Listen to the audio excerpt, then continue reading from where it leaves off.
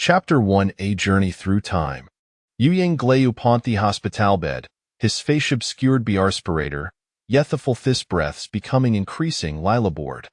Through the window, he gazed at the leveshwang precarious lion theatum breeze, much like he himself at this moment, exerting jevriuncio of strength but ultimately unable to endure the harshness of winter.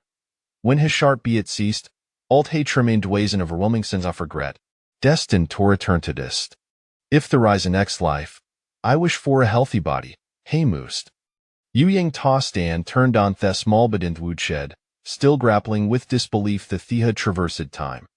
Though his 16-year-old Frey Muis Frey Sprout, suffering from severe malnutrition, have found himself in possession of the long coveted gift of health, or other, a complete body and outcome that filled them with immense satisfaction. This realm was known as the only continent, a world infused with elemental energy. Upon birth, every individual arbor down qui seed within them, known as a companion seed, those capable of communicating with thys energy were referred to as only masters, hakud absorb elemental nergido slowly nurture a their companion seed into fruition. The companion seeds could evolve into twa primary forms animal companions, known as companion beasts, or plant companions, referred to as companion flora. As the latter could not consume sustenance autonoma slyly cathir animal counterparts, their lid solely on the meager elemental energy provided by their masters.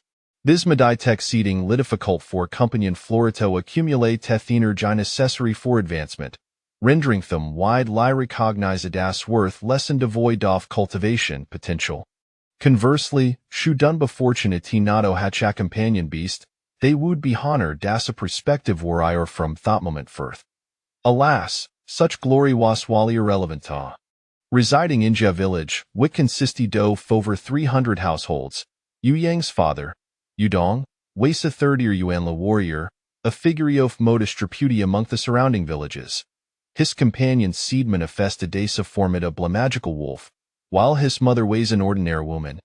The family's life had once been harmonious, but this tranquility shattered when Uyang's own companion seed had a theogofton, revealing Gamera mushroom. Thegonetis inheritance of companion seeds revealed a painful truth about his mother, leading Unquicli grow disenchanted with her. From that point on, huge return home and lie sporadically, leaving his mother in a state of sorrow. Hirias perpetual is stained with tears. Ultimately, Shepis set away when Uyang was 12.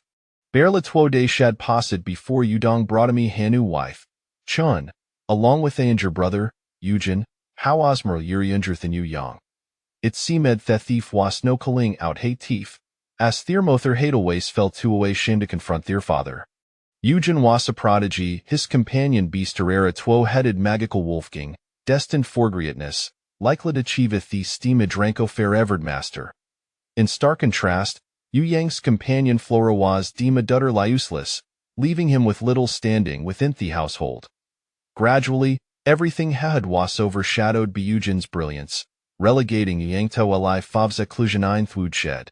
Having spent the fame unthin this world, Uyang's situation was dear.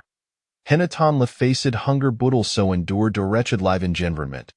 The woodshed was drafty, and thethen blinket bear like tap bay the crouching chill. He exerted devere effort to absorb elemental energy, striving to stockpile vitally, for it seemed this world would grind him down to dust. Uyang continuous sly warm at chance with his breath, glancing Gathiski, aware they would soon need to rise and tintoth pigs. At this current state of frailty, Hekudni there afford to resist the repercussions soft rebellion or of it high obligations. Cooking was not his responsibility, no tudo of kindness from Udonganshin, buttruther from fear they that might pull fur foot. The household was so impoverished thought no tevin eggs were spared hahadieto partaki in a single meal since his arrival, his ration sevin inferi ordothos of the larger dungeon kept. After dinningus clothing, Uyang Rosetto perpepid. At least this stas gallowed him torm himself be fire. His weakened body could no taf fordino the realness shek nuthitanimus step filito his demise. The household was no longer unable, and he contemplated how he might escape. Once had fed the pigs, while at the dawn had yet break on the family remained asleep, Uyang reached out to Theli mental energy of world, releasing his companion Flora. Moments later, A mushroom, Rufflethesiziafang, floated before him, Bobbinjanthier.Hinameditu shower, its grey kaplanpan glistening, covered in a thin layer of mucus, its stem short sturdy, with several mycelia wafting from its base. From his pocket, Yu Yang retrieved asmal paper bag from which he poured several decomposed corpses of scorpions and centipedes. Yu Ziori eagerly rushed shed toward Thieferings, its delicate white enveloping Theramane fast scorpion. In merriments, the color of the scorpion sexoskeleton began tajal. After consuming thinner guy from 3 scorpions, Yu Zio appeared satiated, swaying back to Yuang's side. After a brief exchange of affection, here absorbed Yu Zio into his being. He gathered hewn used material sand-buried theramnant soft hosel content. The method of nurturing Yu Zio weighs an amalgamation of modern mushroom cultivation techniques with the practice soft humanly content intamed at promoting the evolution of companion beasts. Yu Zio had thrived, growing from the sizophil natathatophan egg. As for a skoi soft scorpion sans centipedis fodder, Yu Yang had drawn inspiration from Eugene. Recently, Eugene's 2-headed magical wolf king was preparing to brain eye through the next year, a matter of utmost importance within Thew household. Eugene's exceptional aptia to warranted substantial investment from Udong, who had been providing a pound of bear meat daily to augment wolf's diet.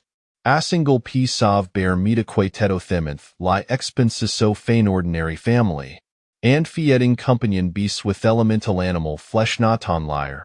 Plenish thyrenergy swift, libutal sa health the potential to awaken innate ability, granting them the strength of T-bear.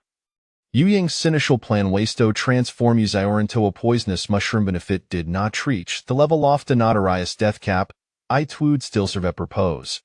Hebeli evet the twin his life fu a sat stake, Yu Zio would dwelling lie sacrificey portion of itself to grand filmer of hope. Scorpion sand centipedes were readily available toxic materials for him, easily found while gathering pig feed. As for their classification as elemental beasts, he could no longer afford to bekuzi. Fortunately, every time Yu Zio were fed, it appeared to do so joyfully, suggesting that the arrangement was at least beneficial, if no harmful. The sound of rustling clothing emerged from the main house, indicating that Shin was racing to prepare breakfast. Stifling gain, Hina peen the durand was start leto findacido stand in the courtyard, Heraton figure nearly toppling by surprise. Up and recognizing Yu Yang, Cheryl led Hirias and scolded. Heavens! Are you trying to hermatodiath, you debt collector? After you feed thepigs, Gogather piffy don't loiter in front of 'em. Don't come back for a meal until you've finished. Yu Yang mimicked the previous owners to mid-demeanor, shrinking away a share trivadasical from the main room and trudged outside. Hekazi Togather piffeed bith the stream at the village sedge. A few days prior, Heha discovered that water chestnut synthestrum were nearing ripeness. The villagers did not consummate them, opting instead to pruthine tire plantan copatupto fedux and geese. This fortunate oversight benefit him, for a lion gone thimigration left for him be his family, killed eventually starved. After filling his stomach, Yu Yang collected a bund leaf pig feed and bled back home. Upon entering, he beheld Udong, Qian, and Eugene gathered in the courtyard, enjoying breakfast. A large platter of roasted chicken lay before them, accompanied by a bowl of stir-fried cabbage with vermicelli and a plat of pickled cucumbers. Each person had a fluffy white bunanda bowl of thick, fragrant porridge. Observing their living conditions, he noted the tevin halargido glounjedniarbi, occasionally rewarded with scraps soft meat from Eugene. As was customary, Yu Yang prepared to approach with hished bowed, but unexpectedly, the head of the household called out, Yu Yang, come here have something to discuss with thee. Such an unusual occurrence suggesteth that mischief weighs afoot, and Yu Yang was reluctant to approach. What are you dawdling for? Come ye over and sit. Your brother has saved Samuro asted kickin' just for you.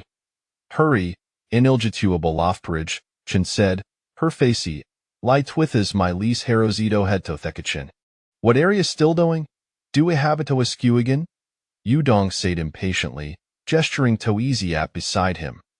Get over here already. With Nicois left, Yu Yang resigned himself to the situation and quickly made his way over, awkwardly taking a seat.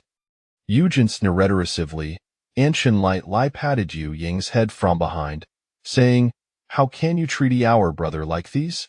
Yu Dong set down his bowl and stated, "I want cigar coated. Haishi City is recruiting miners, and IV Signidiup. Someone you will come to assess out thighs of turnoon, soy out better performal. Otherwise, ilmakio you regret it."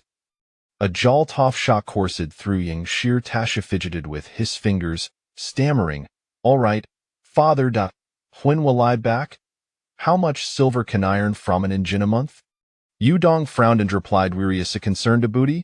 As long as ye havi nato tandware, that's all that matters. Your brother isn't the verjav bariking through the fiersteer of a wary, or there will be plenty of opportunities to spend money in the future. Thenual expenses for study and gat haunching academia reconsiderable.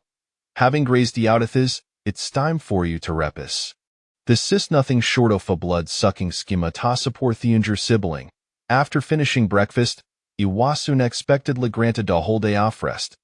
In the afternoon, a Burleman Indiet arrived, pulling Yu Yang around days of Hura livestock, inspecting him from every angle. Once satisfied, Hesigned a contract with Yu Dong, agreeing to come back the next morning to take him away. Ewing sensed Thutsamething Gwasam his San decided to escape a thought night. Remarkably, Huay's allowed Toten with them and elastomy before his departure. Given the impending journey, Ewing felt no need to be courteous indulged himself to the point torchins is twined with the stress. Just after finishing Ismail, Ewing suddenly realized something was wrong. They had slipped a dasta divine to his foot, and this time, things were a truly going gory. Chapter 2 Entering the Mine. The next day, Yu Yang awoke in a swaying horse-drawn carriage, the air inside permeated with a falador. The crimped space held about an half-grown boys, clad in tattered clothing, all around the agov 16 or 17. The atmosphere was tiefling, with a few children wiping away tears. Ewing found himself squashed in Tokerner, leaning awkwardly against the side of the carriage. Beside him saddle, dark-skinned boyho, up a noticing Wang's awakening, quickly helped him Zatupan and said, "Brother, your family is quitsamething. Arathi afraid they'll run away halfway? They've even resorted to sedatives." Yu Yang's expression darkened, the fixed soft tedrug stilling aired, causing a delicacy in his shed. Listening to the annoying sobs around him and surveying his surroundings, he skied in confusion. "Isn't it just mining? If weckent doit, wecken just go home. Why aretho spioplecrying? Arethiel ready hemesic?"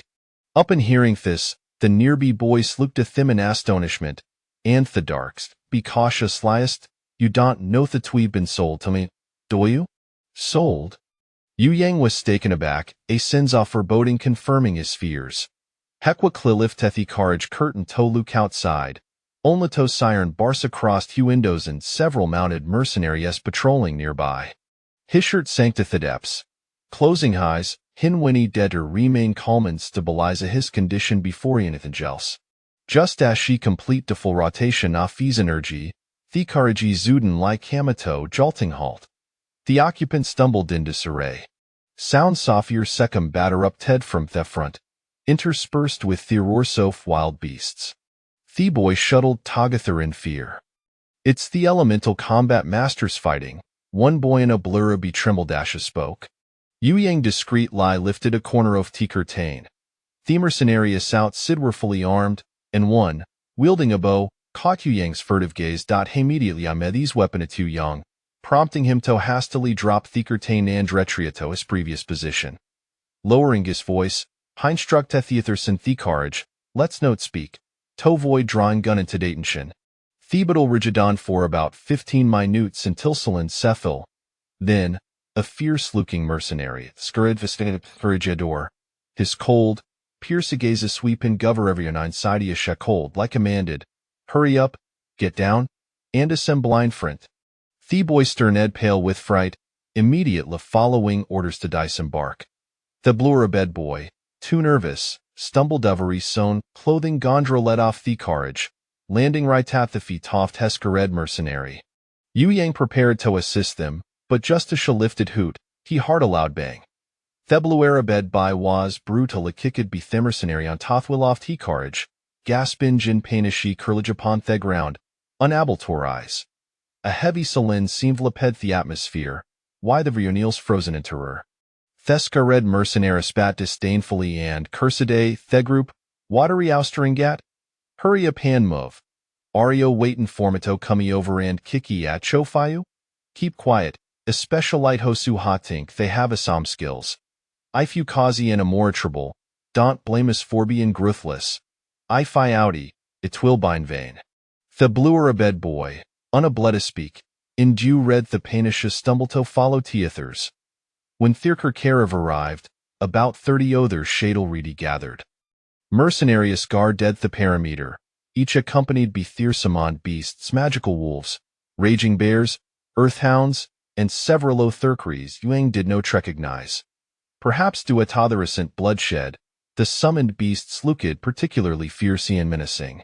On the ground lay a bloodied boy, his body riddled with wounds from the beasts, bleeding profusely and barely clinging to life. Hissaman beast, a large yellow dog, lay shredded and broken beside him. Thescared mercenary approached, kicking the boy's body contemptuous lie before turning to Thegrupan saying, "See this? This is the consequence of trying to escape. Doi utereto strike against us mercenaries? You must be tired of living. Don't think just because you ava by toff skilly you can do as you please. Thuakist mercenary here sath third to your wary or you should, mets." With that, header whisk na fiend, in na swift motion, plunge into boy's buddy. Ah, a thissite, several boys scalapsed in shock, stifled cries and the pungent totara farina revialing the helplessness of Fiouth. Blood splattered onto Thefrontro, causing Gnitofantant the spot, while it Heathers remained paralyzed with a fear.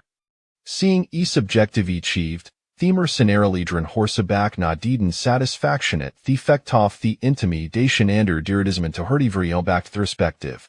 Once back inside, nundered to speak, suppressing Thiersubs in fear of fattracting the mercenarius outside. Uyang furrowed Otis brow, his sure thievy. The method soft he sane individual syndicateth that themony, in Blackstone City was in question a bliperilis animus step could led to irreparable consequences.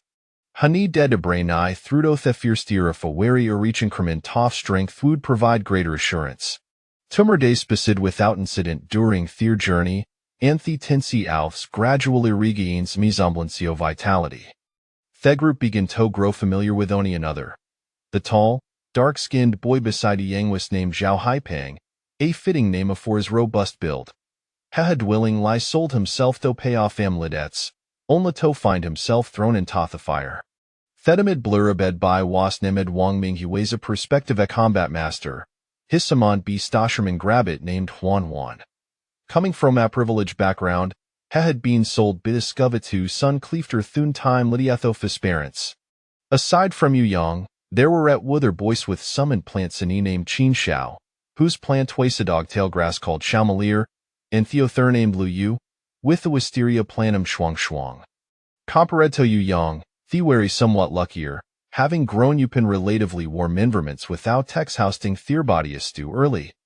Thaw Thiersamon plant scood nodelval up, both had begun absorbage elementalner guy from Yun gauge, no standing Tillen strong, much more robust than the average person. Chapter 3. The Unexpected Life of Miners. As the second day approached evening, a group finally arrived at their destination, Haishi City. Confined within the carriage, they were deprived of the opportunity to witness the splendor of the metropolis. As the vehicle was directly taken to the outskirts of the city, to the mining site. From a distance, the rhythmic clinking of metal striking stone could be heard. Upon arrival, the mercenaries hastily disembarked them from the carriage and departed, leaving the youths standing in place, engulfed in a state of profound fear and trepidation. Surprisingly, what unfolded before their eyes was not the hellish scene that Yu Yang had envisioned, but rather a somewhat bewildering bustle. In the open space of the mining site, tables were set up every few meters, each adorned with banners displaying the names, requirements, and benefits of various teams, resembling a modern job fair. A few burly men lounged casually behind the tables, while groups of miners flitted between the stalls, creating a lively atmosphere akin to a bustling market. "Come here, Young brother, join our flame mining team. No qualifications required. Simply pay 100 pounds of iron ore each month for a chance to borrow stones to ensure your survival. Qinglong Mining Team is recruiting aspiring combat warriors. Receive 80 pounds of iron ore free each month, with accommodations provided. You'll have 2 opportunities each month to borrow stones for your survival. Join our Brotherhood Mining Team. We offer housing, with dedicated patrols of reserve warriors ensuring your safety and security. Just pay 250 pounds of iron ore each month. Seeking combat warriors of the first tier or above. Exceptional benefits, safe accommodations. Enjoy 5 days off each month. As miners meandered past Yu Yang and his companions, some chuckled and pointed at the bewildered newcomers, mocking, "Look, another bunch of fresh recruits bamboozled by mercenaries." A companion beside them playfully punched one of the mockers, saying, "And you dare to laugh?"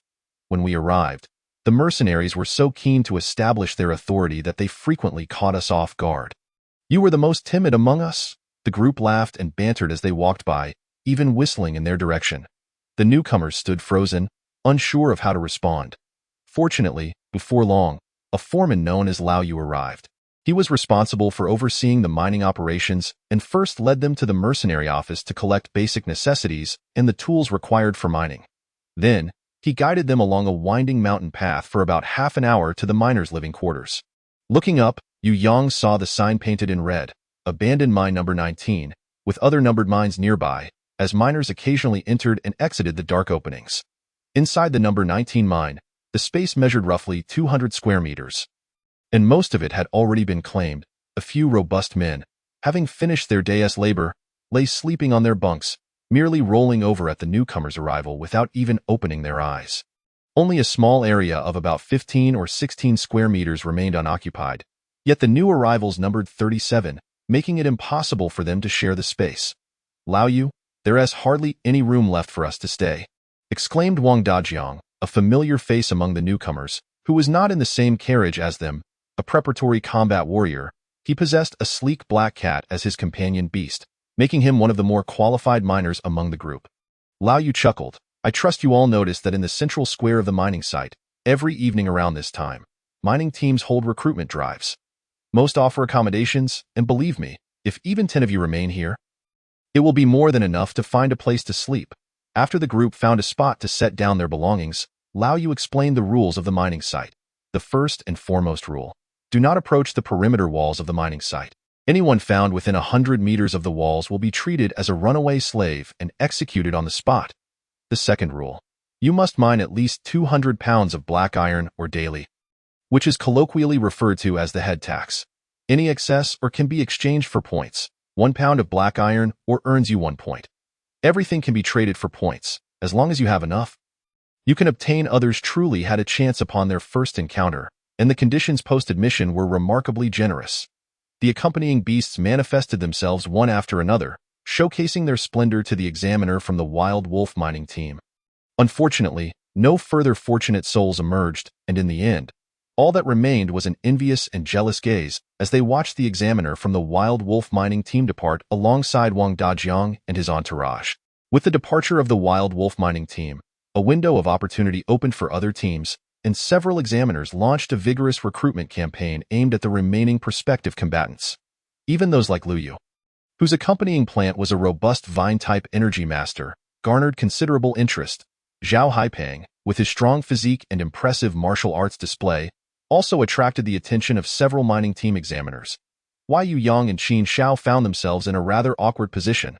One was emaciated and looked malnourished, accompanied by a mushroom the size of an egg, while the other was tall and robust, with a striking contrast provided by a tuft of dogtail grass floating nearby, amidst the curious and somewhat amused gazes of the crowd. The two obediently drew their accompanying plants back within themselves and joined the ranks of ordinary applicants. After half an hour of selection, the group finally found suitable teams, while others were busy choosing. Yu Yang could only await selection. Ultimately, the two were fortunate enough to be included with the pre-combat warrior Wang Ming, along with Zhao Haipeng, Lu Yu, and Qin Shao, as they were bundled into the Qinglong mining team, sparing them the fate of returning to the abandoned number 19 mine to reside among the frail ordinary folk. Though they had joined the Qinglong mining team, the disparity in treatment was stark.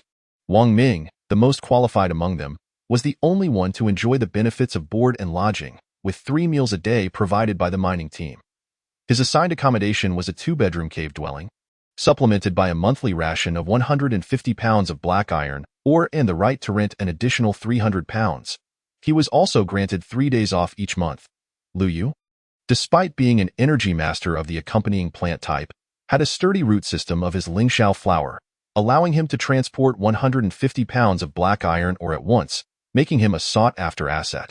The mining team allocated him a 1-bedroom apartment of about 20 square meters, conveniently located and secured, along with a monthly ration of 80 pounds of black iron ore and the right to rent an additional 200 pounds. Zhao Haipeng and Qin Xiao, being of the same tier and embodying pure physical strength, found their accommodations rather remote, sharing a large communal bunkhouse. However, daily patrols ensured a reasonable level of security, and they were required to submit 50 pounds of black iron ore to the mining team each month.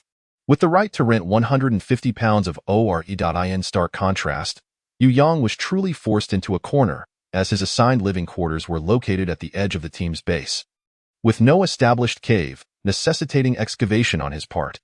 Just a bit further east lay the infamous poisonous barrier forest, perpetually shrouded in toxic miasma, where few dared to venture.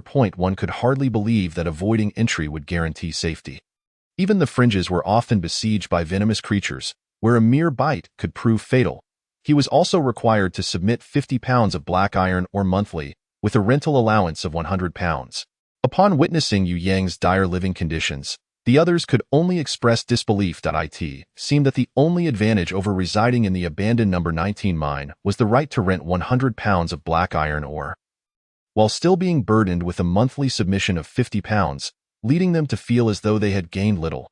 The guide, noticing their expressions, could not help but elaborate. You truly ought not to be discontented. While the environment here may be somewhat harsh, it belongs to our Qinglong mining team's base, where no one dares to pilfer. If you were to reside in the externally assigned mines, whatever you possess would be at risk of theft. In winter, would you take a bed and blankets into the mine? If you don't, you'll return to find them gone, not to mention your winter provisions and dried vegetables. Wang Ming, unable to bear the sight of the situation, turned to Yu Yang and said, "Yang, why don't you come stay with me? I have 2 rooms, and I'm not particularly fond of living alone." Why Yu Yang politely declined, for what was a perilous situation for others was a coveted opportunity for him. At least it would ensure that finding food for Yu Shower would no longer be a challenge. This turn of events, however, benefited Zhao Haipeng, who, despite lacking profound martial skills, could easily fend off 3 ordinary individuals, thus justifying his move to share accommodation with Wang Ming. Unfortunately, Qin Xiao, arriving a moment too late, could only sigh in resignation. Chapter 5. Life as a miner. As night approached, it became clear that Yu Yang would not manage to excavate his dwelling that day, and he would have to seek refuge in Zhao Haipeng's bed for the night. Zhao Haipeng generously declared that he could stay as long as he wished, while Yu Yang planned to wait until after work tomorrow to excavate his own cave. As he preferred a quieter environment, on their way back, the mining team guide reminded them, "Since you've just arrived, the mining site will provide you with dinner and breakfast for free tonight. Don't miss out, and it's best not to consume it all at once. Save some for later. You're still unfamiliar with the mining techniques, so your output will be slower. You might very well need to rely on these 2 meals for the next few days." The hardy Zhao Haipeng, upon hearing this, felt a pang of anxiety and quickly inquired, "Brother, is it possible that we won't even earn enough for our meals? You're the most knowledgeable about the local market. Please share some insights with us."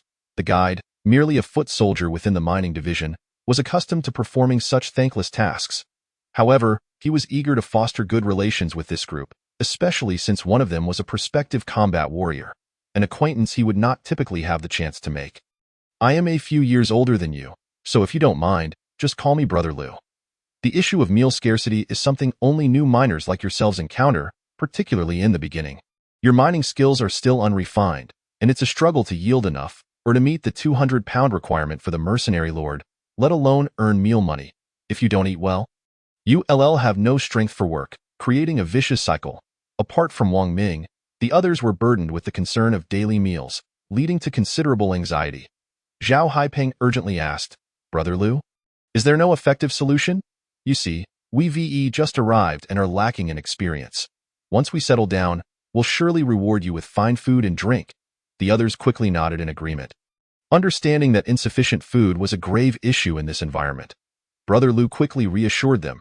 It's not as dire as you think. It's just that you're new, and life feels a bit disjointed at the moment. After a couple of days, as your mining skills improve, it will be no trouble to extract over 300 pounds of black iron ore in a day. Once you have excess ore, you can exchange it for coarse flatbreads, 5 pounds of black iron ore for 1 flatbread. Though not particularly appetizing, they are cheap and filling. As miners, 2 per meal will suffice. Come spring, you can venture out to clear land for farming, and once you start reaping harvests, you won't have to scavenge for food daily. Life will improve significantly. Having explained this, Brother Lu glanced at the sky and said, "All right, let us hurry to the dining hall. If we miss mealtime, no one will wait for us. If you have any questions later, feel free to seek me out in Team 12. Upon hearing this, everyone quickened their pace, knowing that mealtime was not to be taken lightly. Upon reaching the dining hall, they found it just as the staff was closing up, prompting a collective sigh of relief. Each received a coarse flatbread the size of 2 fists, a portion of pickled vegetables, and a bowl of thin porridge. The flatbreads were indeed substantial, steaming and hard. Ensuring they would stave off hunger, they saved the remaining flatbreads and pickled vegetables for later consumption. With no tables available, they found a patch of ground outside and sat down, alternately nibbling on flatbread and sipping porridge. Yu Yang, with his small appetite, managed to feel satisfied, while the others struggled. The flatbreads were so dry they nearly choked him, yet with empty stomachs, they yearned for another. Fortunately, rationality prevailed in the end. After dinner, they dispersed on the spot. Yu Yang and Qin Shao walked for about 20 minutes before finally arriving at the accommodations assigned to Zhao Haipeng and Qin Shao. Chapter 6.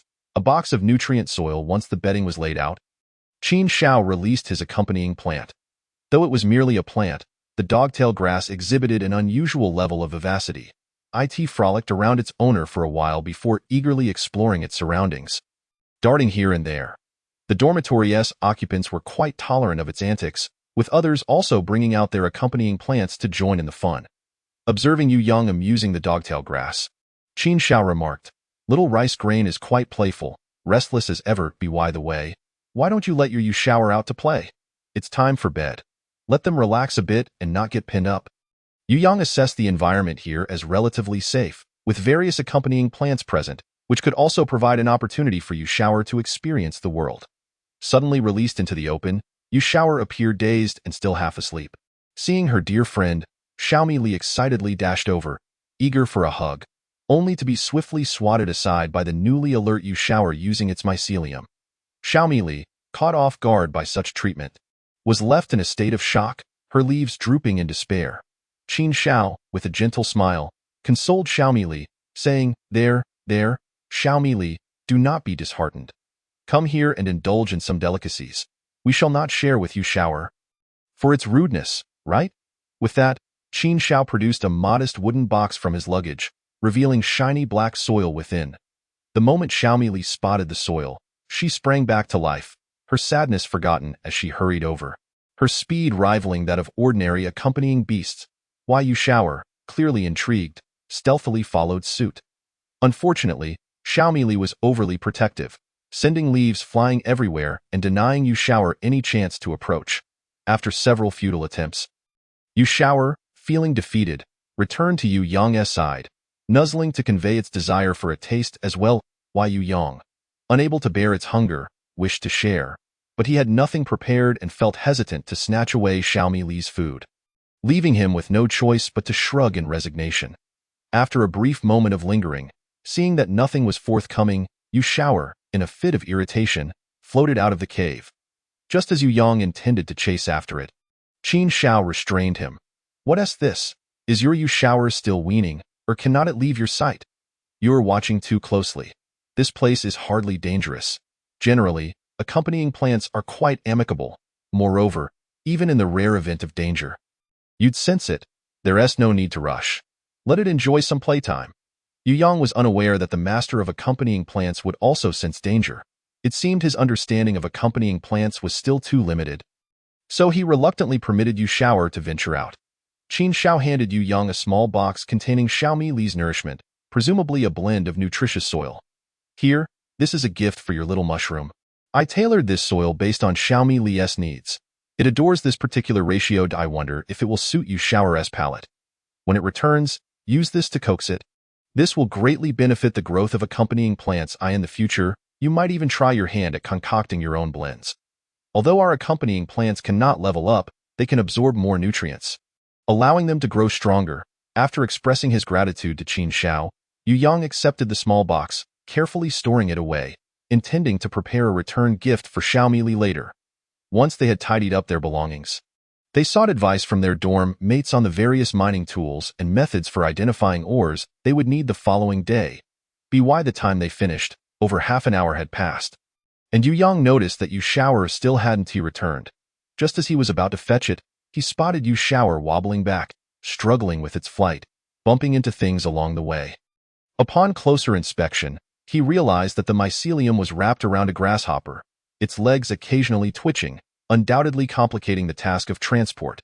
Yu Xiao struggled to present the little grasshopper to Xiaomili, seemingly intending it as a gift. However, as Xiaomili was a herbaceous plant, she was inherently frightened by such insects, causing her leaves to tremble in fear and rendering her motionless for quite some time. Seeing that Xiaomili was hesitant to approach the offering, Yu Xiao, confused, nudged the grasshopper closer. To everyone's surprise, Xiaomili suddenly toppled over. This startled both Yu Yang and Yu Xiao, prompting Yu Yang to rush over to check on her. Qin Xiao, chuckling, gestured for everyone to remain calm. After retracting Xiaomili into her interior, he explained, "No need to worry, she's just naturally timid and often faints. I've grown accustomed to it. Thank you, Yu Xiao. You must have searched long and hard to find this grasshopper and exerted considerable effort to bring it back. Once Xiaomili wakes up, I shall ensure she thanks you." Qin Xiao gently patted Yu Xiao's cap, offering comfort. Yu Xiao wriggled free from his grasp, attempting to raise its mycelium, flailing it about in the air. However, feeling misunderstood, it soon descended and unleashed a flurry of swats at the grasshopper. In no time, the grasshopper lay completely still. Qin Xiao stared wide-eyed in astonishment and turned to Yu Yang, asking, could it be that Yu Xiao actually captured this grasshopper? I've never seen an accompanying plant capable of hunting. This was Yu Yang's first encounter with such a phenomenon as well, and he shook his head, expressing uncertainty. He summoned Yu Xiao closer, gently tugging at its mycelium, only to discover that it was far sturdier than he had anticipated, indeed capable of subduing a grasshopper through sheer force. Yu Xiao raised a short strand of mycelium in front of Yu Yang, who examined it closely. This strand was notably shorter than the others, likely having bravely snapped during its struggle with the grasshopper. Pointing at Yu Xiao, Yu Yang questioned Qin Xiao, "Didn't you say that I would sense it if it encountered danger? Why did I feel nothing, even as it lost a strand of its mycelium?" Qin Xiao rolled his eyes and replied, "When you get a haircut, do you feel anything? As long as it doesn't harm its core, there's nothing to fret about. In a few days, it will regrow." Yu Yang found himself at a loss for words. Was mycelium akin to hair in its existence for Yu Xiao? He retracted Yu Xiao back into his interior, allowing it some time to recuperate. As he cleared away the grasshopper that Yu Xiao had carelessly discarded on the bed, he prepared to retire early, for a significant challenge awaited him the following day. Unexpectedly, the grasshopper, which had appeared utterly lifeless moments before, began to struggle again after being brushed off. Yu Yang picked it up to inspect closely. A thought flickered through his mind, and sure enough, the little grasshopper gradually regained its mobility. It seemed that all those scorpions and centipedes that Yu Xiao had consumed were not in vain. Its mycelium now possessed a slight paralyzing effect. As Yu Yang lay in bed, he contemplated making a trip to the poisonous barrier forest in the future to procure even more potent toxins for Yu Xiao. Chapter 7. The commencement of work. Though their living quarters were cramped, with cold winds howling and the surrounding sounds of snoring echoing, surprisingly, Yu Yang enjoyed a restful night's sleep. As dawn approached and the sky remained dark, everyone began to rise one by one. Yu Yang roused the still slumbering Qin Xiao, urging him to gather his belongings as they were soon to head to the dining hall for breakfast. Due to their distant accommodation, by the time they reached the dining hall, He Pang and the others had already begun their meal. After collecting their food, Yu Yang and Qin Xiao joined their friends at the table. The breakfast consisted of a coarse cake, a fist-sized sweet potato, and a bowl of thin porridge. Xiao He Pang, munching away, lamented, "Why is it that the closer we get to mining, the less food we receive? The group shared a collective sigh of resignation, but what could they do? After all, this was food provided free of charge by others, leaving no room for complaints. Why Yu Yang patted He Peng on the shoulder, offering encouragement. Just work hard and dig up some black iron ore, then you can trade for whatever you desire. He Peng could only sigh in response, helplessly pouting. Breakfast time was decidedly less relaxed than dinner. The seasoned miners quickly finished their meals, shouldered their mining tools, and hastily gathered at the mine entrance. As newcomers, Yu Yang and his group were not afforded the luxury of making others wait. So they swiftly tidied up their area and hurried off with their coarse cakes to the assembly point for the Qinglong mining team. Upon arrival, they observed an individual at the front banging a gong, repeatedly announcing, "The left side, Team 1, will shortly head to the Qinglong No. 7 mine. Those who go must surrender 1/10 of their earnings. The middle, Team 2, will be heading to the Chaos Zone for mining. Those who go must surrender 60% of their earnings. The bald wooden sign and the plant wooden sign can freely choose between these two teams. The right side, Team 3, will have all those with the beast wooden sign gather for a joint expedition with the exploration team. Each mining team will subsidize 300 pounds of black iron ore for you, and all hunting profits will belong to you." As newcomers, Yu Yang and his companions first proceeded to the registration office to record their identities, each receiving a mining team badge and a small tag in return. Wang Ming was given a small black iron tag inscribed with the character for beast, while Lu Yu received a small white wooden tag marked with the character for plant.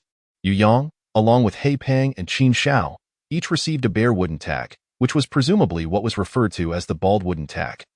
Observing that everyone was orderly choosing their respective teams, Yu Yang and his companions promptly inquired with the elder miners nearby about the differences among the various teams. An elder miner explained, "The mines prefixed with the word Qinglong belong to our Qinglong mining team, and only our members are permitted to enter. The mineral yield there is relatively stable, and there is patrolling to prevent any theft of black iron ore, making the conditions favorable, although the corresponding taxes to be paid are also the highest. The second option involves heading to chaotic zones to seize ore. These chaotic zones are newly excavated mines that may be co-owned by several mining teams. Inside, one might encounter wild beasts or elemental beasts, and there could be members from other mining teams attempting to seize the ore as well. Although there are elemental force combatants accompanying for protection, nothing is guaranteed. Venturing into such places is akin to gambling. Occasionally, one might strike a rich vein, returning with a substantial haul, but at times, one might find little to no ore and could even sustain injuries, or worse, encounter formidable elemental beasts that threaten one's life.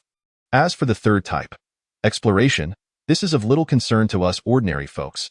It primarily involves dispatching elemental force combatants and reserve combatants from the mining teams to scout for new ore veins, focusing on identifying locations with mineral deposits rather than actual mining. Thus, they receive allowances for each expedition and can earn generous rewards for discovering new veins. Even those accompanying can return with a bountiful harvest, a lucrative endeavor unimaginable for us ordinary individuals. There is also the category of unclaimed mining tunnels, which anyone can enter to mine without having to share the proceeds. However, the resources there are mostly depleted, left for those without teams to avoid starvation, though occasionally, one might strike lucky. After hearing the elder miner's explanation, the group gathered to discuss which team would be most suitable for mining. Wang Ming did not need to deliberate, as he was destined for Team 3 today, accompanying the exploration team for excavation. The others conferred and ultimately decided to join Team 1, prioritizing stability as they were newcomers. All right, no more delay. It's time to descend into the mines. Form a queue and proceed inward, keeping close to your respective team leaders to avoid straying off path. Yu Yang and his companions quickly lined up behind Team 1, following the crowd into the mine. The tunnel was tall enough for a person to walk upright, accommodating 3 or 4 individuals side by side. Oil lamps hung along the walls of the tunnel, one every 4 or 5 steps. As they ventured deeper, the atmosphere grew increasingly damp and chilly. The flickering flames occasionally illuminated the faint reflections of mineral particles on the tunnel walls, which were pockmarked and dripped with water, forming small puddles in the depressions beneath their feet. After traversing several junctions, the miners began to diverge into various tunnels. After approximately 15 minutes, they finally arrived at the entrance of Qinglong Mine No. 7, where 2 elemental force combatants stood guard, accompanied by a 2-headed dog and a half-human-sized fire chicken lounging nearby. Once the guards checked the team badges, the miners entered the tunnel sequentially to commence their work. Chapter 8. Choosing the mining tunnel. Upon entering the tunnel, they encountered numerous smaller forks.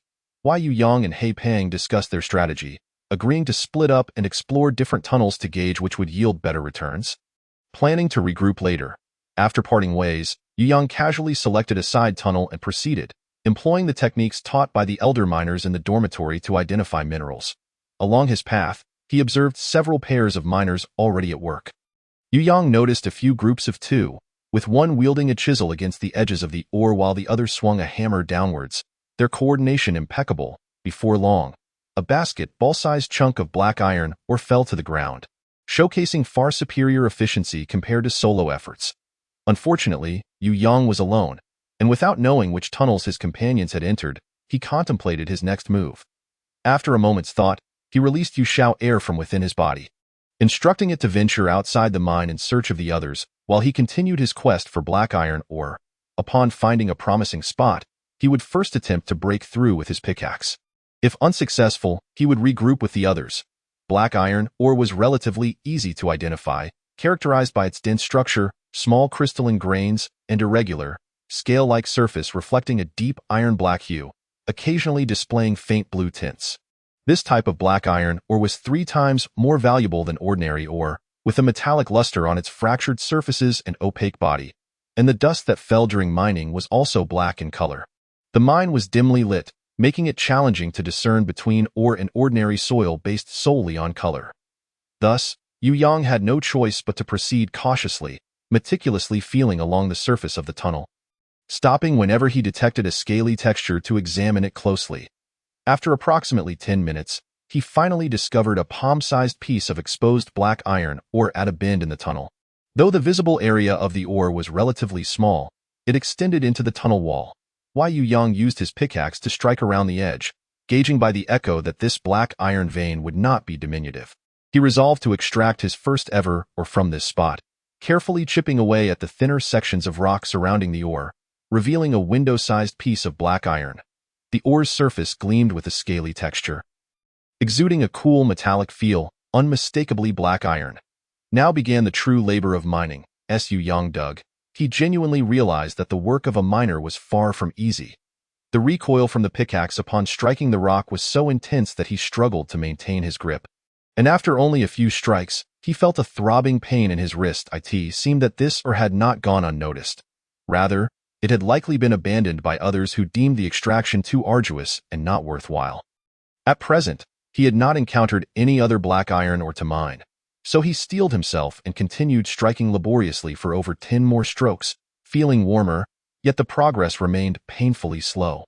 This method was clearly unsustainable. Since the adjacent rock was unyielding, he decided to pry out this piece of rock first. After excavating it, he would then try using the hammer and chisel. Yu Yang traced the edges of the rock with his pickaxe, discovering it to be about the size of 2 wash basins. Although the surrounding soil was compact, it proved much easier to excavate than the previous rock, and within 10 minutes, he had dug down to a hand's depth. One side of the rock revealed a concave leverage point, and Yu Yang cleared the surrounding soil away, wedging a stone beneath the pickaxe's head and using the handle to pry with force. The rock began to shift slightly. Once it was loosened, extraction would become significantly easier. Yu Yang alternated between digging and prying, and after approximately half an hour, the rock finally yielded, rolling free and weighing around 70 to 80 pounds. Its surface was grayish-white, with a rough texture and occasional yellow rust spots, resembling granite. He struck the edges of the rock with a chisel to confirm its general outline, determining it to occupy roughly half the size of the granite. Yu Yang prepared to split the granite in half using the chisel and hammer. However, upon attempting to do so, he realized that it was somewhat challenging to wield both tools simultaneously. Yu Xiao had yet to return, leaving him without assistance. It seemed to be off frolicking again. With no other options, Yu Yang braced himself and pressed on. After a series of vigorous strikes, he found himself too fatigued to stand upright. Deciding to take a brief respite, looking up, he spotted Yu Xiao perched on a nearby tool bag, blissfully enjoying its lunch while leisurely observing Yu Yang's mining efforts. Uncertain how long it had been, he noticed a fresh scorpion ensnared in the mycelium, motionless and seemingly dead for some time. Delicate white filaments had infiltrated the scorpion's body through the seams of its abdomen. Yu Xiao, indulging in its meal, finally noticed Yu Yang's gaze and lazily took to the AIR. Why Yu Yang approached to inspect the scorpion, finding it surprisingly light. Upon breaking it open, he discovered it was entirely hollow. Merely a shell remained. It appeared that Yu Xiao had indeed learned to hunt on its own, which was a delightful surprise, saving Yu Yang the trouble of sourcing food for it in the future. Looking at Yu Xiao, he inquired, Yu Xiao, you've been gone for quite a while. Do you know where Zhao Heipeng and the others are mining? Upon witnessing Yu Xiao momentarily stiffen, he feigned ignorance and languidly retreated behind a granite boulder. It was evident that he had encountered the formidable scorpion upon venturing out, and in his excitement, had entirely forgotten the tasks Yu Yang had entrusted to him. Yu Yang, feeling quite helpless, realized that he must now prioritize training Yu Xiao's execution abilities. Given the urgency of the situation, it was not the time for training. Mining took precedence, at the very least. He hoped Yu Xiao would become self-sufficient during his own busy periods. Enough, no more hiding. Go play elsewhere. I still need to chisel this granite, he commanded. Why Yu Xiao, eager to please, fluttered out from behind the rock, volunteering to assist Yu Yang in steadying the chisel. However, given his diminutive stature, it was unrealistic to expect him to be of much help, and he nearly ended up crushed beneath the weight. Frustrated, Yu Yang admonished, stop causing trouble and go play on the side. Yu Xiao complied, settling down to observe as Yu Yang struck the stone with rhythmic blows. Yet, more often than not, the chisel veered off course, or the hammer lacked the necessary force. Watching Yu Yang's struggles left Yu Xiao feeling anxious and helpless. When Yu Yang took a break, Yu Xiao hurried over to spread mycelium over the indentations created by the chisel, his little cap flushing a vibrant red as he finally secreted a small amount of liquid from the mycelium. Why Yu Yang lifted Yu Xiao, noticing the faint traces of corrosion left on the stone. Although this discovery bore little significance for mining, he was nonetheless pleasantly surprised. This indicated that Yu Xiao had developed a modicum of corrosive ability. While still feeble, the potential for future evolution was evident. Chapter 9. Yu Xiao's assistance in mining. Gently stroking Yu Xiao's cap, Yu Yang praised, well done, Xiao. You can indeed help now. Although your current contribution is minimal, I believe that once you break through, you will be able to assist me in mining. Yu Yang contemplated the shallow marks of corrosion left by Yu Xiao. An epiphany struck him. He slapped his forehead, realizing he had overlooked a simple solution. By first using a pickaxe to create a pit, he could then control the angle of the chisel much more effectively. Indeed, employing this new method significantly improved mining efficiency. After laboring for over half an hour, Yu Yang finally unearthed a piece of black iron or the size of a basin, weighing approximately 30 pounds. Though it took him about an hour to extract this 30-pound chunk, he still had a long way to go to reach the standard of 200 pounds, especially with an additional requirement to submit 1/10 of his haul to the mining team. Despite feeling both hungry and exhausted, he could not afford to rest. He needed to meet the day's quota. Yu Yang placed the extracted ore into his backpack and resumed his search along the cavern walls. After traversing the mining tunnel twice, he failed to discover any additional black iron ore. Reflecting on this, he realized he had fallen into a cognitive trap. This tunnel had existed for quite some time, and seasoned miners had traversed it numerous times. If there were any readily available ore, it would undoubtedly have been extracted by now. No wonder the experienced miners tended to linger in one spot after entering. Returning to the location where he had first unearthed ore, Yu Yang prepared to dig deeper. Clasping his hands together in a silent prayer for a stroke of good fortune, he recognized that aside from relying on luck, he had no other means of exploration at present. He resolved to remedy this in the future. For now, he swung his pickaxe vigorously, and fortunately, his luck held. After digging half a meter deeper, he uncovered 2 more pieces of black iron ore, one weighing around 20 pounds and the other approximately 10 pounds. After a frenzied morning of labor, Yu Yang had managed to extract roughly 80 pounds of black iron ore, far less than he had anticipated. He decided to forego lunch to maximize his time and extract as much as possible. Pulling out a coarse cake, he contemplated for a moment before breaking off half and putting it back. It was only then that he remembered he had forgotten to bring water, so he chewed slowly to avoid choking. Throughout his meal, the rhythmic clanging of picks echoed in the cavern, indicating that many others had also opted not to leave for lunch. Once he finished eating, Yu Yang wasted no time and continued to dig. Fully aware that every second counted, he assigned Yu Xiao a task, instructing him to wander through the mine and report back if he stumbled upon any undiscovered ore, with a sense of purpose. Yu Xiaoyi set off to fulfill his assignment. However, it was not long before Yu Xiaoyi returned, his frequency of visits alarming. Initially, Yu Yang followed him eagerly, but upon discovering only fragments of black ore, he ceased relying on Yu Xiaoyi and focused on his own mining endeavors. While Yu Xiaoyi would occasionally return after several trips, sometimes bringing back a piece of black iron or about the size of a bowl, weighing 1 or 2 pounds, a modest but welcomed addition. After commending Yu Xiaoyi, they both returned to their respective tasks. After an exhausting afternoon, Yu Yang finally managed to extract approximately 230 pounds of ore before the end of the workday. Meanwhile, Yu Xiaoyi had collected around 5 to 6 pounds of black iron ore, enough to exchange for another course cake. Overall, Yu Yang felt quite satisfied with the day's achievements. As the workday concluded, the miners shouldered their collected ore and tidied their tools, their faces etched with fatigue. While Yu Yang surveyed the backpacks of his fellow miners, noting that most had fared well, each carrying around 300 pounds of ore. It seemed his own mining skills required further refinement. Upon exiting the mine, Yu Yang encountered Zhao Haipeng, Qin Xiao, and Lu Yu, all of whom appeared equally worn out. He noted that Haipeng's face was particularly grimy, resembling the bottom of a pot. Today had not been fortuitous for him. The initial mining tunnel had yielded scant resources, and after exhausting over an hour in several locations without success, he had been forced to switch to another tunnel. This new tunnel proved slightly more promising, but even after a full day's effort, he had only managed to extract around 180 pounds of black iron ore, still 40 pounds short of the standard. Qin Xiao and Lu Yu fared somewhat better. Lu Yu had gathered approximately 220 pounds, just shy of the mark, while Qin Xiao had been particularly lucky, extracting around 240 pounds, leaving him with about 16 or 17 pounds after deductions. Fortunately, they had a reliable teammate in Wang Ming, who had agreed to reserve any excess black iron ore for them, anticipating a potential shortage.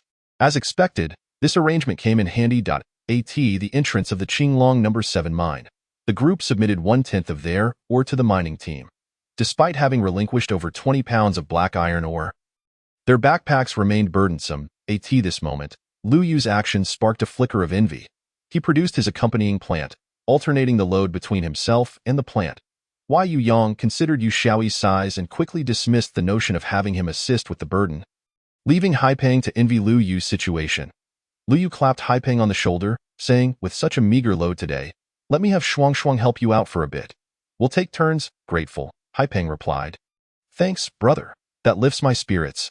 With smiles exchanged, the group continued towards the mine's exit. Upon reaching the entrance, each miner submitted 200 pounds of black iron ore to the mercenary. Those who had not met the quota often negotiated with their teams, but few could borrow from others, leaving them to lament their misfortune. As they arrived at the mine's entrance, Wang Ming awaited them with his own ore. Haipeng's eyes glistened with excitement, and the group felt a sense of relief. After submitting their ore, they still had some provisions left, sparing them the need to exchange for rations in the mess hall. The group contemplated assisting Yu Yang with his dwelling, but he urged them to rest after their first day of mining. They had worked tirelessly, and exhaustion would hinder their efforts the following day. His visit had primarily been to scout potential mining locations and assess the surrounding environment. Upon hearing this, the crowd ceased their insistence, each individual dragging their weary bodies back to the dormitory. Chapter 10. Digging the mine shaft. Upon emerging from the mine, Yu Yang made his way directly to the plot designated for his residence. In retrospect, the prospect of excavating a mine shaft seemed rather appealing. He could design the layout of his dwelling according to his own preferences, ensuring a more comfortable living experience. He found it challenging to adapt to the collective dormitory shared with Qin Xiao and others, where personal privacy was virtually non-existent. For people of this era, perhaps the loss of belongings was not considered a grave issue, yet Yu Yang found such a notion difficult to accept. The conversations he had with Haipeng and the others were merely excuses. His true desire was to move in swiftly. After a day spent mining, they were physically and mentally exhausted, and he felt it inappropriate to ask them to return for extra work that evening. The location Yu Yang chose was near the infamous Duzhang forest, which lent it an ominous and fearsome reputation. However, the reality was far more favorable than imagined, and with few neighbors in proximity. He had the freedom to plan as he wished. According to the elders in the dormitory, winters in this region were exceptionally frigid, with biting north winds laden with sand and heavy snowflakes falling incessantly. Each year, when the heavy snow sealed off the mountains, the mine had to cease operations. This period marked the most leisurely yet perilous time for miners, devoid of the daily burden of 200 pounds of black iron ore. The number of fatalities often exceeded that of other times, as the relentless cold and hunger could claim lives at any moment. After careful consideration, Yu Yang selected a south-facing, sheltered spot, fortunate enough to have a platform approximately 50 meters in front. Where he could later dry grains and vegetables, a small river lay a few hundred meters away, making water collection considerably easier. The downside was its proximity to the Duzhong forest. Most would undoubtedly refrain from choosing such a location as their residence. No matter how favorable the site, a venomous serpent could easily invade one's home and spell disaster. Yet, Yu Yang was unperturbed. He could implement various protective measures, stockpiling substances like realgar and plant flora at the entrance to deter snakes, insects, and rodents. He would also have Yu shower roam about to ensure safety, and besides, he still needed to enhance Shower's diet, as he would have to venture into the Duzhong forest to gather supplies if the poisonous creatures remained hidden. After selecting his residence, Yu Yang took out his pickaxe and began working. After a day of mining, he found the soil quality here to be remarkably satisfactory in comparison, while stone would be arduous to excavate. The soil was dry and compact, ensuring that the clods he unearthed would not crumble. This might very well be the first genuine home that belonged to Yu Yang in this world. Despite its rudimentary conditions, he cherished it immensely, working with fervor and not feeling fatigued. The more he toiled, the more invigorated he became. Alas, darkness was swiftly approaching, as he gazed at the 1-meter-deep mine shaft he had excavated. A sense of accomplishment welled within him, yet he had to depart immediately. With mining scheduled for the following day, he needed to restore his strength that night, returning to the dormitory shared with Qin Shao and the others. Judging by the day's progress, he might not complete the task within a month. However, he could at least excavate a sleeping area first, allowing him to relocate there and gradually continue working, thus saving time on back-and-forth trips. With this plan, he estimated that he would be able to settle in about 2 weeks. Upon returning, he found everyone already asleep. Qin Shao was snoring beside him, half of his body sprawled across Yu Yang's bed. Yu Yang exerted effort to relocate Qin Shao back to his own space before washing up and retiring. After a long day, he fell into a deep sleep without dreaming. The next morning, it was the elder miners in the dormitory who roused the two of them. "How are you faring? Can you adapt? I heard you both nearly met the quota yesterday. It's a vast improvement over our time. Back then, each of us had to borrow 40 to 50 pounds from the team, repaying it with interest for 2 whole years before we could finally breathe easy. If you put in the effort, try not to borrow. The interest rates are exorbitant, and there are still those who cannot escape, laboring for the team without compensation every day." Upon hearing this, Yu Yang and Qin Shao were filled with trepidation. They had narrowly avoided a significant pitfall by not seeking assistance yesterday, and no wonder, the presence of a Yuanli combat master was held in such high regard among ordinary miners. Having a friend who was a Yuanli combat master was akin to securing a fundamental guarantee of livelihood. It appears that we must take great care to protect Wang Ming in the future, ensuring that he encounters no unfortunate incidents. Why Yu Yang's intuition suggests that the mining team is not as straightforward as it seems. Upon inquiry, it became evident that although the mining team reaps abundant rewards, it suffers the highest casualty rates. The weaker or unluckier combatants may sustain injuries or even lose their lives during the skirmishes. After finishing breakfast, several individuals met at the entrance of the mine.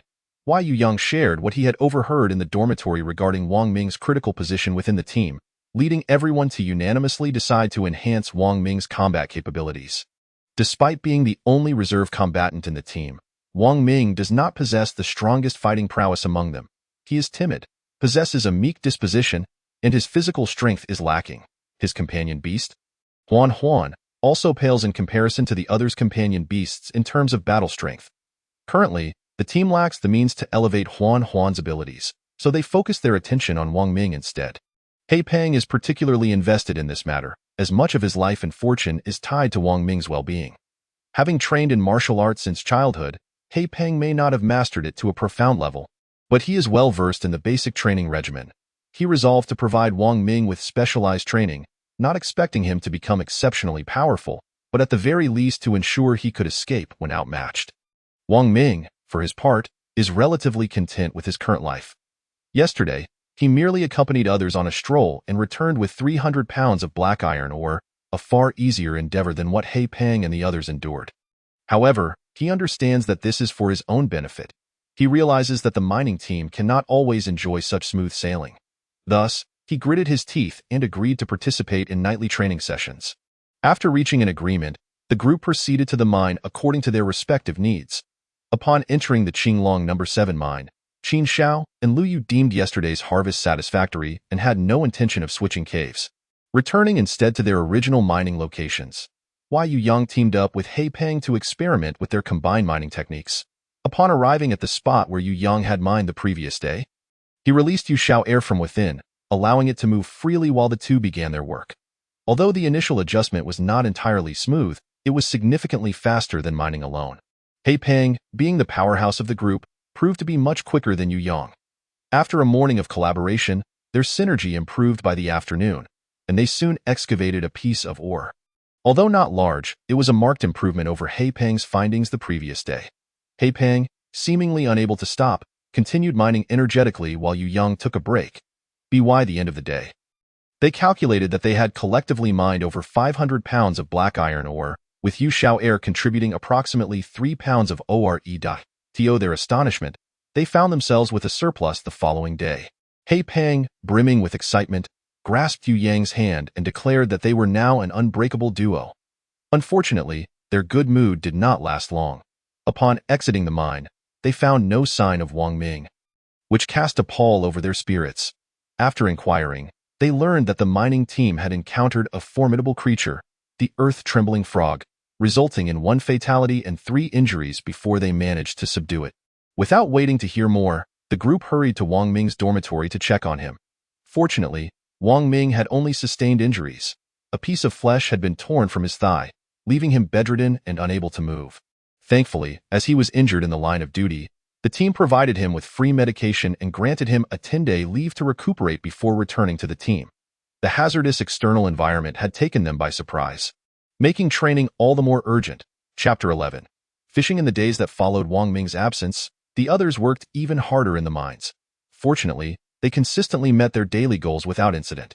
The most burdened among them was Zhao He Peng, who labored tirelessly during the day and returned at night to care for the injured Wang Ming. The entire group was exhausted, yet in the evenings, Qin Xiao and Lu Yu still found time to assist Yu Yang in excavating a day's worth of tunnels. Once the bedroom was completed, Yu Yang moved out of Qin Xiao's dormitory. Given their shared fatigue, Yu Yang politely declined their subsequent offers of assistance, deciding to gradually finish the remaining room by himself. With winter fast approaching, Yu Yang found himself pressed for time. He resolved to excavate a storage room before the onset of winter to store provisions, allowing him to dedicate the remaining time to foraging for winter supplies and gathering firewood. In the evening, while the daylight still lingered, Yu Yang ventured out to search for additional food sources.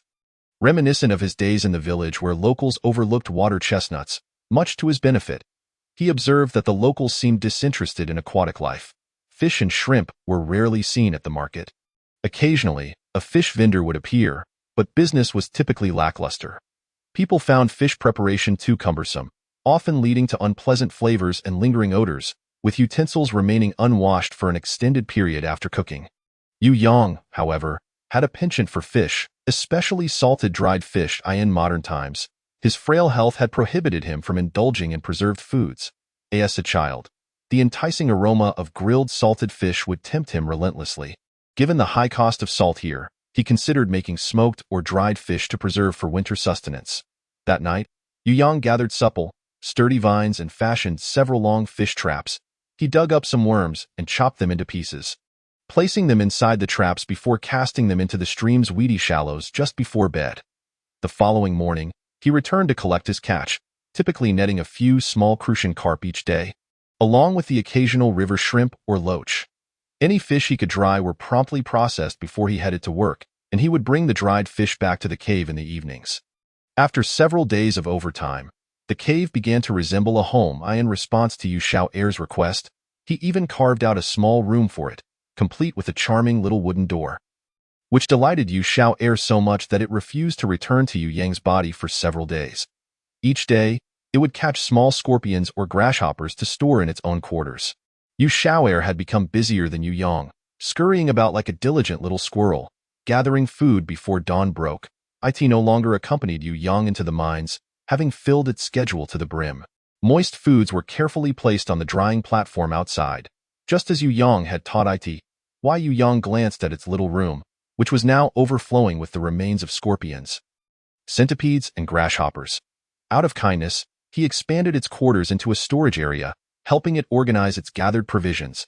Why Yu Xiao'er was elated and, in gratitude, gifted Yu Yang a piece of black iron or the size of a quail egg. As the weather grew colder day by day, Yu Yang observed Yu Xiao'er's industriousness and realized he needed to hasten his own preparations. He required firewood, food, and warm clothing, and it would be prudent to gather some herbs to combat potential colds. Moreover, he needed to craft some mud bricks to create a warm bed for winter. Chapter 12. Making mud bricks for winter provisions. Since deciding to accelerate his winter food storage efforts, Yu Yang adopted a schedule that saw him rising earlier than roosters and retiring later than dogs. Before dawn broke, he resumed his old routine of gathering pigweed, though without any pigs to tend. His purpose was to make bricks. After drying the pigweed, he mixed it with water into the clay to enhance the brick's flexibility and strength. Preparing a batch of bricks would allow him to construct a wall at the entrance of the cave, shielding his home from the biting winter winds and snow. Before breakfast, he placed the collected pigweed on the platform to dry, anticipating its use in a couple of days, as the mountain animals were nearly depleted by other miners. Yu Yang climbed the slopes to gather firewood. Occasionally, he would inadvertently step into someone else's trap, not because they were particularly well concealed, but simply due to their overwhelming abundance. Fortunately, the resources in the mining area were limited, and the traps were not overly lethal, so Yu Yang sustained no serious injuries. However, hunting for wild game was now out of the question. Thankfully, he continued to catch a little fish each day. Otherwise, he might have been left to face the harsh winds of the northwest. Reluctantly settling for a lesser option, Yu Yang contemplated venturing into the mountains to forage for wild vegetables and mushrooms. Only to discover that the task was far too time-consuming, he found himself utterly overwhelmed. During the day, he was occupied with mining, and by nightfall, after completing a few other chores, darkness would envelop him. Navigating the forest at night was fraught with peril, as a single misstep could lead to unforeseen calamities, rendering his efforts futile. After several days of deep contemplation, Yu Yang had yet to devise a solution and ultimately resigned himself to enlist the aid of Yu Xiao'er. Before commencing his work, Yu Yang took the time to confer with Yu Xiao'er, instructing it to collect any remnants of food left behind by small squirrels or sparrows during its hunting excursions. Should it come across anything substantial, he suggested they could venture out together that evening to inspect the findings. If Yu Xiao'er discovered an abundance of food, as a reward, Yu Yang promised to excavate a small room for it, along with crafting a set of furniture during the leisurely winter months. While Yu Xiao'er had little interest in furniture, it indeed required an expansion of its storage space, as its previous quarters were nearing capacity. After a moment's reflection, Yu Xiao'er agreed with enthusiasm. Observing Yu Xiao'er flit away joyfully, Yu Yang couldn't shake the feeling that it was somewhat unreliable, akin to a sense of fate being left to chance. However, after some deliberation, he resolved to defy his circumstances, taking a shovel to the mountains to dig a couple of traps. Despite the scarcity of wildlife in the area, he mused, what if a blind cat stumbled upon a dead mouse? Once the traps were set, Yu Yang exchanged some rations for a corn cake at the communal kitchen and made his way to the mine entrance, aware that everyone had been preoccupied with preparing for the winter. And he hadn't seen his companions in days. Upon arrival, he found He Peng already there. The two had become a steadfast mining duo, their efficiency steadily improving through their collaboration. They could now consistently meet their daily or production quotas. A commendable achievement among the new miners, many of whom had fallen into debt. Spotting Yu Yang, He Peng beckoned him over, weaving through the bustling crowd. As he munched on his corn cake, He Peng inquired, "How are your winter provisions coming along?" Yu Yang shook his head, sighing, "Not well. The wild greens outside have mostly been foraged clean by the seasoned miners, and the prospect of rabbits or wild chickens is even more bleak. There are more traps on the mountain than rabbits at this point. Thankfully, I've managed to catch a few fish each day, which I've dried for winter." He Peng slapped his forehead in excitement. Noticing the curious glances from those nearby, he lowered his voice and said, "How could I have forgotten that fish is an option? I've been struggling to find anything lately, and it's got me quite anxious. While fish may not be the most appetizing, it's still a source of meat. Who cares about taste? No wonder you've been reeking of fish lately. I thought your clothes had gone sour. Had I known, I wouldn't have wasted so much time. Yu Yang patted He Peng's shoulder reassuringly. It's all right. There's still time. Come by my place tonight to grab a couple of fish traps. I'll make a few more later. Really? You have spare traps? He Peng exclaimed in delight. That's perfect, as I wouldn't know how to make one. Yu Yang continued. Our current task is to mine diligently so we can exchange our haul for warm bedding before winter sets in. He Peng nodded vigorously, displaying a newfound motivation.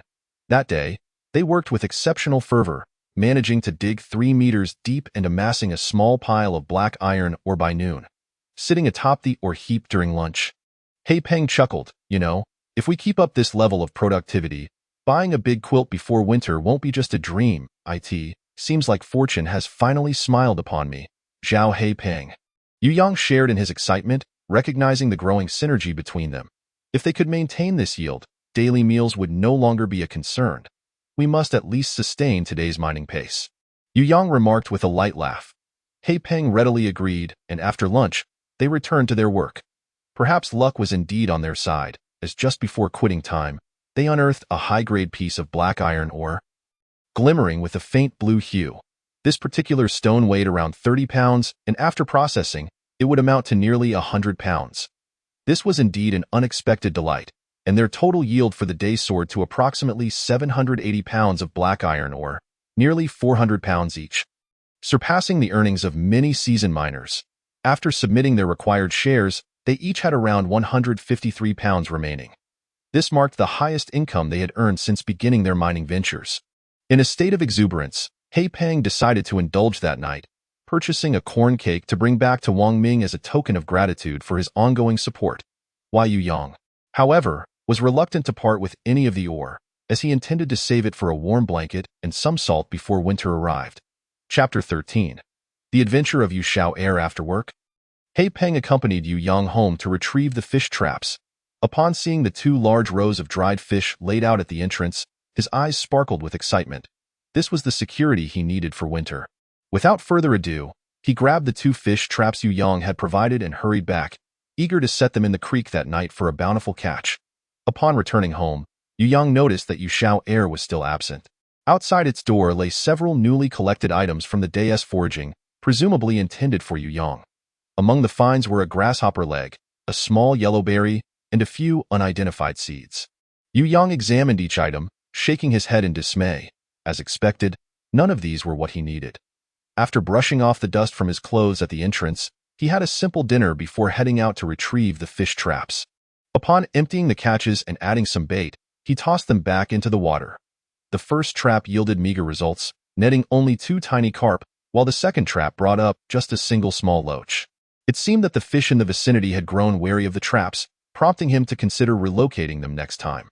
After preparing the fish for storage, he hung them outside the cave for the night. Fortunately, the cool weather meant he didn't have to worry about spoilage. Observing the pigweed that had dried under the sun all day, he noted its pliability and moisture content were now suitable for use.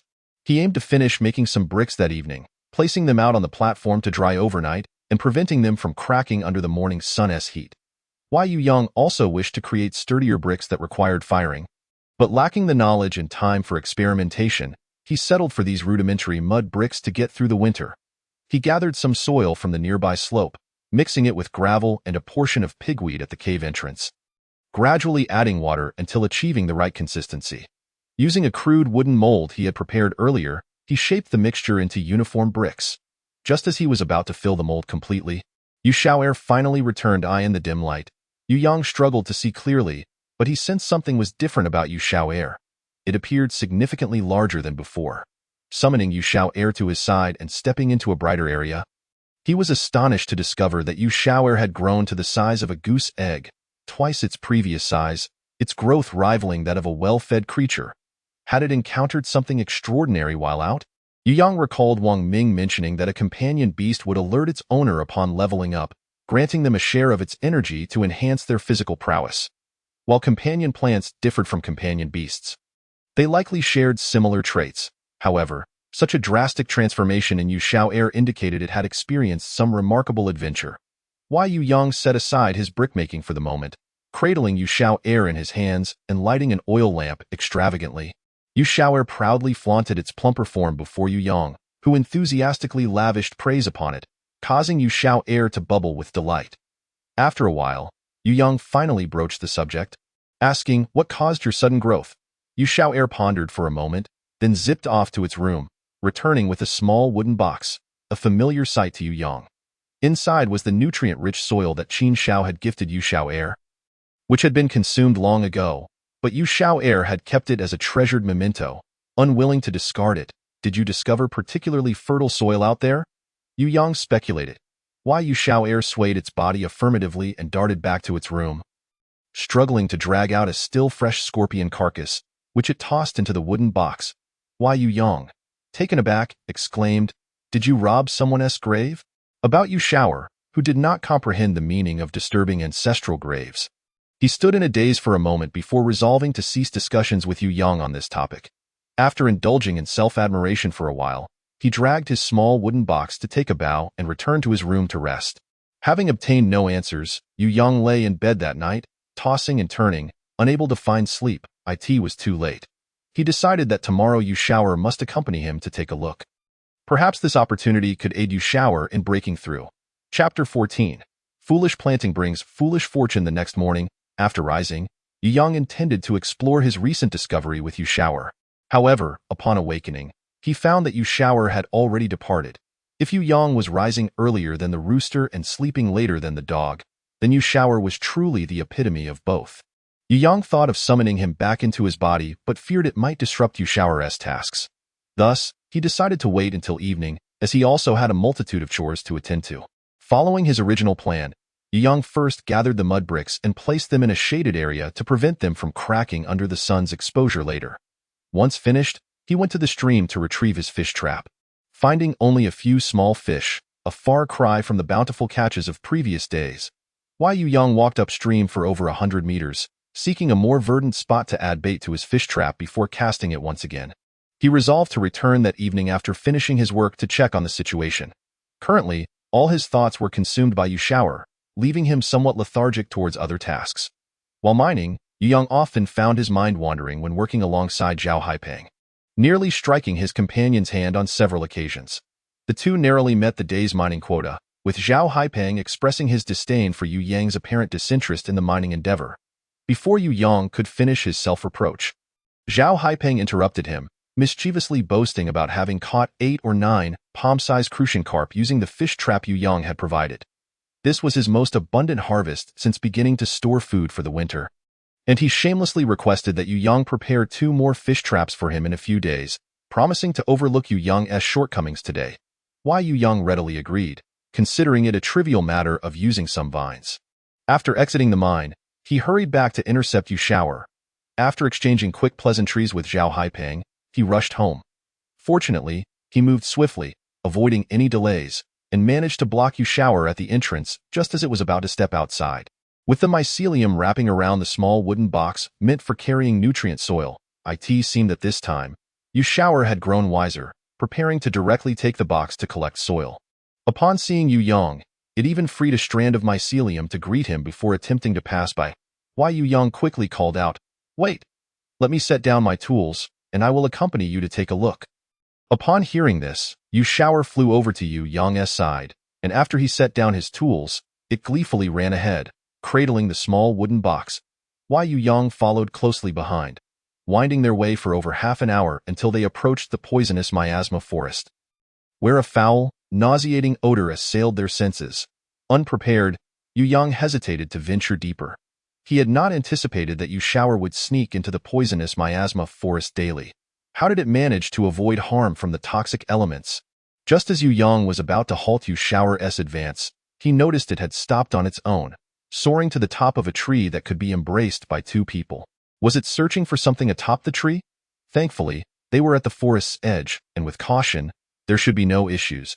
He climbed the tree as well, only to find Yu Xiao quietly resting on a large leaf.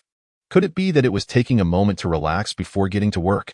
Just as Yu Yang was about to urge it to focus on the task at hand, he suddenly heard rustling noises approaching from below. He tensed, sensing the presence of a formidable creature. Before long, a spider the size of a grinding stone appeared in Yu Yang's line of sight, sending a chill down his spine. He had not expected such a terrifying creature to lurk even at the forest's periphery. The adult mountain wolf spider possessed combat prowess comparable to a level 4 warrior, a fearsome creature capable of wielding the powers of the earth. Moreover, it was a social beast that thrived in family groups. At that moment, it likely patrolled its territory, as it passed directly beneath the tree where Yu Yang and Yu Shaoer were hidden. Yu Yang held his breath in anxious anticipation. Suddenly, he watched in horror as Yu Shaoer's small wooden box swayed precariously downwards, carried by a fallen leaf. Yu Yang reached out but failed to catch it. This was disastrous. Tensing every muscle, he prepared to spring into action. Should Yu Shaoer come under attack, he would immediately draw it back into his body and flee with all his might. Fortunately, divine providence prevailed, and after landing on the spider's back, Yu Shaoer quickly secured itself with mycelium. The mountain wolf spider paused momentarily, sensing its surroundings, before turning and continuing its patrol upon finding nothing amiss. Yu Shaoer beckoned Yu Yang to descend from the spider's back, leaving him utterly exasperated. Was Yu Shaoer truly intent on putting him in peril? Yu Yang hurriedly gestured for it to proceed on its own. With no other choice, Yu Shaoer reluctantly took the spider's ride. Yu Yang, drenched in cold sweat, watched as the mountain wolf spider carried Yu Shaoer further away until they vanished from sight. Only then did he dare to climb down from the tree. Not lingering for a moment, and swiftly made his way home, it turned out that Yu Shaoer entered the poisonous miasma forest using this method daily. One could only say that foolish planting indeed brings foolish fortune. The mountain-dwelling wolf spider, despite its formidable prowess, possesses rather poor eyesight, only able to discern variations in light and shadow. Its inability to turn its head made it fortuitously possible for Yu Shaoer to gain an advantage over the creature. A thought that is both thrilling and perilous. In Chapter 15, titled Elemental Beast Fish, Yu Yang was taken aback to discover a nest of mountain-dwelling wolf spiders in such close proximity to his home. It became apparent that this place was far more dangerous than he had previously imagined. Fortunately, these creatures hibernated during the winter months, providing him with a temporary sense of safety. Yu Yang felt that the hours spent waiting that day stretched on interminably. He ventured outside several times, and around 11 o'clock at night, Yu Shaoer finally returned, clumsily carrying a noticeably heavier wooden box. Upon opening the small wooden box, Yu Yang found it lined with a layer of black soil approximately an inch thick. He poured the soil out and, as he brushed it with his finger, he noted a slight dampness remaining on his fingertip. Bringing it to his nose, he detected a faint metallic scent of blood. A careful examination revealed that the soil still retained traces of elemental energy. It seemed that the soil contained some blood from elemental beasts. However, much of the elemental energy had dissipated over time. It appeared that Yu Shaoer had followed the mountain-dwelling wolf spider on a hunt, and after a fierce battle, the spider had carried off its prey, leaving Yu Shaoer to take advantage of the spilled elemental beast blood. No wonder it had grown so swiftly. The method was indeed effective, albeit perilous. Given Yu Shaoer's careless nature, it was a miracle that nothing unfortunate had befallen him thus far. Nevertheless, it would be a shame for Yu Yang to abandon this opportunity, as it represented the best chance for Yu Shaoer to break through to a new level. Yu Yang was reluctant to relinquish it without a fight. Tossing and turning, he pondered for a long time but failed to devise a satisfactory solution. The night had advanced into the early hours when he suddenly remembered that the fish trap in the stream had yet to be retrieved. If he waited until the morning, he feared the fish would escape.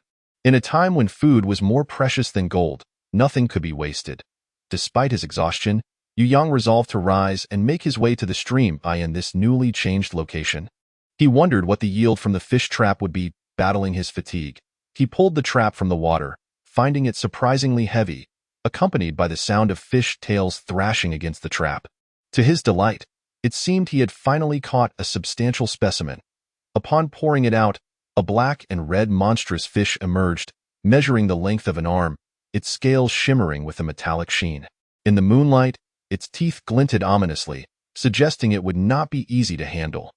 When Yu Yang kicked it lightly, he was taken aback as the fish suddenly spat out a jet of water, narrowly avoiding a direct hit. Although he managed to evade the attack, his clothes were still torn. Grateful that he had not been struck squarely in the forehead, he felt both astonished and pleased. He had not anticipated capturing an elemental beast with a mere fish trap. Using a stick, Yu Yang prodded the elemental beast fish aside, preventing it from leaping back into the water. Out of the water. The fish could not breathe, rendering it helpless regardless of its nature as an elemental beast. After ensuring there was no issue, he lifted the other trap, which was empty. As expected, it seemed that elemental beasts had a territorial instinct. And other ordinary fish dared not venture nearby, and no wonder his catches had dwindled recently. Nevertheless, capturing an elemental beast was still a noteworthy achievement. With the fish in hand, Yu Yang hurried home, knowing that the fresher the elemental beast, the more valuable it would be. Otherwise, once it perished, the elemental energy within would gradually dissipate. Much like the soil that Yu Shower had brought back in a couple of days, that energy would vanish entirely. Yu Yang planned to prepare the fish immediately, dividing it between Yu Shower and himself to savor its freshness. After cleaning the fish of its entrails and scales, which were also rich in elemental energy and should not be wasted, he fetched Yu Shower from its room. Initially reluctant, upon seeing the richly infused food in Yu Yang's hands, all of its discontent evaporated instantly. It scampered over to begin absorbing the energy, and Yu Yang need not worry about Yu Shower being picky with scraps, as it had even consumed soil. Throughout the night, Yu Yang stewed the fish, allowing himself only a small bowl while giving the rest to Yu Shower. This was not out of excessive indulgence, but rather because he could not absorb such a large amount of elemental energy without feeling an overwhelming sensation, akin to blood surging through his veins, leaving him with bulging eyes and discomfort. Thus, he opted to let Yu Shower absorb all of it, and fortunately, it appeared that Yu Shower did not exhibit any adverse reactions. Its cap, once gray, gradually transformed into an earthy yellow hue, although its size remained largely unchanged, and its vitality seemed excellent. In his heart, Yu Yang secretly hoped that Yu Shower would exhibit signs of advancement after consuming the meal. Yet he realized that he was merely indulging in wishful thinking. After satisfying its hunger, Yu Shower returned to its room to continue sleeping, indicating that it still required a significant amount of energy for evolution. With a sense of peculiar melancholy, Yu Yang finally drifted into slumber. In Chapter 16, titled After Effects, Yu Yang found himself surrounded in a nightmare by numerous ferocious and roaring elemental beasts, encircling his small abode. The earthen walls he had constructed offered no protection against the might of a raging bear. He and Yu Shower fought valiantly, but ultimately succumbed, meeting a tragic end with blood spilling across the ground. Startled awake, Yu Yang found his muscles aching and beads of cold sweat dotting his forehead. Still groggy from the dream, he pinched his arm, feeling genuine pain. Was this a result of catching a chill or the after-effects of consuming elemental beast meat? His intuition pointed toward the latter, recalling that he had not felt entirely well after eating. It seemed he was still unable to handle such an abundance of elemental energy. He recalled that Yu Shower had devoured the remaining meat and broth. He hoped nothing untoward would happen. With a heavy body, he stumbled toward Yu Shower's room and opened the small wooden door. To his relief, Yu Shower was alive and well, busy organizing its winter provisions. Yesterday, Yu Yang had forbidden Yu Shower from venturing out alone. Consequently, the bored creature had taken to reorganizing its winter supplies. It appeared Yu Shower had adapted remarkably well, as even its cap, which had turned earthy yellow, had reverted to its original gray hue, allowing Yu Yang to breathe a partial sigh of relief. Summoning Yu Shower over, Yu Yang scrutinized the unchanged creature with curiosity. Previously, it had gained weight from consuming ordinary food. And even when it had absorbed food containing traces of elemental beast blood, it had grown to the size of an egg. It seemed illogical that after consuming elemental beast meat, there would be no noticeable reaction. Unable to discern any changes, Yu Yang directly inquired, "Shower, after consuming so much elemental beast meat yesterday, did you experience any changes?" After a moment of contemplation, Yu Shower flew to the nearby stone wall, extending its mycelium to the surface. Suddenly, Yu Yang heard a faint sizzling sound. Approaching, he was astonished to see the stone wall visibly denting, forming dark lines at an observable speed. Yu Shower then extracted the mycelium and waved it beside Yu Yang, revealing that its corrosive properties had intensified. Previously, Yu Yang had only fed it toxic creatures such as scorpions and centipedes, intending to enhance its toxicity during its evolution. The corrosive effect seemed to be an innate ability of Yu Shower. Yu Yang had always been somewhat perplexed. He had heard that companion beasts only significantly increased their combat power during breakthroughs, while their combat capabilities outside these moments were best maintained at that peak state. Yet, Yu Shower had not yet undergone a breakthrough, and its combat power had already begun to incrementally rise. He wondered if it was a special case. Given Yu Shower's unique status as a companion organism, Yu Yang decided against seeking external opinions to avoid unnecessary complications. Setting aside his thoughts, Yu Yang noticed the fish trap he had left in the corner the previous night. He had been so excited after catching the elemental beast fish that he had forgotten to return the trap to the water. Glancing at the sky, he realized it was nearly time to start work, compelling him to quickly return the trap to the stream for another potential catch that evening. Every morsel of food harvested before winter was invaluable. Reflecting on the terrifying dream from the night prior, Yu Yang resolved to thicken the walls of his abode and add further protective measures, ideally acquiring some defensive weaponry as well. As he contemplated these future plans, he inadvertently found himself at the location where he had placed the fish trap the day before. Considering that an elemental beast fish had previously been caught there, he doubted any other fish would dare to wander into the area. However, it was getting late, and there was no time to search for alternative locations to set the trap. Yu Yang hastily threw the trap into the water, thinking that if he did not catch anything, it would be no loss, but if he did, it would be a stroke of luck, better than simply waiting idly. After placing the trap, Yu Yang hurried to the mine to meet up with Zhao Haipeng. Arriving later than usual, he found that the others were preparing to descend into the mine. Yu Yang, dripping with sweat, rushed to Zhao Haipeng's side, who anxiously inquired, "What happened? Why are you so late?" Yu Yang replied, "It's nothing, I just didn't sleep well last night and woke up feeling unwell this morning. After running here, I've worked up quite a sweat, and I'm feeling much better now." Zhao Haipeng expressed his concern, saying, "Take care of yourself. Our situation is not what it used to be. You must not fall ill. The herbal remedies here are beyond the reach of folks like us, and even if you are sick and cannot work, you still owe a tax of 200 pounds of black iron. Yu Yang understood the gravity of the situation and nodded in agreement, assuring him, "Rest assured, I will be more careful in the future." Upon entering the mine, Zhao Haipeng initially contemplated shouldering a greater burden, considering Yu Yang's discomfort. However, after attempting to swing the heavy hammer a couple of times and finding it manageable, he resolved to adhere to their original division of labor.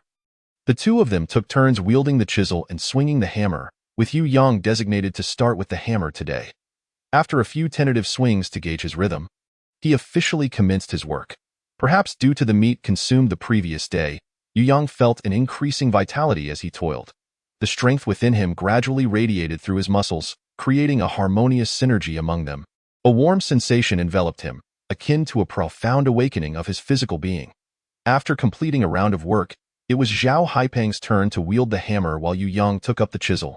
Zhao Haipeng stretched his waist and remarked in bewilderment, "Why do I sense that your strength is particularly remarkable today? You can shatter a stone the size of a bowl with just one swing." Yu Yang, wiping the sweat from his brow, jested, "Perhaps I simply hadn't warmed up earlier." The two shared a hearty laugh and promptly returned to their intense and busy mining efforts, mindful of the urgency to accumulate as much black iron ore as possible before winter. In order to exchange for essential supplies. Chapter 17. The team disbands after an entire day of arduous labor. As they neared the end of their shift, Zhao Haipeng assessed the day's yield of black iron ore with excitement, exclaiming, "Yu Yang, look at this. We've mined such a considerable amount today. Though be frank, when we first arrived this morning, I noticed your condition seemed quite poor, and I feared we might not make it. Yet, here we are, having exceeded our quota. This yield rivals that of those who venture into the chaotic zones for mining." Observing Zhao Haipeng's exuberance, Yu Yang initially intended to echo his sentiments. However, upon hearing the mention of the chaotic zone, a spark of inspiration ignited in his mind. How had he not considered that the matter concerning Yu Shower could be resolved in this manner? Since venturing into the toxic forest was exceedingly perilous, he could opt to join the team heading into the chaotic zone for mining. Although there would still be certain risks, the presence of providing protection along the way would significantly mitigate the danger. Most importantly, one would encounter in the wild, potentially leading to conflicts. Fortunately, it would not fall upon him, a mere novice in combat, to engage with the would handle such encounters, as the remains of were also crucial strategic resources. All Yu Shower needed to do was wait until the battles concluded, evade the crowd, and discreetly absorb the blood if spilled upon the ground. Meanwhile, Yu Yang could continue mining, as long as he could secure the requisite 200 pounds of head tax each day. He would be thoroughly content. This way, he could level up without neglecting his mining duties. Yu Yang shared his intention of joining the chaotic zone with Zhao Haipeng, who vehemently opposed the idea, believing that mining within the Qinglong team's designated area was the optimal choice. Although the tax would be slightly higher, the stability of black iron ore production ensured the miners' safety, making it the most suitable option for them at present. Yu Yang, of course, could not divulge the details regarding Yu Shaoer, merely stating that he wished to take a gamble before winter set in, hoping to exchange for additional essentials like quilts and salt. Zhao Haipeng clearly disagreed with this approach, and ultimately, the two could only agree to part ways for the time being. As the United Mining Team prepared to disband, Zhao Haipeng's mood darkened, and even the piles of black iron ore nearby could not alleviate the sorrow in his heart. Yu Yang felt equally helpless, yet he recognized that this was the most advantageous option for him. Fortunately, Zhao Haipeng was not overly sentimental. In a few days, he would likely regain his spirits, Yu Yang suggested. Tonight, we could inquire with Qin Shao to see if he would be interested in forming a team. He should have a keen interest in this, as he lacks a companion like Lu Yu who can contribute as a laborer. Mining alone would be considerably more taxing for him, and collaboration would not only enhance efficiency but also allow for breaks with lighter tasks. Upon hearing this, Zhao Haipeng nodded in agreement and jested. That is indeed worth a try. Qin Shao is sturdier than you. Perhaps we may even exceed our current yield. Just don't have any regrets. Yu Yang chuckled lightly and shook his head. His venture into the chaotic zone to mine was primarily for the sake of Yu Shaoer. Even if it meant exerting himself a little more, he was more than willing. Should he be fortunate enough to assist Yu Shaoer in successfully leveling up, the latter's combat capability would undoubtedly see a significant enhancement, thereby providing an additional layer of security for him in this mining area. After finishing their work that evening, the two awaited the weary Qin Shao at the mouth of the mine. It had been some time since they last met, and Qin Shao appeared considerably haggard. The two promptly inquired about his condition, and fortunately, it was not too grave. Qin Shao was simply overwhelmed by the need to stockpile provisions for the winter, leaving him mentally and physically drained, with meager returns to show for his efforts, which was quite distressing. Upon hearing about Yu Yang and Zhao Haipeng's intentions, he readily accepted Zhao Haipeng's invitation. Previously, he had envied their harvests and had sought a mining partner. But his attempts to find suitable companions had faltered, as many were either overly eager to claim a larger share or reluctant to contribute adequately. In the end, those collaborations dissolved into discontent. Though Qin Shao was keen to team up with Zhao Haipeng, he earnestly urged Yu Yang against venturing into the chaotic zone for mining. Just days prior, one of their dormitory mates had met with misfortune while attempting to mine there. Encountering a swarm of spotted spiders, the number of elemental combatants was limited, and they could not manage the situation effectively. Everyone was left to their own fate. In the scramble to escape, his roommate was unfortunate enough to be knocked down by another, and was subsequently gravely injured by the spiders that descended upon him. Now, he lay in their dormitory, having exhausted all his savings to procure healing potions. Even if he recovered, the lack of food would make survival excruciatingly difficult during the winter. Yu Yang was well aware of the precarious nature of mining in the chaotic zone, yet he had resolved to address Yu Shaoer's situation and would not easily retreat. Moreover, now that Qin Shao had agreed to team up with Zhao Haipeng, it was impractical for him to withdraw. Having 3 members in a team would only hinder their efficiency and slow their progress. Thus, the decision was made. As they prepared to depart, Zhao Haipeng reminded Yu Yang not to forget his fishing net. Yu Yang chuckled in resignation, assuring him he would not forget and would bring it back the next day. The fleeting sadness from earlier seemed to have been swallowed by the excitement of profit, and with this commotion, Yu Yang felt considerably lighter in spirit. Everyone would strive to improve their lives. Chapter 18. Encountering danger upon returning home that night, the first thing Yu Yang did was head to the creek to retrieve his fishing net. Having been fortunate enough to catch a beast fish the previous night, he entertained a fanciful notion that stirred his restless heart. However, fantasy is but fantasy. When Yu Yang pulled up the net, it was unsurprising to find it completely empty. It seemed he would need to find a new location. He chose a spot where the water curved, abundant with aquatic plants and flowing swiftly. Placing his net there, he hoped for unexpected rewards. After setting the net, he hurried home. Tomorrow, he would prepare to venture into the wilderness to mine, so he resolved to gather some defensive tools tonight. As the possibility of encountering elemental beasts loomed large outside, Yu Yang contemplated risking a foray along the edge of the poison fog forest to seek out highly toxic scorpions and centipedes to concoct poisons. Should he encounter unexpected dangers, he could apply these toxins to his pickaxe, enhancing his combat power. He gathered sturdy, supple vines and wove a circular net the size of a basin, attaching a 1-meter-long branch to one side. He then prepared a small bamboo tube with a lid and a thin wooden slat. With these items in hand, Yu Yang ventured toward the outskirts of the poison fog forest. He dared not approach too closely, fearing another encounter with the mountainous eating wolf spider or similar elemental beasts. Fortunately, before reaching the forest, he spotted some well-formed scorpions scuttling about in the grass. Yu Yang wrapped thick layers of grass leaves around his legs, feet, and arms to guard against any potential bites from snakes, insects, or ants. He focused on a robust, black scorpion lurking beneath a bush about a meter away, its tail glistening ominously in the fading light. Yu Yang stealthily approached, deftly capturing the scorpion in the net. Startled, it thrashed about inside, attempting to escape. Yu Yang carefully pressed down on the scorpion with the thin wooden slat from outside the net, slowly lifting one side of the net to trap it inside the bamboo tube. He sealed the tube with the wooden slat and inverted it, placing the bamboo stopper on top. This marked his first successful catch of the night. After about half an hour, Yu Yang had captured 7 or 8 scorpions. Satisfied, he shook the bamboo tube and decided it was time to return home, as staying out in the mountains at night was far too perilous. While packing up to leave, he suddenly heard a loud rustling sound behind him, indicating the approach of a large creature. Yu Yang swiftly turned around, only to find a massive crimson snake, as thick as a water barrel, coiled nearby, less than 3 meters away in the setting sun. Its scales shimmered brilliantly, and atop its head sat a pale blue fleshy crest, shrouded in a faint white mist, with its hindquarters concealed in dense underbrush. Yu Yang could not ascertain its length, but one thing was certain. This was not a creature he could contend with. His hands clenched tightly, and beads of cold sweat formed on his brow. He had heard that snakes had poor vision but possessed infrared sensing abilities. Whether this applied to the serpents of this world, he did not know. It was best not to move recklessly, lest he provoke the creature into attacking. Despite his efforts to remain calm, the colossal snake raised its proud neck, exposing its venomous fangs, while its crimson tongue flicked in and out, poised to strike.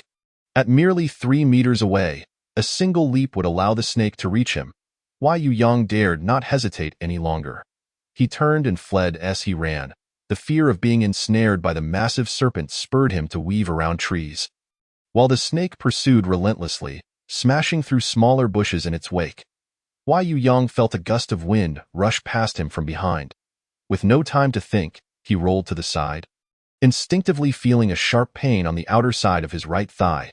Looking down, he saw a red line of blood where the snake's fangs had grazed him. In that moment, he could not afford to dwell on the pain. Stopping now would mean certain death. After a brief escape, Yu Yang felt his strength waning, and he struggled to breathe. His body felt weightless, and he risked collapsing at any moment, as if he were treading on cotton. Though only a minor wound, it appeared he had already been poisoned. What to do? How could he shake off the pursuing serpent? Suddenly, a small patch of spider silk caught his eye, and he was struck by a desperate idea that might offer him a chance at survival. Thankfully, he was not far from the territory of the mountainous eating wolf spider. Perhaps he could take a gamble. Yu Yang sprinted desperately towards that direction, praying for divine intervention, hoping the commotion caused by the massive snake would attract the attention of any nearby mountainous eating wolf spiders. If they clashed, it could present him with a sliver of hope. His vision blurred increasingly, and the air he inhaled barely reached his lungs. He gasped for breath, but it did little to alleviate his symptoms of suffocation. Summoning his last ounce of strength, he finally reached the domain of the mountainous eating wolf spider. He paused beneath a tree to catch his breath, then summoned every last bit of energy to climb up the large tree. Soon, he heard the rustling sound of movement in the distance. In no time, an adult mountainous eating wolf spider appeared in his line of sight. Upon noticing the giant snake trespassing in its territory, it lunged forward with a furious assault. The surrounding elemental energy surged violently, and the snake's scales crackled under the pressure. Once the dust settled, the mountainous-eating wolf spider discovered that its winged blades were insufficient to penetrate the giant snake's armor. Seeing its initial attack fail, the spider's shell glowed with a yellow light, and it pounced forward, launching its bristly hairs like steel needles. The giant snake, caught off guard, was struck by several hairs, particularly in its vulnerable blue crest. After writhing and letting out a few roars, the snake's eyes turned blood-red, evidently enraged. Suddenly, a gleam of cold light flickered in its mouth, and an icy projectile shot forth, striking the mountainous-eating wolf spider on its foreleg. Upon impact, the area covered by the ice burst into frost, and several more ice projectiles followed, all hitting the mountainous-eating wolf spider. Its movements noticeably slowed. Realizing it was at a disadvantage, it turned and fled towards the poison fog forest. Having witnessed the mountainous-eating wolf spider suffer at the hands of the giant snake, Yu Yang watched them disappear from view, finally exhaling a sigh of relief. He had not anticipated that the giant snake was also an elemental beast. Had it unleashed its icy projectiles from the outset, he would have met his end long ago. Chapter 19. Yu Shao's advancement, however, his current situation was far from optimistic. Though old adages suggest that where venomous snakes roam, there is always an antidote within 7 steps, he had no idea where this giant python had originated. Having no choice but to treat a dead horse as if it were alive, Yu Yang summoned Yu Shao, hoping it might absorb the poison within his body. Once Yu Shao emerged and understood Yu Yang's request, it hastened to the wound, covering it with mycelium. Yu Yang observed the blood-red mycelium in silence, feeling an unsettling dread that even if the detoxification succeeded, he might still be drained of his blood and perish. Alas, it seemed that Yu Shao lacked the ability to separate the toxins at this moment. Sighing, Yu Yang thought that at least Yu Shao would have a hearty meal before its demise. Gradually, his eyelids grew heavier, and he ultimately succumbed to unconsciousness. When he awoke again, Yu Yang found his hands still tightly clasped around the tree trunk. He looked around and realized that the night had completely enveloped the sky as he moved his stiff limbs. He noticed that although his body remained weak, the sensation of cardiac distress from oxygen deprivation had vanished. It appeared that Yu Shao had successfully detoxified him and fortuitously spared his life. Summoning Yu Shao from within, he yearned to assess its current state, only to discover that it had entered the breakthrough phase he had long anticipated. Yu Shao had curled itself into a ball, enveloped in a layer of milky white energy shield. Could it be that the giant serpent's venom contained such potent energy? No, if it were indeed that formidable, Yu Yang would have succumbed long ago. After some contemplation, Yu Yang descended from the tree and made his way to the battleground where the mountain wolf spider and the giant serpent had clashed. He discovered that the blood they had shed during their battle had already been scavenged by Yu Shao. Most significantly, a few drops of icy blue liquid that had dripped from the serpent's crown after sustaining injuries must have also been absorbed by Yu Shao, thus providing the energy required for its advancement, a case of misfortune turning into fortune. Having summoned Yu Shao back into his body, Yu Yang resolved to leave this place of turmoil as swiftly as possible. After a tumultuous journey back to his dwelling, he found that it was already well past midnight. The events of the night felt surreal, as if he had traversed from the brink of death to a miraculous turnaround. He collapsed onto his bed, unwilling to rise again. Following the successful upgrade of Yu Shao, he would soon become a level 1 energy combat master, albeit one of the plant type. Nevertheless, it marked a significant stride forward. And he was finally on the path to becoming an energy combat master. After a night filled with peril and excitement, Yu Yang's mind was restless, but he ultimately succumbed to his physical exhaustion and fell into a deep slumber. Upon waking the next morning, he felt lightheaded and unsteady as he sat up in bed. Waves of darkness washed over his vision, accompanied by a throbbing headache, a clear indication of severe blood loss. While the detoxification had been successful, it seemed Yu Shao had drained a considerable amount of his blood. He chose not to dwell on it. After all, one must accept losses alongside gains. However, in his current state, he could hardly manage ordinary mining, let alone venture into the chaotic zones for resource gathering. That would be tantamount to courting death. Just yesterday, he had discussed parting ways with Zhao Heipeng, and now he faced the stark reality of that conversation. Moreover, they had already secured a new partner for him, and given his weakened condition, he did not wish to impose on them. It seemed he would need to avoid them and seek out another mining site, at least until Yu Shao successfully upgraded. First, Yu Yang collected his fish trap, finding 2 palm-sized crucian carp, which he promptly prepared for breakfast. His body was weak and in need of nourishment. After finishing his meal, he released Yu Xiao air to observe its evolutionary progress. The interior was obscured, but he could see that the energy shield had expanded once more, now a rich milky white. Not daring to disturb it, he summoned it back into his body, gathered his tools, and set off for the mine. Upon arrival, he spotted Zhao Heipeng and Qin Xiao standing proudly at the front of the queue. Exuding an air of ambition and determination, Yu Yang refrained from greeting them, wishing to avoid revealing his frail appearance and provoking their pity.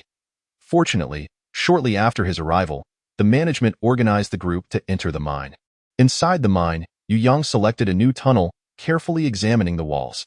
This time, he was devoid of the fortunate luck he had experienced previously, and thus had to settle for a random spot to begin excavating. As long as he could secure the 200-pound head tax, his pressure was manageable, allowing him some time to rest. After 2 hours of digging, Yu Yang found the ore yield in this tunnel to be mediocre, which explained the lack of miners in the area. Nevertheless, he intended to use this as a temporary refuge, planning to join the mining team for chaotic zone expeditions in the future. In this way, he could enjoy some peace and quiet. To his surprise, while mining, he unearthed a nest of baby mice. The adult mice must have been out foraging, for had they heard his excavation, they would have long since relocated with their young. Discovering them was akin to striking gold. The nest contained 7 tiny mice, all hairless and still blind. Yu Yang carefully lifted the little ones from their nest, ensuring to collect the soft bedding material beneath them. He planned to return home and create a cozy abode for them, refusing to let any resource go to waste. Digging further into the mouse hole, he struck gold again, unearthing 5 to 6 pounds of nut and grass seeds, which brought him great joy while Yu Yang gazed at the little mice with gleaming eyes. Here, no one would consider them dirty, as they represented a rare culinary delight. They were indeed the most suitable animals for him to raise at this time. Not only did they occupy little space and require minimal care, but their rapid reproduction was the most significant advantage. It could only be said that today's capture of this nest of mice was a blessing from the heavens.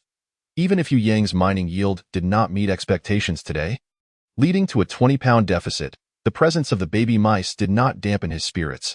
Moreover, the 5 to 6 pounds of food he had unearthed could pave the way for successful mouse husbandry, potentially providing sustenance for himself and perhaps even yielding some trade goods in return. Chapter 20. Working while ill that evening, Yu Yang tenderly relocated the nest of baby mice to his bedside, making it convenient for him to care for them at all times. The little ones were still too young to know if they required milk, and even if they did, there was none available. Yu Yang sacrificed some precious fish meat resources to prepare a fish porridge for them, carefully feeding each mouse by hand, bestowing upon them a VIP treatment. He hoped that each one would thrive, multiplying endlessly. Typically, anyone who caught a mouse would simply feast upon it without a second thought, leading to a scarcity of these creatures in the village. Especially with winter approaching, the rarity of these little mice became all the more evident. 5 days swiftly passed. During this time, aside from his daily mining activities, Yu Yang remained diligent in his recovery at home, engaging in any tasks within his capacity whenever he had the energy. Yu Yang chopped the blades of grass into fine pieces, mixing them with some bran cakes, and fed them to a few young mice. Fortunately, his efforts bore fruit, as the little mice thrived, gradually growing healthy and robust. Their bodies adorned with warm, soft fur, enabling them to weather the winter with ease. However, the situation with Yu Xiao increasingly troubled Yu Yang. Regardless of whether the other companion beasts could successfully evolve, results typically manifested within 3 days. Yet, Yu Xiao had been in the state of evolution for 5 days, and the longer the process dragged on, the more anxious Yu Yang became.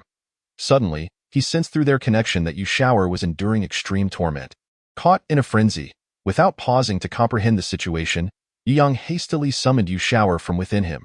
The previously small energy shield, barely the size of a bowl, had now expanded to the size of a basin. The colors of the energy shield flickered erratically, and within it, the shadowy figure of Yu Xiao could be discerned, writhing in agony. Occasionally, glimmers of blood would spurt from its body, splattering against the energy shield and forming dark spots. Yu Yang anxiously paced outside, feeling utterly helpless. He could only repeatedly encourage Yu Xiao in his heart, urging it to endure this trial, As he watched, the energy shield enveloping Yu Shower grew increasingly thin, and the outline of the mushroom within became faintly visible. Yu Shower's condition deteriorated, reaching a critical point where it seemed unable to hold on any longer. Its body was stretched to the brink, blood occasionally bursting forth in a spray. Yet the energy shield continued to pour energy into Yu Shower relentlessly. Finally, Yu Yang understood the gravity of Yu Shower's predicament. Without hesitation, he placed his palm over the energy shield encasing Yu Shower, focusing on absorbing the energy.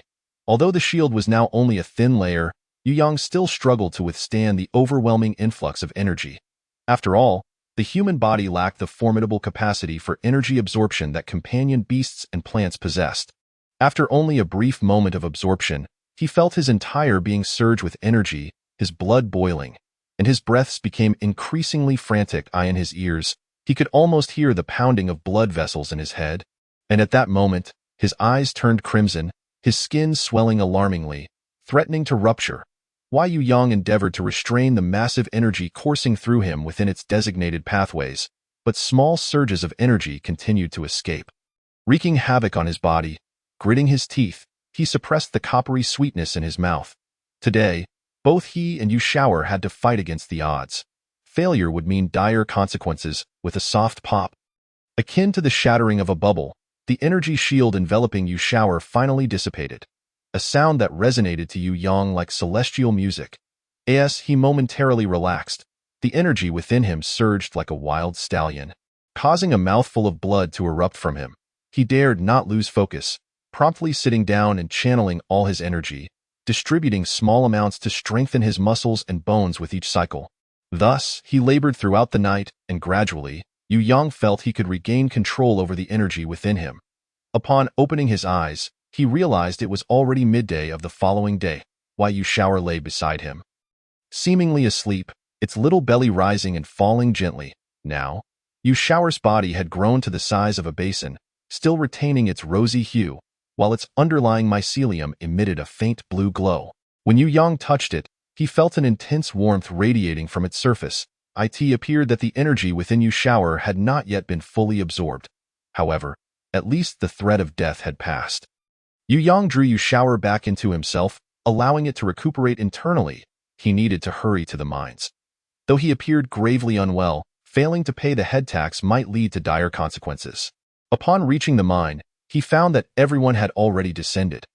Only 2 mercenaries guarded the entrance, and seeing his ailing state, they did not impede his entry.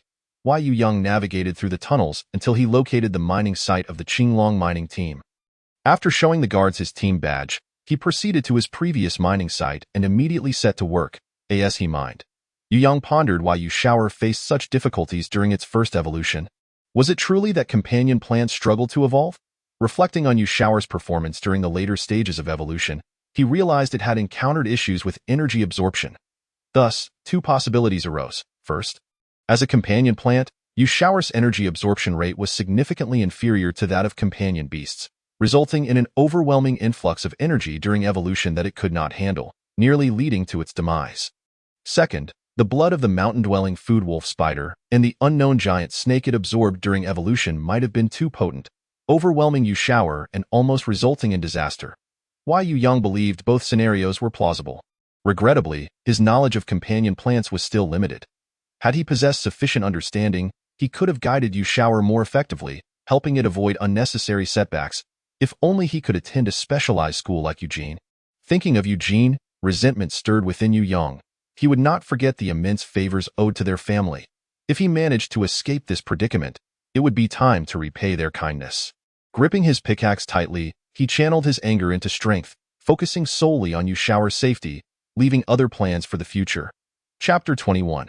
Successful advancement. Upon returning home that evening, Yu Shower finally awakened from its state of evolution. Instantly, Yu Yang felt a robust warmth enveloping him, swiftly mending the hidden injuries he had sustained. The surplus energy coursed through his limbs, transforming his skeletal and muscular structure. Yu Yang had never before felt such ease. He was filled with boundless energy, feeling capable of single-handedly taking on 3 burly laborers like Zhao Haipeng. Only at this moment did he realize that Yu Shower had truly completed its evolution. He had heard that companion beasts would share some energy with their owners upon achieving evolution, but amid recent events, he had completely forgotten it seemed that Yushauer had narrowly succeeded in its evolution. And now it was a first-tier warrior. Yushauer's body had returned to its original ashen hue, though its size had increased from that of an egg to that of a basin. The most notable change was in its mycelium, which now extended about a meter in length, bearing a subtle icy blue HUIT floated gracefully in the air, resembling a beautiful jellyfish, greatly enhancing its aesthetic appeal. Excitedly, Yushauer presented its mycelium to Yu Yang, showcasing the transformation. When Yu Yang touched it, he felt a slight chill emanating from the mycelium, though the cold sensation was faint and lacked any real lethality. During warmer days, it could even serve as a makeshift air conditioner if Yushauer wrapped it around his head. Seemed Yushauer had found its niche in life, potentially evolving in a direction towards refrigeration. Clearly, combat was not its forte. Yo claimed that he felt no disappointment would be a blatant lie. As he had eagerly anticipated this moment for so long, however, it appeared that Yushauer's aspirations lay outside the realm of battle, a realization Yu Yang had to accept. Nevertheless, the energy Yushauer provided him post-evolution had already proven immensely beneficial. He could still pursue martial skills, and their lives could continue to flourish, with Yushauer focusing on its evolution. However, he soon realized he was gravely mistaken. With a sudden burst of power, Yushauer unleashed an energy that surged through Yu Yang, akin to being electrified. A tingling sensation coursed through his palm before his sensory perception rapidly faded. Visibly, his hand and arm became encased in a layer of transparent frost. Yu Yang felt as though his entire arm had become foreign to him, but soon Yushauer drew the toxins and chill back into itself. Once he regained his composure, Yu Yang clenched his fist, still grappling with a sense of unreality. Yushauer danced before him, eagerly awaiting praise. Yet, this time, Yu Yang was genuinely startled. He had never encountered a first-tier companion beast with such formidable offensive capabilities. It could easily defeat an opponent in a single strike. For a moment, Yu Yang struggled to believe it. He extended his hand and firmly pinched Yushauer's mycelium. Although it was slightly more resilient than before, it was still easily severed, a section drifting slowly to the ground. Yushauer stood frozen, perplexed by Yu Yang's sudden action. Observing the severed mycelium in his palm, Yu Yang breathed a sigh of relief. It turned out that Yushauer possessed magical attacks but lacked physical defense. Encountering a problem was not an issue. Finding a solution was what mattered. Patting Yushauer gently on the head, he offered reassuring words. "It's all right. I was merely testing your defensive capabilities." Yushauer bobbed up and down, signaling its understanding. Without much thought, he soon found himself happily wandering around his home once again. Yu Yang gazed at the dazed Yushauer, surprised that it had already acquired the qualifications to become a trump card. After absorbing the energy from Yushauer's counter-supplementation, Yu Yang felt that his physical condition had improved significantly compared to before. It was no wonder that everyone was eager for the elevation of combat master's ranks. Chapter 22. The failed evolution of the companion plant. Yu Yang's strategy was to remain inconspicuous, for he understood that only what was hidden could be deemed a trump card. However, Yushauer could not always remain within his body. Such a significant transformation could not escape the notice of others. It would be difficult to explain later, so it was better for him to take the initiative to correct his identity information within the team. When reporting, he decided to conceal Yushauer's evolutionary ability. A companion plant that had failed to evolve would merely become a topic of conversation for a few days, and once the hype subsided, no one would pay attention to him and Yushauer, which would offer them a form of protection. Eventually, Yushauer would fade from everyone's sight like those weaker companion beasts. While he could gradually enhance his physical prowess through the energy gained from leveling up, slowly aspiring to become a warrior. Without delay, the next morning, Yu Yang arrived early at the Qinglong mining team's administrative office to update his identity information, inadvertently causing a small commotion, as it had been years since a companion plant had successfully completed an upgrade. After a series of inquiries, it turned out to be merely a stroke of luck. The upgraded companion plant did not possess combat abilities. Once the staff confirmed that all information was accurate, they assisted Yu Yang in amending his identity details. Since Yushauer lacked combat prowess, Yu Yang could not enjoy the benefits of being a first-tier warrior, but he was quite satisfied with the treatment equivalent to that of a preparatory combat master. He was provided with meals and accommodations, with the mining team supplying 3 meals a day and assigning him a 2-bedroom, 1-living-room cave dwelling, conveniently located near Wang Ming's residence. Each month, he received 150 pounds of black iron ore and had the right to rent an additional 300 pounds from the mining team, along with 3 days of rest time each month. Of course, with such generous benefits came corresponding obligations, such as the necessity to cooperate with the mining team on exploration tasks each month.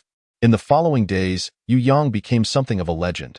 Wherever he went, he could overhear conversations revolving around him. The news about the existence of primal beasts within the toxic miasma forest had already spread. Although people remained wary of the forest, the temptation proved too great, prompting a steady stream of individuals to venture inside. Some even formed small groups to enter, and a few managed to hunt low-level primal beasts within the forest, achieving their desire to upgrade their companion beasts and consequently transforming their identities. A trickle of good news significantly boosted the morale of the adventurers. Naturally, there were also numerous casualties, however, in such dire circumstances. Many were driven to desperation, making the forest seem like their last lifeline. As a result, a considerable number of individuals resolutely decided to enter the toxic miasma forest in search of a glimmer of hope. Upon hearing the news, Zhao Haipeng, Wang Ming, Qin Xiao, and Lu Yu, who had a closer relationship with Yu Yang, all brought gifts to his new home to congratulate him. After having dinner together, Qin Xiao and Lu Yu shyly approached Yu Yang, inquiring about how he had successfully upgraded Yu Xiao Ert. Why Yu Yang, not wishing to hide anything, revealed that Yu Xiao Air had advanced due to consuming soil infused with the blood of primal beasts. Upon hearing this, Lu Yu could only chuckle helplessly, thinking that Yu Xiao Air had indeed struck a stroke of luck. They were aware of this method, but 2 conditions made it exceedingly difficult to achieve an upgrade for companion plants. Firstly, the blood of primal beasts, like their meat, was exorbitantly priced, far beyond the means of ordinary civilians. Secondly, companion plants consumed energy at a significantly slower rate than companion beasts. To illustrate, if one were to take a small cup of clear water, companion plants would require 4 to 5 days to drink it, accumulating sufficient primal energy, by which time the opportunity would have long passed. If one were to spend a fortune on primal beast blood, they would find that the energy within the blood would dissipate before it could be absorbed, rendering the endeavor futile. Yu Xiao Air must have fortuitously absorbed the blood of a high-tier primal beast to amass enough primal energy for a breakthrough. Thus, Yu Xiao Air's success was not replicable for them. Although the 2 felt a tinge of disappointment, they quickly adjusted, acknowledging that it was merely a testament to Yu Xiao Air's extraordinary luck. Not to mention that all of this was hard-won by Yu Yang and Yu Xiao Air narrowly escaping peril. That night, after bidding farewell to everyone, Yu Yang lay on his bed, pondering Lu Yu's words from earlier. He finally recalled that in modern times, Yu Xiao Air did not belong to the plant category but was a type of fungus. Perhaps it was this distinction that rendered Yu Xiao Air quite different from other companion plants. For instance, Yu Xiao Air's rate of energy absorption was not inferior to that of ordinary companion beasts. He remembered that when consuming primal beast fish, most of it ended up in Yu Xiao Air's belly. However, for now, it was best that this information remained undisclosed. The more low-key Yu Xiao Air was, the better. Chapter 23. Moving house. Ever since updating his identity information with the mining team, Yu Yang felt that his life had become considerably easier. Now, he only needed to take responsibility for his head tax each day and no longer had to scurry about in search of food. The winter provisions he had previously stored transformed into daily snacks that improved his quality of life. Today, Yu Yang planned to move some items from the cave to his new home. Standing before the cave he had previously excavated, he felt a whirlwind of emotions, filled with both reluctance and relief. For it was too close to the toxic miasma forest, posing a constant risk of attack. Of course, he would not abandon the cave he had labored to dig. It could serve as his storage space for inexpensive and cumbersome items, such as dried fish and other consumables. Yu Yang had already moved most of his belongings a few days prior, and today he intended to transport the remaining bricks and similar materials. He also planned to set up a stove and a fire pit in his new home. Renting a small cart from the team, Yu Yang made several trips, finishing just in time before work commenced. After returning the rented cart to the mining team, he only had to pay 10 pounds of black iron, or since he had not exceeded an hour. Moreover, his new home was conveniently close to the mining assembly point, allowing him enough time to return home for breakfast. At home, Yu Xiao Air was tidying up its room, where several small mice were sleeping soundly. Recently, as Yu Yang had been quite busy during the day. He entrusted the care of the mice to Yu Xiao Air while he worked in the mines. Upon seeing Yu Yang return, Yu Xiao Air warmly invited him to tour its room. Since this move to such a safe and comfortable new home was made possible thanks to Yu Xiao Air, Yu Yang generously assigned it a spacious side room. Compared to before, Yu Xiao Air's treatment had improved dramatically, akin to exchanging a bicycle for a motorcycle. Thus, it had been unable to sleep well for several days due to excitement, but had only recently begun to stabilize. After breakfast, Yu Yang absorbed Yu Xiao Air back into his body, preparing to take it along to the chaotic area for mining, as it was time to replenish its energy. Today, the number of individuals heading to the chaotic area for mining was exceptionally high, reportedly due to the discovery of a rich mineral deposit the previous day. Many had gathered their friends to venture there together. A team of guards led the way, headed by a burly man in his 30s. A second-tier warrior combat master, accompanied by 3 first-tier combat masters and 6 or 7 preparatory combat masters. They stood at the front of the group, watching as the crowd assembled, ready to set off at any moment. Now somewhat of a public figure, Yu Yang stood among the group, overhearing whispers about him. Hasn't he become a first-tier warrior combat master? Why does he still need to come out and mine? I've heard that he is not like those true first-tier warrior combat masters. His companion plant, after evolving, still lacks combat abilities. It's fortunate that the team can offer him the benefits of a preparatory combat master. He certainly needs to mine to cover his head tax. His companion plant has no combat prowess, yet he still has the benefits of a preparatory combat master. Isn't he cashing in big time? Ah, I envy him. Don't you also have a companion plant? If yours could upgrade, you would enjoy such benefits too. I wish, unfortunately, I lack such luck. I can't even find primal beast blood when I venture out.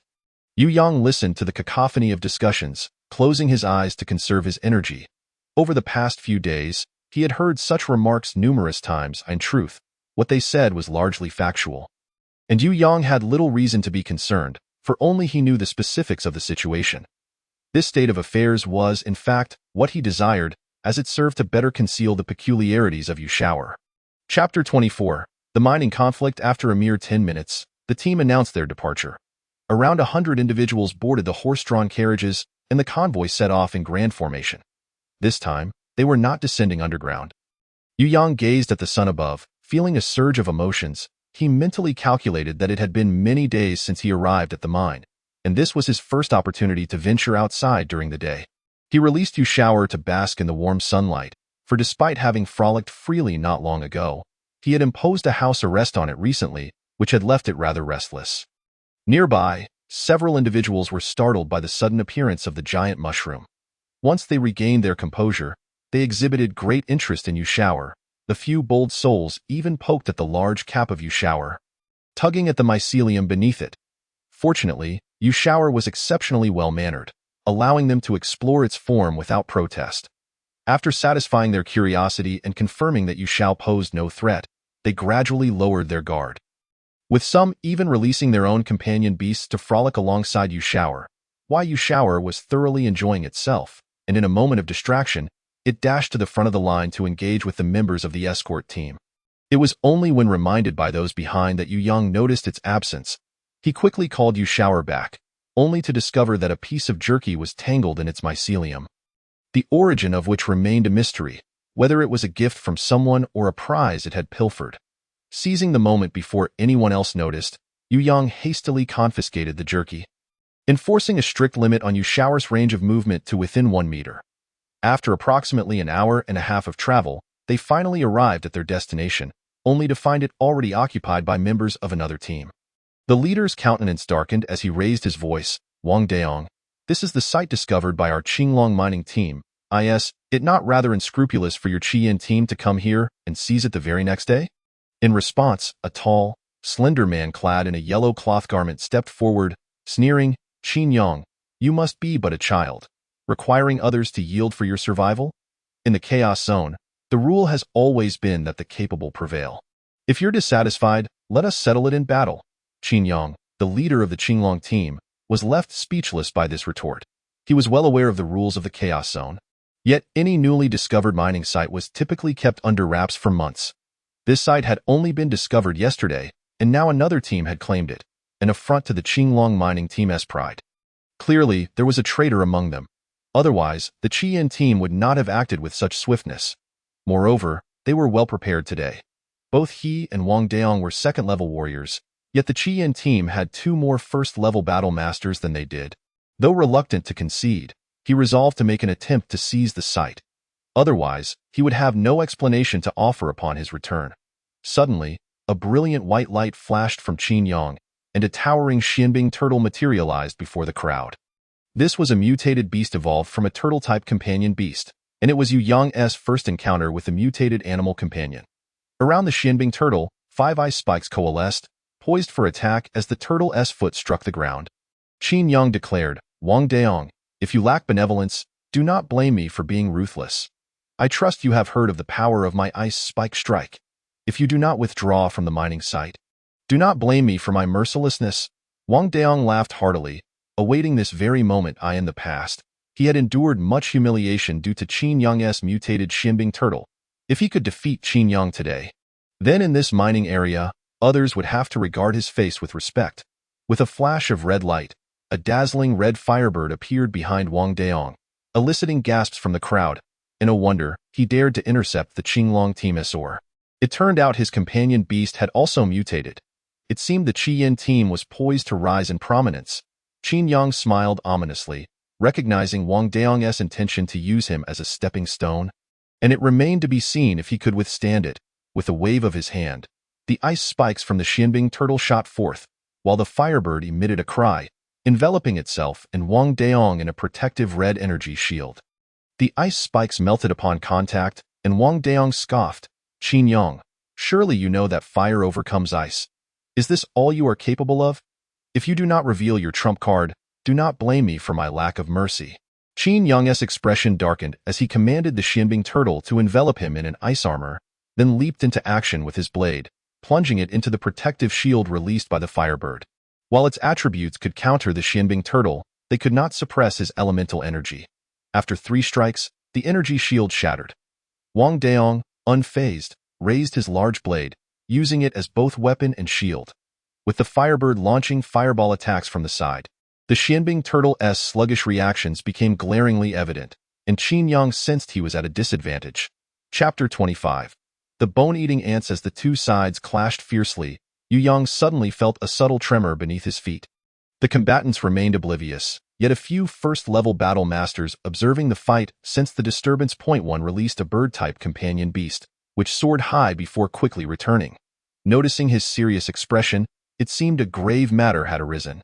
The first-level battle master immediately called for a halt to the conflict between Qin Yang and Wang Daong. Approaching Qin Yang to convey something, the expressions of all 3 men turned grim. Qin Yang and Wang Daong promptly commanded everyone to retreat into the mine tunnel, instructing all battle masters to remain at the entrance on standby.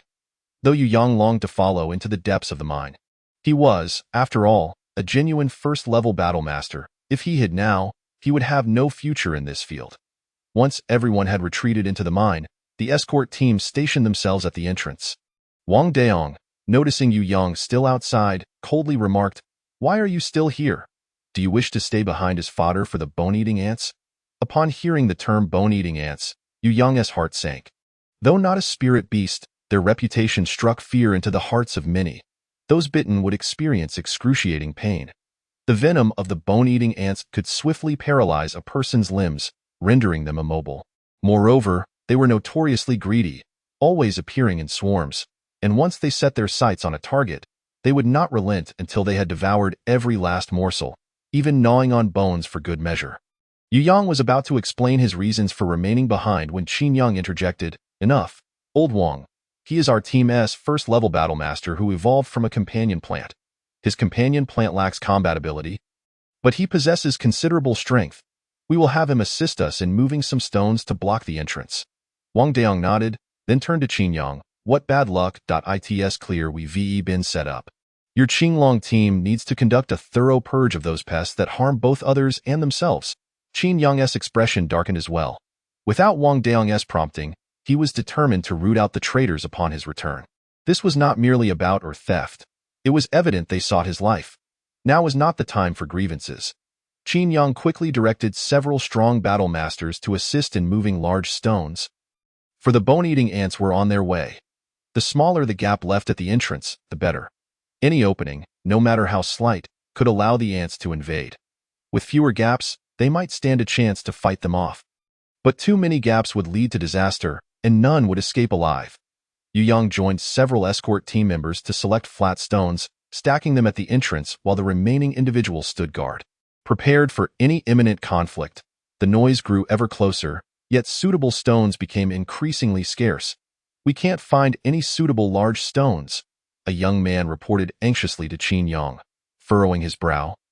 Qin Yang turned to the team member who had released the bird-type companion beast. "Chendong, send your messenger bird up to assess how far the bone-eating ants are from us." Chendong complied, releasing his messenger bird. Moments later, it returned with a report. "Captain, the bone-eating ants are approximately 15 minutes away. We cannot delay any longer. We must use some smaller stones for the time being. If we have time, we can stack a few more layers." Time is indeed of the essence, with a third of the cave entrance still left unsealed. In the end, Qin Yang had no choice but to stack some rubble at the entrance.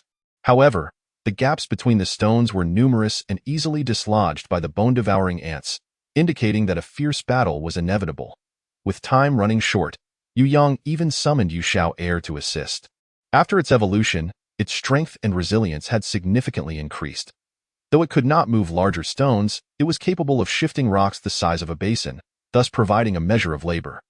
As the remaining gap at the entrance dwindled to 1/10, the swarm of bone-devouring ants arrived. Qin Yang urged, "Do not panic. Those moving stones, continue your task. Lao Wang, summon your firebird and set the outside ablaze to buy us some time." Wang Daong wasted no time, immediately commanding the firebird to unleash its most powerful attack, incinerating a significant number of bone-devouring ants at the entrance. Yet, this reprieve was short-lived. The fallen ants soon became sustenance for their kin, and before long, they mounted a renewed offensive against those within the cave. Despite the firebird's continued assaults, it was evident that its strength was waning. The people inside the cave were anxious but could offer little assistance to the firebird. If they allowed other summoned beasts to join the fray without long-range capabilities, they would be overwhelmed in an instant, leaving nothing but bones behind. Qin Yang directed the Xianbing turtle to expel ice projectiles outward, alleviating some of the pressure on the firebird. However, compared to the flames, the ice projectiles had a far smaller area of effect and could not withstand the relentless onslaught of the bone-devouring ants. Fortunately, after several delays, the entrance's gaps were finally sealed. Yu Yang, along with several other teammates searching for stones, collapsed to the ground, drenched in sweat and breathing heavily. Chapter 26. Blocking the door before they could catch their breath, dust began to trickle down from the crevices above in the mine, and soon several bone-devouring ants emerged from the gaps. Fortunately, these individual ants were not difficult to dispatch, as long as one avoided their bites. They could be easily killed. However, just as they eliminated a few, more ants emerged from other cracks. The number of bone-devouring ants infiltrating the cave increased, prompting everyone to spring into action, determined not to let a single one escape. Unfortunately, cries of pain soon echoed from a teammate who had been moving stones alongside Yu Yang. Exhausted from overexertion, he was unable to evade the biting ants. Yu Yang hurriedly struck the offending ant with his pickaxe and assisted the injured team member to lean against the cave wall. Before long, more and more individuals were injured, and chaos began to reign within the cave as everyone moved with a lack of coordination. Yu Yang felt a bead of sweat forming on his forehead. This could not continue, or they would all be trapped to perish. Looking up, he caught sight of the Xianbing turtle valiantly fighting, and suddenly an idea struck him. He rushed over to Qin Yang and proposed, "Captain Qin, let us use the Xianbing turtle to freeze the cave entrance." Seeing it was Yu Yang, Qin Yang took him seriously and explained, "That won't work. The Xianbing turtle's current abilities cannot freeze such a large area." Realizing Qin Yang misunderstood his intent, Yu Yang refrained from elaborating further. Instead, he tossed his water flask against the stone wall at the entrance, causing the water to flow down the surface. Qin Yang's mind sparked with inspiration, prompting him to command the Xianbing turtle to shoot an ice orb at the flowing water. Indeed, the water from the flask promptly froze against the stone, revealing the faint outline of a bone-devouring ant's head within the ice. Recognizing its effectiveness, Qin Yang immediately ordered, "Everyone, listen up. Throw your water flasks against the stone wall." Having observed Yu Yang's actions, some individuals quickly followed suit, tossing their water bottles at the wall, and soon after, several ice orbs were cast, freezing the flowing water against the stone. The sight of their success filled everyone with elation, and a few quick-witted individuals rushed into the mine to collect the miners' water bottles. Pouring their contents onto the stone wall at the entrance, as the ice layer thickened, it became increasingly difficult for any bone-devouring ants to penetrate, allowing everyone to finally breathe a sigh of relief. Qin Yang patted Yu Yang on the shoulder, praising, "Well done, lad. It's fortunate you thought of that. Otherwise, we would have met our end here today." Yu Yang smiled shyly, humbly attributing the success to Captain Qin's Xianbing turtle, claiming that it was the reason for their victory. Qin Yang chuckled, feeling quite pleased within. The other members of the escort team also regarded Yu Yang with goodwill, finally able to take a moment to rest. However, this merely served as a temporary reprieve against the bone-devouring ants. It did not eradicate them. Why Yu Yang remained concerned that they could be trapped by the ants.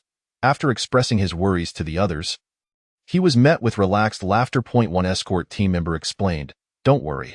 Bone-devouring ants become frantic when they go without food for a while. As long as they can't breach our defenses momentarily, they'll abandon us to seek nourishment elsewhere." The group remained quietly in the cave for about half an hour, listening as the sounds outside gradually subsided. A few pressed their ears against the cave wall, and after careful listening, they excitedly declared, "They're leaving. They're starting to retreat." Upon hearing this, everyone exhaled with relief, grateful to have escaped what could have been a dire fate. Once they returned, they vowed to cleanse themselves of the day's grime and misfortune, lamenting the ill luck that led them to encounter such terrifying creatures as the bone-devouring ants. After waiting another 10 minutes to confirm the absence of any disturbances outside, Wang Daong instructed the Firebird to create a small opening in the wall. Upon verifying that it was indeed safe, the group began to dismantle the stone wall at the entrance, preparing to report their findings. The carts that had brought them there remained outside, though only a few solitary carts remained, with the horses reduced to mere skeletal remains, a sight that was profoundly unsettling. This mining expedition had cost both the Qinglong and Qiyin teams dearly, and they were determined to uncover the hidden culprits behind this calamity. After gathering their belongings, they promptly set off to return. The miners, witnessing the grim scene outside, felt no desire to linger. Having traveled for over an hour to arrive, they returned on foot, arriving back at the mining area in just an hour and a half. Highlighting their urgency, Yu Yang had left Yu Xiao Air behind to tidy up the battlefield, and it was only halfway back that it caught up with him. Having indulged itself, Yu Xiao Air, ever the playful spirit, nestled comfortably in Yu Yang's backpack, contentedly resting. Recently, Yu Xiao Air had become increasingly enamored with the wonders of the world, showing less inclination to return to its original form. Fortunately, as they had not begun mining that day, Yu Yang resigned himself to carrying this hefty 30-pound companion onward. The others teased Yu Xiao Air for its enjoyment, prompting only a resigned smile from Yu Yang as he continued onward under the weight. In truth, given his current strength, carrying Yu Xiao Air was not particularly burdensome. It could not be said to feel as light as a feather, but it was certainly manageable. Chapter 27. The reward upon returning to the mining site. The escort teams immediately reconvened to address the day's challenges, while the miners had no time to rest and needed to return underground to resume their work, as the head tax awaited their attention. As Yu Yang observed Yu Xiao Air sleeping soundly in the backpack, a soft pink hue gracing its body, he surmised it was digesting the bone-devouring ant toxin it had absorbed that day. He decided not to disturb it, placing it back at home before making his way to the mine. Yu Yang felt little concern regarding the head tax he needed to pay that day. With his current capabilities, excavating 200 pounds of black iron ore was well within his reach, even with only half a day remaining. Due to the recent incidents with the bone-devouring ants, everyone had refrained from venturing into the chaotic zone for mining in the past few days. Yu Yang had also been diligently working in the underground tunnels. Previously, after Yu Xiao Air consumed the bone-devouring ant toxin, it had taken an entire day to digest the toxins due to the sheer quantity ingested. Without any test subjects, Yu Yang was uncertain whether the toxicity had intensified. However, the corrosive properties of its mycelium had undeniably increased. Previously, it took Yu Xiao Air around 10 minutes to corrode a 1-inch-high stone, but now it accomplished the same feat in roughly half that time. This bodes well, as it suggested that in the near future, Yu Xiao'er could become an invaluable ally in Yu Yang's mining endeavors. That day, while Yu Yang was enjoying a complimentary lunch in the cafeteria, a member of the escort team, named Li Jiang, hurriedly approached him. Li Jiang was part of the team during the last mission, during which he had been bitten by a bone-devouring ant. Why Yu Yang had swiftly intervened, dispatching the ant and escorting him to safety. And thus Li Jiang was immensely grateful. Their camaraderie had grown from that experience. Seeing Yu Yang still calmly enjoying his meal, Li Jiang snatched his bowl and utensils, exclaiming with excitement, "Yu Yang, stop eating. Captain Qin is looking for you. It must be about the last time you cleverly outsmarted the bone-devouring ants. The team is rewarding you. Hurry and see."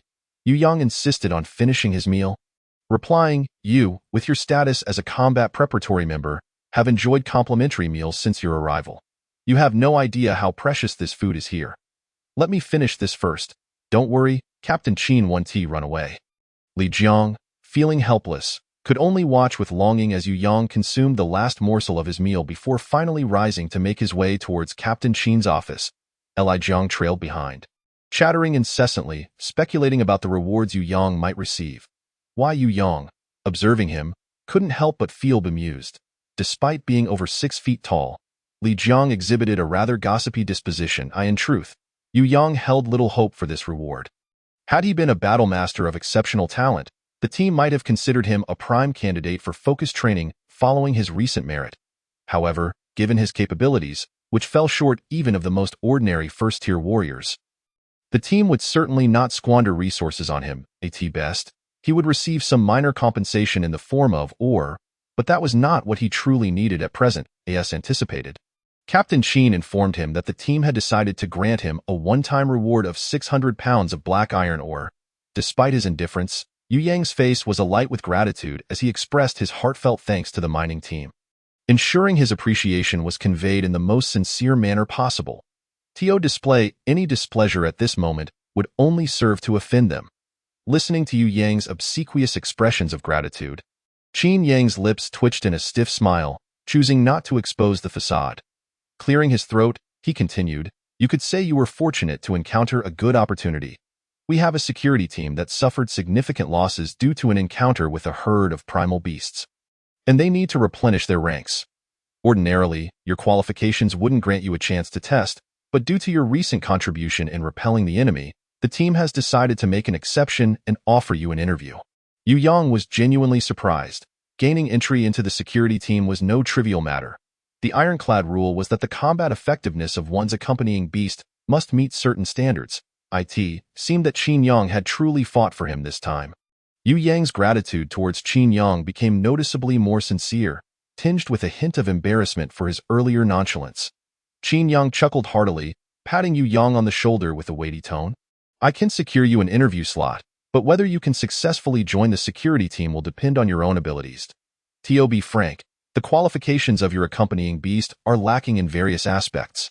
Your personal attributes are acceptable and you could work on that, but you are still far from meeting the entry requirements.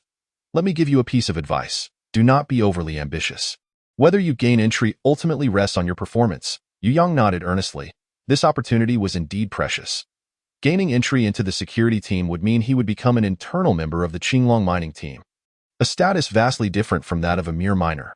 Consequently, his taxes would be entirely covered by the mining team, and he would only need to assist the team in completing tasks. This would afford him much more personal time, which he could dedicate to specialized training to enhance his own abilities. Chapter 28. Entry Assessment. After Qin Yang introduced Yu Yang to his new team captain, he promptly excused himself. The new captain's expression was grim, clearly displeased with the prospect of accepting a teammate like Yu Yang, whom he deemed ineffective. "I am Wu Su, the captain of the 6th squad. You may address me as Captain Wu. Let me make one thing clear. Although you have been assigned to our squad, if you do not meet our entry standards, I will not permit you to join us. Now, follow me so I can assess your overall combat power." Yu Yang nodded and followed Wu Su to the training ground, where he was about to face the captain's initial scrutiny. At that moment, several other squad members were engaged in various physical training exercises.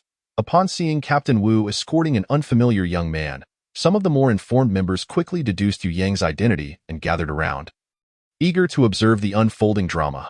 The entry assessment primarily evaluates the combat power of the accompanying beast. For Yu Yang, this meant testing the capabilities of his companion, Yu Shower. The first assessment typically measures the beast's offensive power, allowing evaluators to gauge its strength through metrics such as bite force, explosive power, and speed. Upon summoning Yu Shower, Yu Yang watched as the large mushroom floated in the air, and for a moment, even the judges appeared somewhat at a loss.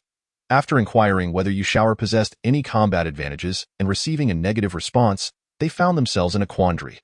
Ultimately, the judges assessed Yu Shower's speed and entanglement capabilities based on its physical characteristics. But alas, neither stood out. With a decisive stroke of the pen, they assigned it a mediocre rating. Wu Su's expression darkened. What had the team recommended to them? They needed fighters capable of wielding weapons, not a clumsy mascot. Interviewing such a candidate felt like a waste of his time. Unfortunately, Yu Yang was unaware of Wu Su's current thoughts. Otherwise, he would have surely warned him not to underestimate the youth. For Yu Shower was no mere harmless pet. It was a biochemical weapon of considerable lethality, capable of annihilating them in an instant. Upon hearing the test results, Yu Yang couldn't help but reflect on how perfectly he had concealed Yu Shower's true potential. Not only had he hidden it, but he had practically buried it. Wu Su, clutching two freshly minted assessment forms, offered no greeting as he turned to leave the training ground. Yu Yang hastily jogged after him. Fearful that his newly secured position might slip away, Yu Yang quickly intercepted Captain Wu, wearing a conciliatory smile. Captain Wu, although my accompanying beast's combat power is somewhat lacking, I myself have undergone upgrades that significantly enhanced my capabilities. Would you consider testing me before making a final decision? Wu Su remained unmoved, continuing his stride towards the exit. Yu Yang, feeling desperate, resorted to his trump card. Captain Wu, what if I promise not to partake in the division of spoils? You could consider me as an extra pair of hands for the team. Here, it is essential to mention the welfare policies of the security team. Besides the basic benefits provided by the team, the primary source of extra income stems from the beasts and primal creatures captured during missions, which belong to the security team as private property and do not need to be submitted to the Qinglong mining team. Such benefits are typically distributed at the captain's discretion, representing a significant portion of their income, and they are unlikely to willingly part with any of it. Wu Su couldn't help but chuckle. It must be said that this young man had a good sense of priorities, understanding that having one bird in hand is worth more than 1,000 in the bush. As Wu Su was about to exit the training room, Yu Yang hesitated, uncertain whether to pursue him. However, just as he decided against chasing, Wu Su turned back after walking a fair distance and shouted, "What are you staring at? Are you waiting for me to invite you?" Upon hearing this, Yu Yang's heart soared with joy, realizing that his position was secured.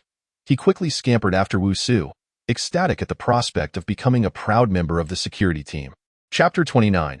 Unwanted by all, Wu Su led Yu Yang directly into the training room of their 6th squad, where the members were engaged in cooperative training with their accompanying beasts. Captain Wu introduced each member, noting that apart from himself, who was a second-tier warrior, there were 2 first-tier warriors named Qin Tian and Huasiyu.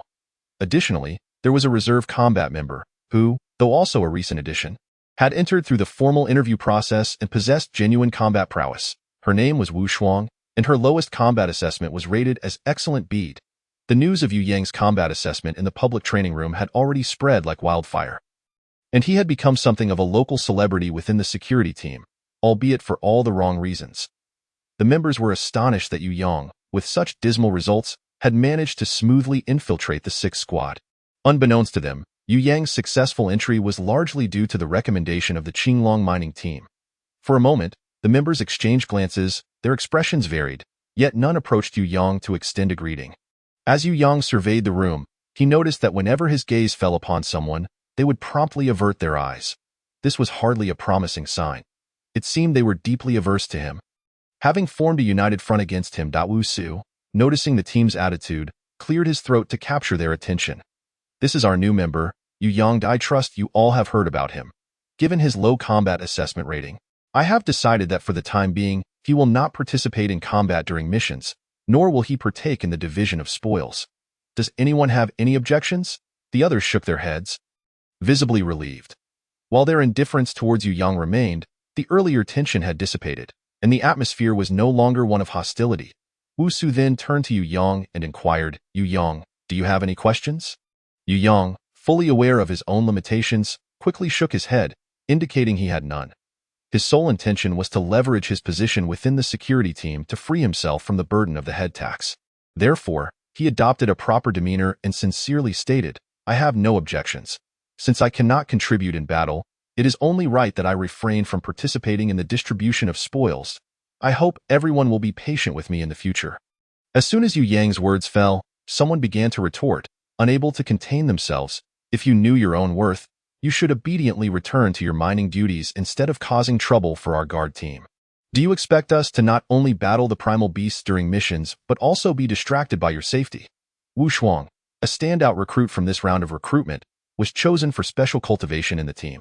He was accustomed to being unruly in Team 6, often confronting anyone and anything, which, while irritating, allowed him to voice the unspoken thoughts of his peers at this moment.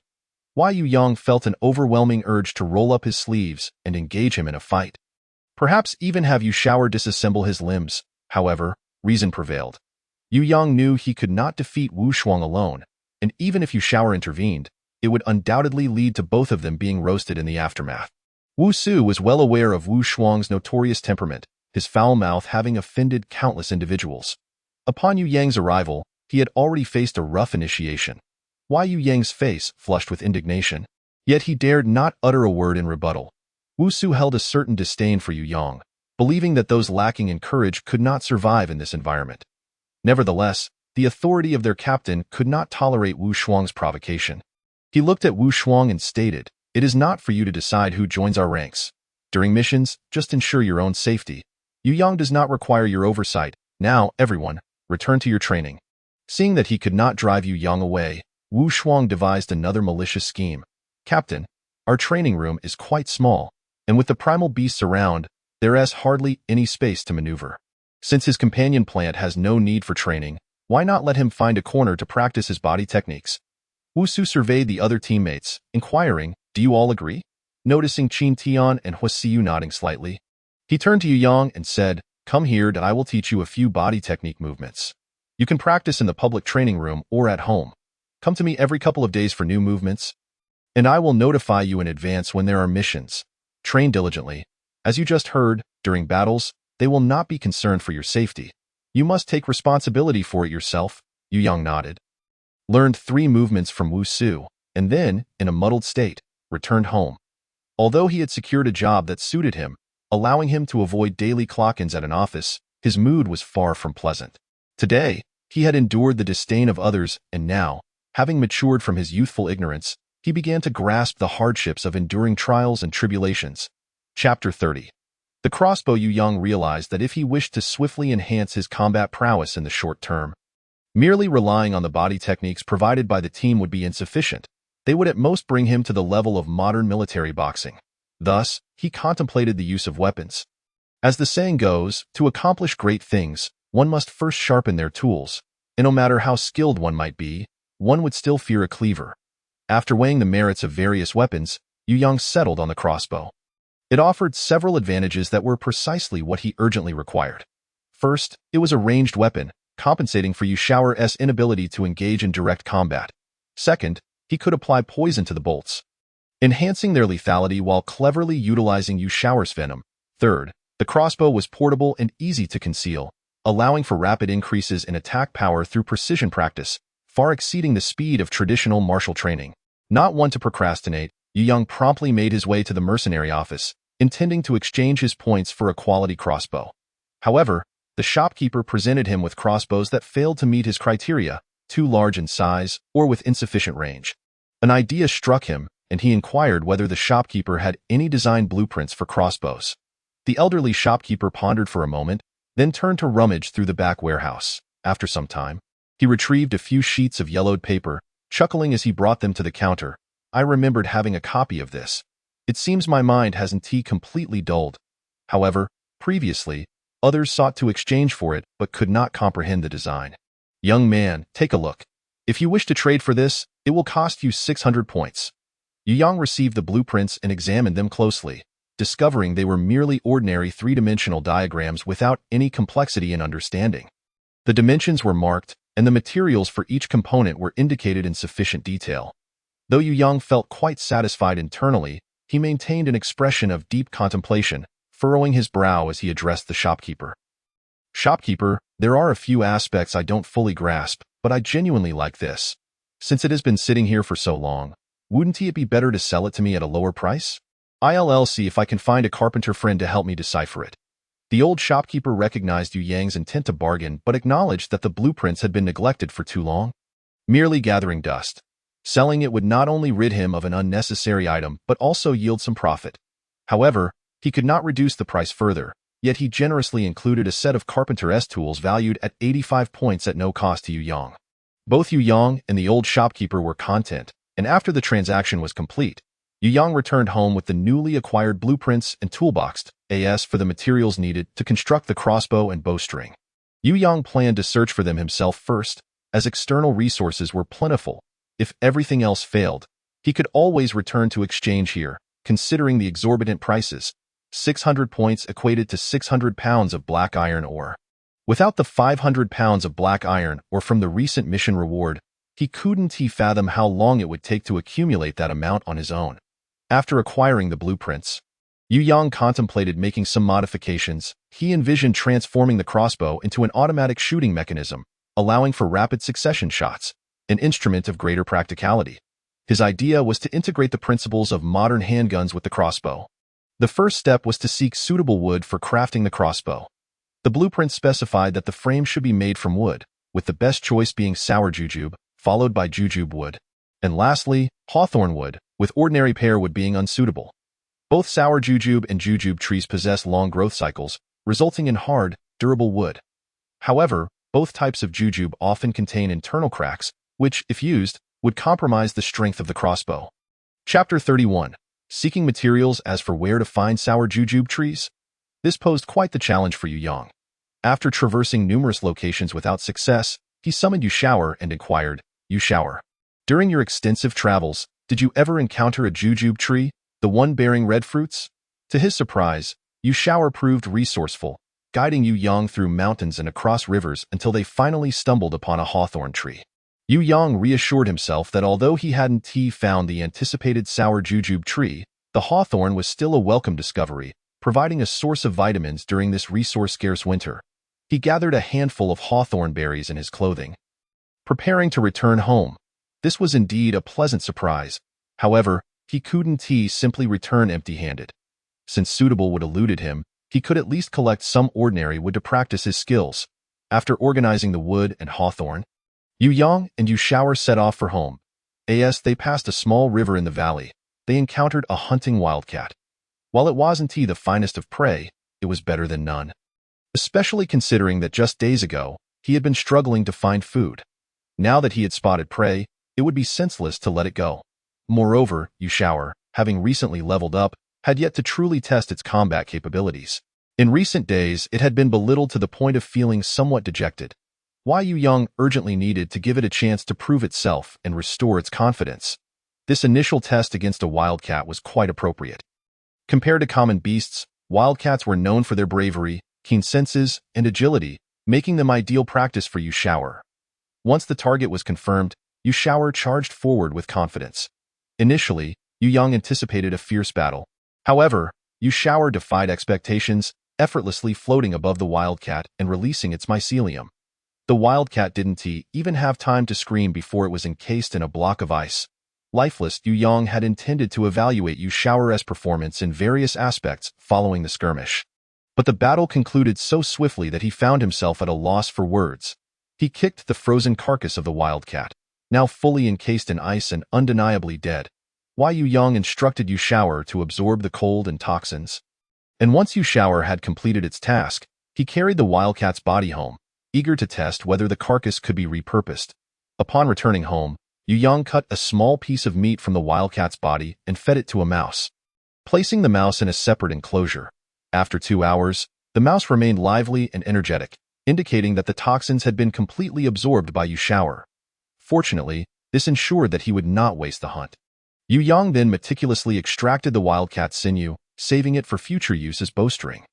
The beast meat is set aside for the mice, to observe whether there will be any issues with long-term consumption. Taking out the timber carried back from the mountains, Yu Yang intends to practice his skills with these materials first. The quality of the wood directly influences the range of the crossbow, while the craftsmanship is closely tied to its accuracy. The construction of the crossbow is not overly complicated. There are already bowstrings readily available at home. After shaping the wood into smooth planks, Yu Yang proportionately sketched several blueprints, cutting out the various parts to affix them onto the planks, and then proceeded with the saw and plane. Engaging in this work becomes truly addictive. He finds it hard to stop until it is completed. Considering he does not need to report to the guard team the following day, Yu Yang decides to work through the night, and by the early hours, a rudimentary crossbow finally stands before him.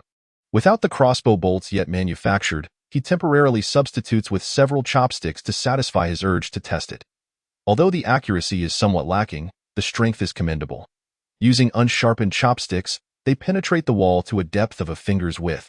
Once better materials are utilized, its lethality will undoubtedly increase, and Yu Yang is quite satisfied. Chapter 32. Crafting the crossbow. In the past few days, Yu Yang remained at home, not only pondering the modification plans for the crossbow, but also diligently practicing the 3 martial techniques taught by Wu Su. He hopes to perform well and regain some favor. As it turns out, he has overthought the situation. Wu Su did not grant him an opportunity to demonstrate his skills. Upon Yu Yang's arrival, he hurriedly taught him the next 3 movements, sending him home to practice without a segment for corrections.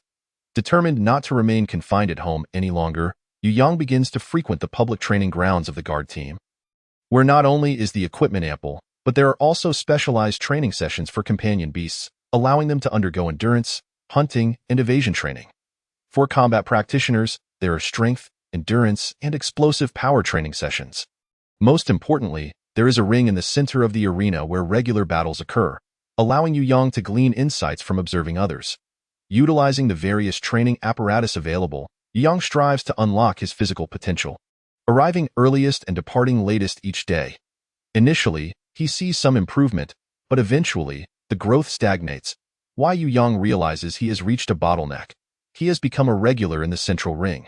At first, he was merely on the receiving end of blows, with others betting on how long he would last. Now, at least some wager on his chances of winning. This shift reflects the acknowledgement of his progress by his peers. Yu Yang discovers he had previously underestimated the role of companion beasts. For energy combat practitioners, companion beasts are irreplaceable assets. They share a profound bond with their masters, serving as their most loyal combat partners.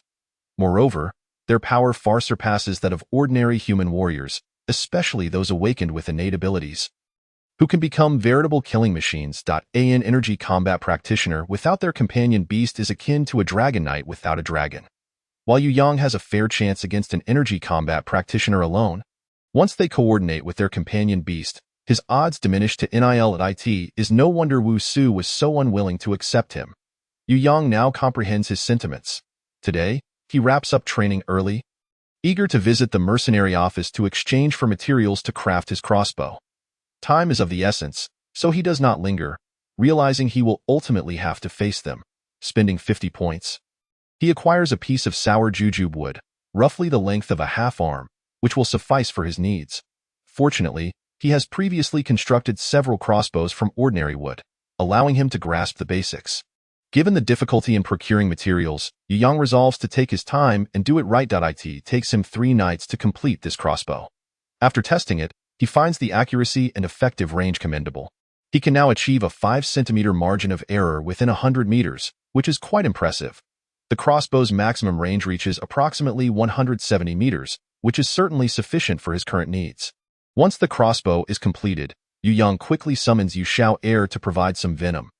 After crafting a few poison arrows as his trump card, he feels a sense of assurance, now able to contend with others without risking exposure of Yu Xiao Air. Chapter 33. Undertaking a mission. In the past few days, Yu Yang has remained at home, fully engrossed in researching modifications for his crossbow. He has integrated principles from pistol design and finally overcome the challenges of simultaneously launching multiple crossbow bolts and achieving continuous fire. The following morning, Yu Yang rises early, readying himself for the day when he will join the 6th Squad for martial arts training. As he steps outside, he senses an unusual atmosphere permeating the mining area. Encountering numerous teams hurrying outward, along with a few lone wanderers among them, Yu Yang's intuition suggests something significant is unfolding. prompting him to hasten to the 6th Squad's training room to uncover the specifics. Upon his arrival, Captain Wu is convening a meeting with the team. Spotting Yu Yang, he slaps his forehead and exclaims, "I almost forgot about you. Come quickly. I need to brief you on our new mission." Hastily, Yu Yang moves to the back of the line. Upon seeing him, Wu Shuang scoffs, but after receiving a glare from Captain Wu, he refrains from further comment. Turns out the squad has received a mining exploration task from the mercenary office. However, this mission differs significantly from those in the past. Previously, they explored deposits of black iron ore, but this time, they are to seek out energy stone deposits. Due to a recent surge in the appearance of energy beasts, the upper management suspects that the energy stone deposits beneath the surface may be leaking their aura, attracting numerous energy beasts. Should they discover an energy stone mine, it would undoubtedly be a leap toward prosperity. Naturally, the rewards for this mission are considerably more generous than usual, with the most enticing incentive being that the first person to locate an energy stone deposit will earn their freedom, along with countless other rewards. The news detonates within the guard team like a bombshell, prompting all members to spring into action. Time is of the essence, leading the 6th Squad to decide on immediate deployment. As the mission requires an overnight stay outside, Captain Wu grants the team half an hour to gather their belongings. Upon returning home, Yu Yang quickly grabs the freshly modified crossbow and bolts. Ensuring his safety is further bolstered, he also packs camping essentials, including bedding and food, before rushing back. Given the time constraints, Captain Wu swiftly allocates a horse to each member for transportation. He, along with Qin Tian and Huasiyu, mounts their horses with remarkable ease, suggesting prior experience. Wu Shuang appears quite pleased. Having heard from Qin Tian about the need for horseback riding in emergency missions, he had covertly practiced during his off hours. Captain Wu's approving glance adds to his delight, and soon all eyes shift to Yu Yang, assessing whether he can ride. Otherwise, he may be left behind. With a slow but steady effort, Yu Yang manages to situate himself on the horse's back. Though somewhat unpracticed, his technique remains adequate, allowing him to keep pace with the others without any sign of resistance from the horse. Yu Yang passes this test, crediting his modern life experiences where he often watched various sports while bedridden. On his 10th birthday, his family had acquired a gentle pony and hired an instructor to teach him to ride. Although he could only manage to trot around a bit, he was quite content, never expecting those skills would come in handy now. Observing the group's rising morale, Captain Wu begins outlining the mission strategy. As you can see, numerous squads have taken on this task. Aside from a few who genuinely cannot participate, nearly all have accepted the exploration of the energy stone mine. Our 6 squad's capabilities are not particularly outstanding among them. Unless we stumble upon a fortunate opportunity, our chances of completing the mission first are extremely slim. Therefore, our goal is to prioritize locating the energy stone mine while focusing on eliminating energy beasts. Do you have any objections? Many shook their heads, fully aware that the captain spoke the unvarnished truth. Although each of them harbored a profound yearning for freedom, they ultimately had to confront reality. Chapter 34. The bait.as. The primary objective of the 6th Squad transformed into hunting the Yuan beasts. The group diligently pursued the creatures along their path. Each member held a distinct role within the team, and the less combat-capable Yu Yang was designated as the bait. Fortunately, the squad would assess the danger level of the Yuan beasts before assigning him this role. The underlying reason for this precaution was not so much concern for Yu Yang's safety, but rather the fear that he might attract beasts they could not handle. Qin Tian served as the scout, accompanied by his spirit beast, a gray hawk, capable of soaring to great heights with exceptional vision, enabling him to locate suitable Yuan beasts for the squad. Then it was Yu Yang's turn to act, as he needed to devise a way to lure the selected Yuan beast into the traps set by the others.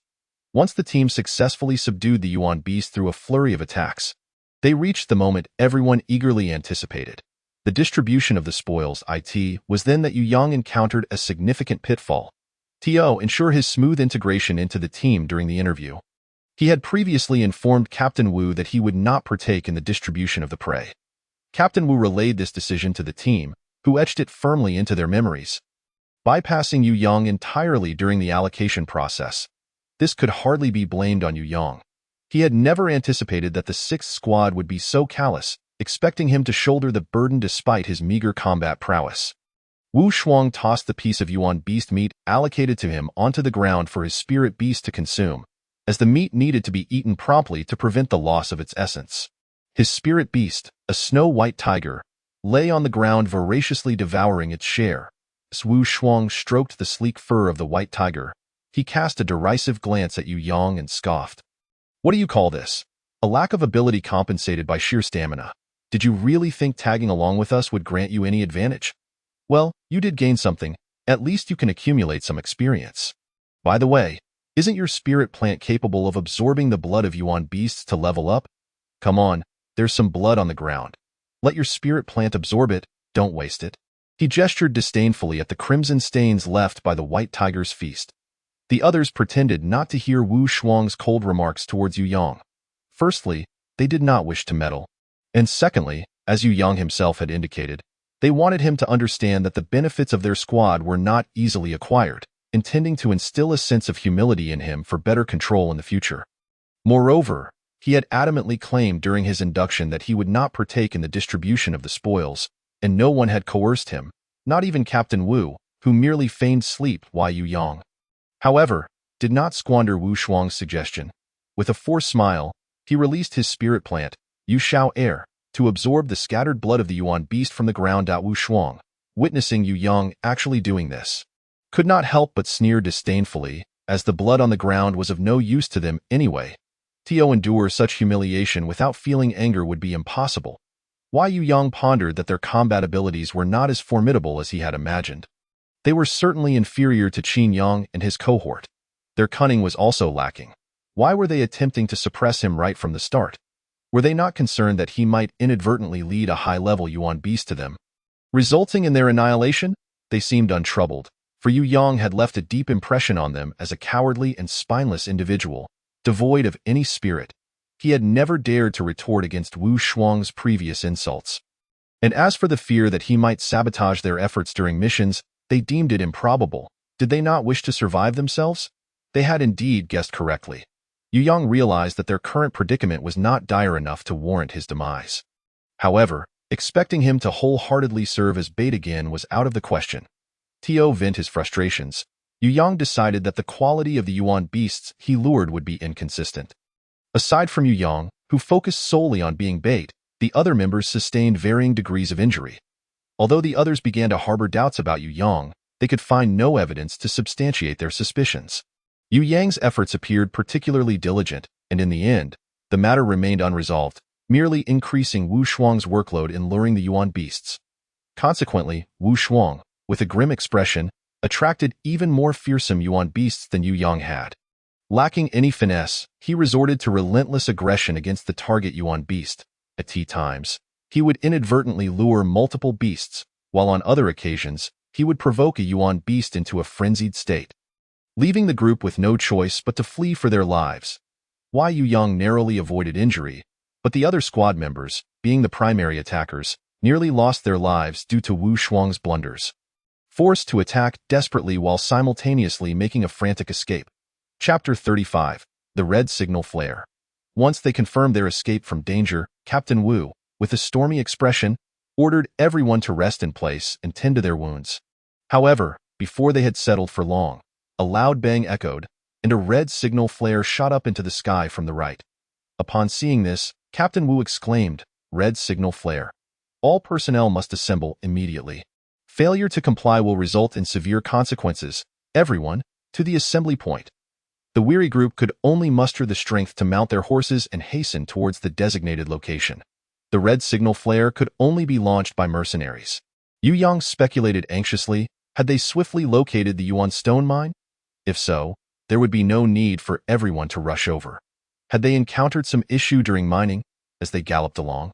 Just as Yu Yang and the others arrived, they were ushered into a cave. The cave exhibited no clear signs of artificial excavation, suggesting it was a natural formation. They had scarcely ventured inside when Yu Yang sensed his spirit plant, Yu Shao Air, stirring with unusual vitality, vigorously expressing its desire to emerge.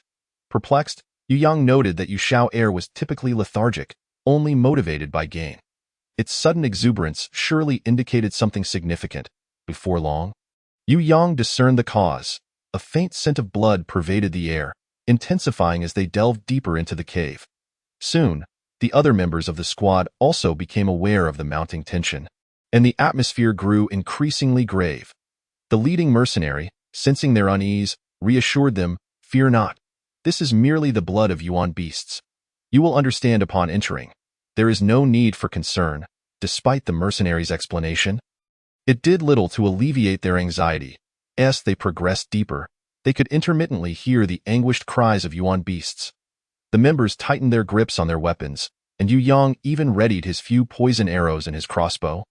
Bracing for a potential battle, however, upon reaching the battlefield, the scene within the cave left them utterly astonished. Indeed, numerous high-level Yuan beasts roamed inside, and Yu Yang spotted the legendary Earth Dragon beast among them. The mountain-dwelling spider beast from the poison miasma forest had also arrived, along with several ice serpents that had nearly claimed Yu Yang's life on a previous encounter. There were many Yuan beasts Yu Yang did not recognize, each with bizarre appearances and varying sizes.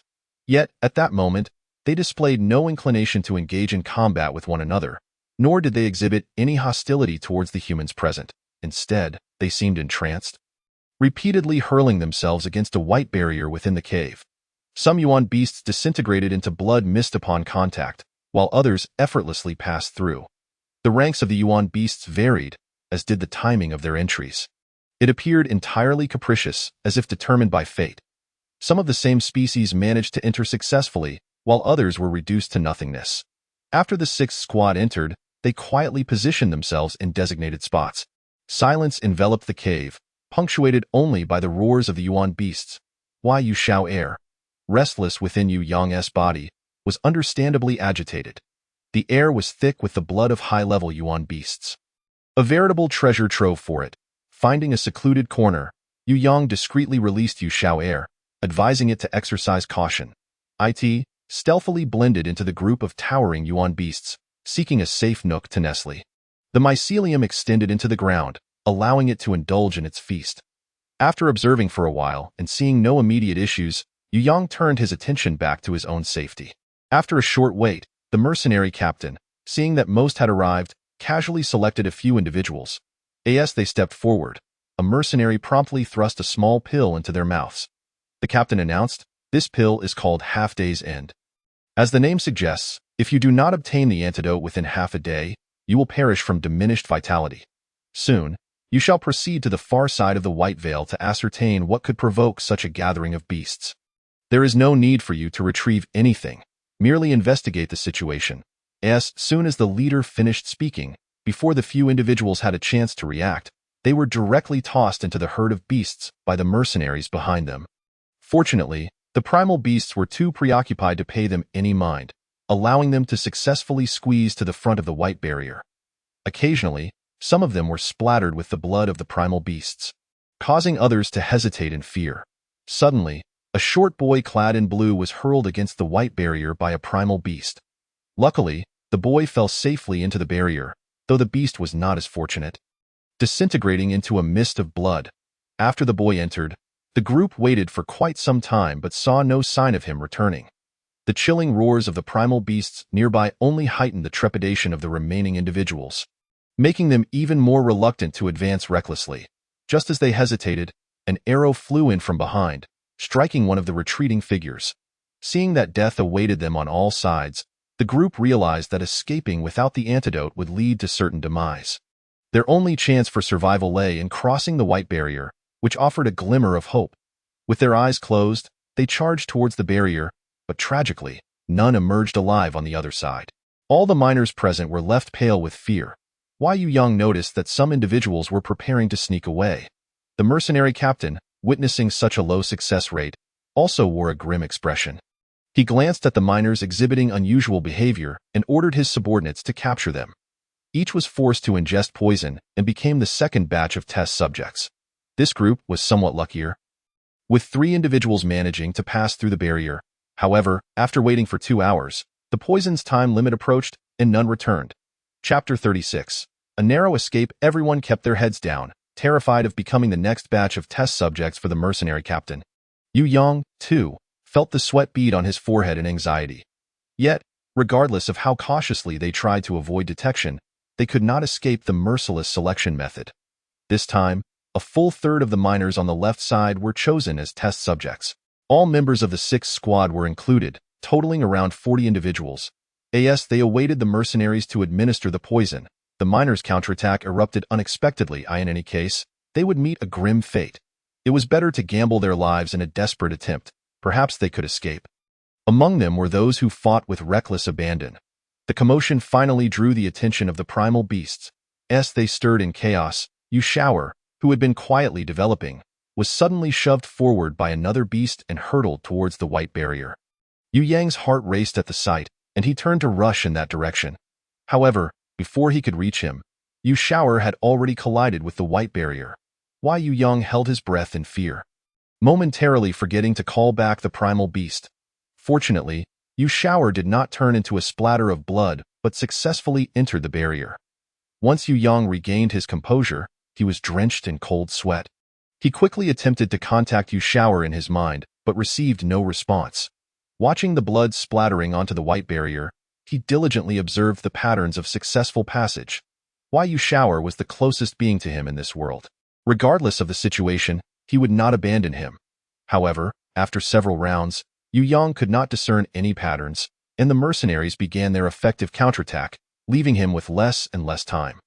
Watching the waves of primal beasts continually assault the white barrier, an epiphany struck him. Since so many primal beasts were drawn to the primal energy, could the conditions for successful passage be related to it? Yang carefully sensed the fluctuations of primal energy at the barrier. Indeed, as the primal beasts were sacrificed, the energy at the barrier slowly diminished. When it reached a critical low, a primal beast could successfully pass through the barrier, emerging victorious. After observing the pattern twice and determining the right moment, he dove in, only to be unexpectedly confronted by a nimble leopard cat that leaped ahead of him. At this point, Yang could not halt his momentum.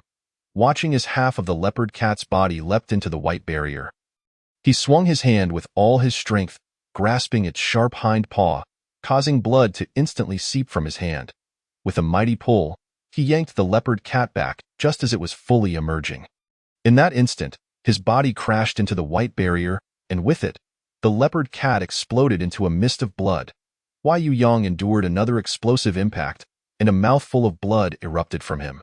Wiping the blood from the corner of his mouth with the back of his hand, he felt only relief. Had he not reacted swiftly, he would have been the one to dissolve into blood mist. Before he could steady himself, he found a large, jelly-like creature thrust into his arms. Shower, with its large head, nudged him incessantly, expressing its helplessness. Using his uninjured hand, Yang gently patted the umbrella-like form of Shower. Their safety was the greatest boon of this ordeal, and now that he had found Shower, he could finally take stock of his surroundings. The area was still a cave, but the air felt considerably drier, and the ground was covered with a thick layer of sand. A series of footprints of varying sizes extended outward. Near the white barrier lay several grotesque corpses, their orifices oozing blood, alongside a pool of crimson and some scraps of fabric in different colors. It appeared these were the unfortunate souls who had successfully traversed the barrier only to succumb to the mercenaries' poison. Although Yang had discovered the method to pass through the white barrier, he was not foolish enough to return and relay this information. In truth, the method was not difficult to uncover. With a few more experiments, the captain would soon find the answer. He needed to escape this perilous place before the main force arrived. Glancing at the corpses within the cave, Yang had no desire to plunder. The fewer traces he left behind, the better. He removed his outer garments, walking carefully while using the fabric to obscure his footprints. Chapter 37. The rescue. As Yang made his way through the cave, he endeavored to evade the primal beast that had also crossed the barrier. Thankfully, everyone seemed more interested in exploring this new world than engaging in conflict. The cave was lengthy, and Yang followed closely behind the rear of a herbivorous primal beast, a little horned deer. He did not intend to hunt this creature. Rather, he sought to leverage its keen instincts to navigate the desert. Even if he could not find an exit, at the very least, it might lead him to a water source. The little horned deer was naturally timid and exceedingly cautious, and Yang exerted considerable effort to avoid detection. After winding his way for some time, he failed to find a water source, but instead encountered 3 humans locked in fierce combat. Yang was taken aback by how quickly he stumbled upon fellow humans. This was far more convenient than finding his own way out. Truly, it was a case of finding a pillow when one was sleepy. However, he needed to act swiftly. Otherwise, the rescuers would perish on the way. At that moment, the three were being besieged by a pack of primal gray wolves. With their backs pressed together, the trio wielded weapons to fend off the relentless assaults of the gray wolves. Not far away was a massive, icy blue serpent, likely the companion beast of one of them, striving to break through the encirclement of wolves. Although the serpent displayed formidable combat prowess, injuring several wolves, it too bore significant wounds. Its venom did not appear particularly potent. While the wolves slowed in their reactions when injured, their overall fighting ability remained largely intact, only stirred by their inner ferocity. As the gray wolves continued their relentless ambush, the giant serpent became increasingly fatigued. If the serpent, their primary combat force, fell, the trio would face certain doom. Seeing a wolf poised to bite the serpent's vulnerable spot, Yu Yang knew he could no longer wait. He readied his bow and poison arrow, shooting it straight at the wolf's hind leg. The three individuals, surprised by the unexpected assistance, turned to find only Yu Yang standing alone, devoid of any companion beasts or plants. Disappointment and urgency washed over them. They realized they could not escape and did not wish to bring misfortune upon another. The tallest and most robust among them shouted at Yu Yang, "Run! These gray wolves are not something you can handle." Three individuals sought to persuade Yu Yang to depart, yet the pack of gray wolves vehemently opposed this notion. Two wolves had already broken away from the throng and were racing towards Yu Yang. One of the wolves, previously wounded by Yu Yang's arrow, turned back and used its jaws to dislodge the bolt from its hind leg, a spray of crimson blood erupting forth. Unfazed, the gray wolf's eyes glinted with ferocity as it advanced towards Yu Yang with a lithe stride. This particular wolf appeared to be the alpha of the pack. Observing its movements, the other wolves parted to clear its path. However, after merely 4 or 5 steps, the wolf's pace began to falter, its form swaying precariously. Suddenly, with a thud, it collapsed onto the sandy ground. The remaining wolves, momentarily stunned by the sight of their fallen leader, were caught off guard as Yu Yang swiftly loosed 2 more arrows, dispatching the 2 wolves that had closed in on him. Witnessing this, the remaining wolves were thrown into disarray, hesitant to approach. Seizing this opportunity, the massive python launched a fierce counterattack, coordinating with Yu Yang's ranged strikes. The will of the wolf pack ultimately crumbled, and they scattered in disorganized retreat. Unexpectedly, the situation took a turn for the better. The 3 men, though filled with exhilaration, were also gripped by profound relief. Had this young brother arrived even a moment later, their fate would have been sealed. They hurriedly approached Yu Yang to express their gratitude. The foremost among them, a burly man, bowed deeply and said, "Young brother, your great kindness requires no words of thanks. Should you ever need my assistance, Zhu Hao, whether scaling mountains or descending into the depths of the sea of flames, I shall not hesitate." The other 2 quickly followed suit, bowing and nodding in agreement. Yu Yang immediately helped Zhu Hao to his feet, smiling as he replied, "Brother Zhu, there is no need for such formality. When traversing the world, one cannot avoid the need for assistance. I too merely stumbled upon this area while inadvertently losing my way, and I would appreciate your guidance back to safety." Upon hearing this, Zhu Hao nodded vigorously, responding, "Of course, it is no trouble at all. I presume young brother encountered the beast horde and became separated from his original party. We intend to gather Sandfish Row for another couple of days before returning to our settlement in the desert. Given that you currently have no bounty to speak of, why not join us for a couple more days of gathering? It would be a great pity to miss this annual sandfish spawning season." Yu Yang, eager to remain among these individuals and glean more about the region, readily agreed. Thus, Yu Yang temporarily joined this gathering party, with Zhu Hao being the most formidable among them, a second-tier elemental combat master, accompanied by a massive ice blue python as his bonded beast. The other 2 members included one named Wang Han, who possessed a refined appearance and was accompanied by a diminutive golden-mantled ground squirrel. Though lacking in combat prowess, the squirrel boasted an acute sense of smell, making it an invaluable aid in locating sandfish ROE.at present. It nestled in Wang Han's embrace, trembling in the aftermath of the recent perilous encounter. The last member was Wang Cheng. Although merely a commoner, he was exceedingly familiar with the desert environment and served as a capable guide, ensuring the group's safe return to their settlement. Yu Yang introduced himself and also presented Yu Xiao heir to the trio. He refrained from divulging his true circumstances to these newly acquainted strangers, instead echoing their earlier sentiments about entering the area to gather sandfish roe, only to encounter formidable elemental beasts and inadvertently become separated from his companions. His belongings had long been lost in the chaos, and he was parched and desperate for water. Thankfully, Zhu Hao and the others had some to spare, allowing Yu Yang to quench his thirst. After enjoying a refreshing sip, he felt revitalized. Zhu Hao laughed heartily, addressing Yu Yang, "Brother Yu, drink to your heart's content. We have enough water for the next 2 days." Grateful, Yu Yang accepted the offer and drank deeply, his thirst finally satiated. The three men smiled, and the atmosphere grew considerably more relaxed. Wang Cheng, curious, reached out to touch Yu Xiao'er, inquiring, "Brother Yu, it is quite rare to see a bonded plant as large as Yu Xiao'er. Was it always this size, or did it grow larger after awakening?" Awakening. Yu Yang had never heard of bonded plants undergoing such a process, and for a moment, he was at a loss for words. Fortunately, someone else spoke up. Wang Han, stroking his golden-mantled ground squirrel, remarked, "Yu Xiao'er has likely not yet awakened, as my squirrel cannot detect the presence of elemental energy emanating from it." Yu Yang quickly nodded in agreement.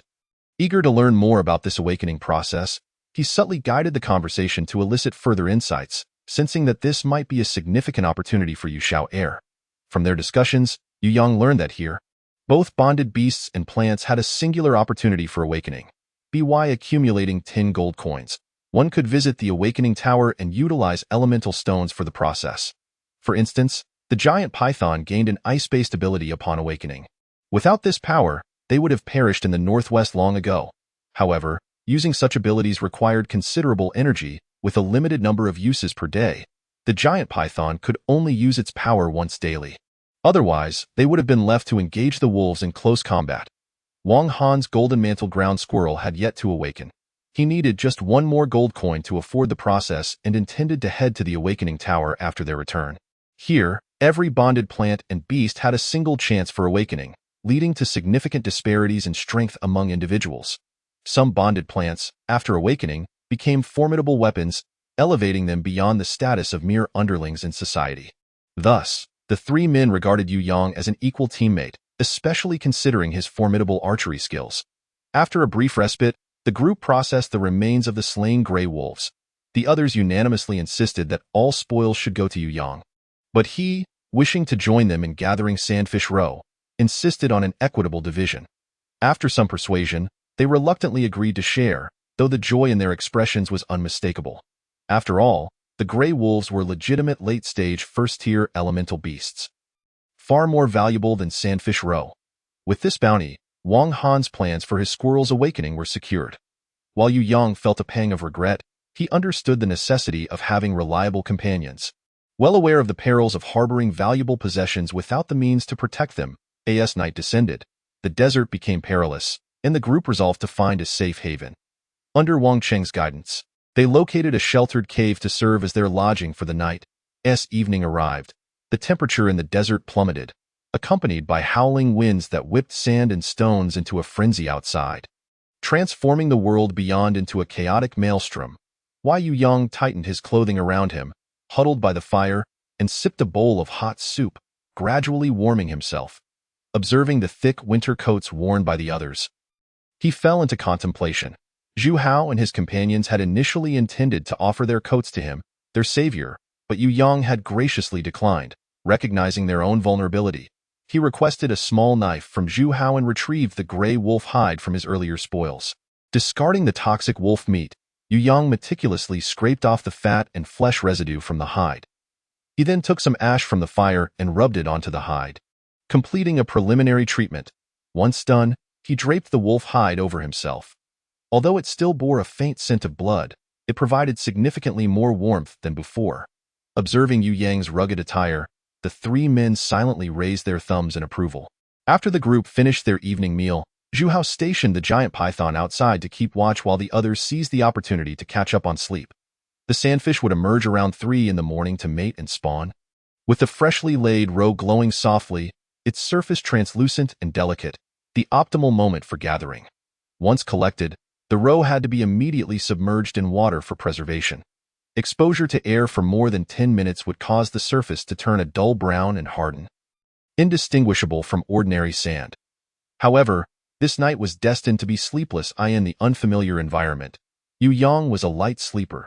He scarcely dozed off before being roused by faint sounds. Upon closer inspection, he discerned the wind carrying subtle rustlings, occasionally punctuated by the low, labored breaths of large animals. Glancing down at his wolf hide, he surmised that the pack of gray wolves had returned seeking vengeance. At this moment, Zhu Hao, closely attuned to the giant python, received its warning signal and sprang into action. Noticing Yu Yang also awake, he swiftly gestured for silence. Yu Yang nodded in understanding and gently roused Wang Han and Wang Cheng. Both men, seasoned in their experiences, forced themselves to shake off their drowsiness. Quietly, they all grasped their weapons, and Yu Yang readied his poisoned crossbow bolts. After some contemplation, Yu Yang instructed a few individuals to retrieve their weapons. He then took out the venom he had previously preserved and meticulously coated the weapons with it. Just as they were preparing, a gray wolf stealthily peeked into the cave. Yu Yang did not give it a chance to react. A crossbow bolt struck it directly in the forehead.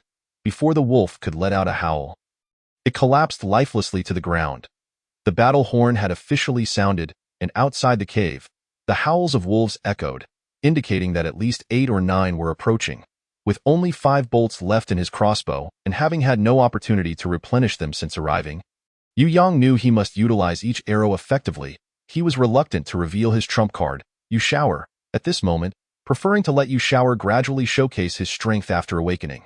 Fortunately, after some time with the escort team, Yu Yang had honed his skills sufficiently. Borrowing a spare knife from Zhu Hao, he engaged in combat with the gray wolves. Fortunately, all 4 of them possessed commendable combat skills, and with the formidable presence of a giant python, they fought fiercely. Although all sustained various injuries, the gray wolves failed to gain any advantage, and 5 of their corpses now lay on the ground. The remaining 3 gray wolves did not rush to attack but instead encircled the cave entrance and howled to the heavens. Shortly after, a snow-white one-eyed wolf king strode into the cave with a commanding gait, its gaze icy as if assessing corpses. However, when it looked at the giant python, its eyes glinted with a sinister red hue. "How is it still alive?" Zhu Hao exclaimed in shock. "What is going on? Do you know it?" This was a second-tier early-stage wolf king, although it was only 1 tier above the ordinary gray wolves. The qualitative difference between the first and second tiers was staggering, and they were not in a position to defeat Yu Yang's brow was drenched in cold sweat as his mind raced. This was no trivial matter. The Wolf King seemed to relish tormenting them, delaying its attack. Zhu Hao hurriedly explained. "It led the assault on our team before, and its eye was blinded by a being, the giant python, during the battle. It has come for revenge, calculating its timing precisely. A being has already exhausted its usage of divine powers today." Yu Yang understood. The Wolf King had come to settle the score. No wonder his disguise in the gray wolf skin failed to draw its ire. However, he did not feel relieved, as he recognized that without the giant python's formidable strength, Zhu Hao, as its master, would be severely weakened. Consequently, their fighting capability would diminish, and they would inevitably become prey to the wolf pack. Thus, their foremost task was to gather all their strength to eliminate the Wolf King. If necessary, Yu Shower would have to take action. Other matters could be addressed later. Their current strength was insufficient to contend with the Wolf King. Only the giant python possessed the capability to battle it. Yu Yang inquired of Zhu Hao, "Brother Zhu, how much longer until a being can utilize its divine powers again?" Zhu Hao calculated and replied, "1 more hour. The Wolf King would never grant the giant python such recovery time."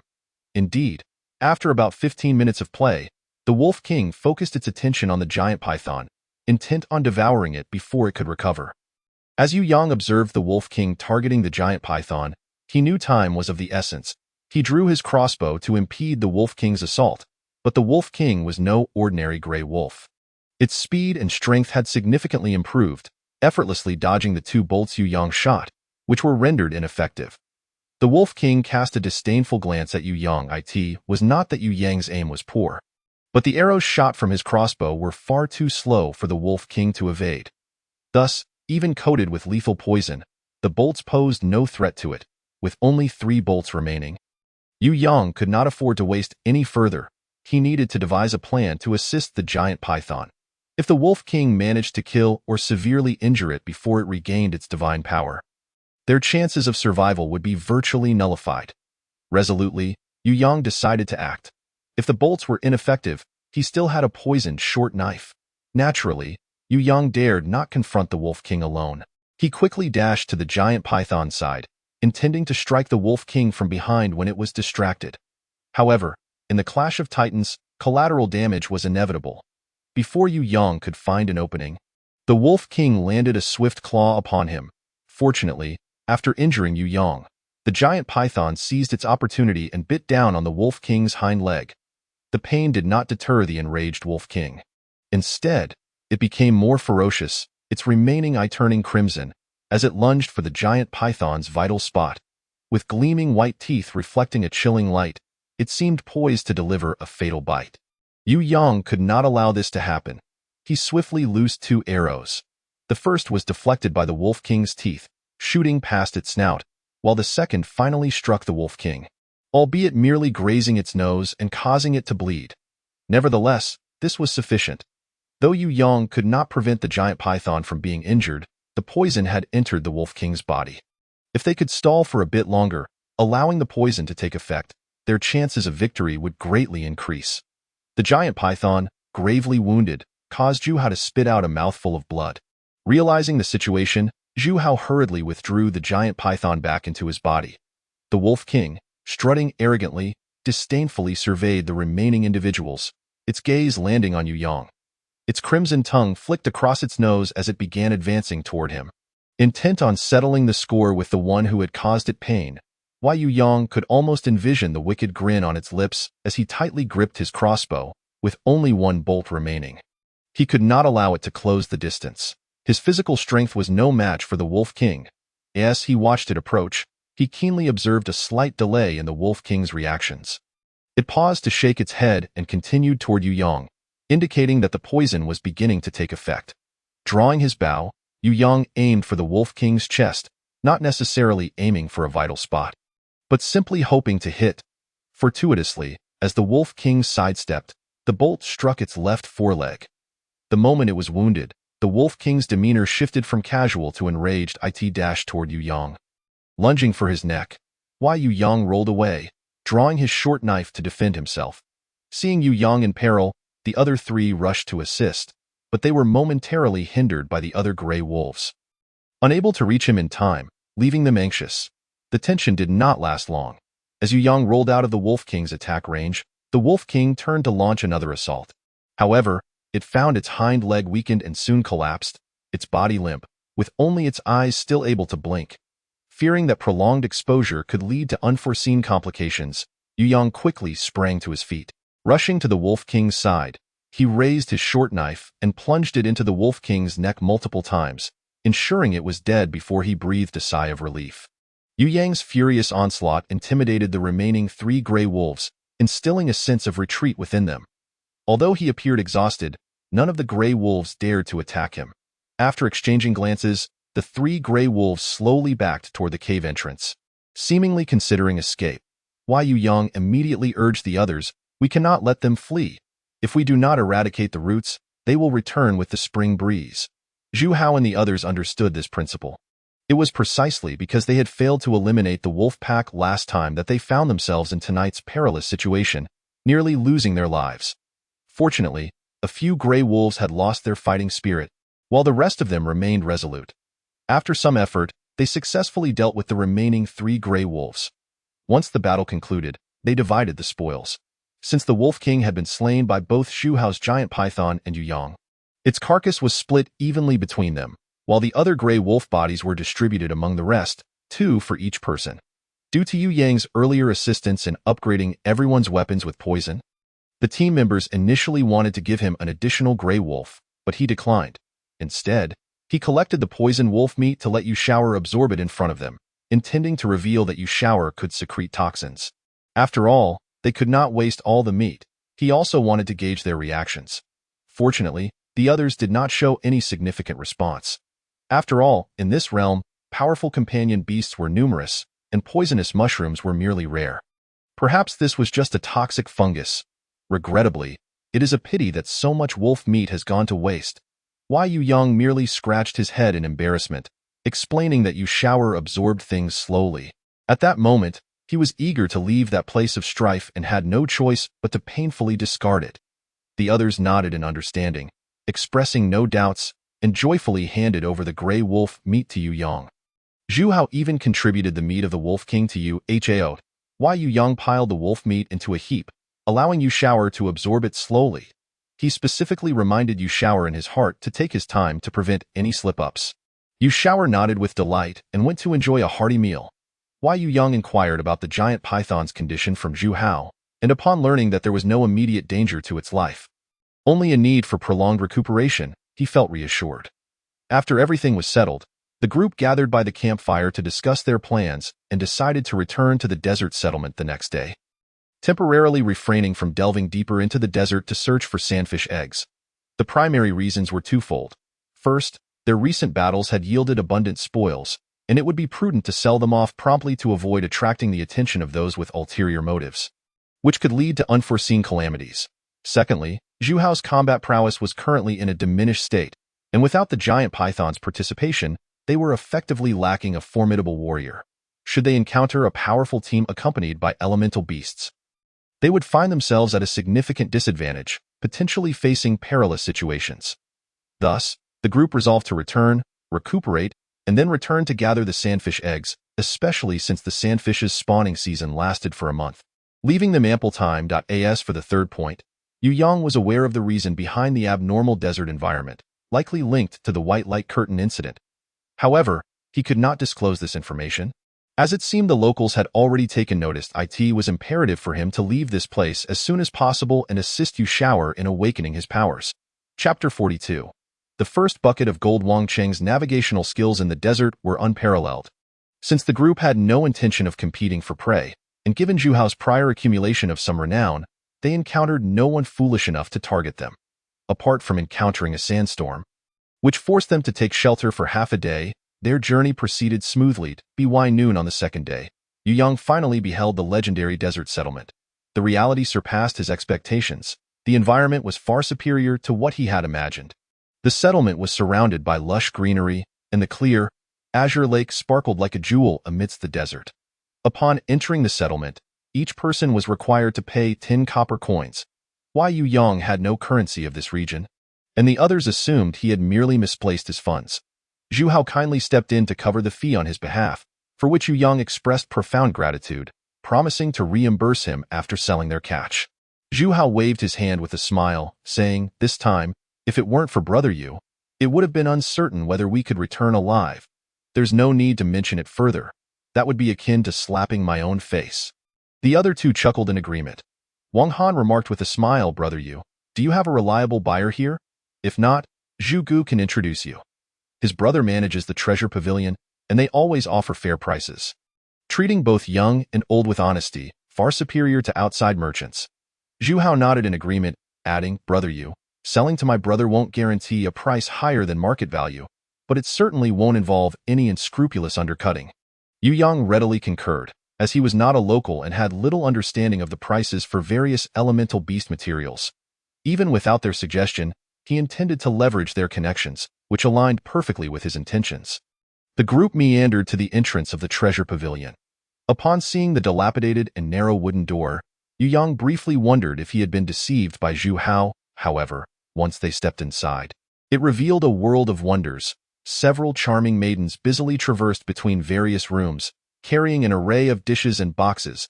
Yu Yang was not captivated by their beauty. Rather, he was astonished to discover that these maidens possessed the capability of battle apprentices or even first-tier warriors. It seemed the treasure pavilion's strength was indeed formidable, and he had previously underestimated it. Because Zhu Hao was a familiar face and the manager's younger brother, many of the maids and attendants recognized him. Upon seeing him, they greeted him with smiles, and Zhu Hao warmly reciprocated before heading upstairs to find his brother.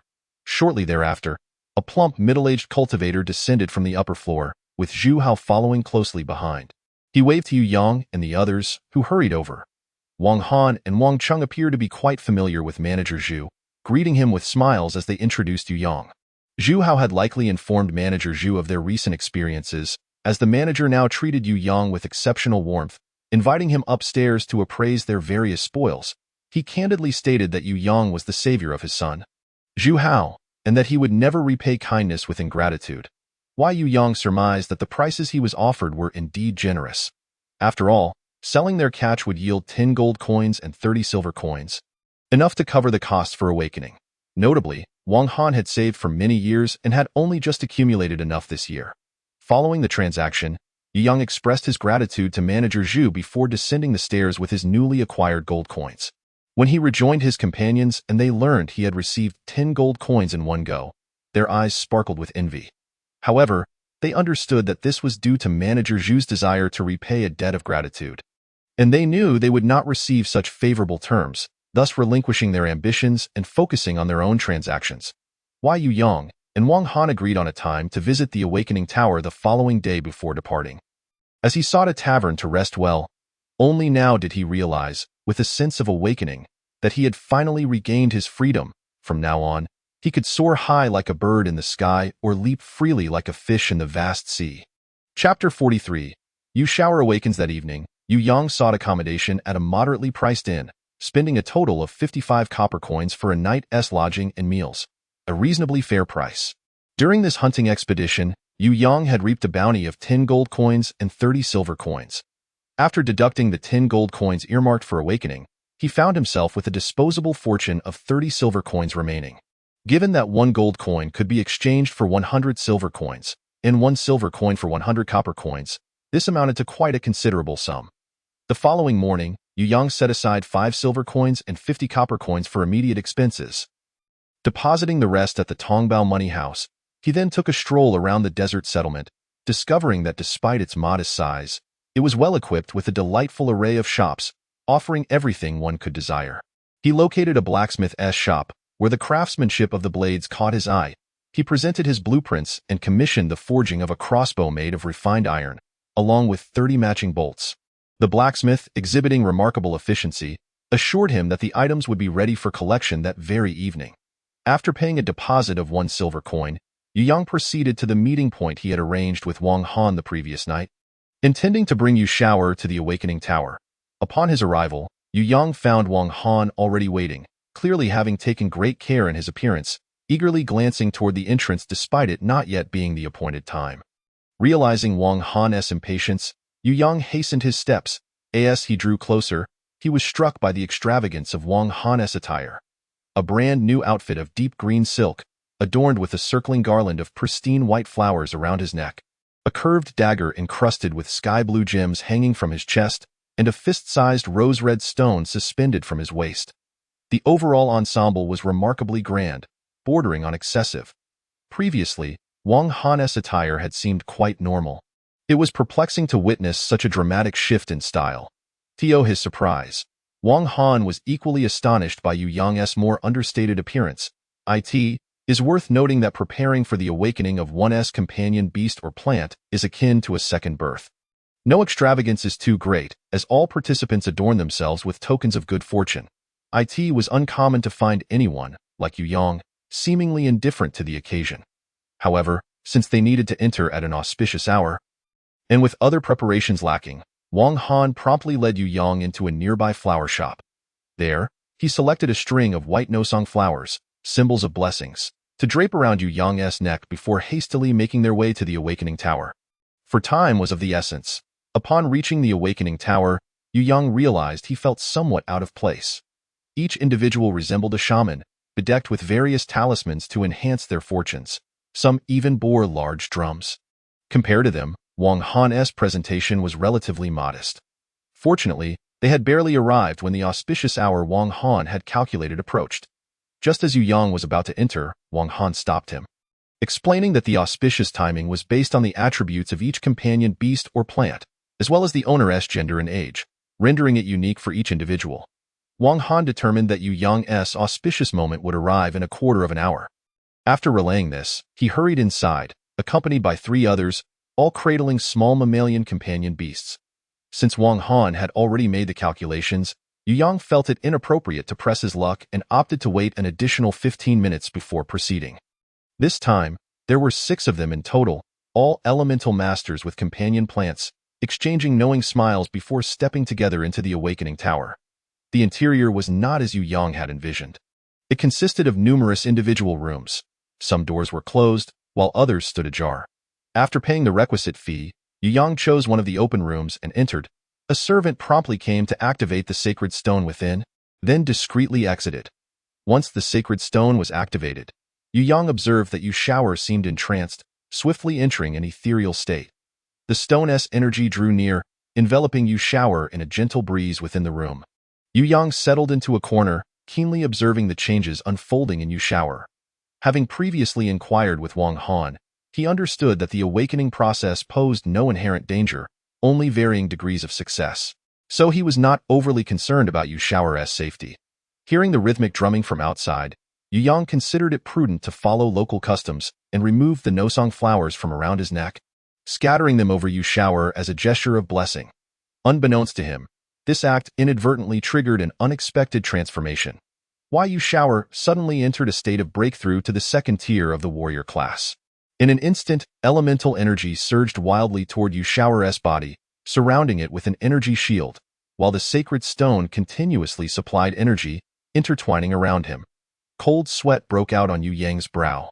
He had not anticipated that Yu Shower would reach a breakthrough state so swiftly. It seemed that the high-grade elemental beast blood absorbed during their time at the white screen had catalyzed Yu Shower's ascension to the second tier. The simultaneous awakening and breakthrough would undoubtedly heighten the risk of failure. Chapter 44. Breakthrough Awakening. Yu Yang called out to Yu Shower in his mind, hoping to gauge its current state. To his dismay, Yu Shower seemed utterly unresponsive, as if in a deep trance. Yu Yang recalled that at the onset of the awakening, Yu Shower had become completely isolated from the external world under the stone's influence. Now, however, Yu Shower's entry into the breakthrough phase posed significant disadvantages. This predicament rendered Yu Shower exceedingly passive throughout the entire breakthrough process, making the situation even less favorable than during the initial breakthrough. Beads of cold sweat trickled down Yu Yang's forehead, yet he found himself unable to intervene and assist Yu Shower. Should he resort to helping it absorb excess elemental energy, as he had done before? However, the rate of energy accumulation this time was markedly swifter than during the first attempt. Previously, they had possessed a chance to fight back, but the influx of energy now far exceeded what a mere human could contain. Should he intervene, the outcome would likely lead to mutual demise. The unusual circumstances surrounding Yu Yang soon caught the attention of the higher-ups within the awakening tower. Within moments, several attendants were dispatched to assess the situation. Having witnessed various scenarios in their professional careers, they promptly activated the room's advanced protections to prevent any potential disturbances to other awakening companion beasts or plants. Seeing this, Yu Yang felt a sense of relief. He wished not to jeopardize others. For safety's sake, the attendants kindly escorted Yu Yang out of the room. The awakening tower would not permit any fatal incidents within its confines, even if Yu Yang were willing to sign a waiver. Observing Yu Yang pacing anxiously, a middle-aged manager offered words of comfort. Young brother, while simultaneously entering a breakthrough during awakening can place a significant burden on the companion beast or plant. A successful breakthrough typically results in correspondingly enhanced abilities. Upon hearing this, Yu Yang felt no sense of relief. Instead, he turned to the manager and inquired, "Might I ask what percentage of awakenings are deemed successful?" After a moment of contemplation, the middle-aged manager candidly replied, 3 out of 10. Yu Yang quickly pressed further, "And in the event of failure, is there a risk of the companion beast or plant perishing?" The manager answered yes, though such occurrences are rare. However, he did not mention that it was rare to encounter both awakening and advancement breakthroughs, and due to the perilous nature of such situations, local elemental masters would deliberately avoid them. Yet now that matters had come to this point, he did not wish to add salt to Yu Yang's wounds. At this moment, Yu Shower's condition within the room was exceedingly critical. The amount of advanced elemental beast blood it had ingested this time was even greater than before. Although its capacity had increased slightly after leveling up, it was still but a drop in the bucket compared to the surging elemental force. The overwhelming influx of energy had caused small whirlwinds to form outside the room. The middle-aged steward, witnessing this scene, could only shake his head in silence. He had already learned that this was merely a first-tier companion plant. Now, seeing the immense reaction of elemental force, it was clear that the outcome would not be favorable. At this moment, Yu Xiao'er's body had expanded to twice its size, with even the mycelium at the base becoming thin and translucent. The flow of elemental energy within was now clearly visible, and Yu Xiao'er's skin had been reduced to a mere thin layer, vulnerable to any external force that could shatter it entirely. Fortunately, a warm yellow thread was occasionally woven into Yu Xiao'er's skin, presumably the power emitted by the holy stone. Layer upon layer of yellow grids adhered to its surface, rendering its skin exceptionally soft yet resilient. As the elemental force and the power of the holy stone contended with each other, Yu Xiao'er's body swelled and contracted like a balloon. Suddenly, Yu Xiao'er's umbrella cap began to steadily enlarge, stopping only when its diameter reached approximately 1 meter. All the elemental force crashing about within Yu Xiao'er seemed to have found an outlet, surging into its umbrella cap. The chaotic fluctuations emanating from Yu Xiao'er gradually subsided, and the elemental energy from the surroundings finally ceased to converge upon it. However, the power of the holy stone did not relent, continuing to transform Yu Xiao'er's body. Ultimately, all the holy stone energy surged into Yu Xiao'er, revealing 3 protrusions slowly emerging beneath its umbrella cap. Once they reached the size of eggs, they detached from Yu Xiao'er, resembling 3 new Yu Xiao'ers that quietly revolved around the original. Following Yu Xiao'er's successful breakthrough, a pure elemental force flowed into Yu Yang's body, imparting a sensation of ethereal weightlessness, allowing him to breathe a sigh of relief. He understood that Yu Xiao'er had successfully advanced and detected that the elemental and holy stone energies in the room had returned to normal levels.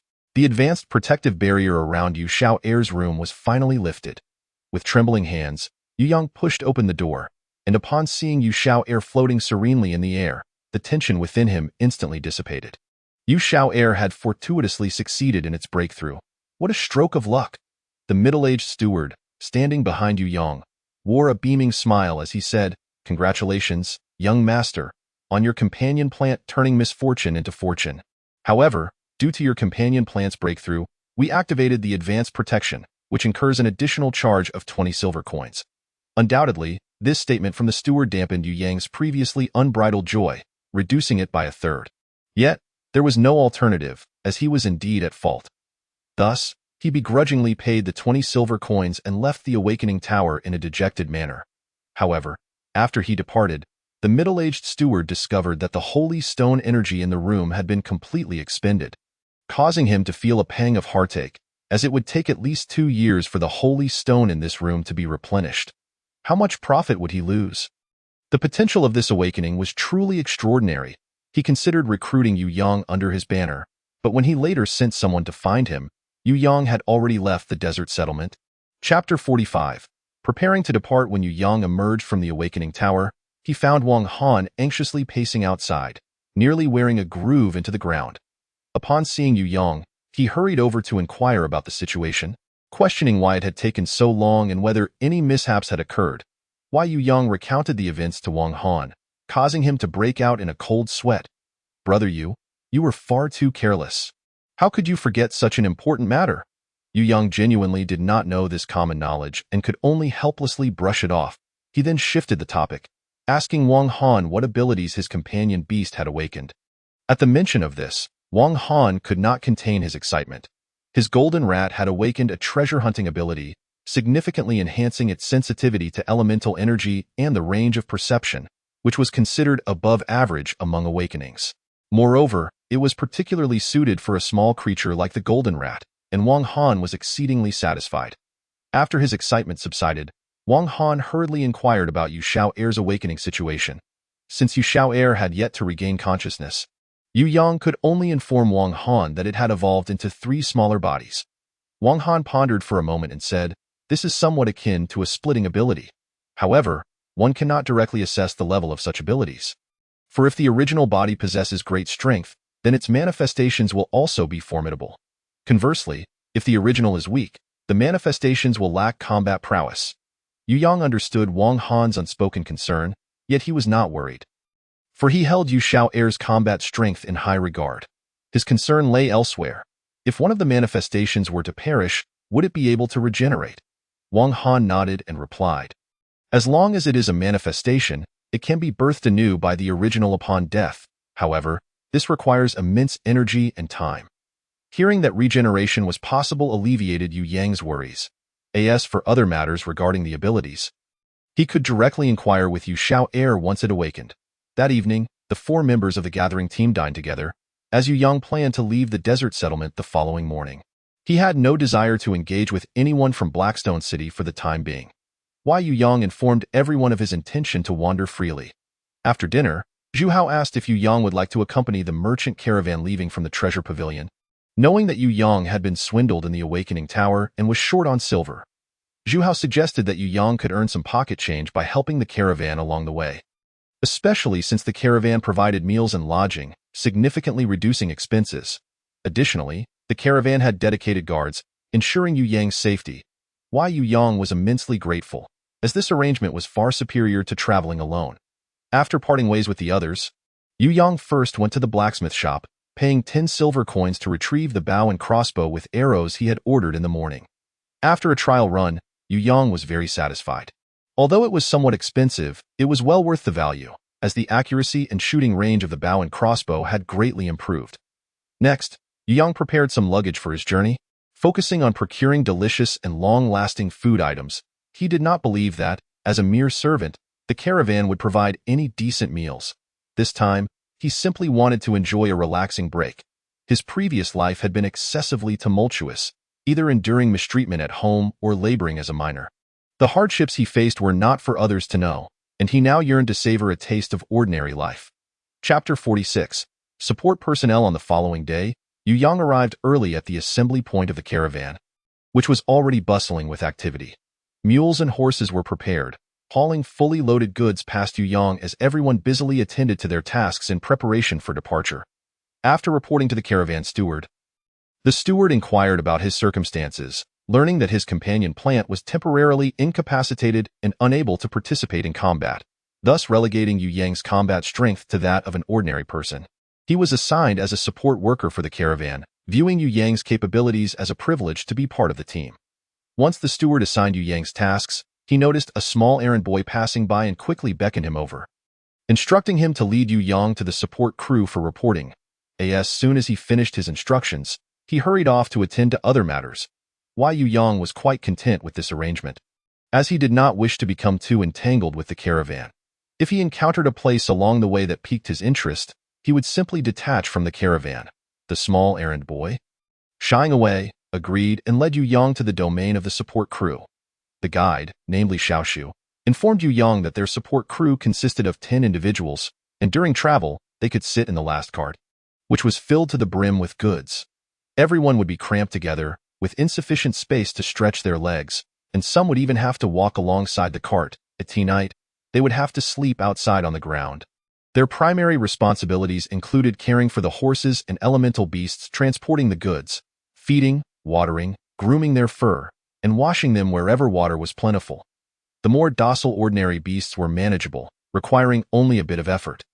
But there were also some elemental beasts with peculiar and aggressive temperaments that enjoyed bullying the weak. The leader of the support crew often exploited this task to torment and oppress newcomers. Yu Yang understood Li Xiaoshu's implication and thanked him for the warning. Li Xiaoshu bashfully scratched his head and said apologetically that it was because he was currently responsible for those elemental beasts.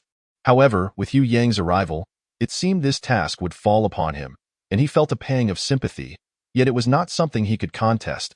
He rolled up his sleeves, revealing several dark blue claw marks to Yu Yang.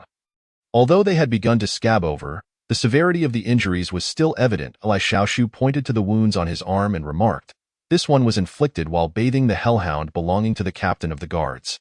Its claws possess a slight dark attribute. It's been 2 months since the incident, and it's still not fully healed. You must be wary of its claws." Yu Yang quickly took note, but he believed it would not pose much of a problem for him. As he was not afraid of toxins, he could easily handle that hellhound. However, he realized that Yu Xiaoyi was still unconscious, preventing him from utilizing its abilities. Thus, this predicament would need to be addressed through alternative means. Before Yu Yang could contemplate further, Li Xiaoshu continued, "Aside from the hellhound, you must also be particularly cautious of our overseer's Black Moon Stallion. It doesn't bite and lacks any significant lethality, but when it is in a bad mood, it refuses to eat. If it doesn't eat, the overseer will become irate and punish you by withholding your meals. The black moon stallion has a fondness for crane joygrass. You see, it looks like this. When you are on the road, collect some whenever you spot it for future USNS, he spoke. Li Xiaoshu produced a small bundle of purple-black grass wrapped in cloth from his bosom. Yu Yang observed it intently and nodded, indicating that he had taken note. As they neared their destination, Li Xiaoshu hesitated for a moment before disclosing to Yu Yang, "You must pay particular attention to Wang Yu. He is currently in charge of assigning menial tasks. I've heard that his sister is the mistress of the overseer's brother, which affords him a measure of influence here. He mingles well with the guard team. And although he is selfish and narrow-minded, he is exceptionally skilled at managing interpersonal relationships. Avoid crossing him at all costs. He is a petty individual who enjoys exacting revenge in secret. Just recently, a laborer who defied him had his leg broken in a covert scheme, and he ultimately lost his job. Though there is no evidence, everyone knows he was behind it. He is resting on the cart right now. So be sure to report to him when you arrive. Keep your wits about you." Yu Yang nodded appreciatively, grateful for Li Xiaoshu's warning. However, he had no intention of being subservient. While caring for the spirit beasts fell within his duties, he would not tolerate any bullying, as he could not allow anyone to take advantage of his good nature. Chapter 47. Wang Yu. Li Xiaoshu guided Yu Yang to the last cart, where a pallid young man clad in satin lounged against the cargo. His opulent attire clashed starkly with the ramshackle cart. That moment, he held a pipe in his mouth, languidly exhaling smoke while casting a sidelong glance at Yu Yang and the others. Li Xiaoshu spoke respectfully, "Brother Wang, this is the new laborer named Yu Yang. The overseer instructed me to bring him to you." Wang Yu scoffed lightly and replied, "Another pauper has arrived. Let him take care of the 2 spirit beasts under your charge for now. Xiaoshu. Later, you can inform him of his tasks, and you can join the others to tend to the horses and mules." Upon noticing that Yu Yang did not exhibit the same obsequious demeanor as the other laborers, Wang Yu's expression darkened slightly. He coldly addressed Yu Yang, "Newcomer. Remember that the spirit beasts you tend to are of great value. If anything goes awry with them, your life would not suffice as compensation. Should these 2 ancestors fail to eat and rest well, you can forget about your own meals and sleep." After Yu Yang nodded, Wang Yu dismissed him and Li Xiaoshu to attend to their respective duties. Yu Yang could not help but reflect on the saying, "A small temple attracts great mischief, and shallow waters abound with turtles." Fortunately, Wang Yu did not seem inclined to confront him directly, as he would need to rely on the caravan to leave the desert settlement. Later, Yu Yang ventured to the stables to familiarize himself with his new charges. After a brief interaction with the temperamental hellhound, the sound of a gong echoed through the ranks, signaling the caravan's imminent departure. Members were required to swiftly return to their designated positions.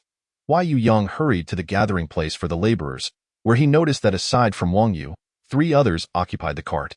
There were still 2 vacant spots, but recalling Li Xiaoshu's earlier words, he refrained from climbing aboard and instead stood quietly beside the cart. One sturdy young man on the cart chuckled and complimented Wang Yu. "Brother Wang, this newcomer seems to be quite astute. Unlike that Chin-san, who barged in here like a bull in a china shop, he dared to confront you when he first arrived and learned his lesson the hard way." Wang Yu laughed derisively and retorted, "I am not concerned with what happens elsewhere. In this laborer department, no one dares to defy me." The others nodded cautiously in agreement. After a brief interval, Li Xiaoshu and a few others ran up from the front.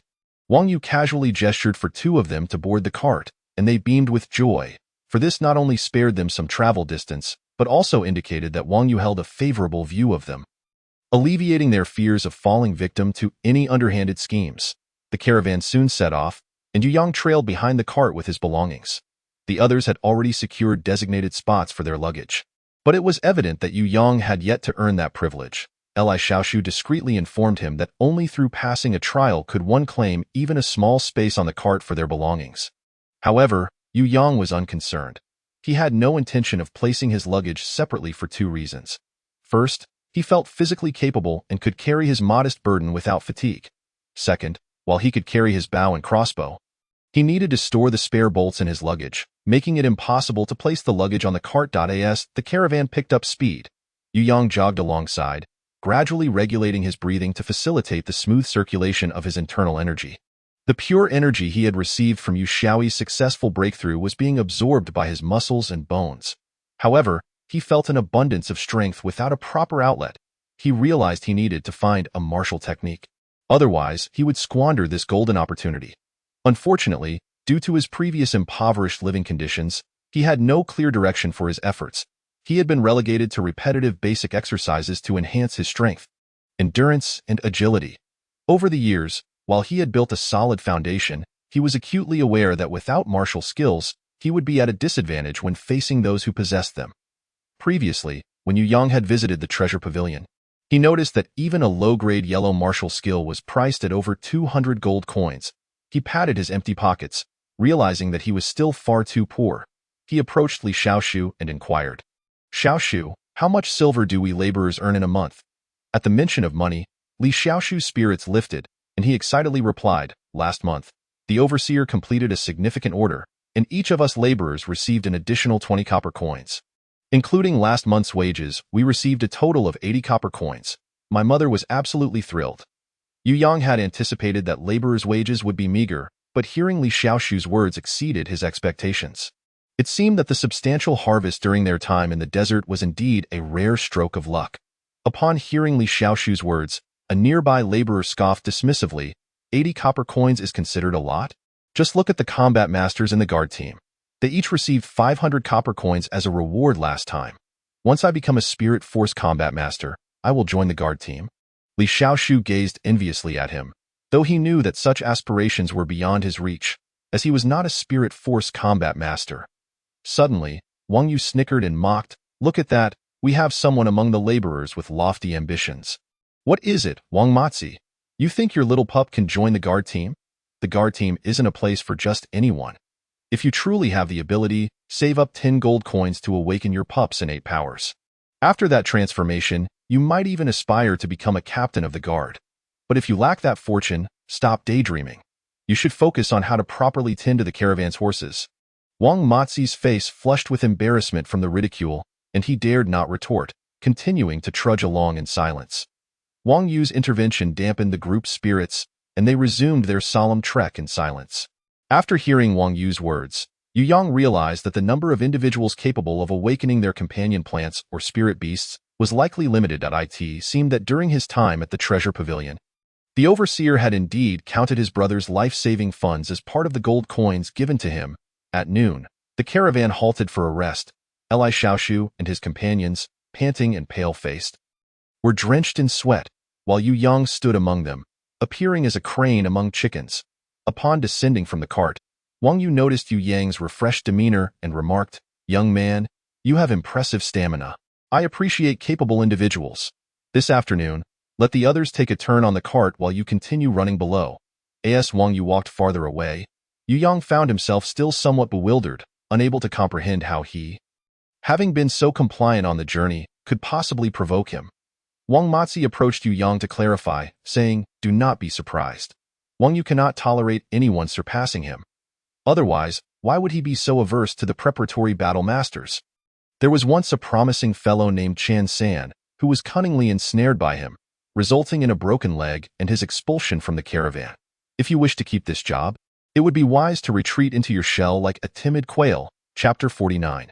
A jar of beef sauce. While Yu Yang appreciated Wang Matzi's advice, it was evidently implausible for him to shrink into a quail-esque demeanor within the caravan. He, along with a few remaining laborers, went to collect their lunch, each receiving a large steamed bun, a plate of pickled vegetables, and a bowl of water. Everything was satisfactory. However, that bowl of water was exceedingly precious in the desolate desert. Yu Yang decided to drink half of it during lunch and poured the other half into his water bottle, as he would need to continue his exertions in the afternoon. In the caravan, everyone found their own spots to have lunch, while Yu Yang, along with Li Xiaoshu and Wang Matzi, gathered together. Wang Matzi, observing Wang Yu ingratiating himself with the guards, disdainfully scoffed, "He is nothing but a dog relying on its master. Within the guard squad, he is utterly insignificant." Li Xiaoshu immediately urged him to lower his voice, saying, "Keep it down. If his lackeys hear you, what good will it do us?" Wang Matzi, though impatient, remained silent. Yu Yang then produced the jar of beef sauce he had purchased at the desert settlement, opening it and placing it on the ground for everyone to sample. "This is the beef sauce I bought in the settlement. I hope it can serve as a treat for my brothers." Wang Matzi, who had initially appeared sullen, instantly brightened, using his chopsticks to scoop a generous portion onto his bun. He brought it to his nose, inhaling deeply, his eyes gleaming with delight. Ah, Yu Yang, this is the beef sauce from Dushing Tower. 30 copper coins a jar. I've only had it once at my brother-in-law's. You truly are generous. Upon hearing Wang Mazi's comment, Li Xiaoshu hesitated to dig in. Why Yu Yang noticed this and explained. Is that so? I'm not quite sure. It was a gift from a friend, and I have several jars left. If we don't finish them, they might spoil. I'll give each of you a jar. Don't be shy. There's plenty more. Upon hearing Yu Yang's words, the two realized his genuine desire for camaraderie and, despite their cravings for the delicious beef sauce, began to eat heartily. Li Xiaoshu took a small amount, placing it within his bun, savoring each bite. This is exquisite. It's my first time tasting such fragrant meat sauce, Li Xiaoshu shyly remarked. Your friend must be quite affluent. Today you treat me to meat. I, Wang Mazi, shall remember this favor. I heard from Xiaoshu that you've been assigned to care for those two troublesome spirit beasts. If you need help, I can take one off your hands. Wang Mazi offered, patting his chest. Li Xiaoshu nodded in agreement. I can also take one. Yu Yang chuckled helplessly. There's no need. There are only 2 spirit beasts in total, and if I give them both to you, what will I do? It's merely 2 jars of sauce. There's no need to make a fuss. After the meal, Yu Yang gifted them each a jar of sauce, which they treasured and tucked away carefully. Yu Yang couldn't help but click his tongue in amazement. Fortunately, the jars were small, making their presence less conspicuous.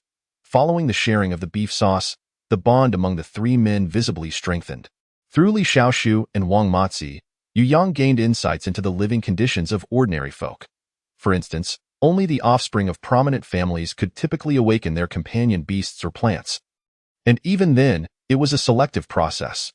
The number of commoners with the financial means for such endeavors was scant, and only a handful within the caravan had successfully awakened their companion beasts. He learned that a single silver coin was usually sufficient for a family of 3 to sustain themselves for half a year. Recalling the 10 silver coins he had lost to the Awakening Tower, Yu Yang felt a pang of regret.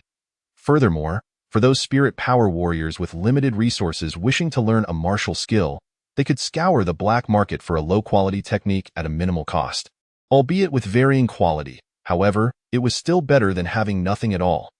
This information was crucial for Yu Yang, as now he could negotiate if the Awakening Tower dared to demand another 10 silver coins from him. Chapter 50. Scorpion's Gorge. In the afternoon, Yu Yang was expected to run alongside the caravan, but Li Xiaoshu, now seated, offered to carry his belongings, which Yu Yang politely declined. It was not due to a lack of trust in Li Xiaoshu. Rather, he knew that if his belongings were to go missing, Wang Yu would undoubtedly create trouble. Since they had yet to reach the next city, Yu Yang was unwilling to provoke Wang Yu at this time. As he had no desire to be forced to leave the caravan prematurely, therefore, he remained compliant throughout the afternoon. For Yu Yang, wandering alone in this desolate desert posed numerous risks, such as treacherous quicksand or the lurking danger of spirit beasts, which he could not manage on his own. It was far safer to stick with the caravan, as at least their route had been traversed countless times before. Seeing Yu Yang show no signs of resistance, Wang Yu lost interest in tormenting him.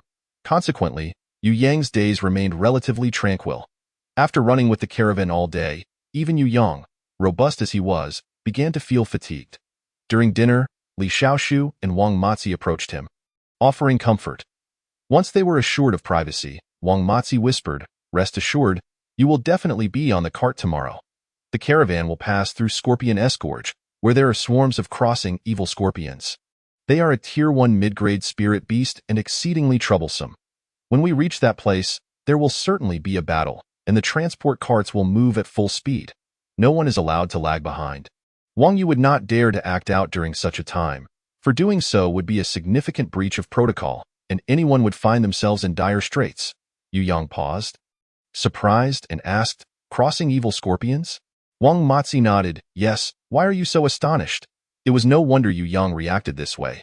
He had heard of the notorious reputation of the crossing evil scorpions. Their infamous attack methods were one reason, but more importantly, their nests were said to contain the incredibly precious moonlight essence, rare liquid secreted by the Scorpion King, which directly enhances the success rate of companion beasts or plants breaking through.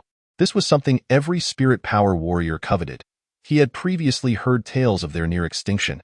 He never expected to encounter a swarm of them here. since he had been encountered by him. He felt compelled to venture forth regardless, for Yu Shao's recent breakthroughs had been fraught with peril. Who could say whether fortune would smile upon him again? After dinner, Yu Yang, assisted by Li Xiaoshu, fed the hellhounds and the Black Moon's steed. Perhaps due to their exhausting day of running, the creatures lacked the energy to cause a ruckus, allowing Yu Yang to complete his tasks with remarkable ease, thus enabling him to retire early for rest. During the night, while preparing for sleep, Yu Yang took the opportunity to coat all the newly crafted crossbow bolts with poison, making ready for the battles of the morrow. 2 days had elapsed, yet Yu Shao showed no signs of awakening. Fortunately, Yu Yang could sense that Yu Shao's breath was steady, indicating no immediate danger to his life, and thus he chose to let things be. After all, Yu Shao had a history of such episodes, so there was no need for excessive concern. In the desert, the night air was frigid. Thankfully, the caravan set up bonfires every few steps, providing a modicum of warmth. Yu Yang dozed off in a state of drowsiness, unaware that after he fell asleep, the pure essence of his inner energy began to circulate autonomously, swiftly alleviating his daytime fatigue, with the surplus energy flowing into his muscles and bones for nourishment. On the following day, while others awoke feeling achy and worn, Yu Yang felt invigorated and entirely at ease, as if he were in peak physical condition. Chapter 51. Crossing the Scorpion's Den after breakfast. The caravan promptly announced its departure, and Yu Yang finally managed to squeeze onto the cart. 10 burly men were crammed into a space meant for 5, each one acutely aware of not encroaching upon Wang Yu's space. Each individual endeavored to minimize their physical presence, and Yu Yang was positioned on the edge. The slightest movement from those inside could easily jostle him off, compelling him to grip the cart's railing tightly for stability. In truth, Yu Yang felt it would be more advantageous to run alongside the cart instead. Having endured 2 torturous hours in the suffocating cart, they were about to enter Scorpion's den. And the atmosphere of the caravan grew palpably tense. The members of the escort adjusted their formation, enveloping the entire caravan in a protective circle, closing the gaps between the transport vehicles in an effort to traverse the Scorpion's den as swiftly as possible. Upon entering the Scorpion's den, Yu Yang distinctly sensed the cart's pace quickening. Along the roadside, he occasionally spotted fist-sized black scorpions darting across the sandy terrain. As they ventured deeper, the scorpions grew in size. Gradually, the scorpions reached the size of house cats, and rather than scuttling away in fear of the caravan, they began to linger in groups, trailing behind the convoy, while numerous pairs of eyes peered down from the rocky walls on either side. Yu Yang felt the crossbow bolts hidden on his person. It was evident that the malevolent scorpions were mustering their forces, and he surmised that the caravan would soon make a move. As they could not possibly wait for the scorpions to gather strength, as expected, mere moments later, a fiery tiger from the caravan surged forward, launching a barrage of fireballs at a small cluster of pursuing scorpions. Fire was the nemesis of the malevolent scorpions, and this sudden onslaught yielded significant results, taking down at least 10 of the creatures, while a few writhed on the ground, attempting to extinguish the flames consuming them. However, this impressive strike afforded the caravan little respite. The malevolent scorpions on the rocky walls began to rapidly assemble, forming an ominous wave that surged toward them. "How can there be so many?" Li Xiaoshu exclaimed, with others in the caravan expressing their shock. Why Yu Yang furrowed his brow. The sheer number of malevolent scorpions spelled dire consequences for them. The most dreaded aspect of the scorpions was their capacity for coordinated attacks. And the greater their numbers, the more formidable their combat prowess. Fortunately, they typically left half of their ranks to guard their lairs, while the other half ventured out to hunt. Given the current situation, it seemed the Scorpion King had recently laid eggs, prompting the entire swarm to emerge in search of sustenance for both the king and the young scorpions. At this moment, they were particularly troublesome. Even high-ranking elemental beasts would steer clear of them. They resembled a pack of rabid dogs, pursuing their prey relentlessly, resulting in battles that often ended in mutual destruction. The caravan leader clearly recognized this. Having heard from Li Xiaoshu that they intended to collect some malevolent scorpion corpses here to sell as goods. Now, the strategy had evidently shifted to a defensive posture, with no one bothering to gather the slain scorpions as they sought to exit the Scorpion's den as swiftly as possible. Yu Yang observed the bodies of the slain malevolent scorpions, soon engulfed by the dark wave, and abandoned his thoughts of infiltrating the Scorpion's lair to steal moonlight essence. Venturing in would be akin to a lamb entering the lion's den, an endeavor from which few would return. The cart for the laborers trailed at the rear of the caravan, and the pursuing malevolent scorpions were now only 3 to 4 meters away. The others, paralyzed by fear, dared not move on the cart. Suddenly, a member of the escort, lagging behind, was stung on the arm by a malevolent scorpion that leapt up. Though the scorpion was swiftly dispatched by other team members, the guard was evidently poisoned. Swaying unsteadily on his mount in that instant, Yu Yang was caught off guard and was unceremoniously kicked off. At that moment, Wang Yu called out, "Brother Chin, there's still a spot on the cart. Come here and rest for a while." The injured member of the guard glanced at Yu Yang, who had just rolled back onto his feet, and said nothing. He simply climbed onto the cart, began applying medicine, and rested. Chapter 52. The Sword's Errant Path. In the brief span of 2 breaths, a vicious scorpion pursued from behind. Leaping onto Yu Yang's back, its stinger raised high, poised to strike. Yu Yang swiftly turned, utilizing inertia to fling the scorpion off him. Once freed from its grasp, he immediately dashed forward, but human speed could not rival the full acceleration of a horse, and he found himself being drawn further away. With no other recourse, he resolved to treat this dying horse as if it were alive. Yu Yang turned and sprinted towards a nearby rock wall. Fortunately, only a small number of vicious scorpions followed him. While the majority pursued the merchant convoy, he silently exhaled in relief. As long as he could divert this small group from their stronghold, he could gradually eliminate them later. Yu Yang fled along the rock wall for about a mile, when he suddenly spotted an inconspicuous cave 5 to 6 meters above, its entrance polished smooth, likely the nest of the vicious scorpions. Yu Yang would not dare to charge in with a horde of scorpions behind him, as that would be akin to allowing them to prepare for an ambush. After running another 100 meters, Yu Yang drew his crossbow, searching for cover while stealthily attacking the pursuing scorpions. It was unclear whether it was due to the scorpion's resistance to toxins, but the venom from Yu Shower proved less effective on them. One scorpion, despite being struck with a crossbow bolt, managed to engage Yu Yang in 2 rounds of combat before its head was finally severed. Yu Yang had to change his strategy. Noticing fist-sized pebbles on the ground, he had a sudden inspiration. He bent down, picked up a stone, and hurled it at the head of a scorpion, striking true. With a loud thud, green blood splattered, and the scorpion collapsed, unable to rise again. Soon, its corpse was devoured by the following scorpions. This method was far more effective than the crossbow, offering a broader area of impact and easily sourced materials. Thus, Yu Yang engaged in guerrilla warfare, utilizing advantageous terrain to systematically eliminate the scorpions. As he made his way back, he collected the bolts he had shot, and soon arrived at the entrance of the scorpion nest. It seemed that fate had deemed this moonlight essence to be his. The cave's defenses were currently weak. He did not dare to hope for the chance to slay the Scorpion King. That was unrealistic. The Scorpion King, having just birthed, should have long passed its weak phase and now be in a volatile and irritable state.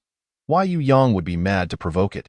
He carefully rubbed his entire body against the tunnel entrance to mask his scent before cautiously entering the cave. The environment within the Scorpion Cave was intricate and labyrinthine. Yu Yang pressed forward, when he suddenly heard faint rustling sounds. He immediately concealed himself, and before long, a group of scorpions appeared, carrying several transparent eggs towards another passage. Once they passed, Yu Yang stealthily followed behind them. He treaded carefully, making no sound. After about 15 minutes, several scorpions finally halted at the entrance of a cave, depositing the eggs they were carrying inside before turning back. Yu Yang quickly hid, and once they were far away, he cautiously emerged from behind the rocks. Chapter 53. The Fierce Battle. Confirming that there were no anomalies, Yu Yang bent down and entered the cave. Initially believing it to be a nursery for the scorpions, however, he quickly realized it was not. He beheld a towering pile of animal carcasses, interspersed with a few fresh human bodies. Clearly, he had stumbled into their storage area. Previously, Yu Yang had analyzed that the moonlight essence secreted by the Scorpion King was most likely stored in 2 places: the main nest of the Scorpion King, fraught with peril, or the nursery, as it pertained to the future of their species. Thus, he had followed the scorpions here to investigate, only to discover that what they carried were not scorpion eggs, but food for sustenance. He had no choice but to retreat and seek another direction. Just as he reached the cave entrance, Yu Yang turned back, approaching the human corpses. He bowed in respect and began to search the bodies, hoping for a stroke of luck to find a martial arts manual or something similar. Unfortunately, he only found a handful of copper and silver coins. However, one envelope caught his attention. It bore the words "letter of recommendation." There was no time to examine it closely, so he stuffed the letter and coins into his pocket and exited the cave. His primary objective now was to locate the moonlight essence, and time was of the essence. Otherwise, when the scorpions returned from hunting, he would find it nearly impossible to escape from their encirclement. The paths within the scorpion nest were convoluted, making it difficult for Yu Yang to pinpoint the scorpion's whereabouts. After some contemplation, he decided to wait outside the food storage area for a guide. After witnessing several waves of scorpions delivering food, he finally spotted a group arriving empty-handed to collect their rations. Yu Yang stealthily followed them, navigating through numerous twists and turns until he arrived at a spacious passage. Following this route inward should lead him to the Scorpion King's residence, but he noticed that the traffic of scorpions had noticeably increased. To avoid detection, Yu Yang had no choice but to increase the distance between him and the scorpions. Eventually, after rounding a corner, the target he had been following vanished from sight. As he pondered his next move, an intense surge of pure elemental energy erupted from within him. Yu Shower had fully awakened from its slumber. However, the elemental beasts were highly sensitive to elemental energy, and this awakening effectively tore away Yu Yang's disguise, adding a sparkling effect to his presence. With a loud crash, a scorpion the size of a bulldozer barreled into the passage where Yu Yang stood. The Scorpion King no longer needed to search for him, and Yu Yang took off running. A continuous stream of elemental energy emanated from him, resembling a tantalizing aroma to the Scorpion King, making it impossible for him to escape unscathed. Fortunately, Yu Yang had previously observed which paths were less frequented by scorpions, allowing him to evade significant obstacles as he fled. However, the respite was short-lived. As the Scorpion King began summoning its minions to encircle him, Yu Yang summoned Yu Shower from within, instructing it to use its freezing abilities to hinder the Scorpion King's movements. He quickly dispatched the scorpions summoned by the king. Now that Yu Shower was awake, he no longer feared being poisoned. As long as the venom was not immediately lethal, he could allow Yu Shower to absorb it. Yu Yang's reckless strategy proved highly efficient. In no time, he had eliminated the lesser scorpions. However, the Scorpion King exhibited a remarkable resistance to Yu Shower's poison. Although it was slightly impeded, it sustained no significant harm. Lacking suitable tools, Yu Yang resorted to his crossbow, targeting the Scorpion King's eyes, but its agility rendered his efforts futile, wasting 4 bolts without so much as grazing the king's carapace, leaving him in a continuous chase. Chapter 54. A narrow victory over the Scorpion King. Yu Yang fled while dodging attacks, but the cave was undeniably the Scorpion King's domain, with a relentless influx of scorpions joining the fray. Despite Yu Yang's remarkable strength, fatigue began to set in. Finally, as he made a sharp turn, his footing faltered, and he tumbled against the opposite wall. When he managed to rise again, the Scorpion King's stinger was poised to strike his head. Yu Yang hastily raised his arm to block it. However, the anticipated pain never came. Upon looking up, he saw 3 smaller versions of Yu Shower struggling to control the Scorpion King's tail with their frail mycelium. Several strands had already snapped, allowing Yu Yang to roll out of the king's attack range and immediately draw his crossbow to shoot at the king's forehead. At that moment, the Scorpion King was focused on regaining control of its tail and failed to notice Yu Yang's action. A bolt struck its forehead, and the king cast a disbelieving glance at Yu Yang before its massive body collapsed to the ground. Seeing the Scorpion King down, Yu Yang did not let his guard down. He swiftly shot out one of its eyes with another bolt. The Scorpion King remained utterly still, indicating it was truly dead. Only then did Yu Yang dare to approach for a closer look. Regrettably, despite the enormous carcass of the Scorpion King, he could not carry it away. Following the Scorpion King's call, the surrounding scorpions began to return, and he needed to escape immediately. Yet, the thought of abandoning the prize left him feeling somewhat unwilling. Yu Yang crouched down, ready to slice open the Scorpion King's belly to retrieve its venom sac. However, after a series of harsh scraping sounds, the Scorpion King's body remained intact. How could this be? His blade failed to breach the king's defenses. Why had the Scorpion King succumbed to death moments earlier? If the protection of its forehead was weaker than that of its belly, Yu Yang could not believe it. He swung his blade at the Scorpion King's head once more, but the blade merely slid off, leaving no mark on its surface. Could it be due to the corrosive property of Yu Shao's venom? Yu Yang called Yu Shao air over, utilizing his corrosion ability to breach the Scorpion King's exoskeleton. With a sharp hissing sound, the hard shell of the Scorpion King was swiftly sliced open, akin to ice meeting a hot iron. Upon discarding the Scorpion King's abdomen, Yu Yang discovered, alongside its dark green venom sac, a moon-white pouch. Could this be the moonlight essence? As the rustling sounds drew ever closer, Yu Yang could no longer afford to be distracted. He swiftly removed both sacks from the Scorpion King and, accompanied by Yu Shao air, vanished into the passageway. With Yu Shao air by his side, Yu Yang was no longer afraid of the venom of the malevolent scorpions, as long as he ensured they were not encircled. He felt invincible. He charged forth, cutting a path from within to the outside. After emerging from the lair of the malevolent scorpions, Yu Yang, fearing they might discover the Scorpion King's demise and seek vengeance, dared not linger for even a moment and hurried towards the direction of the merchant convoy. In truth, Yu Yang was overly concerned. The malevolent scorpions that had discovered the Scorpion King's remains were preoccupied with feasting on their fallen leader, leaving them no time to pursue him. After exerting himself for 2 hours, Yu Yang finally caught sight of the merchant convoy, which was presently halted at the roadside to recuperate. The recent battle with the malevolent scorpions had inflicted significant losses upon them. The convoy was in disarray, with laborers busy calming the horses and the guards tending to their wounds. The manager was busy counting the losses by the carts, and Yu Yang's return went unnoticed by others. He retrieved his belongings from the cart and strapped them onto his back. After a brief survey, he spotted Wang Yu, who was engaged in conversation with the guards. In this instance, he felt he owed Chen Gu a favor, since Chen Gu was injured. Yu Yang had been pushed off the cart by Wang Yu. At that moment, he intended to leverage this situation to strengthen his ties with the guards. Chapter 55. Wang Yu's misfortune. Wang Yu was taken aback upon seeing Yu Yang, but quickly scoffed and remarked, "Your life is remarkably resilient, returning safely after such an ordeal. Well, you've helped Chen Gu, so I'll give you 100 copper coins to buy yourself some wine. Now, get back to work. Don't just stand there." Why? Yu Yang smiled lightly and inquired, "Wang Yu, which leg did you use to push me?" At this, Wang Yu's expression darkened, and he retorted, "Don't push your luck. What, do you think you can come here and seek revenge on me?" The surrounding guards joined in, teasing, "Wang Yu, show us your skills in training your subordinates."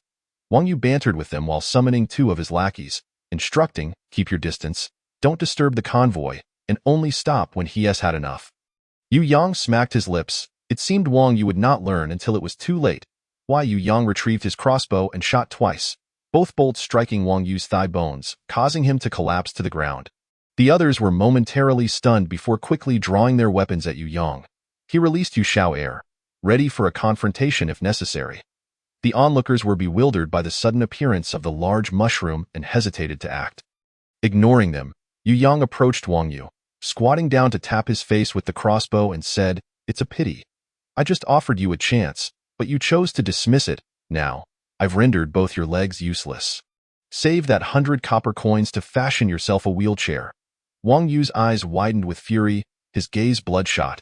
His fingers clenched tightly as he declared, "If you dare to break my legs, I will not let you off the hook." Yu Yang, observing the murderous intent in Wang Yu's eyes, furrowed his brow. He understood that leaving a root of resentment would only lead to future troubles. Since Wang Yu seemed intent on courting death, Yu Yang resolved to oblige him. Thankfully, he had previously replaced the poison bolts with harmless ones. With that thought, Yu Yang raised the crossbow to Wang Yu's forehead. Wang Yu's face turned pale with fear. Yet he stubbornly refused to plead for mercy, believing Yu Yang would not dare to kill him, confident in his own connections and the potential wrath of his sister.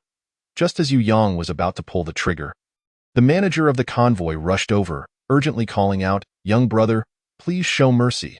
I understand the situation now. It was Wang Yu who was at fault. Here, as compensation for your distress, I offer you 20 silver coins. Please, consider my request to spare Wang Yu's life. He has some ties to my family, and I assure you he will not trouble you again." As he spoke, he gestured for his subordinate to bring forth a tray, unveiling 20 gleaming silver coins. Yu Yang nodded in agreement to the manager's proposal, feeling a sense of destiny as he recalled the 20 silver coins he had lost to the Awakening Tower.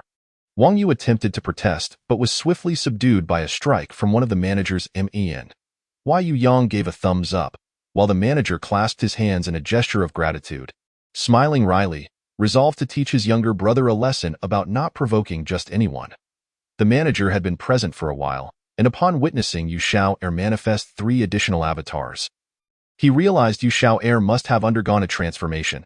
Now capable of awakening, he pondered whether Yu Yang might be from a prominent family, and decided that sacrificing Wang Yu was a trivial matter if it meant avoiding any repercussions from his family. He felt it prudent to offer 20 silver coins to settle the matter and would ensure his brother repaid the debt later. Chapter 56. Divine Skills. In the following days, Wang Yu and his lackeys indeed refrained from seeking trouble with Yu Yang. Allowing him to enjoy a peaceful existence, he declined the manager's offer to elevate his position, content to continue his work as a laborer, residing in the small cart. After all, he was no village bully but rather a person of principles. The manager humored him, believing Yu Yang was merely experiencing life outside his usual sphere. Meanwhile, the 2 Yu Yang was responsible for had become remarkably obedient, likely due to their master's reprimands. The cart Yu Yang inhabited became increasingly spacious. As the cargo was transferred to other vehicles, the laborers found alternative resting spots, no longer crowding around Yu Yang. Even Li Xiaoshu and Wang Matzi dared not engage with him as before. Their conversations dwindling, Yu Yang did not press the matter, knowing that should he leave, those 2 would likely face difficulties. Of course, Yu Yang did not entirely lower his guard. He noticed that the 3 avatars created by Yu Xiao'er could serve as sentinels when not engaged in combat, allowing him to sleep soundly at night. After Yu Xiao'er's successful advancement, Yu Yang had yet to delve deeply into its newfound abilities. With some free time on his hands, he requested Yu Xiao'er to provide an overview of its current state. To his surprise, he discovered a tremendous boon. Yu Xiao'er had awakened a progressive divine skill named Avatar Manipulation. The avatars capable of wielding this power were the 3 little beings that emerged after Yu Xiao'er's breakthrough. During the climactic battle against the Scorpion King, it was these 3 avatars that temporarily controlled the Scorpion King's tail, turning the tide of the fight.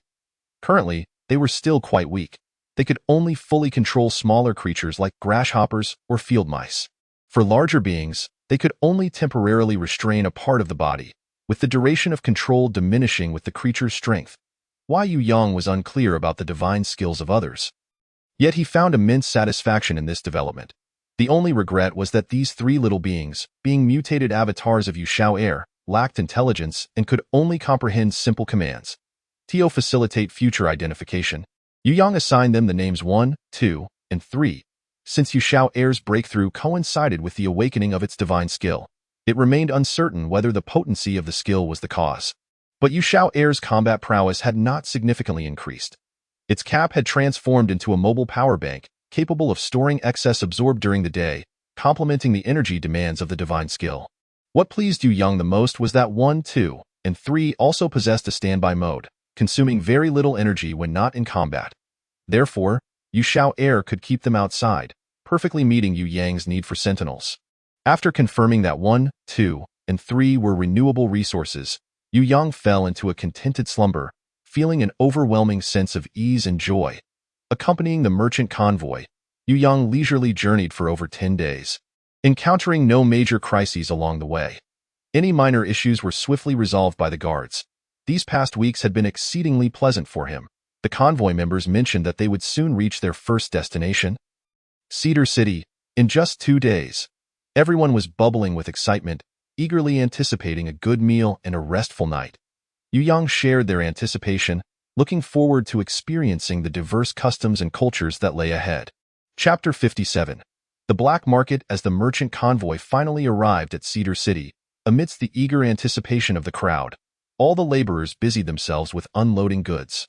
Once the work was complete, Yu Yang requested a break to step outside, leaving the members of the convoy feeling a sense of relief at the departure of the formidable figure.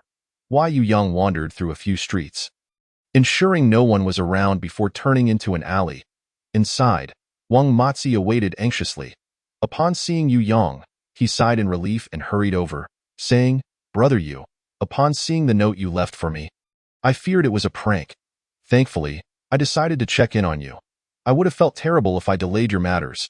Yu Yang patted Wang Matzi's shoulder and replied, "We are brothers, so speak to me casually." No need for such formalities. Wang Matzi nodded repeatedly, yet his demeanor was no longer as reckless as before. Yu Yang, having no alternative, decided to let him be. The purpose of this meeting was to seek his assistance. Yu Yang wished to visit the black market in Shuesong City but lacked a guide. Previously, he had heard Wang Matzi boast to others, claiming he was the most suitable person for this task. After explaining his reasons, Wang Matzi readily agreed, considering it a trivial matter. He even knew several vendors who had been operating in the black market for years, occasionally reselling goods from them for extra pocket money. Wang Matzi led Yu Yang through the winding streets for nearly half an hour until they finally reached the entrance of the black market, located near the outskirts. There were guards at the entrance, demanding an admission fee of 10 copper coins from each person. Yu Yang was taken aback by the necessity of paying to enter the black market but complied without hesitation, handing over the coins along with Wang Matzi's share. The latter's face flushed, and once inside, he hurried to explain, "Brother Yu, this is my first encounter with an entrance fee as well. However, I have heard from others that this practice is usually employed by night market vendors to distribute quality goods, thereby maintaining the market's allure. Thanks to your presence today, I finally get to witness this firsthand." Hearing this, Yu Yang felt a surge of delight. He was unconcerned about the 20 copper coins. What piqued his interest more were the quality goods Wang Matzi mentioned. "Please elaborate on what these quality goods entail and how they are distributed," he inquired. Wang Matzi, brimming with enthusiasm, elaborated, "Brother Yu, it is said that the black market vendors will present a selection of goods at Duobao Building, categorized by price. Some items are priced at 10 copper coins, while others may reach 50 copper coins or even a silver coin apiece. The value of these goods varies. Some are exceptionally worthwhile, while others may be of little use, entirely dependent on your ability to discern quality. There have been instances where individuals have discovered rare treasures for merely 10 copper coins." Yu Yang nodded, recognizing the similarity to modern-day stone gambling. "How does one ascertain the value of the items purchased? Is it possible to incur losses?" he queried. Wang Matzi explained, "Each item has a sealed price tag on its reverse side. After purchase, you can tear it open to see whether you profited or lost. You can directly exchange the item for cash with Duobao Building based on the indicated price, making it clear-cut to determine gains or losses." Each event attracts numerous individuals eager to test their luck. Upon hearing this, Yu Yang could not help but admire the sharp business acumen of the black market vendors. This was akin to a blend of modern stone gambling and a lottery, igniting a fervor within him to try his luck. Chapter 58. Duobao Building. Given Yu Yang's evident interest, Wang Matzi led him directly to Duobao Building, where the event was likely in full swing. The building was bustling with people, and even the space in front of the shops had been utilized, filled with a dazzling array of goods organized into distinct selling areas according to price. Outside, items priced at 10 copper coins each attracted many common folk eager to seize a lucky opportunity, with spontaneous bursts of joyous laughter resonating through the crowd.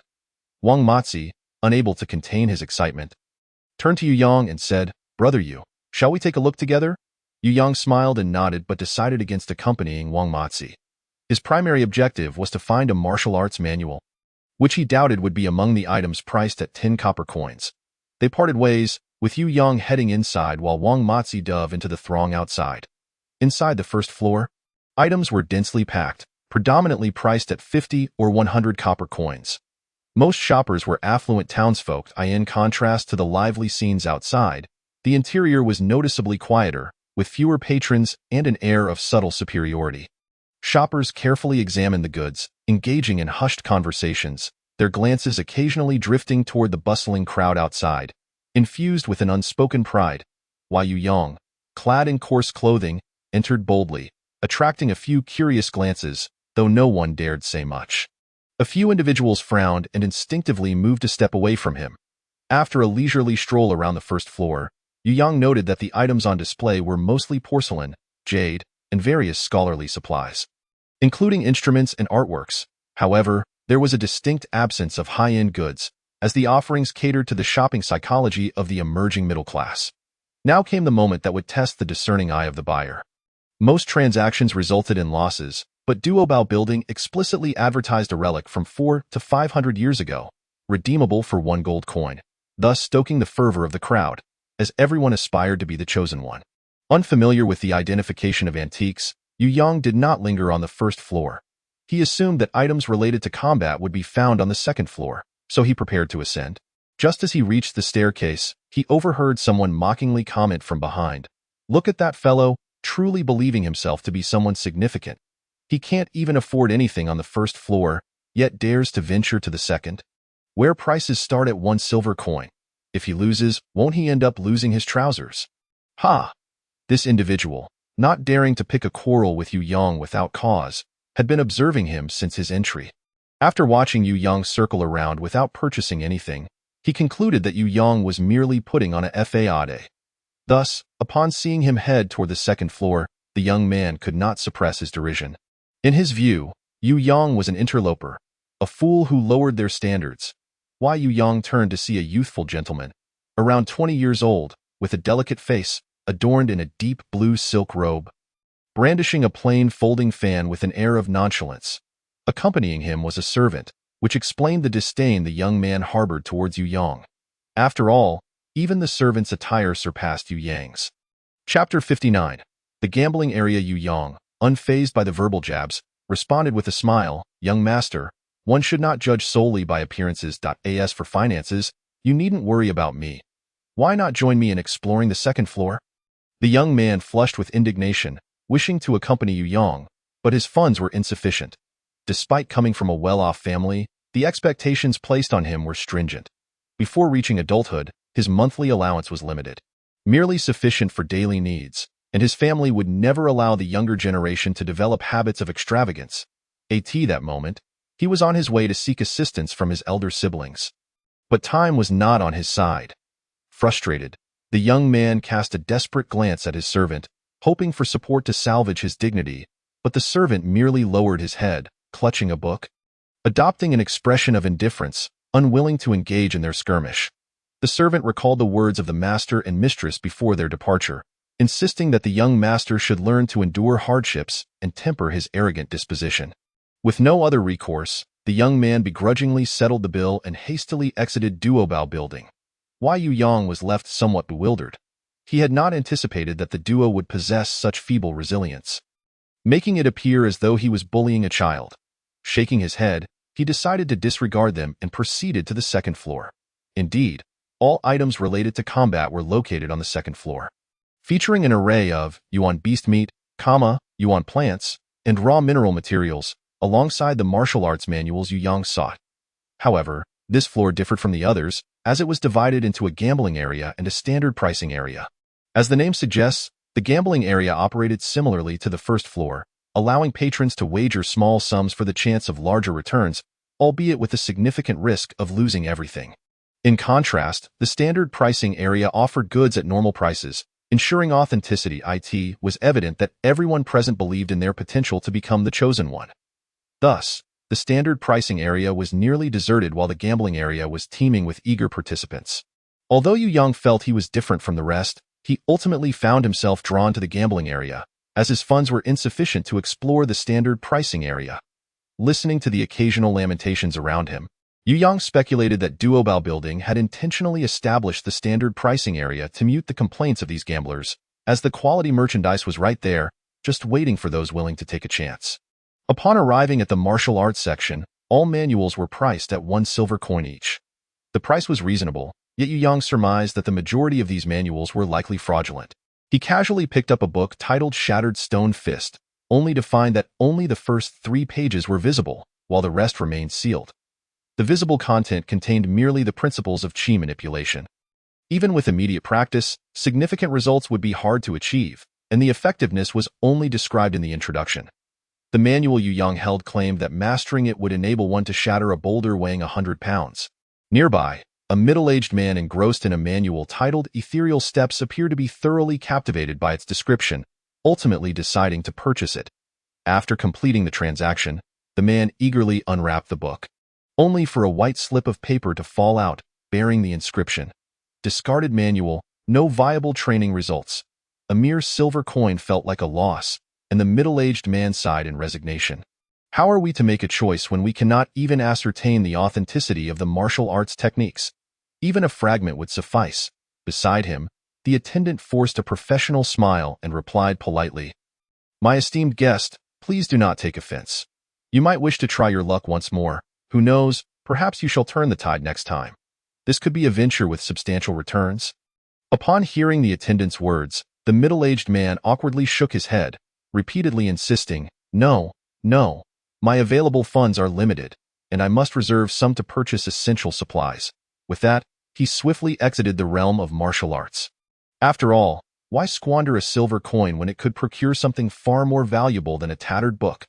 Had he not acted impulsively today, he could have afforded to stay at Chuanxiang Tower for 3 days. Yu Yang remained within the martial arts circle, only to hear a series of explosive announcements that gradually dampened the crowd's enthusiasm, bringing a clearer perspective on reality. Some opted to linger and observe, while others had already shifted their focus to different regions. Suddenly, an attendant's voice boomed nearby. "Congratulations to this esteemed guest. You have acquired a lower-grade yellow-tier martial technique, Flowing Cloud Palm, in fragment form, which can be exchanged for a gold coin. Would you like to proceed with the exchange?" This announcement stirred a tremendous reaction, for this individual had evidently profited the most thus far, enough to potentially spare himself 3 years of effort. In an instant, the crowd surged toward him, and Yu Yang felt as though he were witnessing the exhilarating moment of a stone revealing jade, although most were merely spectators rather than buyers. This news acted as a potent stimulant, reviving the business of the martial arts stall momentarily. Yet Yu Yang remained unfazed. Luck was not his forte. He decided to experiment with the techniques outlined in the book, undeterred by the potential hassle. What if he stumbled upon one that resonated particularly well with his energy? As he delved into the material, he discovered an intriguing aspect. The energy pathways outlined followed the meridian system. During his time in the modern world, due to his frail constitution, he had often sought the restorative powers of traditional Chinese medicine through acupuncture. Over time, he had become well acquainted with the distribution of the meridians. Initially, he had not considered this angle, but now, with this idea igniting his enthusiasm, he could hardly wait to validate his findings. He selected a technique that involved 2 meridian pathways, exchanged a silver coin, and with a mixture of excitement and apprehension, he tore open the paper seal. A sheet of water-red paper revealed itself, prompting nearby onlookers to erupt in excitement. "Another one has risen. Another one has risen." The crowd swiftly gathered around Yu Yang, as the color of the paper held significant meaning. White symbolized a total loss, akin to the earlier middle-aged man. Yellow indicated a neutral outcome, neither profit nor loss, while red signified considerable profit. Yu Yang's water-red paper indicated a modest gain, yet it was thrilling enough. This single transaction netted him 8 gold coins. Yu Yang understood the principle of the nail that sticks out gets hammered down, and he had no intention of revealing his fortune. He meticulously began his selection process, deliberately avoiding 2 techniques that operated on meridian pathways. After spending 20 silver coins, he ended up with a collection of worthless scraps, leaving the onlookers astonished by his boldness. As the crowd witnessed him unveil a pile of white paper scraps, a collective sigh arose, as they assumed his stroke of luck had run its course. Subsequently, Yu Yang spent another 10 silver coins on 10 more books, only to unveil yet another heap of useless paper. Even the attendant feared he might suffer a mental breakdown. Fortunately, once Yu Yang gathered his meager spoils, he shifted his attention to other stalls. In the end, the money Yu Yang earned at Duobao Tower was nearly all spent, compelling him to begrudgingly gather his ragtag collection and exit the establishment. Many like him existed, engaging in what could be termed revenge consumption, as numerous fortunate buyers returned their earnings to Duobao Tower, albeit Yu Yang's losses appeared particularly pronounced. Upon leaving Duobao Tower, Yu Yang sought out Wang Matzi, who was reveling in his good fortune. He dragged him along on the way back. Today, Wang Matzi had experienced a streak of luck, netting over 90 copper coins through his buying and selling, a considerable sum. Upon learning that Yu Yang had initially profited 8 gold coins only to squander them all, he lamented, slapping his thigh in sympathy. Upon returning to the caravan, the laborers had already retired to their shared sleeping quarters. Yu Yang, wishing to avoid the crowd, opted for a private room. He retrieved the bundle of scrap paper, rummaging through it until he unearthed a thin, unopened martial arts book titled Eerie Steps. It was unremarkable among the stack, but Yu Yang was drawn to it due to its inclusion of 9 meridian pathways. With 12 in total within the human body, this book encompassed a significant portion, assuring him it could not be an ordinary item. Carefully, he unwrapped the paper seal, revealing a bright yellow sheet. Wasn't the highest grade red? It seemed there was a hidden surprise. Duobao Tower had indeed regarded Eerie Steps as a concealed gem. The proprietor had intended to create a sensational event around this book to bolster the tower's reputation. Yet now the staff informed him that the technique had already been sold, with no knowledge of the buyer. The proprietor's frustration was palpable, veins bulging on his forehead as he crushed the teacup in his hand. Leaving the manager in a cold sweat, he cursed the attendant for being so careless. How could they misplace such a significant martial technique? Unbeknownst to Yu Yang, a storm was brewing within Duobao Tower. Meanwhile, he had begun to diligently study the latter portion of Eerie Steps. Upon reaching the end, he discovered it was a fragment, a fact that explained the book's thinner profile compared to others. Nonetheless, mastering the first layer of Eerie Steps would provide him with immense benefits. Eerie Steps was a technique designed to enhance speed and agility in movement. Yu Yang was uncertain of its grade, but it could surely place him in the yellow-tier middle-grade category. If he successfully cultivated the first layer, no combatant of the same tier would be able to approach him, significantly bolstering his safety. However, practicing Eerie Steps would require some equipment, which he could only arrange later once he had settled down. Having gained some rewards from the Scorpion's lair previously, and with the remaining silver coins from Duobao Tower, Yu Yang resolved to organize his funds and deposit them at the bank. After all, keeping them on hand felt rather precarious. After some effort, he finally unearthed the hidden gold and silver coins. But along with them, a letter envelope rolled out from his arms. This envelope contained the relic of a young man discovered in the Scorpion's lair, marked with the words recommendation letter. Since it was a recommendation, it was evidently intended for some esteemed individual. Why Yu Yang thought it prudent to inspect the contents without damaging the envelope. Perhaps it would present an opportunity in the future, but how could he view the letter without harming the envelope? He examined the letter from all angles, scrutinizing the thick wax seal, and suddenly conceived a method that might work. Regarding the wax seal on the recommendation letter, Yu Yang had no advanced techniques for removing it without a trace. His idea was to have Yu Shaoyi place mycelium near the wax on one side of the envelope, using its corrosive properties to detach the wax without damaging the envelope itself.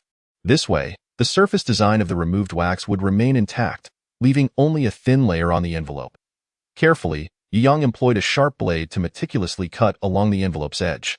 After much effort, the envelope was finally open. Why Yu Yang extracted the letter and began to read it intently to it turned out to be an admission recommendation letter, primarily stating that Principal Ji Lung recommended his disciple, Wang Kailin, for enrollment in the Lingchuan Secondary School, with the recipient being Principal Jiang Jia of Lingchuan. As Yu Yang glanced at the rather perfunctory content of the letter, he felt a wave of disbelief wash over him. Sensing that Principal Ji Lung seemed to be nudging his disciple towards dropping out. However, this provided Yu Yang with an opportunity. The letter mentioned only one name, allowing Yu Yang to potentially step in and take his place. Even if discovered, it wouldn't be a grave crime. At worst, he would simply be expelled. Carefully folding the letter, he returned it to the envelope and then heated the bottom of the wax seal over a candle, reattaching it to the envelope. Once everything was in order, Yu Yang picked up the envelope, scrutinizing it closely to ensure everything was perfect before securely stowing it away. The following morning, Yu Yang submitted his resignation to the caravan manager, who readily acquiesced. For quite some time, Yu Yang had been like a ticking time bomb within the caravan, and the manager had long wished to see this troublesome figure depart. Unfortunately, he had lacked the opportunity. Now that Yu Yang had taken the initiative to leave, he would not stand in his way. Fearing that Yu Yang might have a change of heart, under the urging of those in charge, the merchants hastened their preparations, departing a full hour earlier than usual. Yu Yang sat by the window of the inn, watching the caravan gradually fade into the distance. He discreetly placed 3 silver coins into the luggage of Li Xiaoshu and Wang Matzi, a gesture that honored their friendship. As Yu Yang prepared to attend school, he knew he could no longer don the attire of a menial worker. He visited a tailor, selecting 2 well-fitting outfits, and purchased some provisions for the journey. He refrained from buying too many items, planning instead to acquire any remaining necessities upon reaching Lingchuan, thus avoiding the burden of carrying them all the way. After completing his errands, Yu Yang sought out the carriage service, inquiring about the departure time to Lingchuan. Upon confirming it would be at the 2nd hour of the following day, he returned to the inn. With the evening stretching ahead, he delved once more into the study of the mysterious step, a technique he had unearthed from Duobao Tower. As the name implies, mysterious step pertains to a leg-based skill. The fragment in his possession comprised 3 levels. The first level, Shadow Follows, upon mastery, would enable him to engage in close combat, accurately evading enemy attacks by sensing the flow of elemental energy in his surroundings. While it offered little offensive power, its primary purpose was to enhance the practitioner's sensitivity to elemental force during battle. The second level, Riding the Winds and Breaking the Waves, despite its unappealing name, genuinely augmented offensive capabilities based on the foundation laid by the first level. This required discernment of the obscure flows of elemental energy during combat, identifying the opponent's weaknesses to exploit. While this may sound straightforward, the path to true mastery would undoubtedly be fraught with challenges, as countless hours of practice attested. Any lapse could lead to failure. The third level, Formless, is a skill that dramatically diminishes one's presence. Upon completion, the practitioner could merge with the surrounding environment, becoming one with the elemental forces. It did not render them invisible. Rather, they remained present but could easily be overlooked if one did not pay close attention, making it ideal for ambushes and reconnaissance. To breach the first level, Shadow Follows, one must channel elemental energy through the three meridians: the Tianlung Meridian, the Yangming Stomach Meridian, and the Tianspleen Meridian. Each meridian contains 9 nodes, and only by overcoming all these nodes can one fully open a meridian. Contemplating this, Yu Yang assumed a meditative posture, aligning his heart and mind. With a straight back, slightly closed lips, tongue touching the roof of his mouth, and eyes gently lowered, he immersed himself in the surrounding elemental energy. The thin energy gradually entered his body, and over time, it coalesced into a size comparable to a peanut. Yu Yang manipulated this elemental energy peanut, initiating a knock on the Tianlung Meridian. The nodes represented obstructions, the gateways for elemental energy to penetrate the meridian. After accumulating energy for over 3 hours, he attempted a breakthrough, only for it to dissipate without consequence. Opening his eyes in frustration, he realized that progress was too slow. Uncertain if his method was flawed, he decided to set aside his practice for now. He would explore medicinal baths or similar aids later, as he had pressing matters to attend to the next day and needed rest to avoid greater losses. After a night devoid of dreams, Yu Yang rose early the next day, packed his belongings, and purchased 2 buns from a roadside stall for breakfast before heading straight to the carriage service. Arriving early allowed him to select a prime window seat. After swiftly finishing his buns, he took out Yusiar, having purchased a single seat for himself. Once more passengers arrived, he would need to stow Yusiar away, but for now, he allowed it to breathe freely. "What a magnificent mushroom!" he exclaimed. "This is my first encounter with a companion plant of the mushroom variety. Come here, little one. Let me offer you a piece of elemental stone." The passengers in the carriage erupted in astonishment, questioning which extravagant youth would so carelessly bestow elemental stones upon others. Why Yu Yang looked up to find a familiar face. It was the very pair who had mocked him at Duobao Tower. He chose to remain silent, awaiting the moment when Yusiar would return to boast about the elemental stone it had received, before addressing the young man with a fair complexion. "Ah, good sir, I did not expect our paths to cross again. Thank you for the generous gift to Yusiar." The fair-faced youth appeared puzzled, struggling to recall Yu Yang. It was not due to a lack of memory, but rather because he had just quarreled with someone and had turned away so quickly. Why Yu Yang's change of attire had rendered him quite different from the menial worker he once was. The fair-faced youth assumed Yu Yang was merely an old acquaintance, and with a smile, he dismissed the matter. The duo took their seats beside Yu Yang, and the fair-faced youth introduced himself.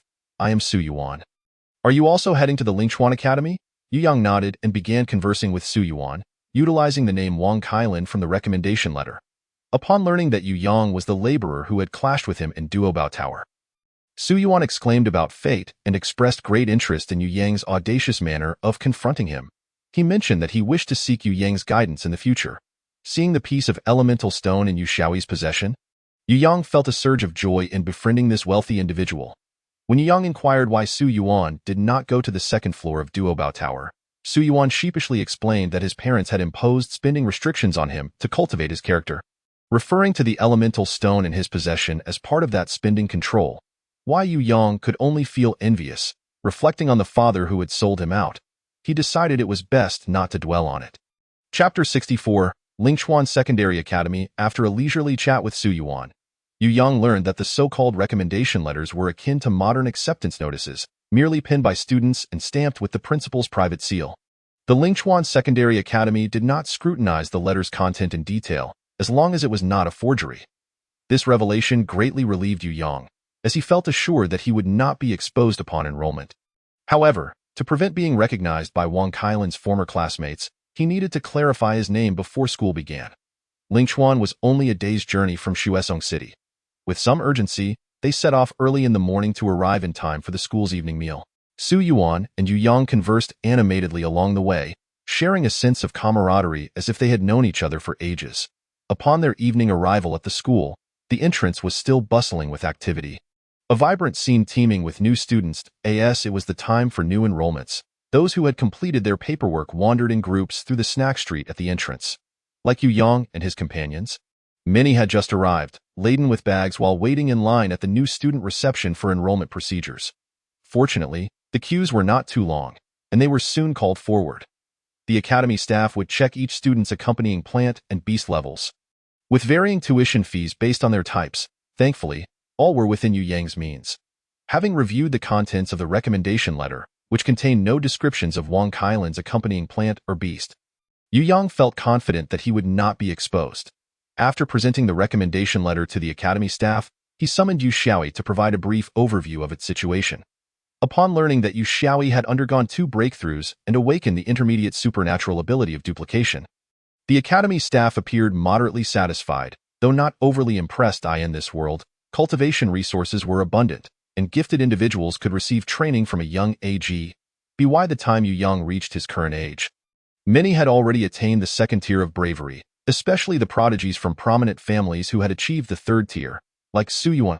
Though Yu Yang's surprise, the seemingly innocent Su Yuan was, in fact, a formidable force. His accompanying beast, the redback tiger, had successfully undergone 3 breakthroughs and awakened the advanced supernatural ability of Fire Grenade. After completing their enrollment procedures, Yu Yang was assigned to the 1st year. Accompanying plant, Ordinary Class 3, while Su Yuan was placed in the 1st year. Accompanying beast, Key Class. It seemed that this institution, like modern ones, bore immense pressure regarding academic advancement for both students and the school itself. The tuition for the ordinary class was 1 silver coin per semester, totaling 4 silver coins for the year. For Yu Yang, the financial burden was manageable. However, for ordinary families, it posed a significant challenge. It was no wonder Su Yuan assumed Yu Yang took up menial work to save for tuition, believing Yu Yang was too proud to admit it. Why Yu Yang graciously chose not to reveal the truth.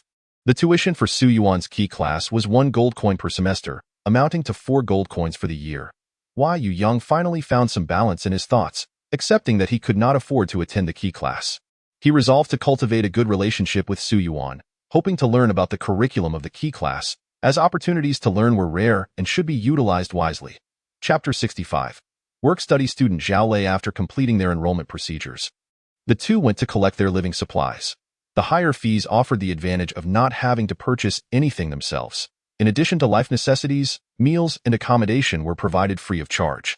However, due to the differing fee structures, the quality of food, clothing, and accommodations in the key class was significantly superior to that of the ordinary class. Yu Yang had no high demands regarding food and clothing, so he was unconcerned about the differences. Having been a miner, his current life was already a vast improvement.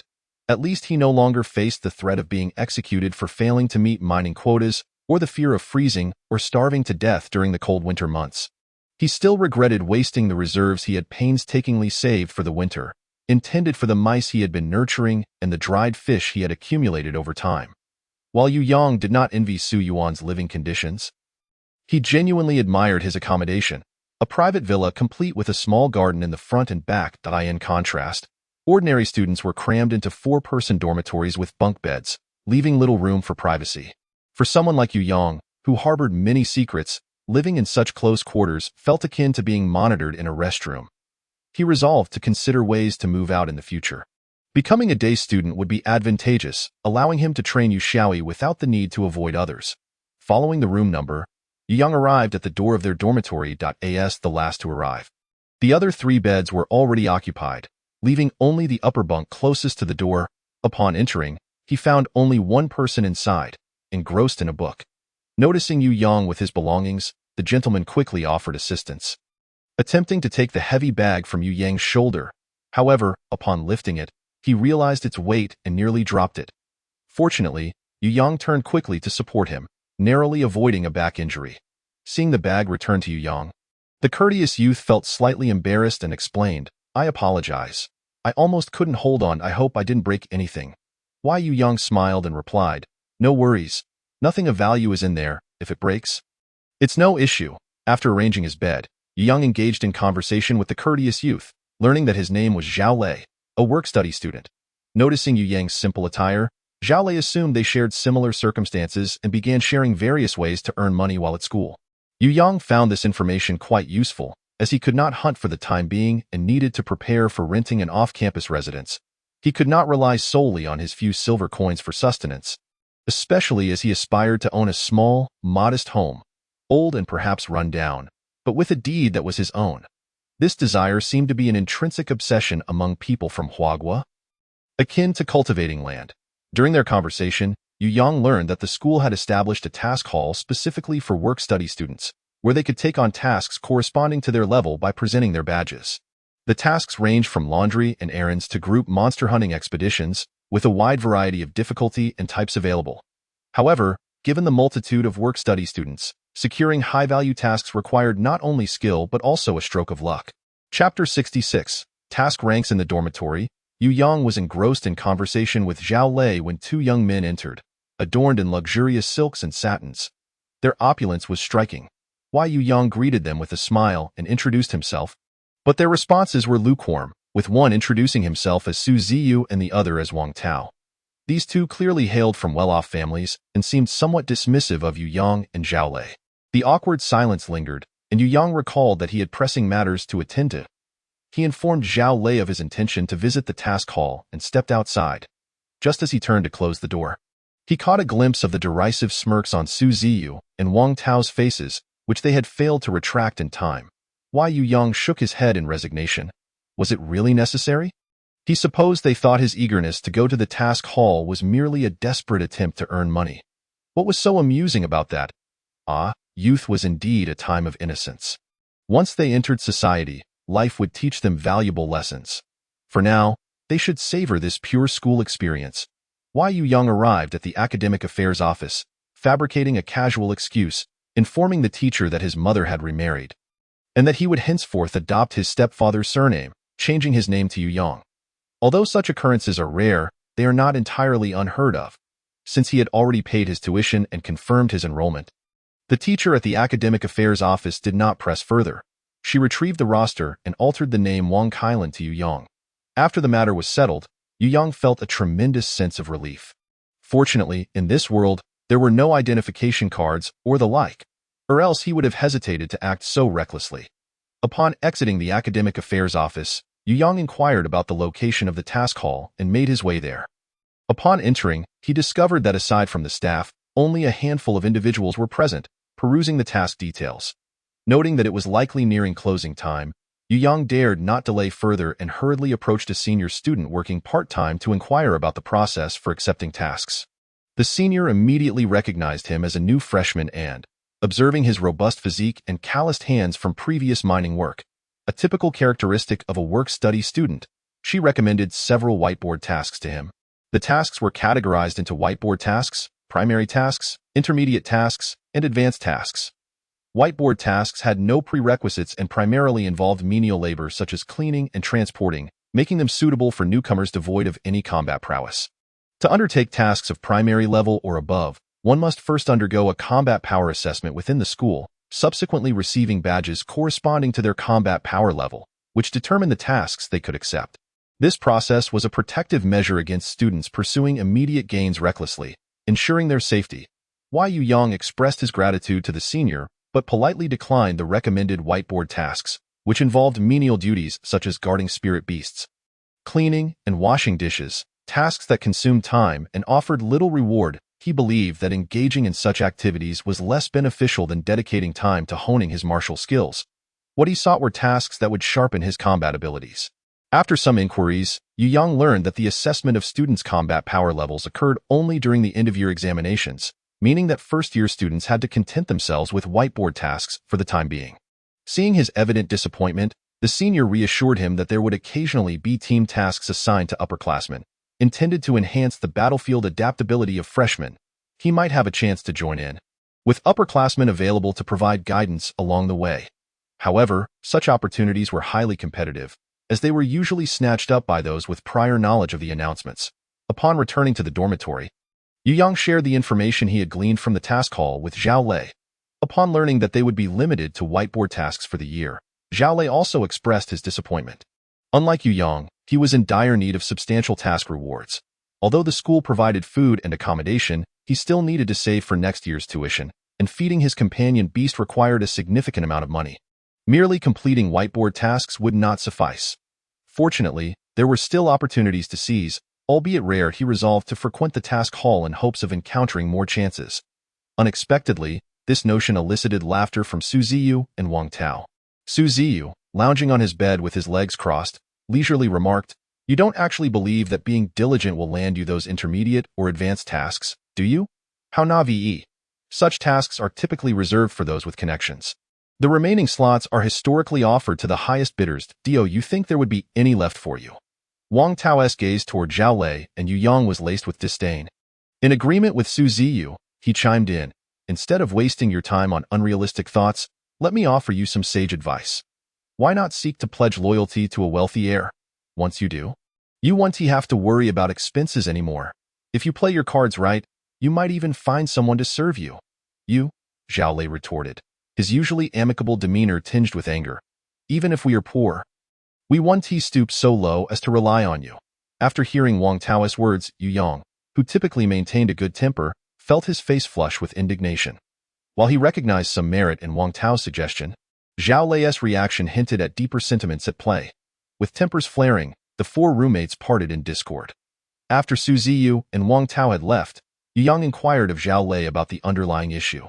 It turned out that the notion of pledging loyalty had initially been a significant avenue for low-ranking students to ascend. However, over time, the situation had deteriorated, giving rise to various forms of power transactions and servitude. Genuine heirs from noble families rarely resorted to such means for recruitment. Thus, Wang Tao's words had struck a nerve. Why Yu Yang nodded in understanding. He had no intention of binding himself to any family. So this path required no further contemplation.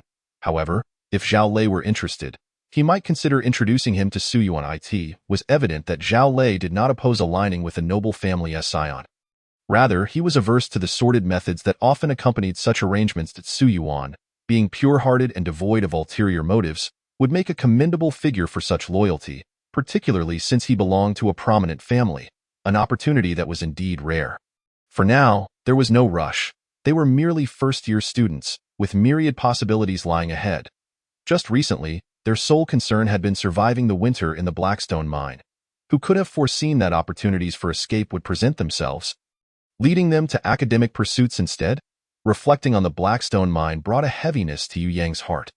Although he had managed to escape, he felt perpetually shackled by the shadows of his past as a fugitive. The mere thought of mercenaries from Blackstone City potentially crossing the barrier to this realm ignited a fierce urgency within him to enhance his combat prowess. Should he ever encounter them again, he would no longer allow others to dictate the course of his life. Chapter 68. The bookworm Yu Yang suddenly realized that his mindset had grown somewhat complacent of late.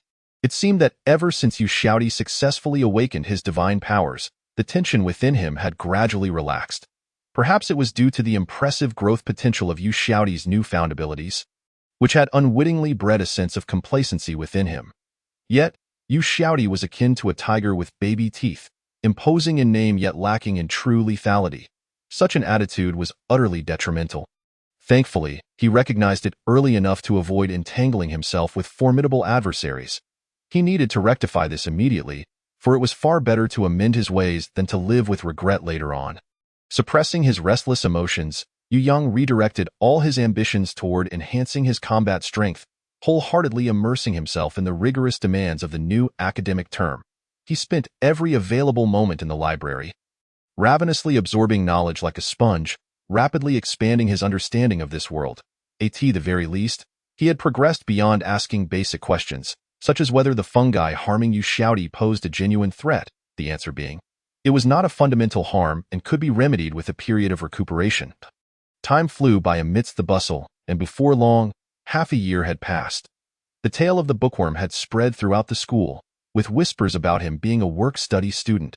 However, since the beginning of the semester, he had not undertaken a single whiteboard task. He was solely engrossed in his studies, and if he continued in this manner, he would undoubtedly fall short of saving enough for next year's tuition. Today was a day of rest. After finishing breakfast, Yu Yang began adjusting his crossbow in the dormitory. Suziyu, noticing that Yu Yang lingered in the dorm, took the opportunity to mock him, saying, "Bookworm, why aren't you at the library today? Have you decided to give up? I must advise you to start with whiteboard tasks. Otherwise, you might take on more than you can handle and end up unable to pay next year's tuition." He did not genuinely believe Yu Yang to be a mere bookworm. Having shared a dorm, he knew Yu Yang was not dull-witted or inflexible. On the contrary, he was quick-witted and purpose-driven. Suziyu assumed Yu Yang aimed to capture the attention of the noble scions through his knowledge, thereby naturally joining their ranks. While this approach was not without merit, the pacing was too rapid and difficult to manage, and it appeared to have backfired. Having ensured that his crossbow was in order, Yu Yang nonchalantly replied while applying Yu Shouty's venom to the crossbow bolts, "I accepted a task today, so I won't be going to the library for now." Suziyu scoffed. "After all that pretense, you're still giving up. In the end, you'll have to return to doing whiteboard tasks. Without the skills, you can't take on any delicate work. It would have been better to have arranged all the tasks on the whiteboard during spare time from the very beginning."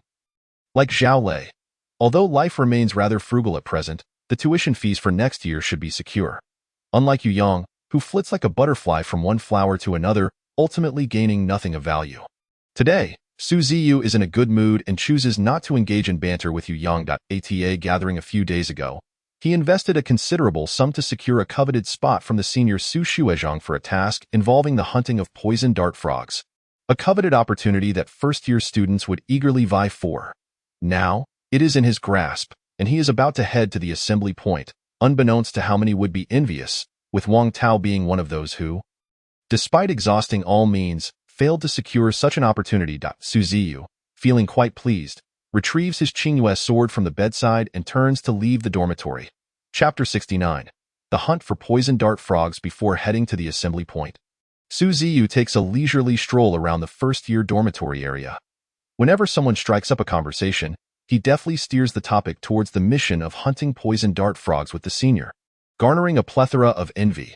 Jealousy is secondary, as his primary goal is to elevate his standing among the first-year students.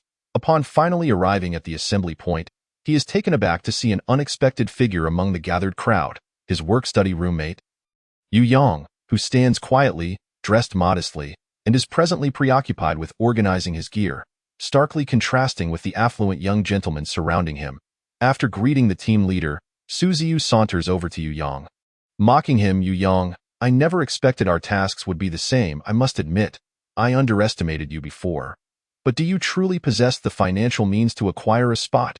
I hope it's not borrowed funds.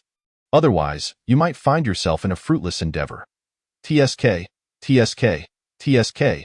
Even if you manage to secure this opportunity, don't harbor delusions of blending into our circle.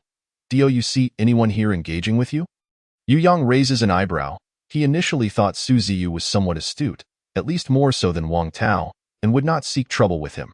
Unfortunately, it seems his composure is lacking. With a gentle smile, Yu Yang replies, "I am indeed different from you. Do you recall that such tasks can be accessed through back channels?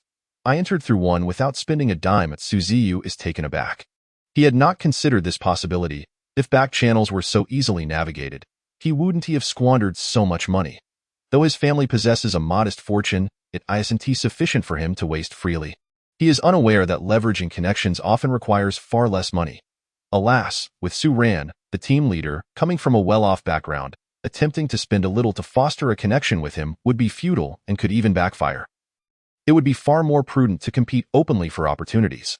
Uncertain whether Yu Yang's claim holds any truth, Suziyu decides against further antagonizing him and instead opts to find other teammates to engage with and expand his network. As the time to depart draws near, Su Yuan leisurely arrives, and the atmosphere among the group instantly brightens. Everyone eagerly greets him, as he is a direct descendant of the Su family, notably more approachable than his cousin Su Ran. However, he typically avoids socializing, and the crowd does not wish to miss such a prime opportunity for connection.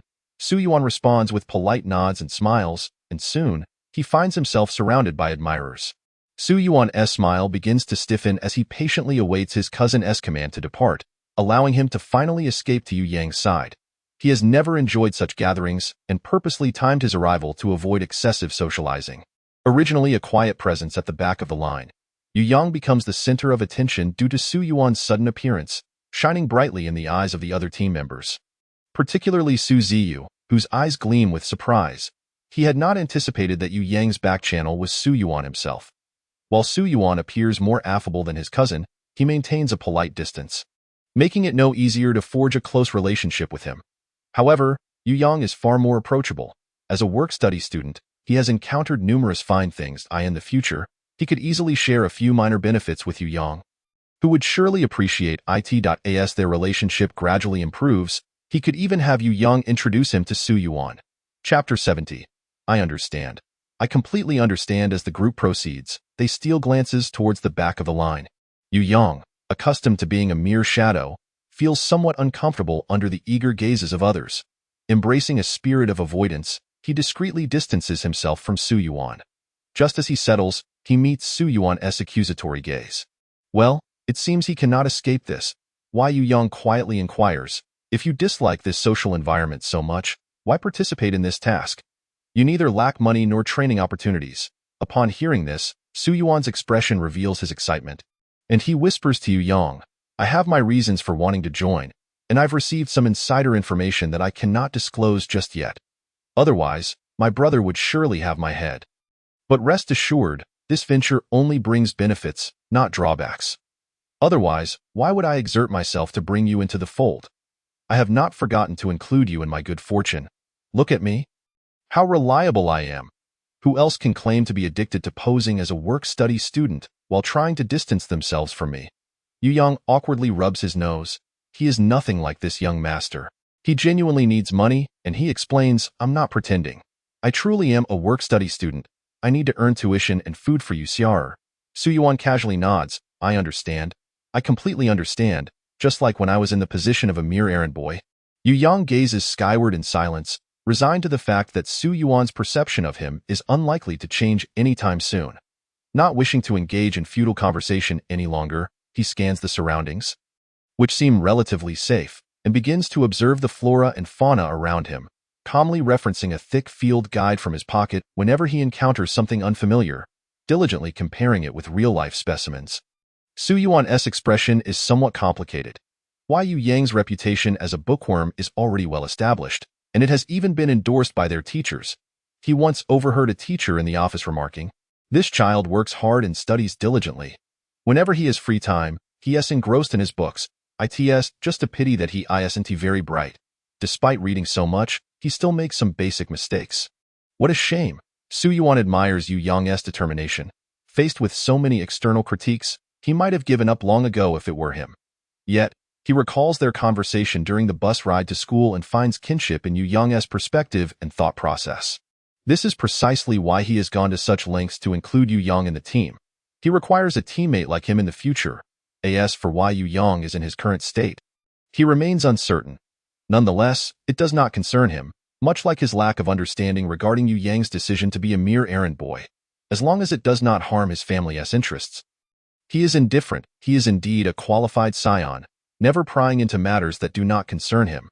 Observing Yu Yang walking while engrossed in his book, some in the group occasionally cast peculiar glances his way. Whispering softly to their companions, yet out of respect for Su Yuan, no one openly derided him. Su Ran naturally noticed Yu Yang's behavior, but seeing that he did not hinder the progress of the group, he refrained from intervening.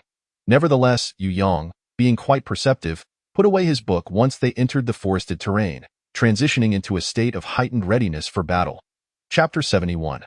The Scout Persona. Throughout the journey, the members of the small team showcase their abilities, akin to peacocks displaying their feathers, each eager to leave a favorable impression on Su Ran for future camaraderie.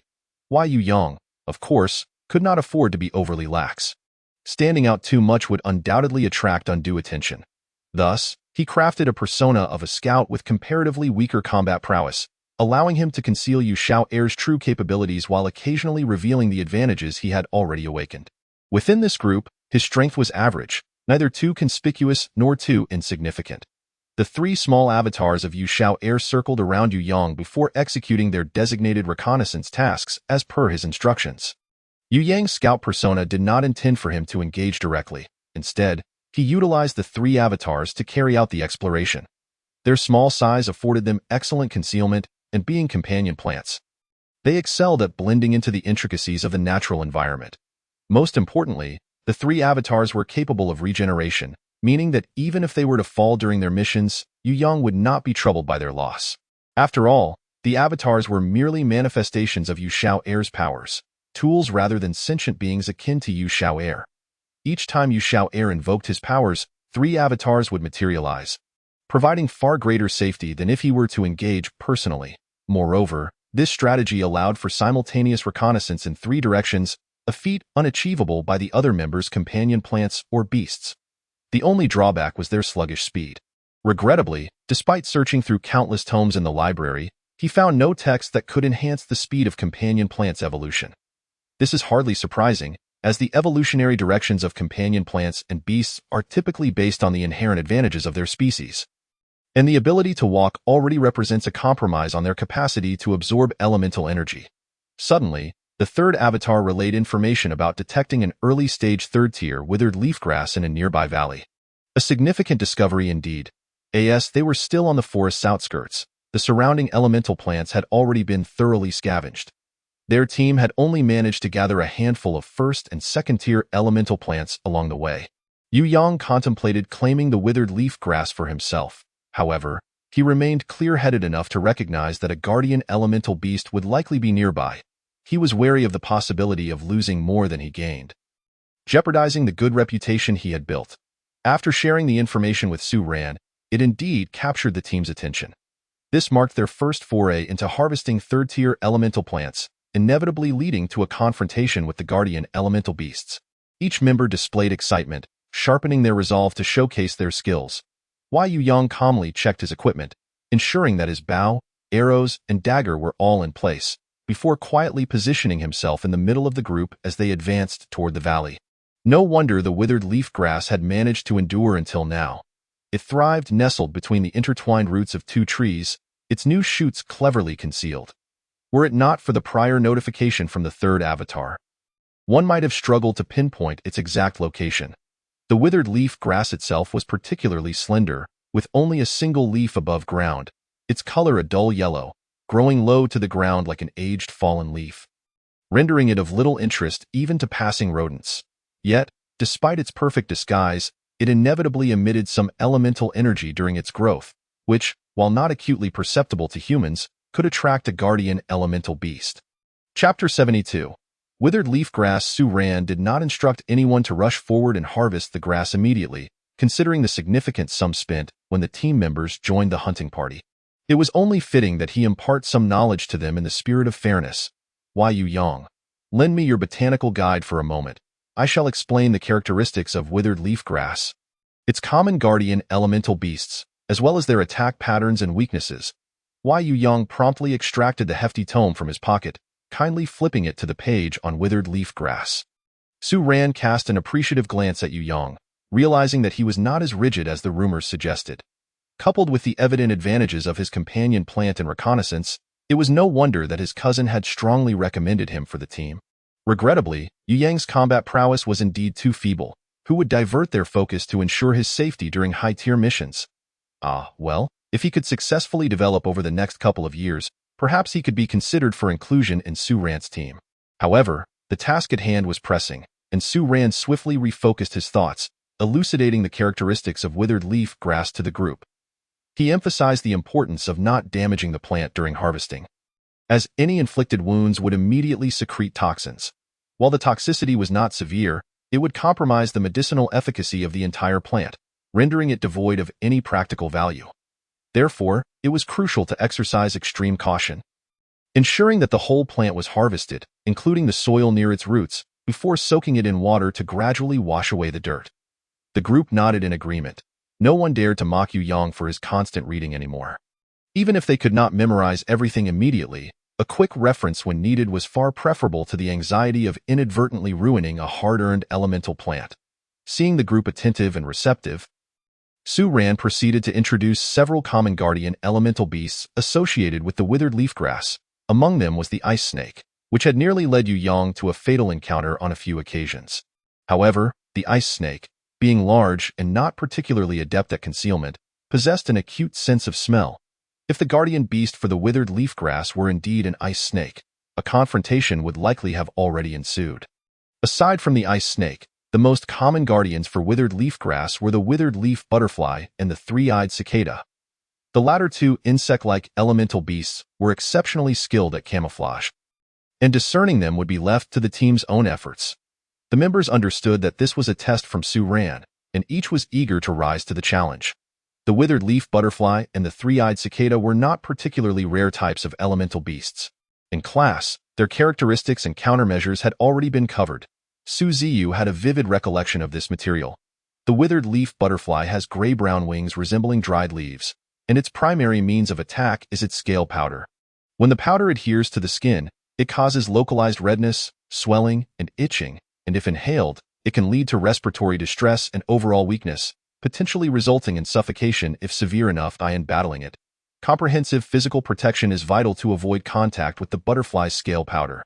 Su Ran nodded in acknowledgement of Su Ziyu's contribution, which greatly encouraged her. Just as she was about to continue, another voice interjected. After all, they shared the same objective and would not allow her to monopolize the stage. A girl with a high ponytail chimed in. The three-eyed cicada, with its golden yellow body, possesses mimicry abilities, making it difficult to identify. Its attack method involves sonic waves and it flies at great speed, thus making it challenging to hunt. I propose a defensive strategy. First, we should use a few members to divert the three-eyed cicada's attention while designating a speedster to quickly gather the withered leaf grass. Chapter 73. Harvesting. Su Ran nodded in agreement, but before the girl could celebrate, he continued. Both Li Shimi and Su Shidi have made valid points. However, the information provided is incomplete. What you have described are merely the initial skills of these two elemental beasts. The guardian beasts of third-tier withered leaf grass are likely to be at the late second-tier to mid-third-tier level. It is highly probable that a third-tier withered leaf butterfly may evolve the ability to create illusions, while a third-tier three-eyed cicada may not only enhance its sonic attacks but also develop wind blade capabilities. You must always remember that elemental beasts, much like your companion beasts and plants, undergo significant enhancements with each breakthrough, resulting in qualitative increases in their attack power. The knowledge you have learned from textbooks pertains solely to their initial skills. The higher the tier of an elemental beast, the more lethal techniques it is likely to possess, so exercise extreme caution in your future encounters. The girl with the high ponytail and Su Ziyu both lowered their heads, their faces flushed with embarrassment. It truly was not their fault. They were aware that higher-level elemental beasts could evolve with varying abilities, yet the teacher had not covered this in class. They could only momentarily bypass the issue. Su Ran observed that they had nearly finished their discussion and decided to move on, commencing the task allocation for the team members. Naturally, he would not dwell on such trivial matters. After all, the essence of this task was akin to that of a caretaker, primarily responsible for guiding the younger students in their growth. With Su Ran's guidance, although the process of collecting withered leaf grass was chaotic, they managed to conclude successfully. Everyone collaborated effectively, and they even succeeded in hunting down a late-stage second-tier three-eyed cicada, with the high ponytail girl's performance standing out remarkably.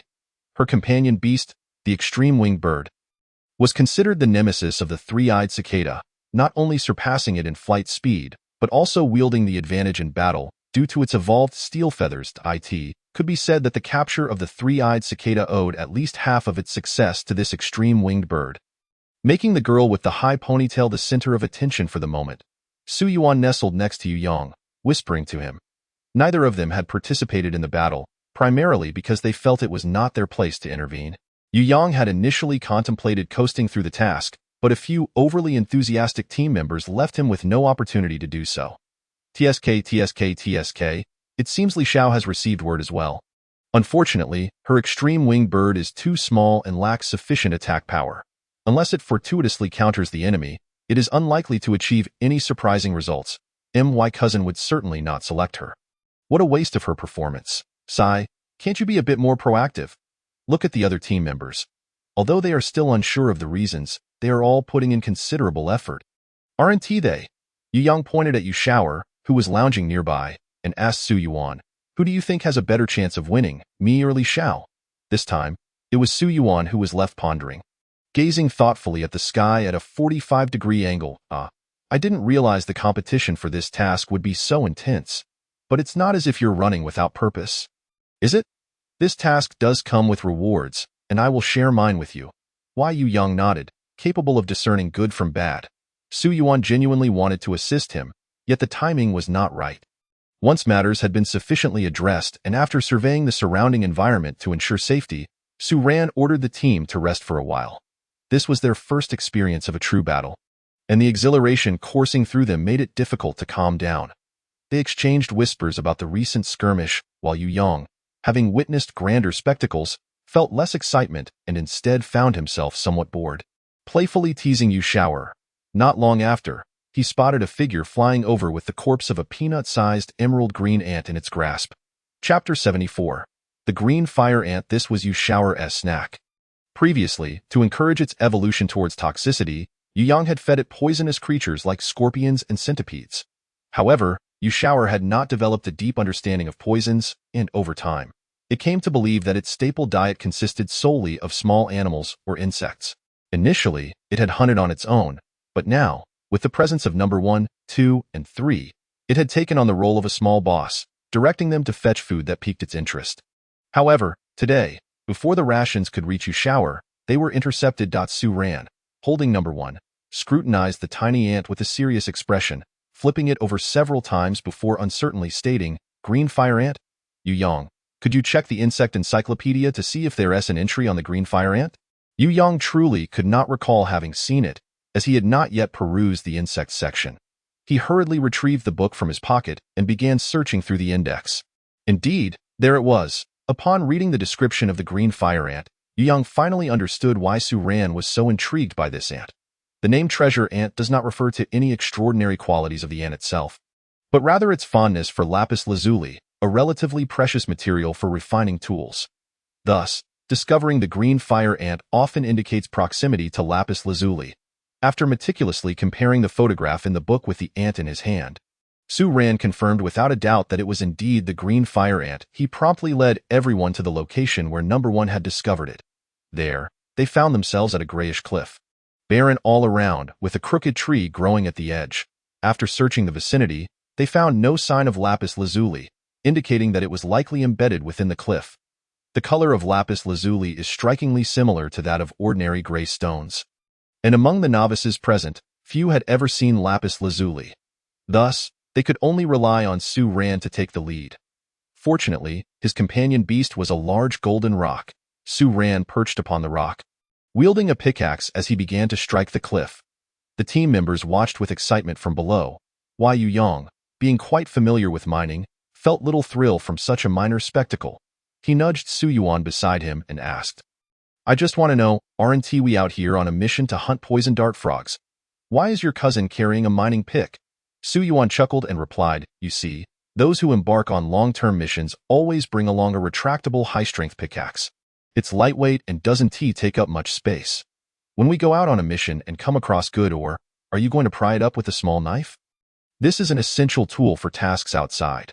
I have one too, courtesy of my brother." Yu Yang considered this and nodded, secretly deciding to order a suitable pickaxe upon his return. After all, who would turn down an opportunity to save money? Su Ran did not keep them waiting long. After about the time it takes to brew a cup of tea, he descended, cradling a fist-sized mineral in his arms, riding the golden rock, clearing his throat. Su Ran addressed the group, "Before we commence mining, I need to clarify something. This forest falls under the jurisdiction of the school. To encourage us to discover new mineral sources, the school has stipulated that the discoverer of new minerals holds the right to extract them. Upon returning to school, I will report this location, and the school will provide a reward. Since this mineral was first discovered by Yu Yang's companion beast, followed by my identification, the reward will be split between us. Given the limited time for our task, I can only allocate 3 hours for mining. Of your total haul today, 1/3 will be yours to keep, and 2/3 will be collected by the team for redistribution. Is that clear?"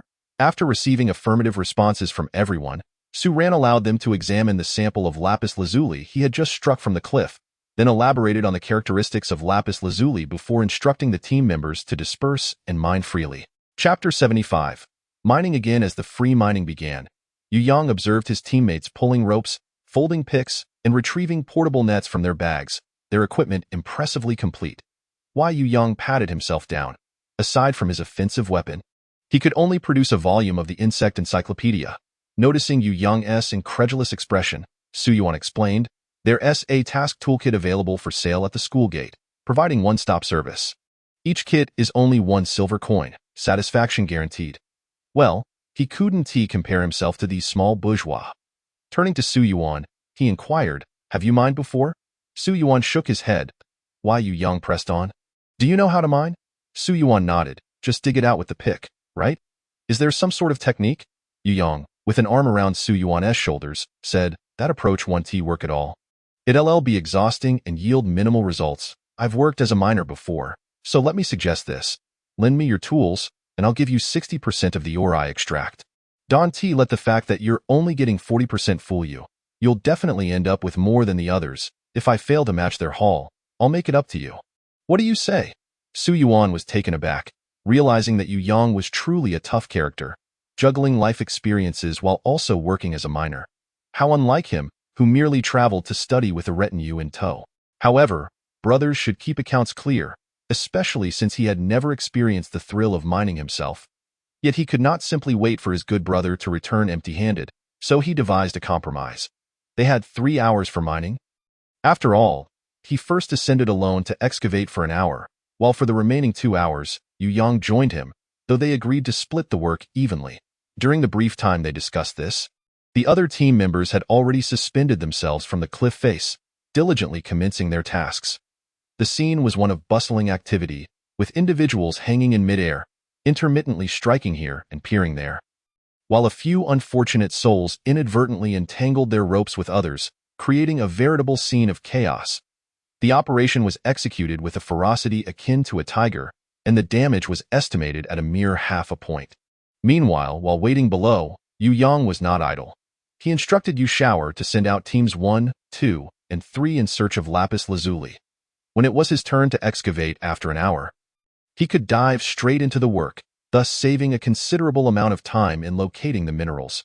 However, within less than half an hour, Su Yuan succumbed, his hands blistered and his haul disappointingly scant, with only 6 or 7 pieces of lapis lazuli in his net.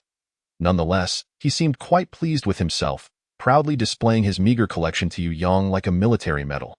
Taking the tools from Su Yuan, Yu Yang stretched his limbs, having not engaged in mining for quite some time. Cautious to avoid straining a muscle, he then ascended the rope with an agile grace, checking each location based on the earlier reports from Team 1. Although there were instances of misinformation, the accuracy remained commendable, exceeding 80%.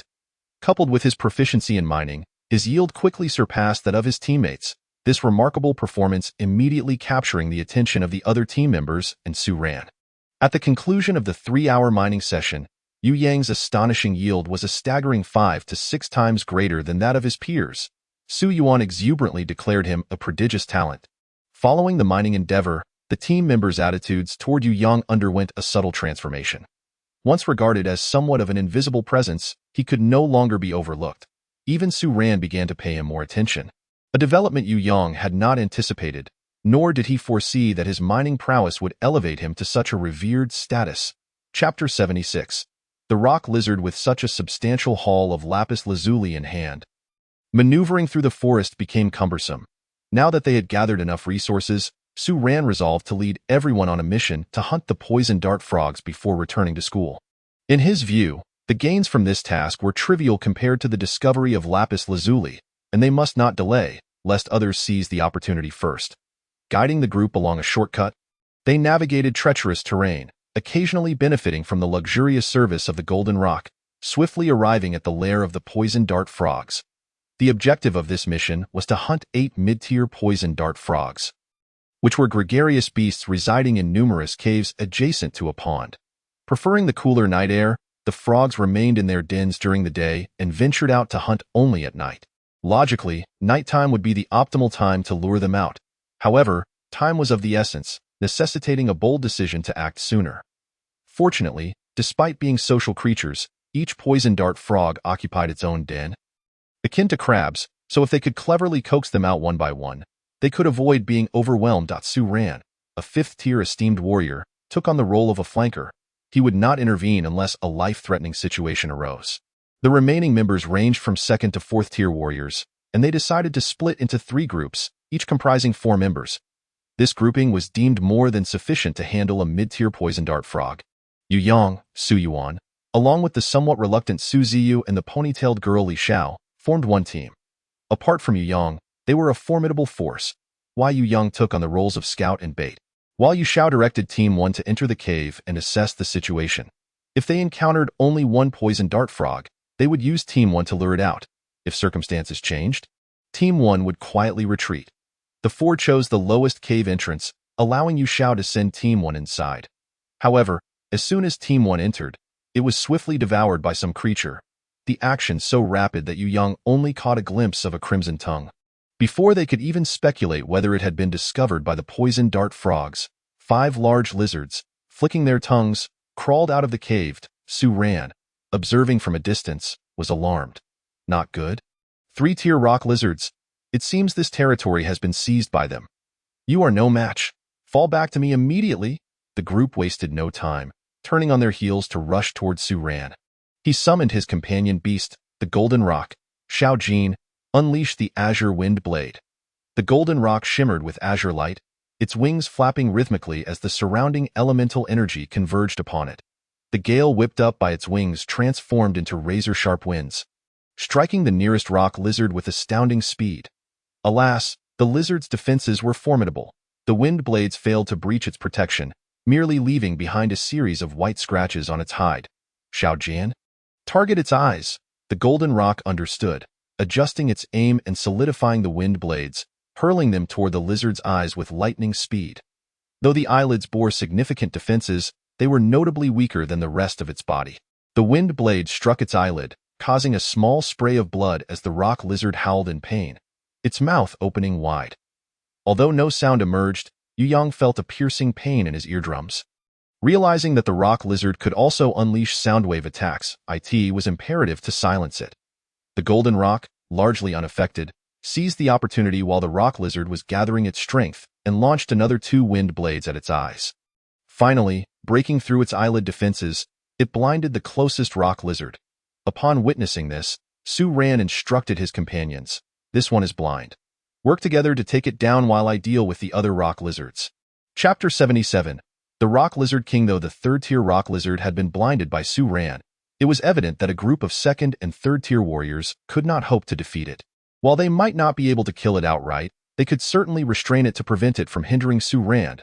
Su Yuan released his companion beast, the Crimson-Back Tiger, which had successfully advanced 3 times and mastered the fiery explosive technique. Regrettably, the rock lizard's defenses were exceedingly robust, rendering the fiery explosives ineffective. Meanwhile, Li Zhao's extreme winged bird circled above, occasionally using its steel feathers to attack the rock lizard's eyes, diverting its attention. The others utilized their unique abilities to their fullest. And with the rock lizard now blind, it became disoriented, floundering in its movements. Yu Yang noticed it opening its mouth, preparing to unleash a soundwave attack. He could not allow this to happen. Swiftly, he loosed an arrow toward its gaping maw. Fortunately, being blind, the creature was unable to evade in time, but it managed to tilt its head at the last moment, causing the arrow to graze the corner of its mouth instead, resulting in but a minor wound. Observing the small injury, Yu Yang was uncertain if the poison smeared on the arrowhead would be effective. However, the rock lizard's soundwave attack had been successfully interrupted, allowing the team to continue their struggle.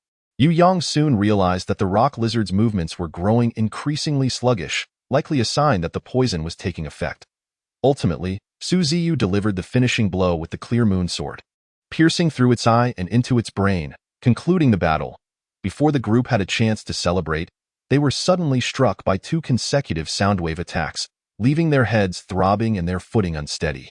Su Ran was besieged by 2 rock lizards. While not far off lay the corpses of 2 slain rock lizards, it appeared that while they had been engaged with the blinded rock lizard, Su Ran had single-handedly dispatched 2 others. Was this the power of an esteemed warrior? Without a moment to catch their breath, the group rushed to assist in subduing one of the rock lizards. Although this particular lizard had been exhausted by Su Ran's earlier onslaught, it remained a formidable foe, fully capable of outmatching the team of lesser warriors. The tide of battle had shifted, and they found themselves on the defensive once more. Yet they managed to fulfill their task of distraction. With one less rock lizard to contend with, Su Ran swiftly dispatched the one he had been battling. Just as the conflict appeared to be nearing its conclusion, a rock lizard king, 3 times the size of its kin, emerged from the cave. Remarkably, there was not a single one missing from the nest. Su Ran's expression grew grave as he addressed the group. This rock lizard king possesses mid-4th tier strength, and I cannot guarantee victory against it. I will hold it off for a moment. You must escape while you can. Su Yuan urgently inquired, cousin, how will you get away? Su Ran reassured him, fear not. If the situation becomes dire, I will have the golden rock carry me away. Though the 4th tier rock lizard king is formidable, it cannot pursue airborne prey. Hurry, time is of the essence. Upon the emergence of the rock-breaking lizard king, it beheld its minions, some lifeless, others grievously wounded.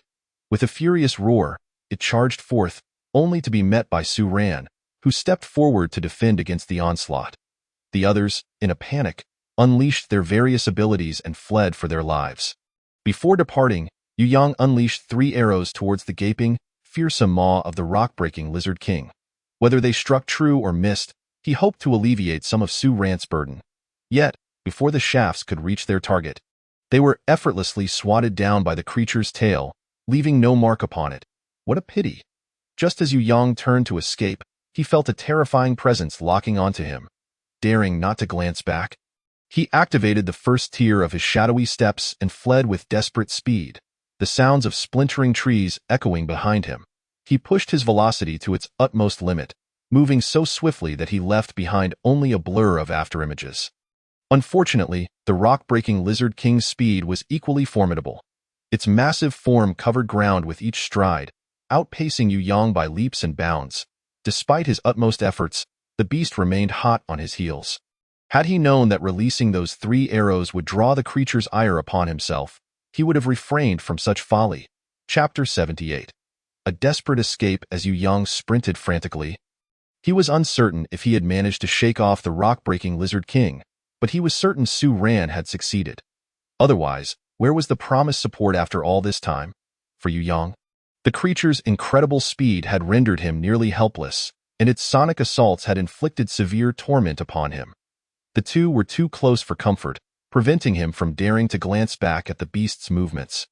He endured 2 devastating sonic strikes, proving the rock-breaking lizard king's attacks were over twice as potent as those of a standard lizard.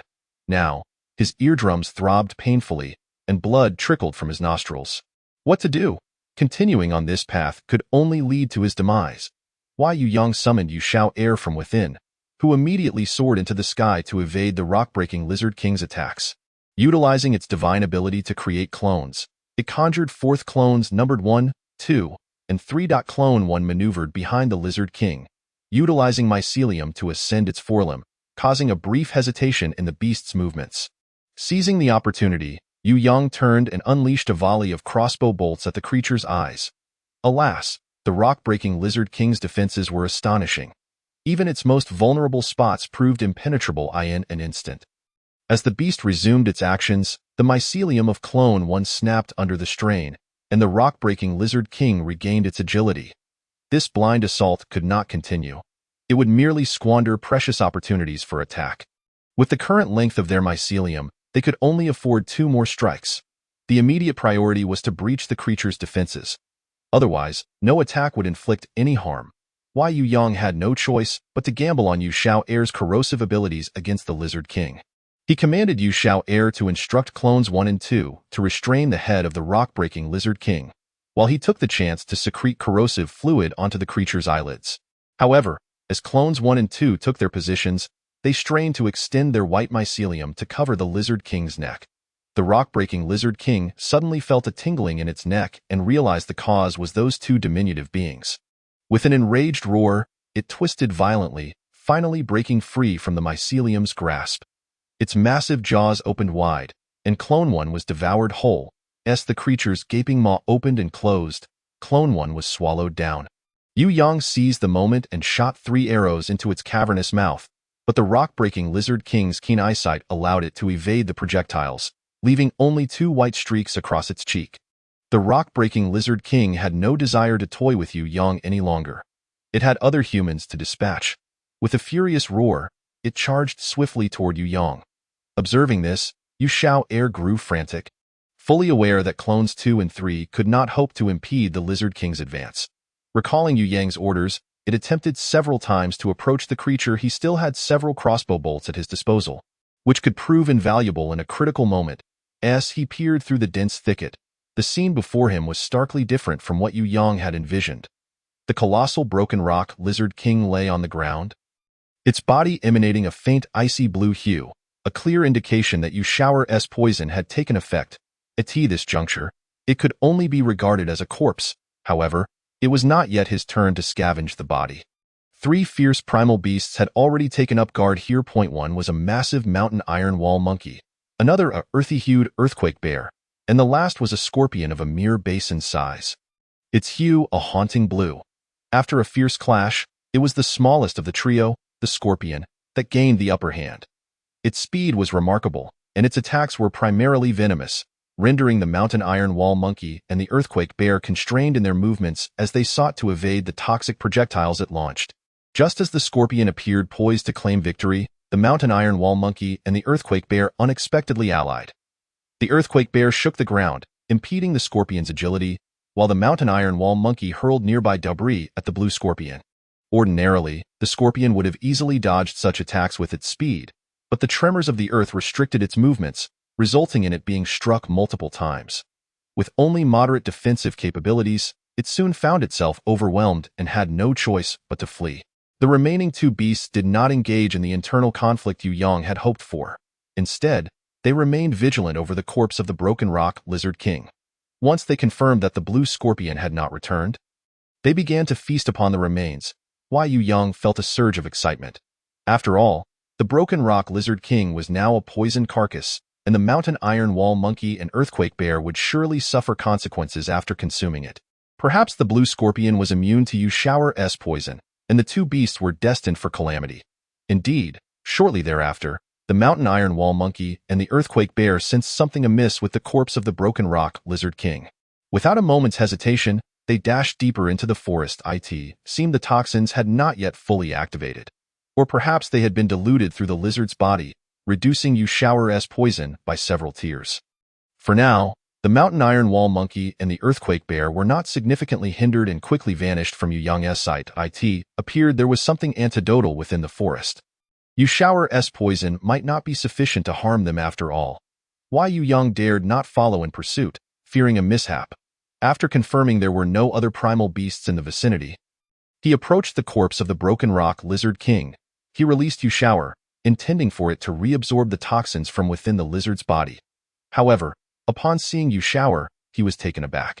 Yu Xiao's underside was completely bare, devoid of any mycelium. What was to be done? Yu Xiao absorbed and released toxins exclusively through its mycelium, and in a bid to save him, it had sacrificed its own. Now, it was left as a mere bald entity. Sighing, Yu Yang understood that some sacrifices had to be made. He drew his knife and, following the bite mark left by the mountain iron wa in perfect harmony with the attributes of Yu Xiao's power bank, it was as though a tiger had been bestowed with wings, promising a bright future and the potential to become a perpetual motion machine. Their appearance was fortuitous, as it alleviated some of the burdens of exploration for Yu Yang, allowing him to save considerable time on his journey. After evading several formidable primal beasts, Yu Yang encountered Professor Zhao Bin, who had rushed from the academy to provide aid. This month, he was assigned to guard duty at the task hall, where the mission involved hunting the venomous arrow frog that had been reported alongside a mid-4th-tier rock-breaking Lizard King. As he heard the news, he immediately set off for the lair of the rock-breaking lizard. And upon spotting Yu Yang, his surprise was palpable, though it was accompanied by a sense of astonishment and bewilderment. To put it simply, Yu Yang was known as a notorious bookworm within the academy, so much so that even their first-year teaching staff held little faith in him. Upon learning that Yu Yang had lured the rock-breaking Lizard King away, Zhao Bin felt a wave of foreboding. For a first-year student, even one with exceptional talent, Escaping from the clutches of a fourth-tier beast was a daunting task, especially for someone who lacked notable skills and whose intellect was not particularly sharp. Yet, unexpectedly, Yu Yang proved to be a fortunate little koi. Chapter 81. Teacher Zhao took a keen interest in Yu Yang's escape, recognizing that the mid-fourth-tier rock-breaking lizard king posed a grave danger to students and must be eliminated. Yu Yang was not inclined to disclose the final whereabouts of the rock-breaking lizard king, as he wished to keep the existence of the red orb, a treasure he had yet to comprehend the value of, hidden from others. He understood the principle of possessing a gem brings misfortune and did not wish to gamble with his life testing others' boundaries, especially since he was still unfamiliar with Teacher Zhao's character. Thus, he simply told Zhao that, in his frantic escape from the rock-breaking lizard king, he had inadvertently stumbled into the territory of the mountain iron wall monkey. At that moment, he found himself in a perilous situation and, with no other choice, he had to turn the tables and lure the rock-breaking lizard king to the vicinity of the mountain iron wall monkey's lair. It was during their clash that he managed to slip away. Upon hearing Yu Yang's account, Xiaobin immediately took him to the mountain iron wall monkey's territory. Why Yu Yang was taken aback. He had not anticipated that Xiaobin would not relent until the rock-breaking lizard king was vanquished. Fortunately, he had not fabricated an entirely fictitious primal beast, as there were indeed battle scars on the mountain iron wall monkey from its skirmishes with the earthquake bear and the azure scorpion, which could serve to deceive Xiaobin. When they arrived at the mountain iron wall monkey's domain, they spotted an injured mountain iron wall monkey resting at the cave's entrance, its wounds still fresh, and a faint scent of blood wafting through the air. Why Yu Yang wiped the cold sweat from his brow. Fortunately, both the earthquake bear and the rock-breaking lizard king were large beasts, and their wounds bore a striking resemblance, making it difficult to distinguish without close scrutiny. Why Yu Yang had narrowly escaped detection. Xiaobin set Yu Yang down and instructed him to hide while he brandished his formidable mountain-cleaving axe and charged forward. In the heat of the moment, he summoned his companion plant, the Iron Thorn, revealing a side of Xiaobin that was unexpectedly violent despite his genteel demeanor. The Iron Thorn, though a companion plant, moved with remarkable swiftness and agility, its branches resilient as steel. As Xiaobin engaged the mountain iron wall monkey, the air was filled with the jarring sound of metal scraping against metal. This formidable alliance was more than enough to overpower the already wounded mountain iron wall monkey, which stood no chance against Xiaobin's prowess. The Iron Thorn didn't even have to unleash its full power, leading to the swift demise of the mountain iron wall monkey. It was evident that Xiaobin possessed extraordinary strength. Indeed, there are always greater talents beyond one's kin. While both the rock-breaking lizard king and the mountain iron wall monkey were fourth-tier primal beasts, the former had pursued Yu Yang relentlessly, leaving him on the brink of death, whereas Xiaobin handled the mountain iron wall monkey with effortless ease. In that instant, Yu Yang felt an overwhelming admiration for sheer strength. But wait, why was this mountain iron wall monkey poisoned? The rock-breaking lizard king lacked any venomous capabilities. Hearing Xiaobin's remarks snapped Yu Yang back to reality, and he quickly explained, "This arrow is coated with the venom secreted by my companion plant.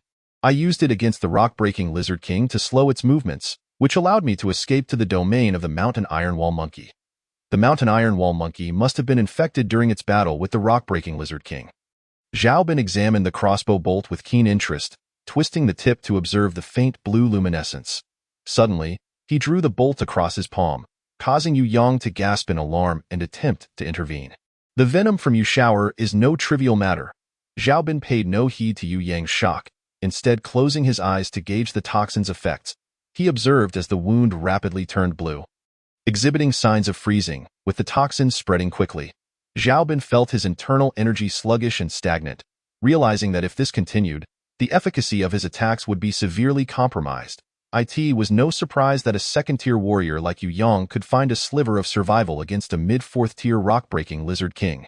After a quarter hour, Xiaobin's entire arm had turned a frosty blue. With his untainted hand, he retrieved a black pill from his pocket and swallowed it. Moments later, he regained his mobility.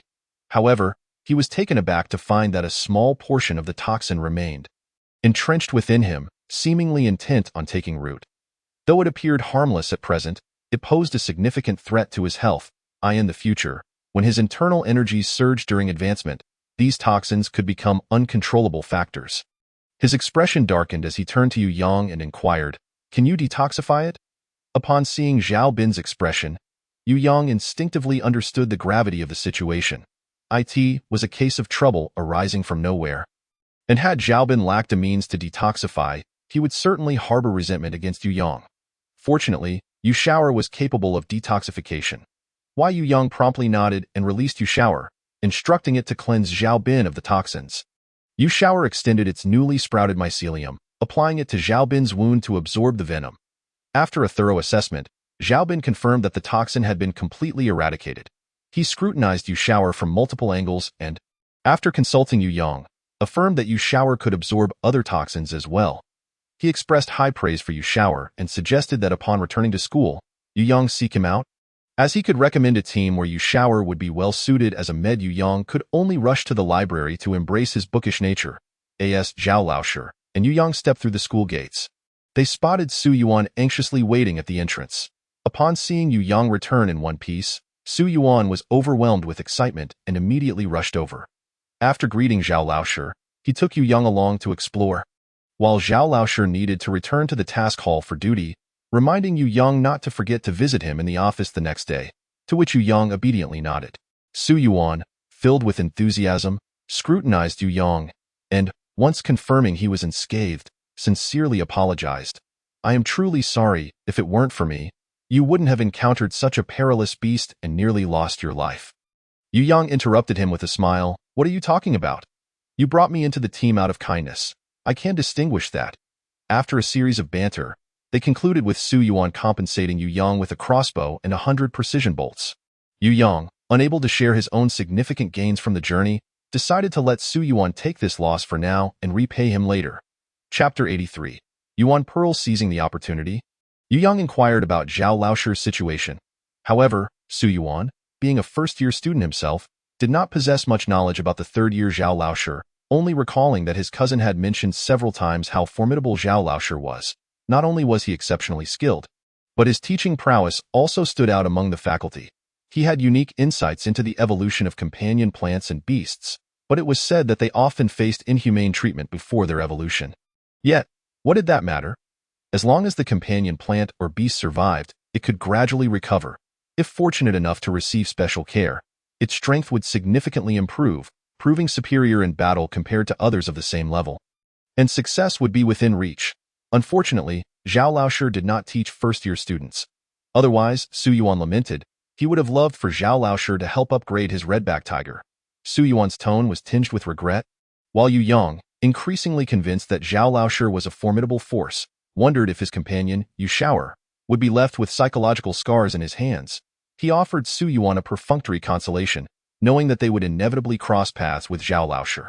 He had previously noticed that while people here cared for companion plants and beasts, many viewed them merely as tools for combat. Through his conversation with Su Yuan, this sentiment became even more pronounced. To Yu Yang, Yu Shower was like family, a bond so profound that he could not accept the indifferent attitudes of others towards his companion, who was his anchor in this foreign world. Yu Yang also needed to gather information about the red orb in the library. He invited Su Yuan to join him, but Su Yuan, pale-faced, declined, proving himself the notorious bookworm of the school, eager to dive back into the library's embrace after narrowly escaping danger. Su Yuan excused himself, saying he needed to arrange the crossbow and bolts for Yu Yang, promising not to disrupt his reading, before swiftly departing. Watching Su Yuan's retreating figure, Yu Yang felt a deep resonance with the saying that reading fosters progress. As Su Yuan's speed had undeniably improved. Upon reaching the library, Yu Yang specifically sought several books on the rock lizard but found no information regarding the red orb. He surmised that this red orb must have been fortuitously formed from the rock lizard king. Perhaps he should search through miscellaneous tomes on rare materials? He found a few but still came up empty. With no clear direction, Yu Yang resorted to the most rudimentary method, meticulously flipping through each book.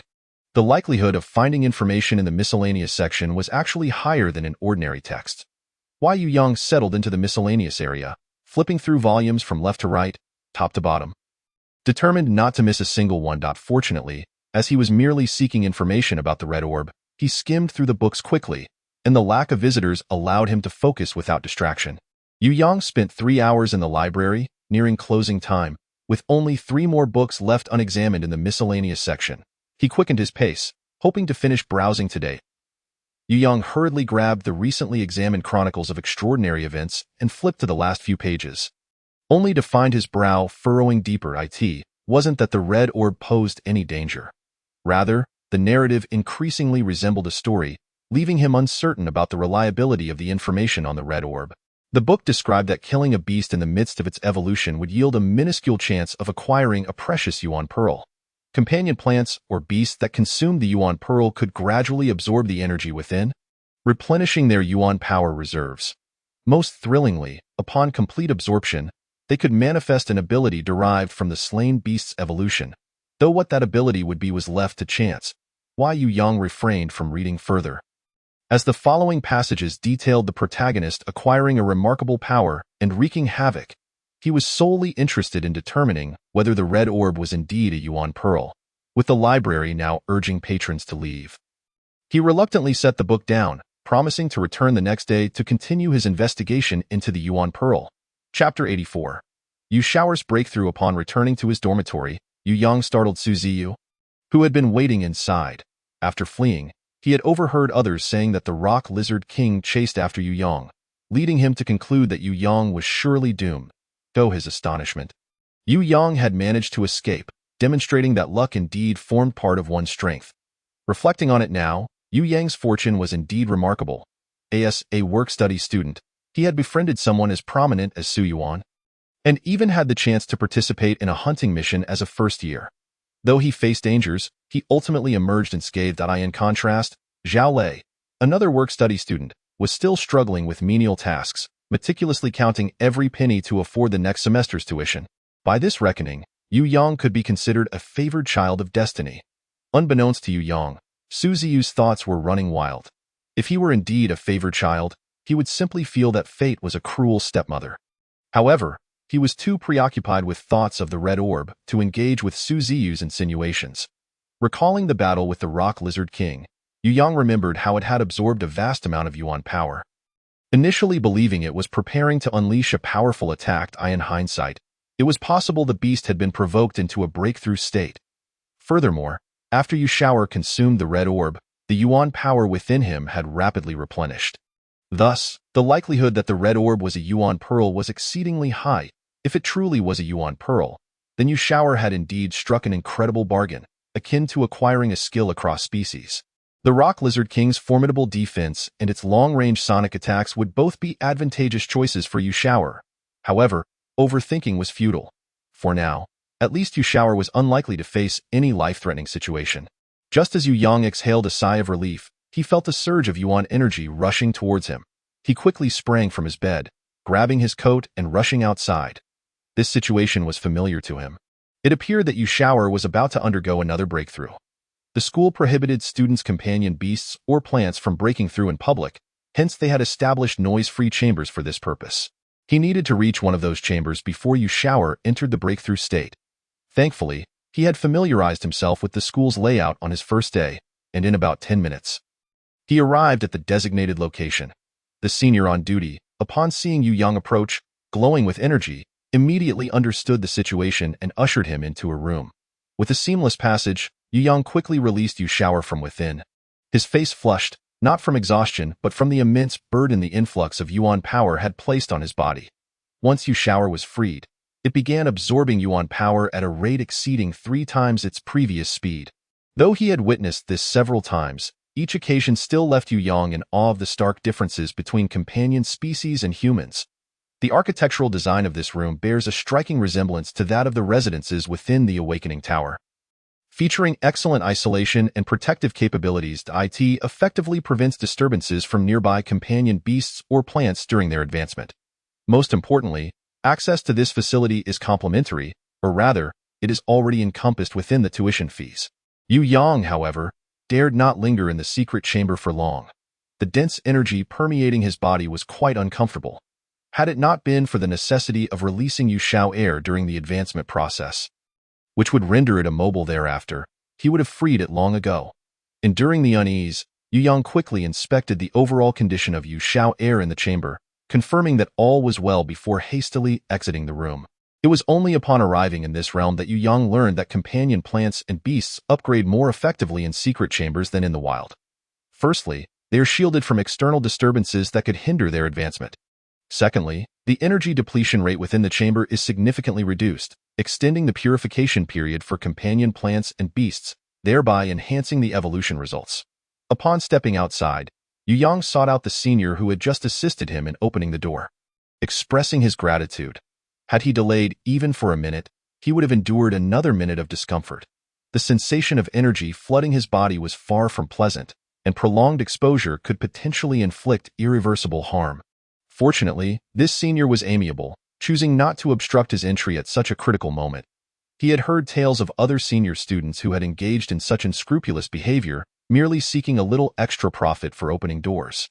The senior was very kind. After registering the information of Yu Yang and Yu Xiao'er, he provided Yu Yang with a token, informing him that once Yu Xiao'er completed its advancement and they detected the energy concentration in the chamber returning to normal, they would send someone to notify Yu Yang to retrieve Yu Xiao'er. As the levels of companion plants or beasts increase, the duration of their evolution tends to lengthen. For a companion plant like Yu Xiao'er, this evolution was expected to take 4 days. Thus Yu Yang need not remain watchful at the site. A teacher of royal rank was stationed here, ensuring the safety of his companion plant or beast. Should he feel anxious, he could always return daily to check on Yu Xiao'er's progress. Upon returning to the dormitory around 8 in the evening, Yu Yang found that his fellow residents had already returned. Each occupied their respective beds, casting glances at Yu Yang that were tinged with envy and resentment. Zhao Lei, a fellow work-study student, felt particularly frustrated, as his recent time spent on menial tasks had severely hindered his training progress. Nevertheless, he had to devise a plan for next year's tuition fees, unlike Yu Yang, who had a wealthy friend to rely on. Su Ziyu and Wang Tao's feelings were particularly complex. Having grown up in affluent households, their families had never deprived them of training resources, yet they remained stuck at the second stage of the brave. Initially, they had not thought much of it, considering that many peers had yet to reach the second stage. They had even felt a sense of pride until today, when they were overshadowed by Yu Yang, a mere work-study student. It was utterly inconceivable for them to admit that their qualifications were inferior to those of Yu Yang. It only left them feeling that they had grown too complacent in their training. After the stimulation provided by Yu Yang and Yu Xiao'er, the roommates' enthusiasm for studying and training surged to unprecedented heights. Consequently, when Yu Yang awoke the next morning, he found the dormitory eerily empty, which felt somewhat disorienting. Zhao Lei was less of a concern, as he had always kept a disciplined schedule, rising early and going to bed late. A routine Yu Yang had long since grown accustomed to, however. Su Ziyu and Wang Tao, who typically led a laid-back lifestyle and would sleep in until they awoke naturally, found themselves in a world where academic pressures were minimal. With morning classes starting at 9, they usually rose by 8:30, but now it was merely 6 o'clock. After completing his morning routine, Yu Yang prepared to visit the library early to research information about the energy orbs. He was still unable to definitively ascertain whether the red orb was indeed a source of energy, which left him feeling somewhat uneasy, fearing that unforeseen complications might arise during Yu Xiao'er's advancement. As he passed the training ground, he noticed his 3 roommates diligently training their companion beasts. Several of these creatures were performing their tasks with commendable dedication, executing their master's commands with vigor. This prompted Yu Yang to reflect on Yu Xiao'er. It was clear that Yu Xiao'er was far behind. Since emerging from the Black Stone Mine, Yu Xiao'er had not undergone proper training. Observing the industriousness of the other companion beasts ignited a sense of urgency within Yu Yang. He resolved that once Yu Xiao'er successfully leveled up, he would introduce additional training regimens. While contemplating his future plans, Yu Yang made his way to the library. Arriving early, he found only a handful of individuals present. He selected several books containing information about the energy orbs and settled down to read them thoroughly. The descriptions of the energy orbs in these volumes proved to be far more reliable than those in the previous book. Chronicles of the Continent. Among the information was a classification of the orbs. Their full designation was attribute energy orbs. For instance, the green orb represented the wood attribute, with abilities linked to this element, while the red orb represented the fire attribute, primarily unleashing fire-based attack skills.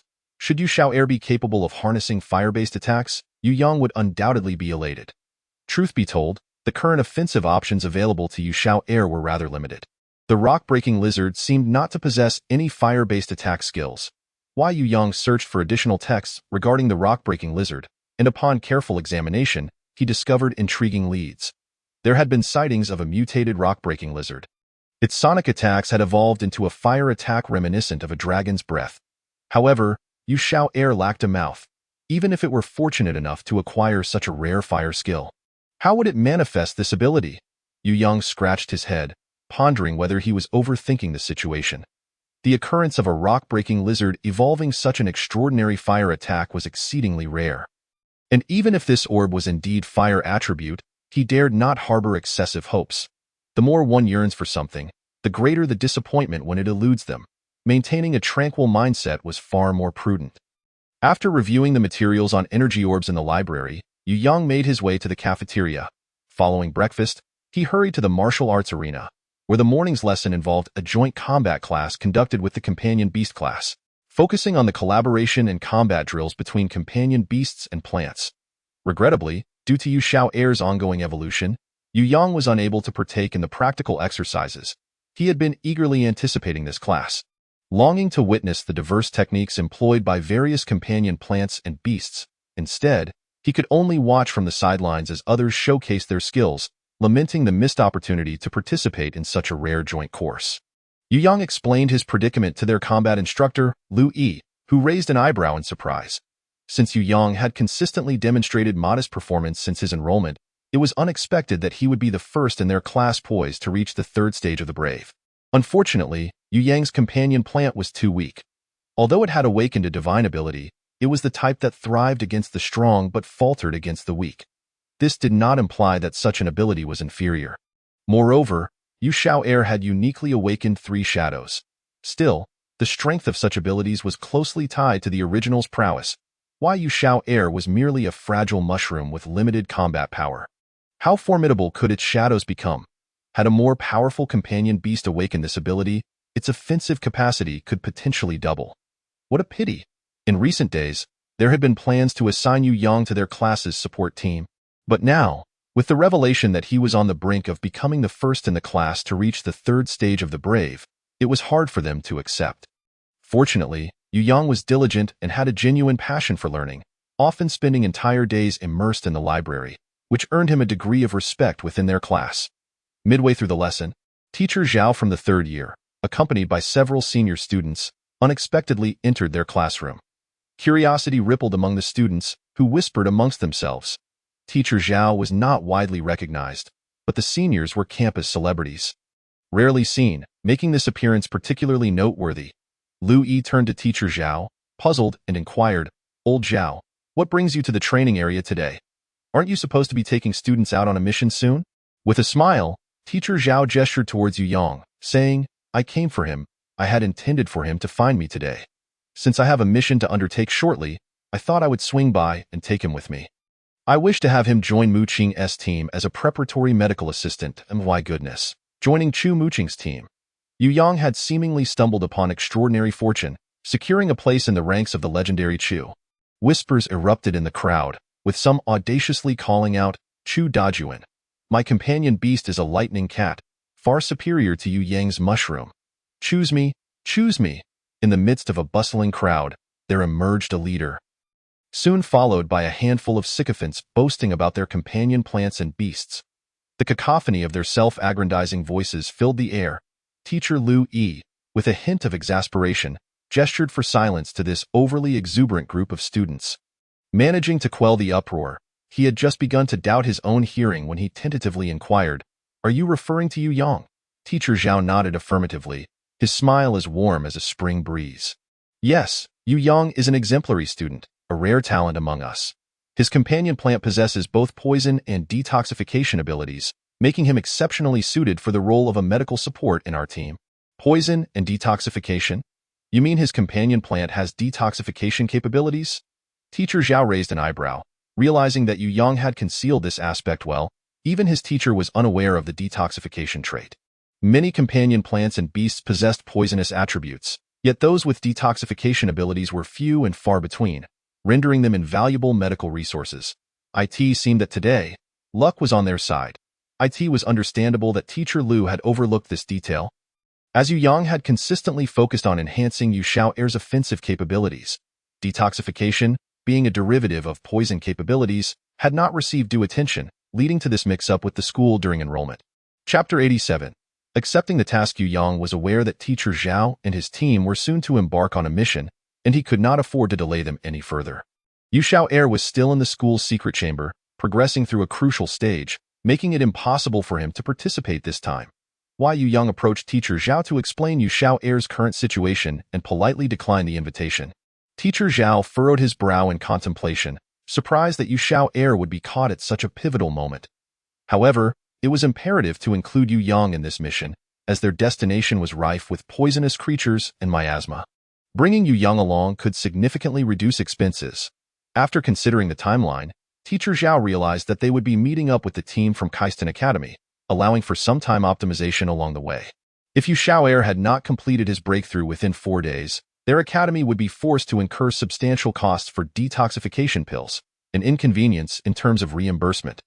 After some thought, Teacher Zhao instructed Chu Muqing to leave his companion beast, the Golden Saint Tiger, behind. The Golden Saint Tiger was powerful and swift, sufficient to ensure Yu Yang's safety, if Yu Xiao'er managed to evolve within 4 days. The Golden Saint Tiger could escort both Yu Yang and Yu Xiao'er to rejoin their main group. If, however, Yu Xiao'er failed to complete his breakthrough, the Golden Saint Tiger would depart to catch up with the team on its own. While this plan seemed prudent, Yu Yang was reluctant to rush into the mission, preferring to allow Yu Xiao'er ample time to acclimate to his newly evolved form. Noticing Yu Yang's hesitation, Teacher Zhao quickly grasped his concerns. Under normal circumstances, he would have supported Yu Yang's approach. After all, haste makes waste. However, given the gravity of this mission, with the school's limited budget, Yu Yang had little choice. Furthermore, as a medical support, Yu Yang wouldn't need to engage in combat, allowing ample time for his companion plant to recuperate. Realizing that he needed to present an irresistible incentive to persuade Yu Yang, Teacher Zhao lowered his voice conspiratorially. This mission might yield a spatial stone. Yu Yang's eyes lit up with excitement. After much deliberation, he ultimately acquiesced to Teacher Zhao's suggestion. The allure of the spatial stone was too compelling. After all, as a medical support, his strategy would simply be to survive when faced with adversity. With Yu Yang's affirmation, Teacher Zhao swiftly gathered his team and departed, fearing that Yu Yang might reconsider. The remaining students lost all focus on their studies, casting furtive glances at Yu Yang and the imposing Golden Saint Tiger by his side. The Golden Saint Tiger, left behind by Chu Muqing, exuded a powerful aura that intimidated the lower-tier companion beasts and plants in the training ground, causing their sparring to become hesitant and timid. Teacher Liu, unable to bear the sight any longer, decided that Yu Yang's presence was unnecessary and waved him off, urging him to leave with the Golden Saint Tiger. Yu Yang preferred not to flaunt the Golden Saint Tiger ostentatiously, feeling it would give off an air of false bravado. He favored a more understated approach. Taking advantage of the time before the students were dismissed, Yu Yang brought the Golden Saint Tiger back to his dormitory, allowing it to rest there while he checked on Yu Xiao'er. The energy in the secret chamber remained abundant, and all appeared to be progressing smoothly. Upon leaving the secret chamber, with time still on his side, Yu Yang decided to procure some tools essential for the upcoming mission, hoping to avoid the embarrassing situation he had encountered during the last mining expedition. He was pleasantly surprised to discover a well-stocked supply store. In addition to mining tools, there were specialized dissection instruments for dissecting elemental beasts, portable cooking equipment for outdoor meals, climbing shoes, backpacks, and more. Yu Yang purchased a complete set of mining equipment and a dissection kit, which, although comprising only 3 small knives, were quite costly, costing him 3 silver coins. Fortunately, the quality was excellent.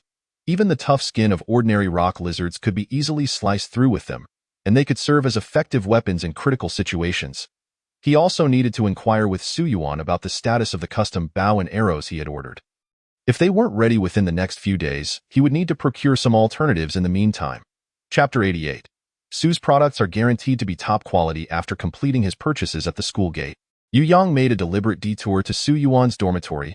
Estimating the timing, he figured Su Yuan would be returning shortly, as the school had staggered the dismissal times to alleviate the lunch crowd in the cafeteria. In reality, this was merely a ploy to create a privileged class among the elite students, motivating the discontented to strive for excellence, thus escaping the perceived inequity. Such tactics were all too familiar to Yu Yang. whose heart had long since grown numb to such manipulations. After waiting for a while, Su Yuan still had not returned, and with the ordinary classes having likely concluded by now, it seemed Yu Yang had miscalculated. He placed his recently acquired items by the roadside and took a moment to observe Su Yuan's single dormitory. The elite classes indeed enjoyed superior resources within the campus. Unfortunately, the tuition was exorbitant, amounting to 1 gold coin per semester or 4 gold coins per year. With such funds, one could easily rent a comfortable apartment off-campus. Yu Yang was indifferent to most matters, but the allure of a single room was something he found hard to resist. He and Yu Xiao'er bore too many secrets that could not be revealed to others. After calculating his remaining assets, particularly following the discovery of mineral resources in the forest, and considering the rewards promised by Senior Su, he felt somewhat secure financially. It seemed he could afford to rent an apartment off-campus, as residing within the school had hindered both his and Yu Xiao'er's training progress. Without training, how could their abilities possibly improve? Through the intricately wrought iron gate, Yu Yang glimpsed various training apparatuses for companion beasts in Su Yuan's courtyard, including equipment for strength training and agility drills. Once he secured off-campus accommodation, he could invest in training equipment for his rental space, particularly the agility apparatus that would aid him in practicing his stealth techniques. After aimlessly wandering for another 10 minutes, Yu Yang spotted Su Yuan returning. Burdened with an assortment of items, he hurried over to assist him, surprised to see that Su Yuan was carrying a considerable load of raw materials. Were those not a batch of stone eggs? Had Yu Yang not been a miner by trade, he might have struggled under the weight that Su Yuan, thrilled to see Yu Yang approach, eagerly began to introduce the materials he had acquired, revealing that he intended to craft custom bows and arrows directly from these high-quality refining materials. Yu Yang was duly impressed. It was evident that Su's products were guaranteed to be of exceptional quality, as demonstrated by the meticulous selection of raw materials. However, this also meant that the 4-day timeline might be optimistic.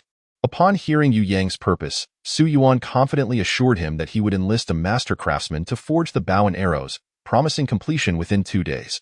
Rest assured, you will be thoroughly satisfied with the final products. Yu Yang had faith in Su Yuan's abilities. After confirming the time to collect his order, he decided not to further intrude on Su Yuan's rest.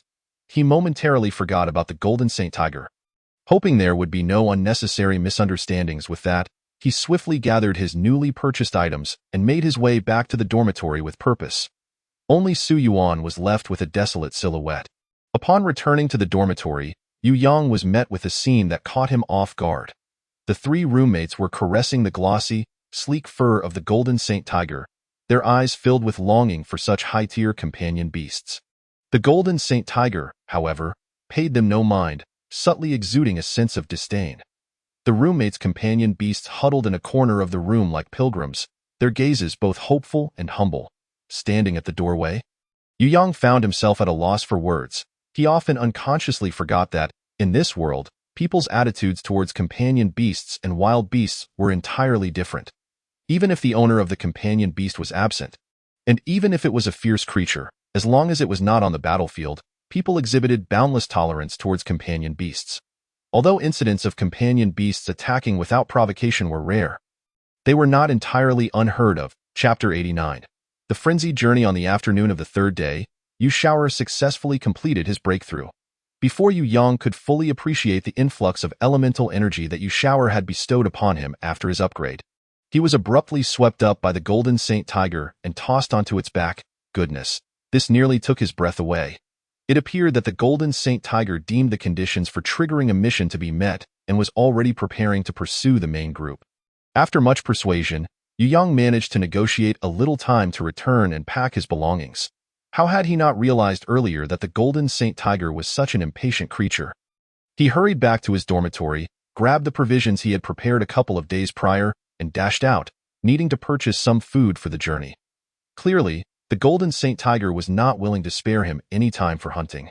Fortunately, the custom-made bow and arrows ordered by Su Yuan had been retrieved by Yu Yang that very noon. Otherwise, he would have had to make another trip. Upon exiting the school gates, Yu Yang swiftly procured some non-perishable food items suitable for staving off hunger. The Golden Saint Tiger followed closely behind, and once it sensed that Yu Yang had gathered enough supplies, it tossed him onto its back without so much as a word and set off at a rapid pace. Yu Yang clutched his belongings in front of him, gripping the Golden Saint Tiger's mane tightly as he experienced the exhilarating sensation of speed. He wanted to inform it that he was not yet prepared with water. But alas, there were 3 fruits in his pack, so he could manage for a while. The Golden Saint Tiger, adhering to the last vestige of its conscience, allowed Yu Yang half an hour for a meal during the day, with the rest of the time spent in a relentless pursuit, aptly described as day and night travel. When he caught up with the main group, Yu Yang appeared utterly exhausted, dark circles under his eyes, cracked lips, vacant gaze, and a gait that suggested severe fatigue. Even during his time mining at the Blackstone Quarry, he had never endured 3 days and nights without sleep. He was now overwhelmingly weary. Standing on the ground with an overwhelming urge to doze off, Teacher Zhao feigned concern for Yu Yang, who could only roll his eyes heavenward, knowing not to expect any genuine sympathy, if it weren't for the orders they had received. The Golden Saint Tiger would never have been so relentless in its treatment of him. With a chuckle, Teacher Zhao approached Yu Yang and patted his shoulder, saying, "Don't say that the teacher isn't taking care of you. I know you're very tired right now.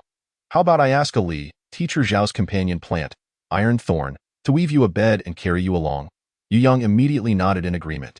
In an instant, the facade of Teacher Zhao's false benevolence cracked, for there were several lovely young ladies and numerous outstanding young men among them, not to mention students from their prestigious Keystone Academy. Did Yu Yang not possess a shred of competitive spirit? How shameless, however, the words had already escaped his lips.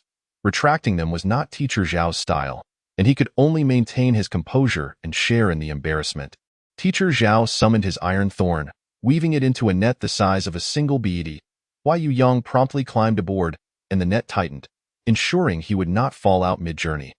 Content: Yu Yang swiftly drifted into a deep slumber, finally receiving the treatment he deserved. Meanwhile, Teacher Zhao, with a grim expression, led the way, dragging an oversized fleecewater behind him, attracting attention within the group. A stunningly beautiful woman, riding a vibrant red leopard, effortlessly leaped to Teacher Zhao's side. The enchanting woman covered her mouth in laughter and remarked, "Old Zhao, your school is now providing such attentive service. You're practically acting as the students' personal nanny.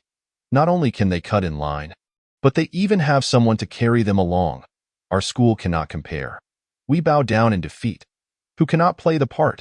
Teacher Zhao immediately switched his demeanor, adopting a look of tender paternal concern as he replied, "Teacher who is right. Today's students are the flowers of our academy, and we must do our utmost to care for them. Our academy implements a policy of leniency, unlike your esteemed institution, which operates under a harsh regime, where competition is fierce and even securing a task can lead to loss of life." Chapter 90. Green Tea. Yu Yang slept soundly throughout the day, not even waking for lunch, utterly exhausted. As afternoon approached, hunger finally roused him from slumber. Rubbing his grumbling stomach, he groggily descended from the Iron Thorn. Teacher Zhao, noticing his movements, quickly retracted the Iron Thorn, causing Yu Yang's large pack to tumble to the ground. With a resigned sigh, Yu Yang bent down to retrieve the pack, brushing off the dust that had settled on it. Alas, it seemed his mode of transportation had vanished. It was now evening mealtime, and everyone had just finished setting up camp.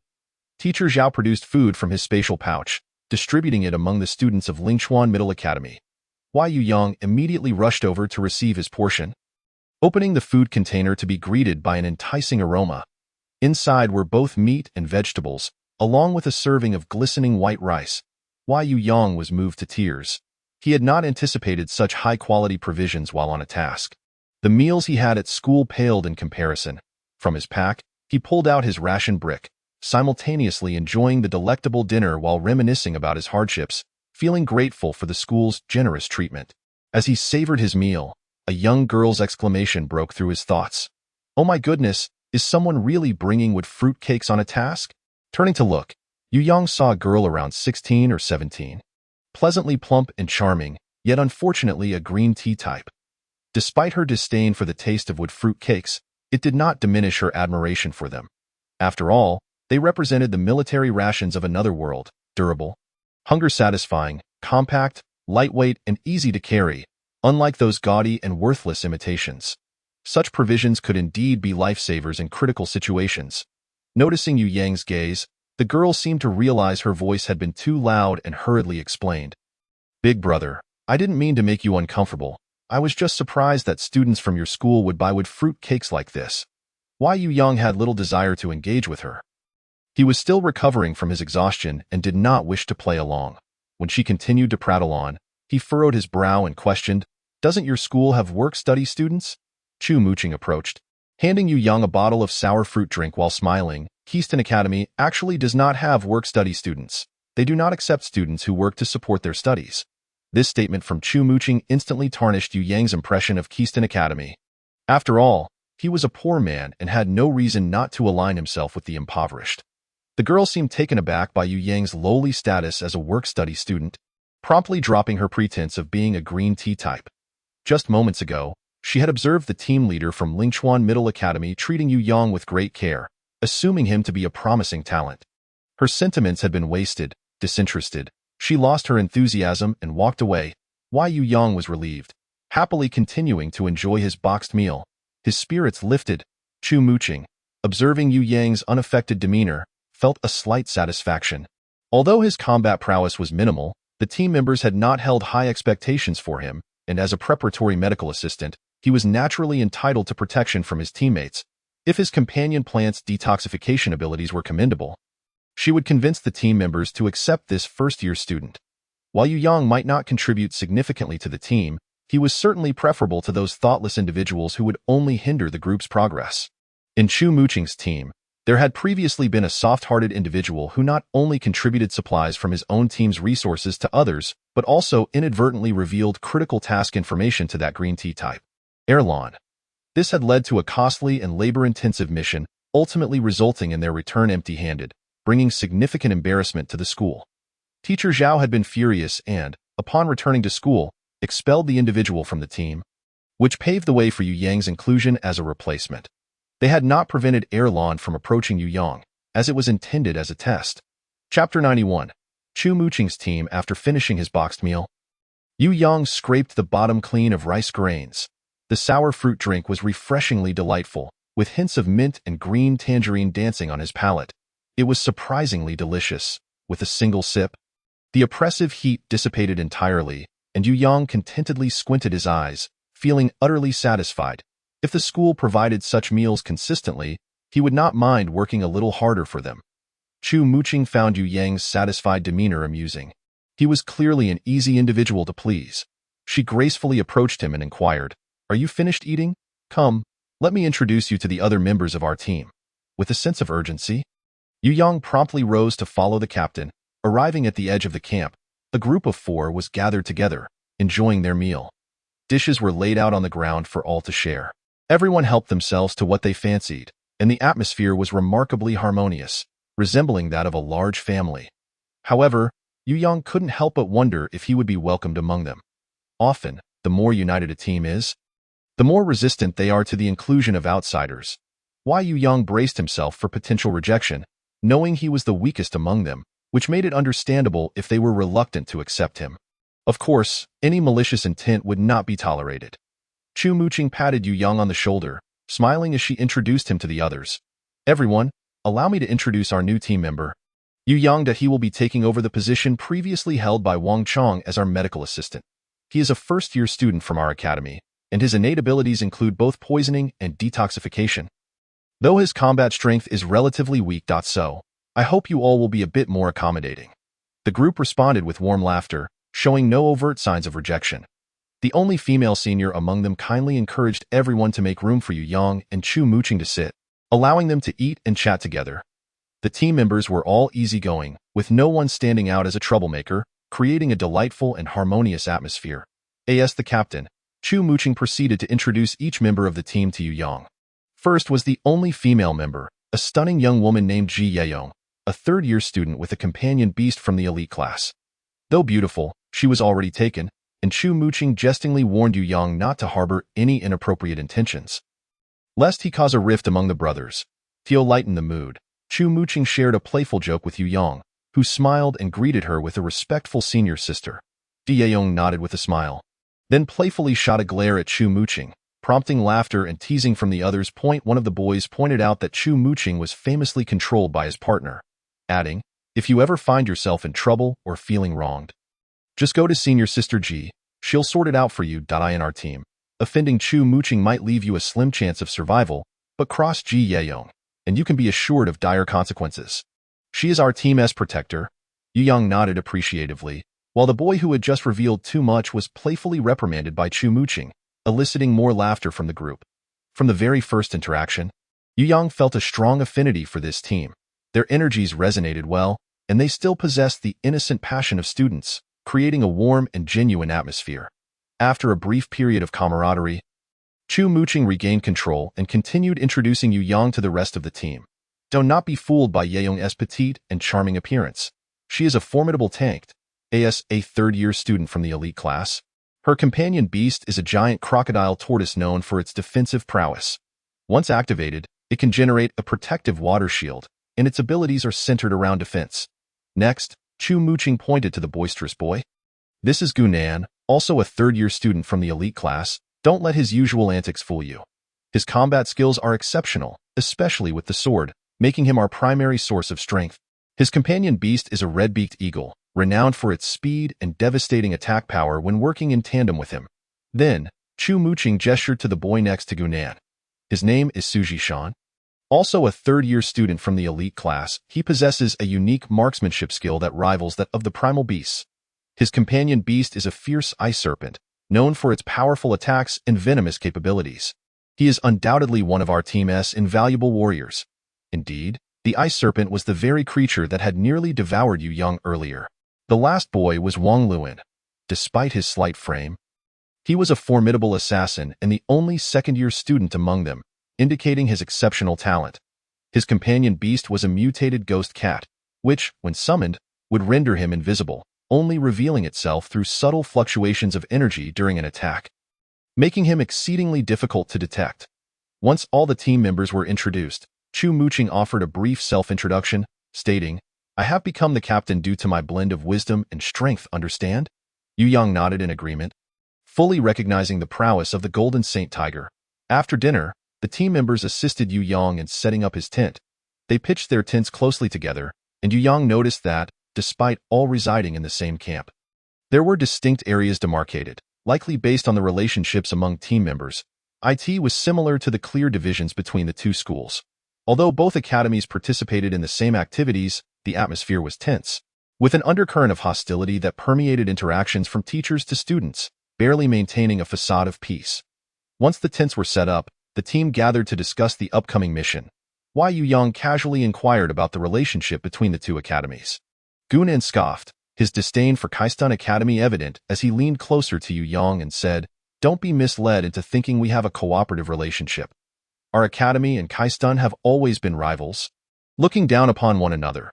The only reason we are working together now is that both academies recently discovered a stable spatial rift rich in resources, but no one can monopolize it. The rift is only open for a limited time, so to avoid wasting opportunities, the leaders from both sides agreed to form a joint exploratory team to harvest the resources within. In essence, we are cooperating on the surface, but once inside the rift, it will revert to a competitive dynamic where all resources must be seized. We have to be vigilant against the dangerous primal beasts inside and remain wary of them as well. Don't be deceived by their outward appearances, they can be quite ruthless.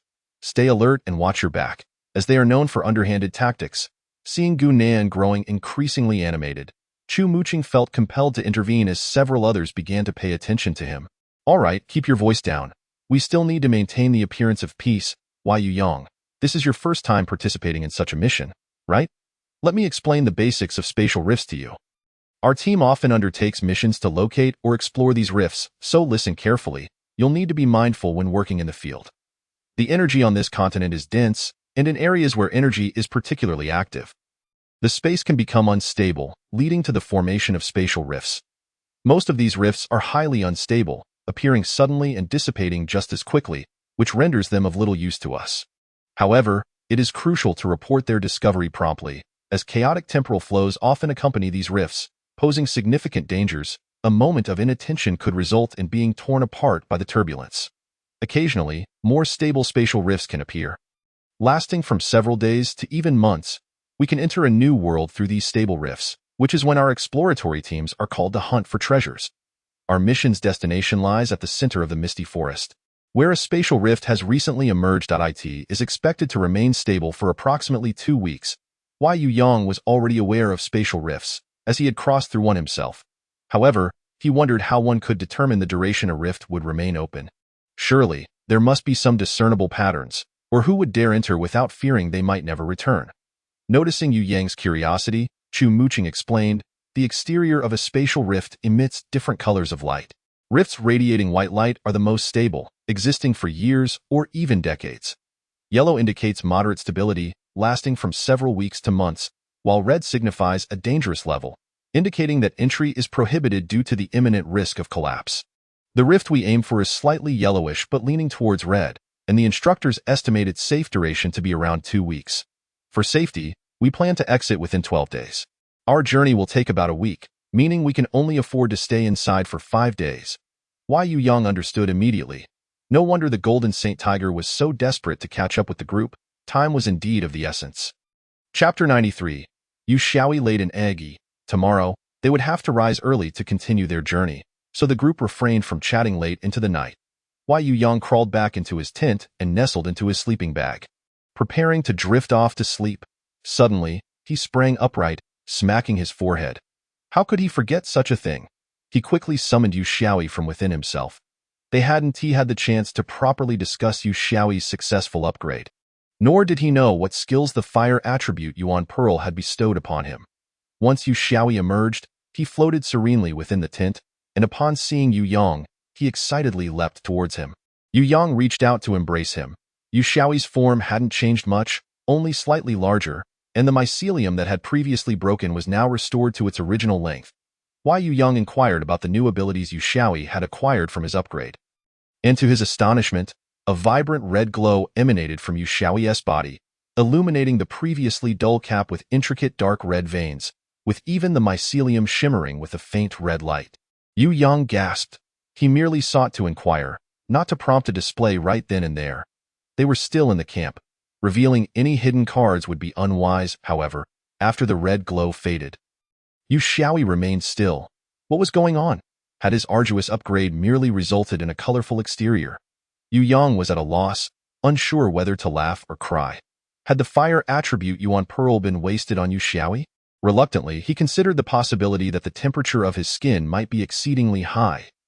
Tentatively, he placed his hand on Yu Xiaoyi's surface, but alas, the temperature was only slightly elevated. It could serve as a hand warmer. Yet it fell woefully short of Yu Yang's expectations. Yu Xiaoyi, on the other hand, seemed overjoyed, twirling around in his splendid attire before Yu Yang. With a resigned smile, Yu Yang thought, well, this isn't so bad after all. He reclined once more into his sleeping bag, watching Yu Xiaoyi dance gracefully within the tent. Gradually, his eyelids grew heavy, and after a yawn, he prepared to sleep. At last, Yu Xiaoyi, having had his fill of play, flew to Yu Yang's side. Yu Yang felt something small and grain-like being pressed into his hand. He opened his eyes to find several glimmering red spores in his palm. Yu Yang bolted upright, a single thought racing through his mind. Yu Xiaoyi had laid eggs. Yu Yang regarded Yu Xiaoyi with a complex expression. He had always assumed it was male, but then again, mushrooms seemingly lacked gender distinctions. He could only conclude that Yu Xiaoyi had matured into adulthood. No, wait. Could this possibly be a skill resulting from the fire attribute Yuan Pearl? He pinched one of the spores, closing his eyes to sense its essence, and was struck by the sheer power contained within. The fire attribute energy was mingled with a substantial amount of Yuan force, all compacted into this tiny spore. A slight external force could trigger a catastrophic explosion. Cold sweat broke out on Yu Yang's palms. He was too frightened to move, worried that his perspiration might rupture the spore's fragile skin. It was truly a dilemma. He could neither keep them nor discard them. For releasing these 5 or 6 spores would surely endanger those nearby. Yu Yang swallowed hard, nervously asking Yu Xiaoyi, "Can you retrieve these?" Yu Xiaoyi was eager to see the effects of throwing a few spores, not fully grasping Yu Yang's anxiety. Nevertheless, he obediently retrieved the spores and, wrapping them in mycelium, placed them beneath his cap. Yu Yang pulled Yu Xiaoyi closer, noticing several red spores nestled among the gills under the cap. After confirming with Yu Xiaoyi, Yu Yang realized these spores were indeed a skill born from the fire attribute Yuan Pearl, capable of causing immense destruction upon detonation. However, the energy expenditure was considerable. Given Yu Xiaoyi's large reserve, he could only produce a maximum of 5 spores per day. Yu Yang's heart raced with excitement, feeling as though he had struck a fortune. Yu Xiaoyi had effectively evolved into an offensive symbiotic plant. Hadn't he? Chapter 94. Bomb spores. Yu Yang cradled Yu Xiaoyi, reveling in dreams of unifying the world, envisioning himself tossing a handful of spores to obliterate a horde of Yuan beasts. Suddenly, panic set in when he realized a spore had fallen at his feet. The next morning, Yu Yang awoke in a cold sweat, his initial delightful dreams having morphed into nightmares. As he spent the night fleeing from the relentless pursuit of bomb spores, he could only run endlessly. Stopping meant being struck by a spore, leaving him increasingly fatigued as the night wore on. Despite the exhausting night, Yu Yang was immensely grateful for this nightmare, for it had jolted his exuberant heart back to reality. The bomb spores were indeed a formidable weapon, but how would he utilize them? Surely, he couldn't have Yu Xiaoyi wobble over and drop them. Even if the enemy fortuitously failed to evade, Yu Xiaoyi wouldn't escape the blast radius. What if he were to throw them himself? That too was unfeasible. Despite their fearsome reputation, bomb spores were still merely spores, too light to be thrown effectively. Moreover, should a bird like Yuan beast appear on the battlefield, wouldn't a mere flap of its wings send the bomb spores back? The thought of such a scenario filled Yu Yang with dread. Yu Yang contemplated the bomb spores' advantages. First, their destructive power was undeniable. Second, their compact size was a rarity among high-damage weapons. Third, since Yu Xiaoyi produced them, there were no additional costs, which was crucial for him. However, the drawbacks were equally evident. First, their lightweight nature hindered accurate throwing. Second, their thin skin made them difficult to store. Third, production was limited to 5 spores daily, rendering them unsuitable as a standard weapon. Fourth, creating bomb spores and casting magical abilities were both energy-intensive, necessitating intervals for energy storage between uses. Fifth, Yu Xiaoyi was rather careless. Yu Yang feared he might inadvertently endanger himself while storing the bomb spores. The issues were clear, and now he needed to devise solutions. It was impossible to forego such a powerful offensive capability. Yu Yang meticulously analyzed the bomb spores, concluding that their primary flaw lay in their fragile exterior. Could he not create a shell for the bomb spores, akin to a bullet? He considered quicklime. When mixed with water, it transformed into a liquid. After allowing the heat to dissipate, he could coat the bomb spores with the lime slurry and let them dry naturally, thus providing the spores with a relatively sturdy exterior. As long as they were not subjected to violent impacts during storage, they should remain intact. Moreover, the shell would only be relatively hard, allowing it to rupture upon impact and trigger an explosion. The only remaining challenge was sourcing quicklime or a similar mineral. Suddenly, a series of knocks echoed from outside the tent, pulling Yu Yang back to the present. Su Jishan called from beyond the canvas. Yu Yang, are you still asleep? Hurry up and get ready for breakfast. We'll be setting out soon. Yu Yang promptly responded, tidying himself before bending to exit the tent. As he looked around, he noticed that most people had already packed up their tents. Yu Yang hastened to dismantle his simple tent, working swiftly. Su Jishan observed the neatly folded tent, giving Yu Yang a thumbs up, surprised at his unexpected skill, which could only be described as the epitome of obsessive-compulsive disorder. Once everything was stowed away, Yu Yang rushed over to Teacher Zhao to request a box lunch, unwilling to miss out on this rare treat. As teacher, Zhao handed him the meal. He kindly inquired, "How's it going? Are you adjusting to camping in the wild? Here, take 2 boxes. One isn't enough for a young man like you. You'll need your strength. We're entering the mysterious fog forest soon. Make sure to perform well today. By the way, how is your symbiotic plant doing? Today is its moment to shine." Yu Yang smiled and nodded, offering a few perfunctory responses. He couldn't help but feel that Teacher Zhao was rather mercenary. He didn't seem the type to bow for 5 bushels of rice, yet Yu Yang found he didn't resent him too much. Nearby, Gunan chimed in, joking with Teacher Zhao. "Teacher Zhao? 1 box lunch iced tea enough for me either. I'm a flower of the school. You can't treat us unequally." Teacher Zhao dismissively waved him away. "Get lost? You're just a weed." The two laughed and bantered as they walked away, while Yu Yang quietly consumed his meal. He was careful not to overindulge, aware that the wild environment was unpredictable, and he couldn't afford to compromise his agility. He made sure to utilize every last morsel of his box lunch, allowing Yu Xiaoyi to absorb the remainder. Chapter 95. The Mysterious Fog Forest. The group's pace today was noticeably quicker than yesterday, indicating they were nearing their destination. A sense of restless excitement filled the air, and Yu Yang himself was exhilarated, recalling Teacher Zhao's mention of the potential for acquiring a spatial stone during this mission. He eagerly anticipated returning to trade for a spatial token. As their squad moved together, Gu Nan, noticing Yu Yang's buoyant spirit, couldn't he help but ask, "What got you in such high spirits? Share the joy with us." There is little to conceal regarding the matter of the spatial stone. Yu Yang straightforwardly shared his thoughts, only to be met with a chorus of inscrutable expressions from the others, which instantly filled him with trepidation. Indeed, Gu Nanl remarked, "Look, yet another soul ensnared by old Zhao. He has led countless individuals astray with that spatial nexus. Just from what I know, there are no fewer than 7. Our teammates Su Jishan and Wang Luan joined the squad in such a manner. Spatial stones are not easily found. They only manifest in areas where spatial turbulence is most vigorous. Individuals like us stand no chance of acquiring them." Turning to Su Jishan and Wang Luan, Yu Yang noted their equally constipated expressions sighed, realizing that he had already been aware of the difficulty in obtaining spatial stones. For now, his priority was to establish his footing within the team. For only then could he garner more opportunities to engage with spatial rifts, thereby increasing his chances of discovering spatial stones. It seemed imperative for him to demonstrate his worth during this mission. Yu Yang adjusted his posture and, alongside the group, they sped forth. Approximately 2 hours later, they arrived at the periphery of the foggy woods, where a faint gray mist wafted outward from the forest's depths. Though the area was densely forested, the absence of insect chirps and bird calls was striking. Even the ground bore no trace of scorpions or centipedes. Yu Yang immediately became acutely vigilant of the toxic mists. Teacher Zhao beckoned Yu Yang forward, gesturing towards the noxious fog, and inquired, "Can your companion plant dispel the poison?" Yu Yang was uncertain, as it absorbed toxins synthesized from animals. In the face of such natural phenomena, he could only allow Yu Shower to experiment. For safety's sake, Yu Yang permitted Yu Shower to lightly absorb a trace of the mist with the mycelium. Should anything go awry, he would swiftly sever the infected mycelium. Fortunately, there was no significant issue. Shortly after, Yu Shower cheerfully reported that he could indeed neutralize the poison.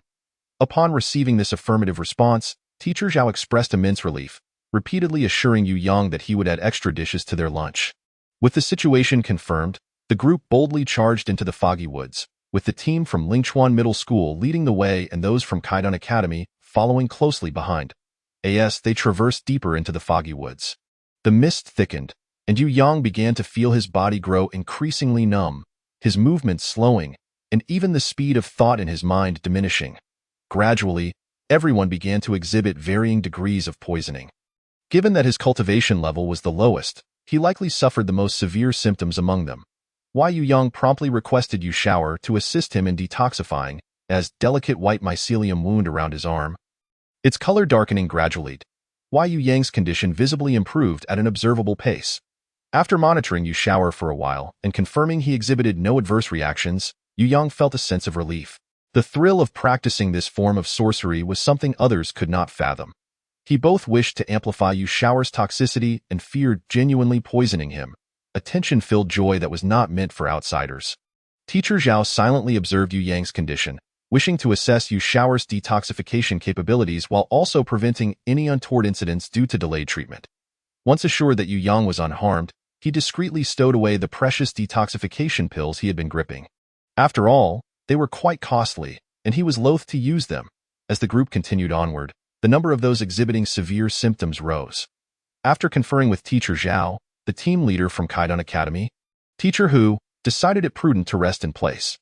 Teacher Hu produced the precious detoxification pills and distributed one to each member, while the students from Kaidan Academy noticed that their peers from Lingchuan Middle School merely sat idly, waiting for their own rations of pills. This sparked hushed whispers among them. How could they not even afford detoxification pills yet dare to contest for resources in the foggy woods? It seemed they were overly accustomed to their meager circumstances, willing to risk their lives for trifles. With an air of feigned cheerfulness, Teacher Hu sauntered over to Teacher Zhao, smiling as she spoke. "Old Zhao, did you not say your academy takes great care of its students? Why is it that you can't even provide them with a single detoxification pill? This poison mist can be lethal. You must return immediately. Those with lighter poisoning might still recover, but any delay could be fatal. Why do you insist on wading through such murky waters? Teacher Zhao, maintaining his composure, replied, since our two schools have embarked on this mission together, we ought to support one another. Your academy is financially robust. Why not spare a few detoxification pills for our students suffering more severely? What do you say? Teacher Hu chuckled softly. Trying to turn the tables, are we? How clever. But let's not kid ourselves. The relationship between our two academies is not so simple that I must voice it aloud. We are not unwilling to part with a few detoxification pills. However, the quantity we brought was meticulously planned. If we offer them to you, what will our students do in the event of danger? Without the necessary resources, how can one take on such a task? Otherwise, you will have to lead this ragtag bunch, and even if you do enter the spatial rift, you will find it difficult to compete with our students. At that point, do not say I did not warn you. Teacher Zhao clicked his tongue, disinterested in continuing the exchange. Since the masks had been cast aside, he merely hoped she would not come back to impose on them further. He nodded. Since Teacher Hu is unwilling to assist, we shall have to let our medical team take a crack at it. With that, Teacher Zhao beckoned to Yu Yang, who promptly ran over with Yu shower in tow. Teacher Hu's expression darkened. She had suspected that Zhao Bin, this cunning old fox, was lying in wait. Teacher Zhao organized the students to step forward one by one as Yu shower assisted in detoxifying them. Before long, the students from Lingchuan Middle School began to regain their vitality. Hu Yuqing ground her teeth in frustration. She had suspected they were biding their time. After some contemplation, she found herself compelled to lower her pride and engage in a bit of verbal sparring with Zhao Bin. It was unavoidable. As Zhao Bin had pointed out, detoxification pills were simply too expensive. Even for their academy, producing such a quantity would be a financial strain, and each individual would not suffice with a single pill. They would require 3 to 4 pills to endure until reaching the heart of the foggy woods, not to mention the return journey. If she could help her academy save this expense, it was likely they would reward her appropriately. Alas, no matter how much Hu Yuqing pressed, Zhao Bin remained unmoved, impervious to her charms. Free handouts were out of the question. Ultimately, Teacher Zhao benevolently relented, allowing the students from Kaidan Academy to receive treatment for 2 individuals in exchange for just 1 detoxification pill each. Though Hu Yuqing remained reluctant, this arrangement fell within her limits, and she begrudgingly reached an agreement with Zhao Bian, Yu Yang. Having played the role of a diligent helper, witnessed Teacher Zhao reaping significant rewards. He was granted the luxury of 2 lunchboxes per meal, though anything beyond that was out of the question. Teacher Zhao's exact words were, young people should engage in more exercise. I am providing you with an opportunity. Now, practice diligently, and you shall not have to worry about your future. Yu Yang could only accept this bowl of chicken soup with gratitude. As they continued on, pausing intermittently, the group finally reached the heart of the foggy woods around 3 in the afternoon. Amidst the dense fog, a faint ring of yellow tinged with red hung quietly in the air. Through the ring, one could glimpse lush vegetation bathed in sunlight, accompanied by the distant sounds of birdsong. This spatial rift differed markedly from the one Yu Yang had encountered previously. Through it, one could catch a glimpse of another world. Although the others had participated in several explorations of spatial rifts, a sense of excitement bubbled within them, eager for this mission to yield fruitful opportunities. Time was of the essence, and Teacher Zhao gathered everyone together to facilitate the collection of resources within the spatial rift. The school had provided each team leader with a spatial nexus, which would, of course, need to be returned upon completion of the task. Kaidan Academy followed suit, and the urgency was palpable as their seasoned leaders wasted no time in preparing their teams for departure. By the time Kaidan Academy realized something was amiss, Lingchuan Middle School had already sent 2 groups into the rift. They, too, felt compelled to act quickly and led their teams into the spatial rift. Yu Yang's team, however, was not in a rush. Their captain leisurely inspected the spatial nexus given by Teacher Zhao. Teacher Zhao, we haven't received our lunch boxes yet, he remarked. Teacher Zhao waved his hand impatiently. Surely you can manage to procure your own sustenance within the spatial realm. Whatever has become of today's youth, lacking initiative? Chu Muqing, unfazed, smiled at Teacher Zhao and replied, Teacher, the school mandates that we provide meal allowances for tasks involving the exploration of spatial rifts. I am fine, but I worry that this group of young lads might misunderstand your intentions and file complaints upon our return. Teacher Zhao, unable to be easily deceived, grumbled as he pulled out a hefty stack of boxed meals. These children were becoming increasingly difficult to trick. The remaining teams were sure to follow suit. The first two teams had placed sufficient trust in him, unlike Chu Muching's group, who were quite astute. Never mind, the students from Keistan Academy had already entered. If he delayed the important matters over the boxed meals, he would certainly face dire consequences upon his return. Fortunately, he had earned quite a number of antidote pills during this journey, and his little treasury was currently well stocked. Thus, he chose not to squabble with these mischievous little rascals over the two boxed meals. Teacher Zhao wasted no time and quickly distributed the meals.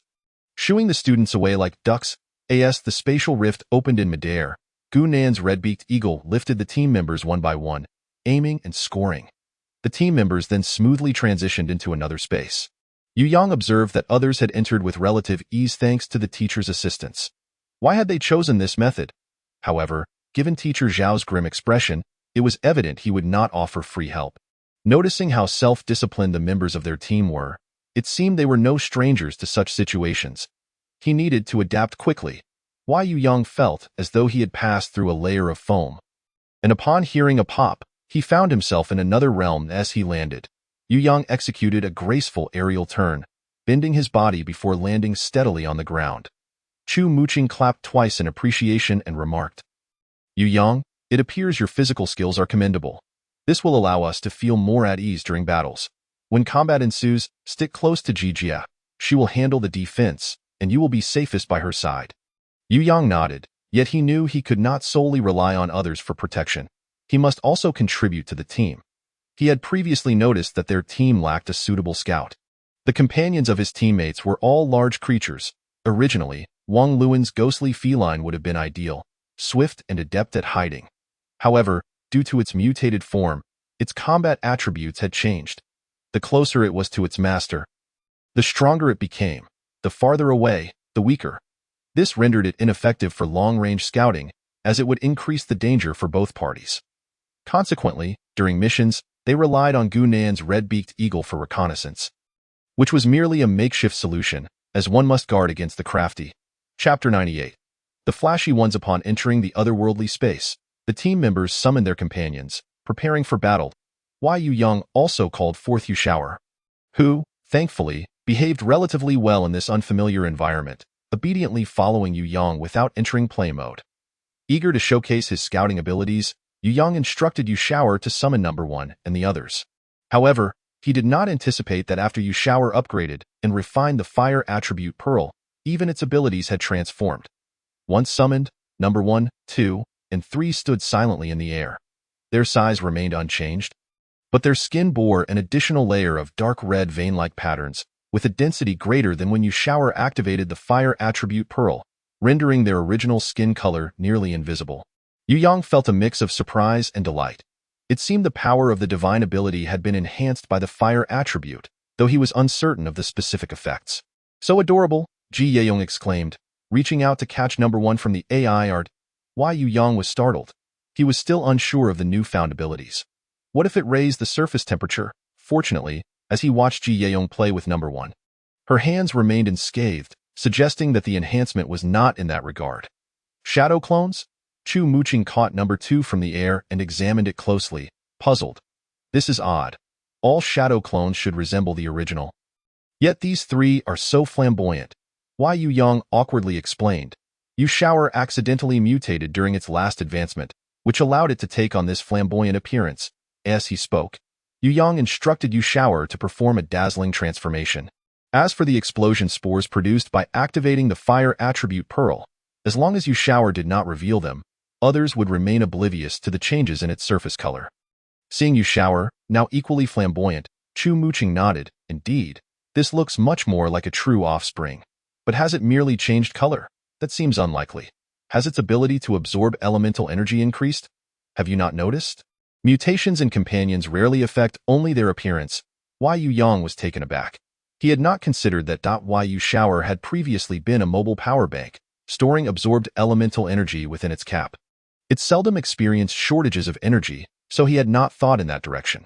However, the fire elements on Yu Shower were likely absorbed through those veins, as it had previously lacked the ability to absorb fire elements.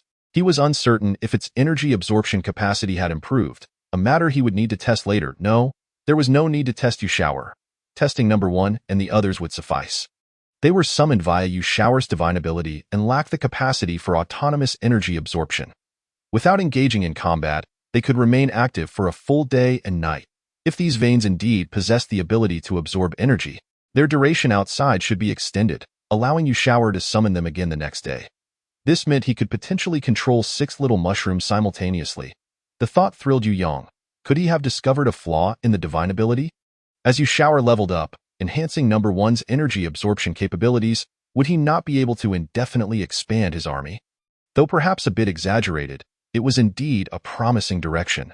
Filled with excitement, Yu Yang tremblingly brought number 3 down from the air, cradling it in his arms and showering it with affection, silently praying, "You must thrive." He envisioned a day when he could command a legion at his beck and call. Chapter 99. The rebound shockwave. As Yu Yang was lost in his dreams of grandeur, a sudden searing pain radiated from his palm. Looking down, he saw a layer of red light rapidly expanding from number 3. The shockwave struck his hand, causing it to be flung back, while number 3 was propelled away by the reaction force of the light wave.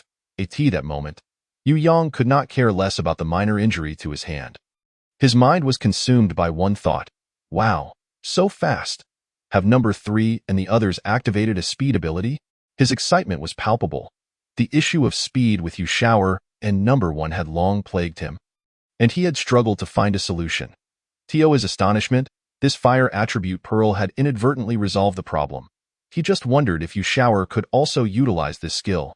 Before he could inquire, Shower's pudgy body collided with his face. Heh, you only hold number 3. It seems little you is feeling jealous. Ji Yeong chuckled from the side. Why? Yu Yang sighed, lifting Shower and shaking him gently, saying, Shower, please check your size before acting cute. You're practically as wide as a water tank now, even more robust than I am. Do you think it's appropriate for me to carry you? It was out of the question.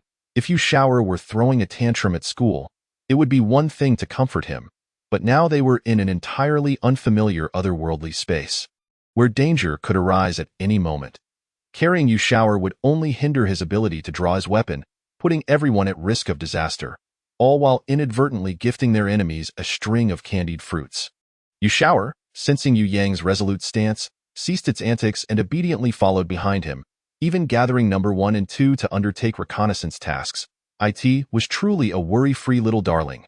Ji Yeong, still engrossed in the gossip, suddenly found her hand empty as number 1 wobbled into the air and flew off in the direction ahead. Number 2 also escaped from Chu Muching's grasp, soaring straight up before leveling off at around 20 meters above the ground. Keeping pace with the team, Chu Muching watched with interest, though he did not believe that number 1 and the others could effectively carry out scouting tasks. The short duration they could remain outside was a significant drawback. Such a brief period would not suffice for reconnaissance. However, as Yu Yang was a new teammate, others chose not to directly undermine his confidence. They assumed he was merely eager to integrate into the team and wanted to clarify the issue, hoping he would recognize the challenge and reconsider. Thus, he asked Yu Yang, "Are they executing a scouting mission? I'm just curious. How long can number 1 and the others remain active outside?" Yu Yang understood their concerns, but he had ample confidence in this matter. Without engaging in combat, the 3 little ones can remain active for an entire day and night. The next day, Shower can summon them again without the worry of continuity. Wow! They could not help but be astonished. An entity like number 1, coalesced from supernatural powers, remaining intact for nearly half a day in the outside world was already a remarkable feat. A full day and night? Truly, it was an exceptional specimen. Small in stature and swift in motion, its plant-based form excelled at concealing itself within the natural environment, rendering concerns about endurance moot. Number 1 and its companions seemed as though they were meticulously crafted for reconnaissance in the wild. Most importantly, they comprised 3 distinct entities, capable of exploring 3 different directions, efficiency at its pinnacle, perfectly in sync with their team. Gunan affectionately clasped Yu Yang's shoulder, exclaiming, "Brother, at last, someone has come to his rescue." Who could fathom his plight? Having a large predatory companion like the red-billed eagle had led to numerous conflicts behind the scenes, and the reconnaissance results were far from satisfactory. He could neither scold nor express his grievances. His heart ached in silence, but without uttering a word, Number 1 successfully undertook the reconnaissance mission. Yu Yang, however, did not forget to inquire if Yu Xiao Air could utilize the red light wave. Still lacking a proper name, he decided to dub this ability Rebound Shockwave. Regrettably, Yu Xiao Air did not possess this skill, which was somewhat expected. If given the option between explosive spores and the Rebound Shockwave, Yu Yang would undoubtedly choose the former, as its destructive power was significantly greater and its application more versatile. Once the storage issue was resolved, he could even incorporate explosive spores into his everyday weaponry. Chapter 100. Holy Yuan Fruit. After traveling for about half an hour, they encountered a dense pine forest. Chu Muqing retrieved a map from his pocket and called the group together, saying, "Everyone, come take a look. This is called the Holy Yuan Fruit, our mission target. Each squad is tasked with collecting 3 pieces, which is crucial for our mission points. The importance of these points is clear to everyone, and I believe I need not elaborate further." Yu Yang silently raised his hand amidst the crowd, wondering if they had forgotten that a new member had joined their ranks.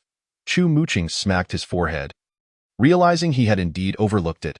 Primarily, Yu Yang had performed so admirably along the journey that he had forgotten Yu Yang was a novice who knew nothing.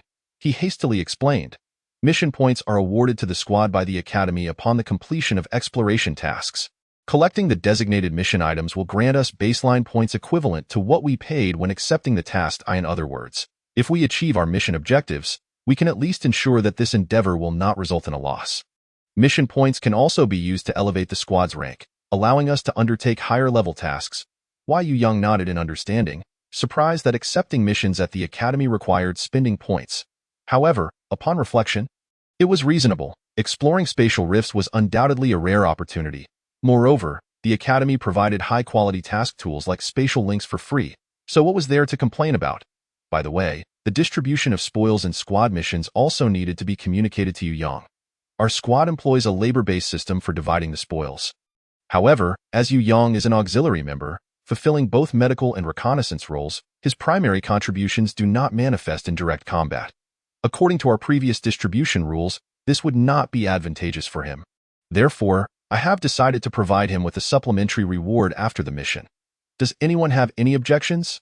The other members of the squad unanimously shook their heads, revealing no signs of discontent. Yu Yang felt a wave of gratitude. Since his arrival in this world, he had faced numerous hardships and had grown accustomed to fending for himself. Yet today, he found himself in a position deserving of special attention. Although he felt slightly out of place, it did not diminish his inner joy, however. Only he knew his own circumstances. Given Yu Xiao Air's greedy nature, his gains would likely not be less than those of the others present. Yu Yang smiled, shaking his head in gratitude, politely declining their goodwill. "The original distribution method works perfectly well for me. Besides, I am capable of combat," he said, lifting his crossbow, the arrowhead gleaming with a chilling glow. Seeing Yu Yang's firm stance, Chu Muqing feared it might hurt his pride, so he acquiesced to Yu Yang's wishes, secretly resolving to provide him with additional support. After all, they had worked hard to embark on this mission. It would be unjust to let him run without reward. Moreover, caring for new members was a tradition in their team, which Wang Luan had only recently ceased. Noticing the sinister blue aura emanating from Yu Yang's arrowhead, an idea struck Chu Muqing. Why not let him contribute poison to the team? This would not only enhance the squad's offensive capabilities, but also provide Yu Yang with a justified subsidy. Truly a win-win situation. Chu Muqing shared his thoughts with Yu Yang, who this time did not overly decline, recognizing that purchasing his poison would undoubtedly provide exceptional value. Chu Muqing drew his jili sword, requesting Yu Yang to coat it with venom. Witnessing this, the others eagerly presented their weapons for Yu Yang to apply a toxin effect, and even Ji Irong handed over 2 daggers for his assistance. Yu Yang instructed Yu Xiao Air to secrete some enhanced venom specifically for their use. After all, quality was paramount when it came to his comrades. Once Chu Muqing observed that Yu Yang had nearly completed his task, he called Yu Xiao Air forward, pointing at the Holy Yuan Fruit on the map and instructing it to examine it closely. As Yu Xiao Air was now tasked with reconnaissance, should it fail to recognize it, it would be a regrettable loss. Yu Yang glanced at the map and described to Yu Xiao Air. The Holy Yuan Fruit resembles a jujube in shape, albeit with sharper ends, roughly the size of an egg, and its leaves are dark green and oval. Yu Xiao Air nodded in understanding and promptly dispatched number 1 and number 2 to scout ahead. Chapter 101. Red Demon Spider. Upon entering the pine forest, the squad's harvest began to increase gradually. The resources in this otherworldly realm were abundant, far surpassing those outside. In no wonder, every stable spatial rift was considered extraordinarily precious, inciting envy among many. Throughout this journey, Number 1 had thoroughly demonstrated its worth, diligently generating resources for the squad, yielding remarkable results. Within just half a day's time, they had gathered an impressive quantity of primordial plants, including 2 mid-stage third-tier phoenix clawflowers, and had also hunted 3 mid- to late-stage third-tier primordial beasts. Regrettably, they had yet to uncover any news about the holy yuan fruit. However, it was only the first day, and the group was not overly anxious. They still had 4 more days to explore. Anticipating a bountiful return, the group felt alleviated from pressure and continued to laugh and chat as they ventured deeper into the forest. The atmosphere was lighthearted and joyful, resembling a leisurely outing rather than a mission. The squad members reveled in the ease of their reconnaissance, which felt like having a living map guiding their movements. "Hold on!" Yu Yang frowned and cautioned. Ji Yunan, thinking they had stumbled upon another treasure, immediately rushed over. They had been fortunate enough to gather plenty of valuable items during their journey. This felt like paradise. Who knew how many resources they had missed on prior missions? The benefits of having a reconnaissance member were self-evident, especially since Yu Yang could scout in 3 directions simultaneously. What a delight! Yu Yang's expression turned grave. Number 2 had previously been too far away, and he could only glimpse a hazy image relayed by Yu Xiao'er, showing a group of individuals rushing toward them. Now, as the distance closed, Yu Yang could finally discern the scene clearly. Quickly retreat. A team from Kaistan Academy is being pursued by a swarm of red demon spiders and is heading in our direction, within 5 to 6 kilometers. They won't take more than 15 minutes to reach us. With that, Yu Yang seized Yu Xiao'er and led the charge in the opposite direction. The others were taken aback by Yu Yang's warning. This was no joke. A single red demon spider possessed mid-tier 4th stage strength, and as social primordial beasts, they posed a hellish challenge. They were mere minnows compared to such formidable foes. Instantly, the group sprang into action. While fleeing, Number 2 noticed a hummingbird hovering above them. This is bad. It seems that the Kaistan Academy team has spotted us and is preparing to draw the danger toward us. After Yu Yang informed the other members of the squad about the situation, even the usually good-tempered Su Jishan began to curse vehemently. These people are truly despicable. Wherever they go, the Bai Feng Niao follows, and their location remains exposed, which is not ideal. Why Yu Yang raised his crossbow and unleashed 3 arrows in quick succession. But regrettably, the Bai Feng Niao was far too swift and agile, and he failed to hit it with a single arrow. With no other choice, he recognized the urgency of the situation. They needed to distance themselves from their pursuers before dealing with the bird. As long as the people from Kaistan Academy could not catch up with them, they would be safe for the time being. This logic was understood by all, and the squad members pushed their speeds to the limit, entering a mode of rapid escape. The slowest among them, Ji Yeyong, was assisted by Chu Muqing, while Su Jishan teamed up with Wang Luan. One possessed great stamina while the other was fast, allowing them to support each other. Gu Nan, the strongest after the captain, voluntarily approached Yu Yang, ready to help him run, only to quickly realize he had overestimated himself.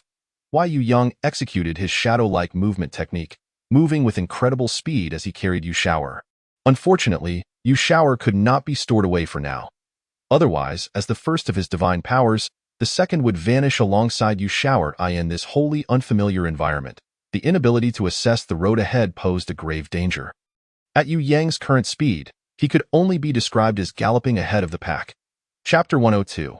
The Sundew. Once Yu Yang confirmed that they had distanced themselves from the people of Kaistan Academy, he prepared to stop and eliminate the airborne positioning device. Just as he aimed at the Bai Feng Niao, a message from Yu Xiao'er caused him to pause. A whole expanse of Sundew has been discovered to the left.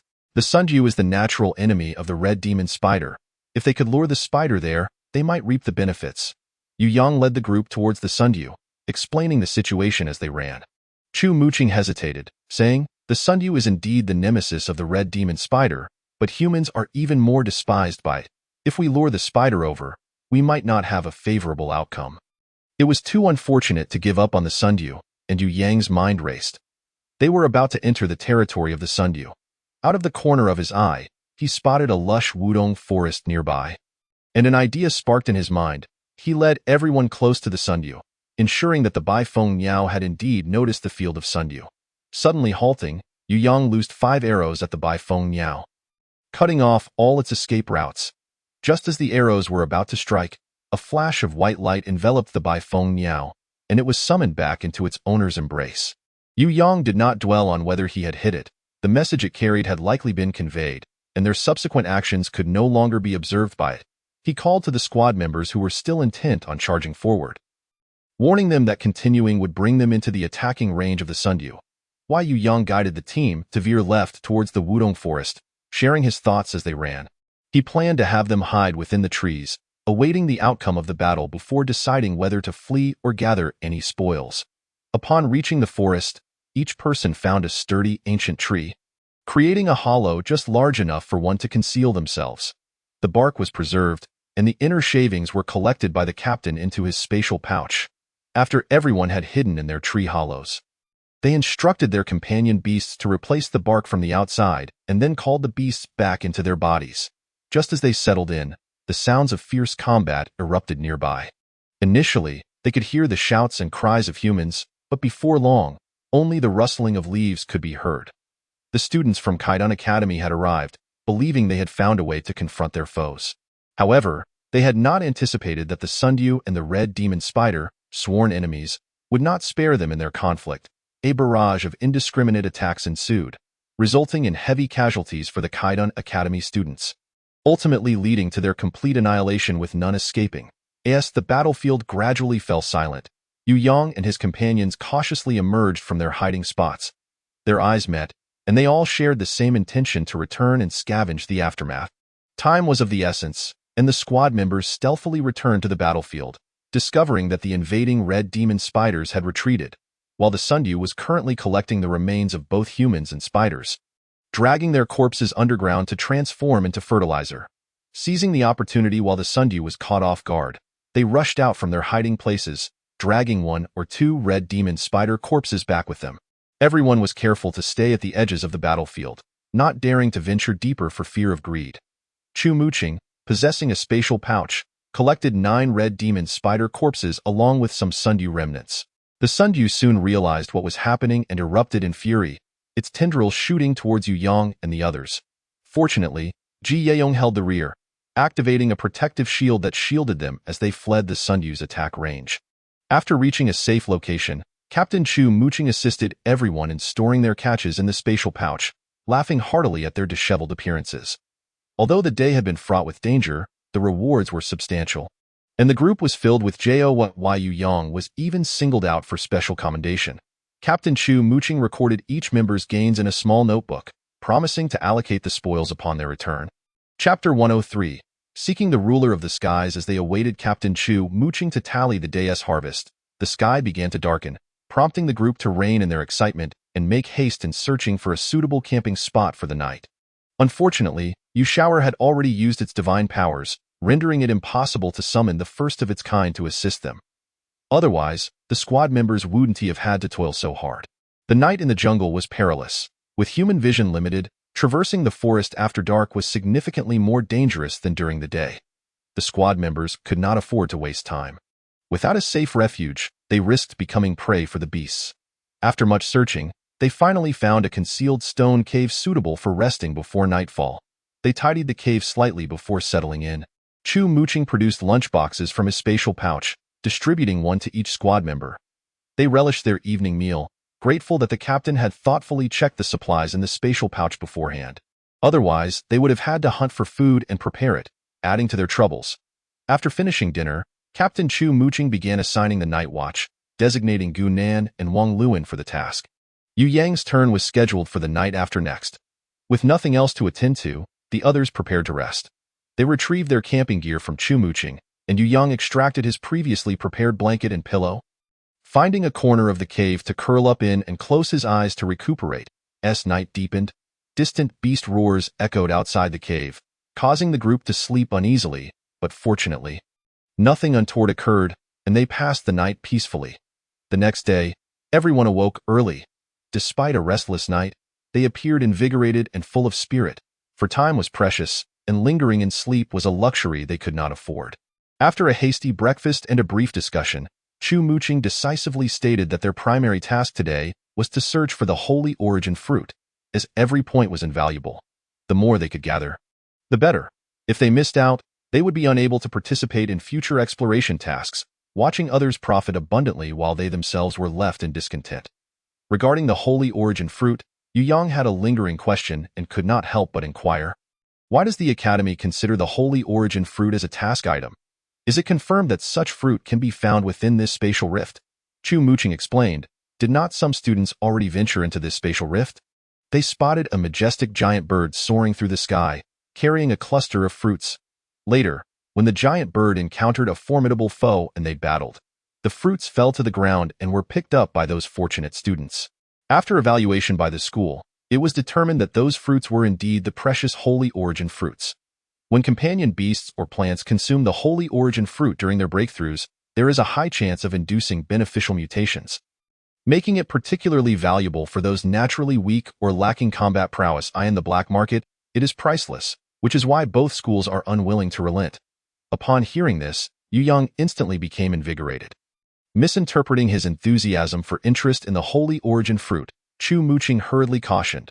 Although Yu Shower is not particularly strong, it possesses a precious detoxification ability.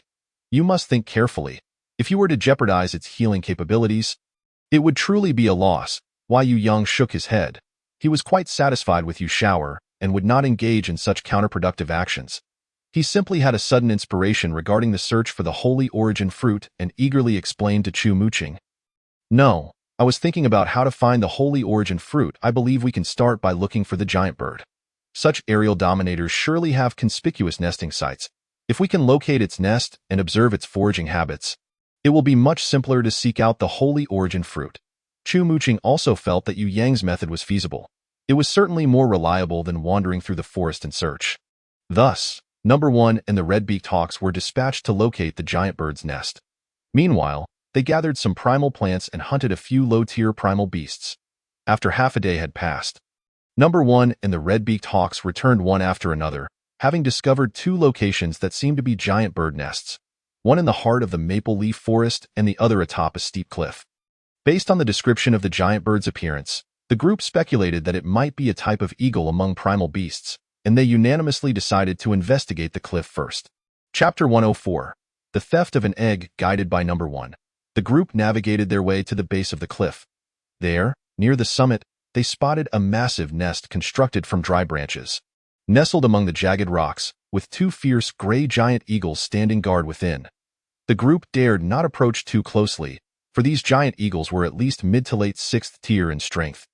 The mere sound of their calls sent waves of pressure through the air, and their wingspan exceeded 10 meters, truly a formidable presence that dominated the area. The members of the team were so terrified that they barely dared to breathe. This was equivalent to facing a 5th-tier human sovereign, capable of crushing them without breaking a sweat. Observing the characteristics of the giant birds closely, Chu Muqing shook her head and whispered to her teammates. It's not them. Those birds are likely not of the same tier. We may have stumbled upon the true overlords of the sky. Realizing that these were not the creatures they sought, the group instinctively prepared to withdraw. Just as they contemplated leaving, one of the giant eagles spread its wings and soared out of the nest, causing everyone to quickly drop back down. A fierce wind rushed overhead, and they dared not look up. Only hearing a series of piercing calls before the oppressive aura gradually faded into the distance. With a barely perceptible sigh of relief, they quietly wiped the cold sweat from their brows. Yu Yang couldn't help but feel regretful. Had he just been kicked by a donkey? Why had he thought of such a foolish plan? It was truly a case of killing 300 while harming themselves by 1800. A moment of carelessness could have cost them their lives. They might as well have methodically cleared the forest instead. Although only one giant eagle remained in the nest, they did not dare to let their guard down. Cautiously, they began to retreat, hoping to exit the creature's detection range and make a swift escape. Suddenly, Gu Nan seized Chu Muqing's arm tightly, pointing at the eagle's nest with eyes sparkling like shooting stars. Silently mouthing the word egg, Chu Muqing immediately turned back, scrutinizing the giant eagle eye. In the brief moment it stood, she finally caught sight of a glimmer of white beneath it, an egg of a 6th-tier primal beast.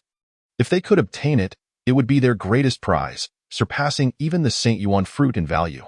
This was a rare battle pet egg. One that they could hatch themselves would possess loyalty unmatched by ready-made battle pets. Countless young masters and mistresses from noble families would pay a fortune for such a treasure, which was exceedingly rare. There was no way they could enter a treasure trove and leave empty-handed. In an instant, the team's members abandoned the idea of retreating, though Yu Yang still hesitated. He found it hard to grasp the fervent obsession that people in this world had for battle pets. Ultimately, he decided not to dwell on it. They were all part of the same team. Could he really run off on his own? Now that one giant eagle had exited, it was a once-in-a-lifetime opportunity for everyone. They contemplated taking the risk. What if they struck gold? After a quiet discussion, they resolved to play the role of egg thieves, devising a plan where Su Jishan would use his ice serpent to lure the guarding giant eagle. After all, snakes and birds were natural enemies, and they believed the ice serpent could draw the eagle's attention away. Subsequently, Wang Luan's phantom ghost cat would execute the egg-stealing mission.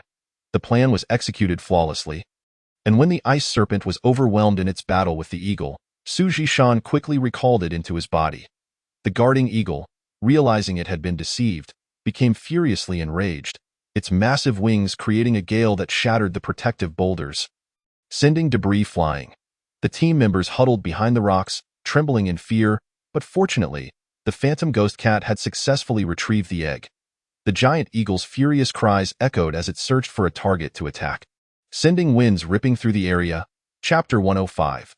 Escape. The worst-case scenario soon unfolded. The guarding giant eagle began demolishing its surroundings, capable of flattening the nearby rocks in an instant. The group exchanged glances. They could not afford to delay any longer. They had to escape immediately. Several swift companion beasts materialized to attract the eagle's attention while the group seized the opportunity to dash out from behind the boulders. Fleeing for their lives, however, the giant eagle would not fall for the same trick twice in mere moments. It noticed their movements. Under the oppressive presence of the sixth-tier giant eagle, Yu Yang felt his heart racing. They could not allow it to get too close, or they would be swept away with a single flap of its wings. As he swiftly retreated, using the shadowing flight technique, he drew his crossbow and aimed for the eagle's eyes. Unfortunately, the eagle's weaknesses were beyond his current capabilities to exploit. Before the bolt could reach the giant bird, it was intercepted by a transparent shield, rendering it ineffective against the creature. The speed of the sixth-tier giant eagle was beyond their reach, and unless they devised a way to slow it down, they were likely doomed. The others employed every tactic they could think of, but lacking long-range weapons, their hindrances were almost negligible. Gritting his teeth, Su Jishan's overlord spear glowed with a yellow light, and Yu Yang noticed runes flickering across its surface. The spear, seemingly imbued with divine power, radiated a brilliant golden hue as Su Jishan launched himself forward, striking the eagle's claw and causing blood to spray. To their astonishment, a mere human had managed to inflict injury upon it. The giant eagle's eyes turned crimson with rage, and its feathered blades shot forth. Just as it aimed to strike Su Jishan's back, Yu Yang felt a chill run down his spine. Fortunately, Ji Yeyong activated the Guardian Shield in time, saving the team from a devastating blow. However, the shield likely could not withstand another attack from the eagle, prompting everyone to hasten their escape. At that moment, speed was equivalent to life. Yu Yang found himself slightly relieved. The giant eagle had just been wounded by Su Jishan and would undoubtedly succumb to the poison soon. It was merely a matter of time. Sure enough, after a brief pursuit, the eagle's speed began to wane, and it soon realized something was amiss. Weighing its options, it decided to seek out herbs to counteract the poison, believing that the egg bore the scent of both its mate and itself, thus ensuring they could not escape its grasp. As the giant bird retreated, the group remained momentarily stunned. Why had it left? Su Jishan was the first to regain his senses. It must have succumbed to the poison. Yu Yang nodded. He could not guarantee how long Yushower's toxin would keep the sixth-tier giant eagle incapacitated, so their priority remained on escaping. Su Jishan dashed back, startling Yu Yang, who quickly realized he was returning for his overlord spear. Sure enough, Su Jishan returned shortly after, spear in hand. Chu Muqing decisively stated, "We need to exit this space quickly. Otherwise, we will inevitably be discovered by the giant eagle couple." They had returned laden with treasure. Any further greed could lead to dire consequences. Chu Muqing hurriedly prepared an odor-masking treatment for the giant eagle's egg. Without such preparation, he would never have dared to entertain such an idea. The air was filled with the furious calls of the giant eagle, causing the group to flee in silence, fearing even a whisper. Fortunately, they remained far enough away that they had not yet been detected. After a tense journey, they finally emerged from the spatial rift that afternoon, returning to the original continent. Standing beside Teacher Zhao, the group felt their hearts settle at last. Chapter 106. Turning the tables, Teacher Zhao looked at the disheveled Chu Mooching team emerging from the spatial rift and was genuinely surprised. He had previously perceived this team as somewhat reckless, valuing wealth over life. To have forced them out within just 2 days was rather shocking. What kind of trouble had they stirred? As they emerged from the rift, Yu Yang noticed that the team's demeanor had noticeably relaxed. Were they not concerned about the giant eagle couple pursuing them? Although they had masked the scent of the giant eagle's egg. This method was only effective at a distance. The closer they got, the less effective it became. Did they not fear the 2 6th-tier giant eagles? Even Teacher Zhao would struggle to fend them off easily. Yu Yang understood the wisdom of asking questions when uncertain, and with time to spare, he decided to inquire. Ji Yunan chuckled, throwing an arm around Yu Yang's shoulder. You see, the spatial rift acts as our protective shield. Did you not notice? Teacher Zhao and Teacher Hu from Kaidan Academy did not accompany us into the other realm. It wasn't that they didn't want to, but the rift itself is fragile. Their levels are too high, and their energy too potent. When they entered, the rift likely collapsed beforehand. The same applies to their exit. They simply can't emerge due to their strength. Haha. Previously, Yu Yang had contemplated Teacher Zhao's predicament. He merely believed that they were to guard the area to prevent others from damaging the spatial rift, not realizing that they themselves constituted the greatest destructive force. Naturally, Yu Yang and his companions had to elucidate the reasons for their early departure to Teacher Zhao. While Teacher Hu from Kaistan Academy observed Teacher Zhao during Chu Mooching's report, his expression fluctuated between shades of concern, his eyes gleaming with intensity. With graceful steps, she elegantly approached Teacher Zhao, eager to glean insights into the situation. Surely, this small team must have stumbled upon some significant treasure. They could not be allowed to monopolize it. After all, they were in a cooperative relationship, and a little extraction was warranted, as seasoned foxes in the field. Teacher Zhao was certainly aware of Kaistan Academy's intentions. There would be no benefits for them. Instead, they would seek compensation from the students. Thus, Teacher Zhao's expression darkened, and he coldly addressed Hu Yuqing. The reason for their swift return primarily stems from the actions of the so-called excellent students from your Kaistan Academy, who, in their ignorance, provoked the red demon spider. It is one thing for them to court death themselves, but they audaciously sought to ensnare our students from Lingchuan Middle Academy as scapegoats. Were it not for Mooching's swift escape, their survival would be uncertain. As for the holy yuan fruit, they barely had time to search for it. This matter will certainly be brought to Kaistan Academy for an explanation. Hu Yuqing meticulously scrutinized Teacher Zhao's demeanor. Seeing he appeared genuine, she responded in a calm tone, Teacher Zhao, are you still a child? Do you really need me to explain how fiercely competitive resource acquisition is within the spatial rift? If your students from Lingchuan Middle Academy are still mere infants, then this place is ill-suited for them. Upon hearing her words, Chu Mooching and Gu Nan's expressions flushed with indignation and fury. Yu Yang could not help but admire her acting prowess and quickly adjusted his own expression. He certainly could not hinder the team. After a display of exquisite performances, they swiftly led Hu Yuqing back to their territory. Gu Nan even discreetly gave Yu Yang a thumbs up, praising his stellar acting that harmonized perfectly with their team. The early return of their team had already set the tone for the gathering. Hence the group wore somber expressions, concealing any hint of joy. A slip of the tongue revealing their true feelings could invite trouble from Teacher Zhao, and they would undoubtedly face repercussions. The premature return of Yu Yang's team seemed to trigger a chain reaction among other teams. The day following their return, several other teams emerged from the spatial rift. However, in stark contrast to Yu Yang's team's dramatic struggles, these teams faced genuine misfortune. Over the past few days, 2 6th-tier giant eagles had inexplicably gone berserk, attacking anyone they encountered. Given the heightened danger, most teams opted to end their exploratory missions early. After all, life was far more precious than resources. Nonetheless, some seized the opportunity to capitalize on reduced competition and reaped substantial rewards. Although the majority of teams had returned prematurely, the two teachers had gained some understanding of the conditions within, yet they still awaited the disappearance of the spatial rift before beginning their journey home. One team from Kaistan Academy had not seen a single member emerge, and everyone understood the implications. IT was a grim reality that during every mission, casualties were inevitable. They were merely the unfortunate ones this time, facing complete annihilation. Upon their return, the journey was smooth, and a few minor nuisances were swiftly dealt with by Teacher Zhao. Exiting the misty forest, Yu Yang once again played the role of a detoxifying aid, assisting Teacher Zhao in earning some extra coin. Seizing this opportunity, he elevated the team's provisions, though he could not stretch his demands too far. Most of the teams that had ventured out were in low spirits, primarily due to unsatisfactory yields. This expedition had resulted in significant losses. Not only had their points been squandered, but many also returned injured. Fortunately, they all survived. Yu Yang's team found themselves in an especially awkward position, as they had spent the least time within the rift, leading others to assume their gains were considerably less. Additionally, upon hearing that they had been duped by students from Keystone Academy, sympathy for them only intensified. Yet, they felt undeserving of such pity. After dinner, the group gathered around the campfire for a discreet chat. The usually thick-skinned Gu Nan adopted a serious demeanor, earnestly cautioning Yu Yang, "You mustn't let anyone know that the giant bird was after us. Understand?" Yu Yang nodded. He recognized the gravity of the situation.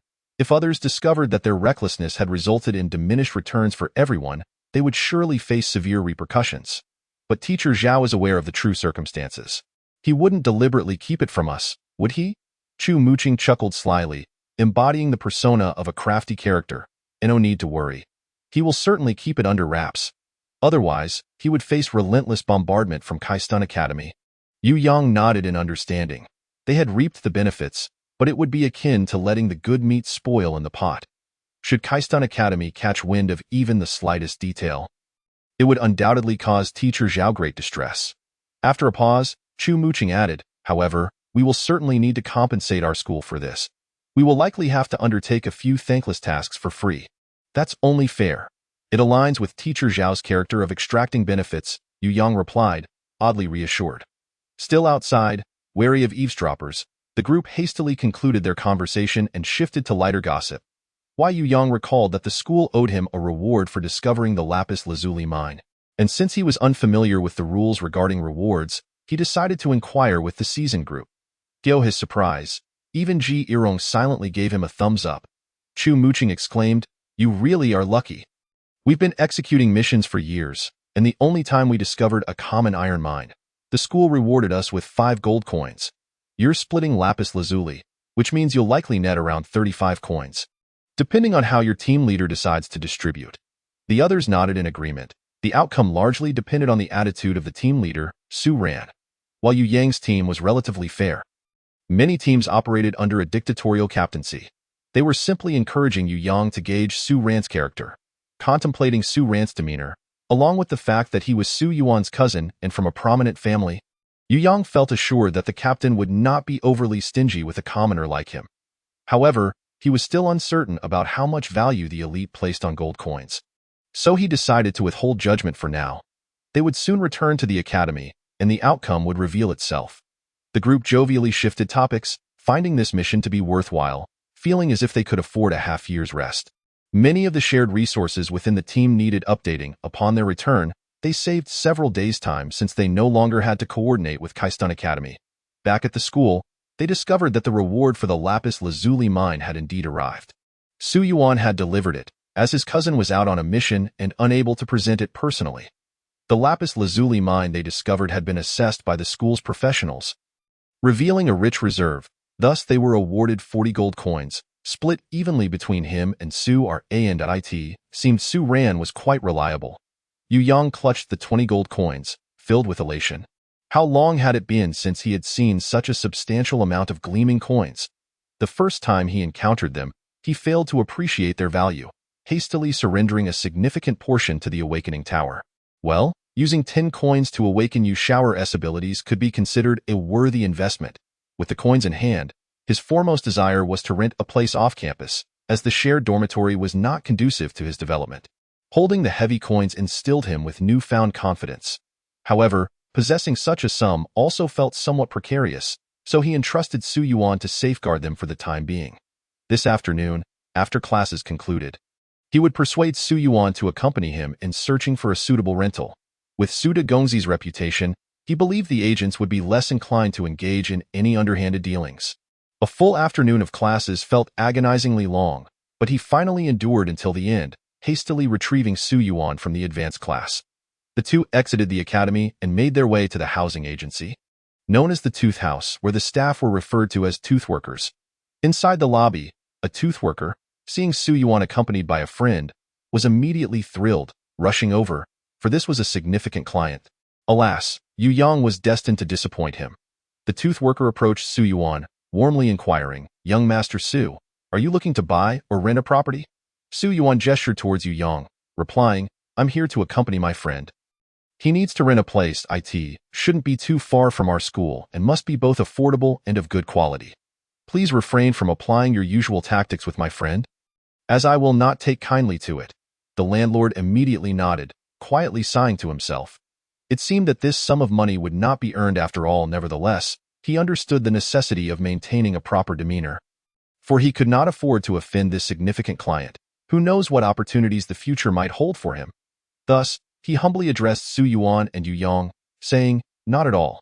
We are fully committed to ensuring your satisfaction, both for you and your esteemed friend. However, may I inquire about the budget you have in mind?" Yu Yang asked, "May I know your surname? What properties do you have available? Could you provide me with some details?" The landlord, surnamed Zhou, felt a wave of pressure upon hearing Yu Yang's inquiry. He never anticipated that the rental prices in this vicinity would be so exorbitant. For a decent location and a well-structured home, one would need to part with 4 or 5 silver coins each month. Was this akin to highway robbery? Although Yu Yang had recently come into possession of a modest amount of money, he could not sustain such expenses. He modestly inquired whether there were any more affordable options available. Throughout their conversation, Yu Yang and Zhou continued to lower their expectations. Their desired location shifted from around the school to the outskirts, and their requirements regarding the cleanliness and size of the property diminished with each exchange. After several rounds of negotiation, Zhou's expression darkened. He felt compelled to recommend a bridge under which Yu Yang might sleep. Fearing that Su Yuan might erupt in anger, perhaps it was best to endure. Lost in thought, Zhou suddenly recalled a place that might meet Yu Yang's requirements, and his eyes brightened. "Young sir, I believe I have a property that aligns with your needs. It is not too far from the school, and the rent is quite reasonable, although the location is somewhat awkward and the house has not been renovated in many years, making it rather old. Would you be amenable to that?" Yu Yang nodded immediately, but the day was already late, so they agreed to visit the property together on their day off. On the way back, Su Yuan noticed Yu Yang hesitating to speak. He could not comprehend why, given that Yu Yang had so much money, he still cared about a few silver coins. Regrettably, he refrained from voicing his thoughts. If Yu Yang had known what Su Yuan wished to ask, he would have certainly explained that he had no commercial empire to inherit. He simply couldn't afford to lose. Chapter 109. Viewing properties 3 days later, on their day off, Yu Yang rose early, washed up, and dressed before heading out. He did not invite Su Yuan along to view the property, opting to go alone, as the focus class was far more demanding than the regular classes. Leaving little room for leisure, he figured that the landlord would not dare to play tricks on him now. After enjoying a breakfast reminiscent of his hometown, similar to tofu pudding and fried dough sticks, Yu Yang mused that once he secured a rental, he would treat himself to some authentic dishes to quell his homesickness. When Yu Yang arrived, the landlords had just begun their workday. Zhou greeted him with a warm smile, approaching him amicably. He did not treat Yu Yang any less favorably for being alone today. "Young sir, you've arrived. Please wait a moment while I fetch the keys. We shall proceed shortly." Yu Yang smiled and assured him that there was no rush. Zhou, mindful of time, quickly retrieved the keys, demonstrating the necessary acumen for his profession. Guided by Zhou, Yu Yang navigated through winding streets and narrow alleys, eventually arriving at a small house. Yu Yang was astounded. Despite being able to see the Academy's iconic library, it had taken nearly an hour to reach this location, highlighting just how remote it truly was. If one lacked a good sense of direction, they might struggle to find their way home. Feeling a twinge of regret, Yu Yang considered the value of his time. He could not afford to squander it on lengthy walks. However, having arrived at the doorstep, it would be rather impolite to simply declare that he would not view the property. Zhou fished out the key, unlocked the door, and as he pushed it open, a large field mouse darted from one end of the yard to the other. Zhou awkwardly rubbed his nose and forced a smile, attempting to salvage the situation. "Young sir, while the conditions here may not be ideal, it has one significant advantage.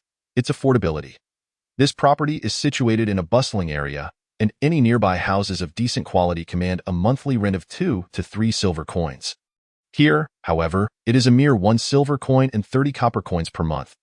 This is our own property, and if you are genuinely interested, I can make arrangements for you to rent it at just 1 silver coin monthly. The price was indeed enticing, yet as Yu Yang surveyed the yard overrun with weeds, the dilapidated roof tiles, and the windows that could barely close, he found it hard to reconcile with the idea of residing in such a place. It felt more like a junkyard. Indeed, it could not even compare to one. Though he was dissatisfied with the school's accommodation, there was no need to subject himself to such squalor. Zhou sighed inwardly, regretting his momentary hopefulness. How could he expect someone like Su's young master to be interested in such a rundown property? This place had been uninhabitable for years due to various issues, and he had foolishly hoped that its low price would attract interest. Yu Yang felt deeply apologetic for having troubled Zhou with a fruitless trip. Zhou waved it off, remarking that how many clients ever made a decision after a single viewing? Furthermore, Yu Yang's demeanor was far better than others he had encountered. On several occasions, he had led clients only to receive scorn and insults in return, as if he were to blame for their dissatisfaction. Was he not catering to their needs? As Zhou locked the door, he remarked, "If this place does not get rented out soon, it will be sold, saving me the hassle of running back and forth." Yu Yang paused in surprise. "This place is for sale." His mind raced as he weighed the pros and cons before asking, "Brother Zhou, how much are you asking for it?" Zhou, thinking Yu Yang was simply engaging in idle chatter, casually replied, "This property has its issues and is relatively small, so it should not command a high price. However, being in the city, it could still fetch around 18 gold coins." Yu Yang grasped Zhou's arm. "No longer in a hurry to leave. Brother Zhou, please take me inside again for a closer look. If it meets my expectations, I would like to purchase it, but I can only offer 16 gold coins. If you can facilitate this deal, I will provide you with a service fee of 50 silver coins. What do you think?" Chapter 110. Purchasing the property. Zhou remained in a state of disbelief, still processing the information. Wasn't Yu Yang supposed to be quite impoverished? Yet, here he was, seemingly able to offer 16 gold coins. No, 16 gold coins and 50 silver coins as a service fee. The thought of that 50 silver coins ignited a fervor within Zhou. It represented the fruits of his labor over many months. He had to secure this deal. Although keeping the price at 16 gold coins might prove challenging, it was not entirely impossible. With an additional 10 silver coins to leverage connections, the likelihood of success was quite high. The primary objective now was to facilitate Yu Yang's purchase of the property, a task well within Zhou's expertise. After all, he was in the business of selling and renting homes, and with his persuasive skills, he was confident he could sway Yu Yang's decision. This house was located at the end of a narrow alley, making it a prime example of corner lot utilization. The total area was modest, comprising a main bedroom of around 20 square meters, a secondary room of about 15 or 16 square meters, and a rudimentary kitchen situated in the yard, which itself covered over 20 square meters. In summary, while small, it was functional. Most importantly, there was a well in the yard, providing easy access to water. Furthermore, the neighboring houses did not have their doors facing this property, allowing ample space at the entrance for the homeowner's convenience. One could even stack firewood there for everyday use, an undeniable perk. Yu Yang found himself persuaded. Having researched property prices in Lingchuan a few days prior, he had discovered that they were exorbitantly high. Especially for homes within school districts, it was truly unexpected to find such a gem at a low price, even if the property's condition left much to be desired. After all, it had been available for rent at rock-bottom prices for some time, which was how someone like him had come to discover it. After finalizing the agreement with Zhou, Yu Yang returned home to await updates. Zhou assured him that he could finalize the arrangements within 3 days. Seeing Zhou's confidence eased Yu Yang's mind. The sentiment of having a home was deeply ingrained in the hearts of the Hua people, and he was no exception. Soon enough, he would also become a homeowner.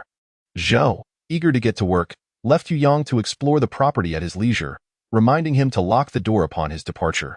Strolling through the yard, Yu Yang thought, "The yard can be easily managed. I will simply pull out the weeds and compact the ground. Perhaps I could even set up a training area similar to Su Yuan's." Approaching the well, he pushed the cover aside to peer down. Noting that the water appeared clear, though he remained uncertain whether it was potable, after inspecting the yard, Yu Yang made his way to the makeshift kitchen, which could barely be regarded as such. This place needs a complete overhaul, he mused. The pot has rusted and is no longer usable. I need to purchase a new one, along with the corresponding bowls, chopsticks, ladles, basins, oil, salt, soy sauce, and vinegar. Pushing open the weathered wooden door of the master bedroom, a gust of wind swept into the room, stirring up a layer of dust that choked Yu Yang. It seems that cleaning will be a considerable undertaking. Fortunately, there are windows both in the front and back of the master bedroom. The front window is large, while the back one is smaller, so there is no need to worry about ventilation issues. Inside the utility room, there is only a short table with missing legs, and the sole window faces the courtyard. If tidied up properly, it could serve as a guest room in times of need. Yu Yang wandered around the entire house and realized there were indeed many items that needed rearranging. Once he finalizes the purchase of the house, he will undoubtedly have to spend significantly once more. Chapter 111. A small home with big dreams. Zhou Yaran indeed lived up to expectations. 3 days later, he informed Yu Yang that matters had been settled. However, a significant problem arose during the property transfer. Yu Yang had forgotten that he was an undocumented resident. But would Zhou Yaran allow a cooked duck to fly away? Clearly not. Zhou Yaran used his connections to help Yu Yang obtain a new identity, with his household registration now linked to the newly purchased house. To Yu Yang's surprise, this unexpected joy came after he had been without a legitimate identity since being sold by his family. Although Zhou Yaran might have been motivated by self-interest, he truly assisted Yu Yang immensely. When it came time to settle the bill, Yu Yang generously rewarded Zhou Yaran with 3 silver coins for his efforts. Once everything was completed, Zhou Yaran returned happily, while Yu Yang stood at the door, watching Zhou Yaran walk away, feeling as though something was missing. Right? The gold coins that he had just received, which had yet to warm in his hands, had been taken by Zhou Yaran. Yu Yang touched his aching heart, forcing himself to find solace in the thought that it was all right. Money could always be earned again. This amount had secured him and Yu Shower a place to call home. What a bargain. After several mental affirmations, Yu Yang's mood indeed improved significantly. Perhaps it was due to the change in identity, as he transitioned from tenant to landlord. Yu Yang now looked at the house with a sense of affection akin to that of a parent viewing their child. Even the broken bricks and crumbling tiles evoked a sense of joy. The strength of the Chinese spirit is indeed formidable. Yu Yang often felt as if he had been enchanted by some magical potion. Otherwise, why would he become so oblivious to beauty and ugliness? Yu Yang tightly grasped the key in his hand, locked the door, and decided to go out and purchase some cleaning supplies. Fortunately, Yu Yang had a good memory. After stepping out, he was able to find his way back, with a set of rudimentary tools in hand. He strolled back. As he walked, he couldn't help but admire the local merchant's business acumen, the shopkeeper.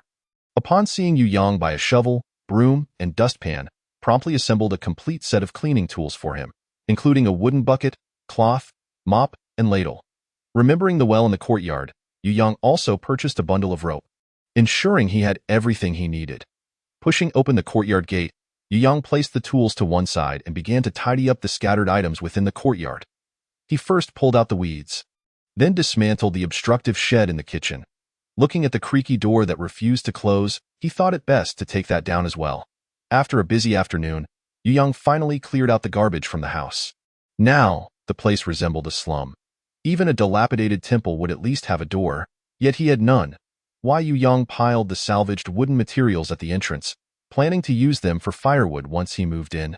During his cleaning, he discovered several mouse holes both inside and outside the house, and he would need to catch them all. Otherwise, who knows who would nibble on his stored food later? The mice. In the Blackstone mine, I was cherished like a treasure, yet now that conditions have improved, I am no longer your little darling. Catching mice was a trivial task for Yu Shower, especially since it had been a common occurrence during their previously difficult days. And now they had the assistance of the number ones. Watching the vibrant and lively number ones, Yu Yang suddenly remembered an important matter. He had yet to test the duration of the number ones. He had originally intended to do so during a task, but unforeseen circumstances caused him to forget. Now seemed like the perfect opportunity, and besides, the number ones catching mice could simulate energy consumption while scouting. As Yu Yang worked in the courtyard, he observed Yu Shower and its 3 little brothers scampering about, catching mice in a delightful frenzy. Yu Shower's personality had become a bit mischievous. Just look at how it pranced about like a cat with a leash. Well, Yu Xiaoer was aware that this was their home, which was why it displayed such unruly behavior. Yu Yang chose to forgive it generously. As dusk approached, Yu Yang hastened his efforts. He needed to finish quickly to return to the dormitory, urging Yu Xiaoer to pick up the pace as they needed to leave soon. Finally, Yu Xiaoer began to take things seriously. It stationed the number ones at several entrances while it swept through the mouse holes using mycelium. Anything that came into contact with the mycelium could not escape, and they were all dragged out in a state of rigidity. A few, startled, hastily fled from other entrances and were promptly captured by the number ones. In no time, they efficiently dealt with the situation. Yu Yang looked at the 15 or 16 fat mice that had been caught, and it felt rather unfortunate to waste them. Yu Yang shook his head. It was fine. He was no longer worried about having enough to eat. He must not lose sight of his principles. Even Yu Xiaoer no longer consumed such things. Chapter 112, Home Renovation. That evening, when Yu Yang returned to the dormitory, he deliberately did not allow Yu Xiaoer to take the number ones back, as he had not forgotten to test their duration. Yu Yang came back quite late, and Zhao Lei, Su Ziyu, and Wang Tao had already returned. They were all aware of his intention to move out. Zhao Lei looked at Yu Yang, hesitating to speak. In Zhao Lei's view, it was not easy to come out and study. After all, he had saved up a bit of money, and there was no need to spend it on renting a place. Deep down, Zhao Lei felt that his fellow working study students, they belonged to the same group in the dormitory. Now that Yu Yang had acquired so much money, why couldn't he lend a helping hand? Did he not see how hard Zhao Lei worked every day to scrape together tuition fees? Although he did not voice it, Yu Yang could tell from Zhao Lei's expression that he was not in a good mood. However, Zhao Lei was not one to meddle in others' affairs, since he hadn't brought it up. It meant that it was not yet at the point where he needed assistance. After all, everyone is an independent individual. Sovereignty and consciousness must be intact, right? Su Ziyu and Wang Tao's attitude towards Yu Yang had gradually softened recently. Perhaps they had finally realized that there was no fundamental conflict of interest among them, or maybe it was due to Yu Yang befriending someone like Su Yuan. Even if they looked down on Yu Yang in their hearts, they would not be overly unpleasant on the surface. However, they were feeling quite sour at the moment. Not because they envied Yu Yang for moving out, as they believed the dormitory environment was quite good, allowing them to avoid the early mornings and late nights of commuting. What they truly envied was the reward for discovering the lapis lazuli mine, an impressive 20 gold coins. Even though they possess a modest amount of assets, it does not grant them the liberty to manage such a large sum of money. Their usual expenditures are limited to silver coins, and they rarely encounter the opportunity to handle even a couple of gold coins as pocket money. Alas, their fortune is enviable, and they cannot compete with it. Yu Yang feels quite helpless. The longer he stays, the less he wishes to remain in the dormitory, where a group of grown men conducts themselves as though engaged in a palace intrigue. His stomach is not well, and he cannot endure it. Yu Yang tidies up his belongings, preparing for a swift departure at any moment. He is like a man of the wind, unencumbered by the mundane worries of ordinary folk. Climbing into bed, he buries his head under the covers and falls into a deep slumber, exhausted from the day's labors. Tomorrow, after his academic duties conclude, he must procure some renovation materials. And he must not forget to hire a carpenter to craft a new door. The windows are in dire need of replacement as well. Perhaps he ought to address those too. Soon, the sound of Yu Yang's snoring fills the room, muffling the glances of either envy or resentment from his roommates. Unbeknownst to them, Yu Yang slips into a dreamless sleep, not awakening until the following morning. Reflecting on his recent studies, he realizes he is capable of handling the material, so he decides to take a leave of absence to attend to his own affairs. The teacher, being quite accommodating, promptly grants Yu Yang his request, for the young man has always presented himself as the diligent student who solely enjoys his studies, despite later proving to be a well-rounded individual endowed with both intelligence and rare abilities. Little does the teacher suspect that Yu Yang's absence is for the purpose of renovating his home. With a small notebook in hand, Yu Yang lists the items he needs to prepare, some of which require the carpenter to take precise measurements. And he must also find 2 masons, as the kitchen in the courtyard requires thorough tidying. Yu Yang is unaware of the residences of these tradesmen, but one person undoubtedly knows. After breakfast, he positions himself outside the dentist's office. Arriving unusually early, the establishment has yet to open. After a brief wait, he sees the dentist, Zhou, leisurely strolling down the street. Upon noticing Yu Yang, Zhou appears surprised, but then quickly masks his discomfort with a smile. Approaching Yu Yang to inquire, young brother, what brings you to the dentist's door so early? Have you encountered issues with your house? Yu Yang nods, for he is not here to amuse Zhou. He promptly declares his intent. Brother Zhou, I wish to renovate the courtyard and am in search of a few masons and a carpenter. Do you have any suitable recommendations? Zhou visibly relaxes, relieved that Yu Yang is not seeking to vacate his dwelling. Everything else is merely a minor matter. Chapter 113.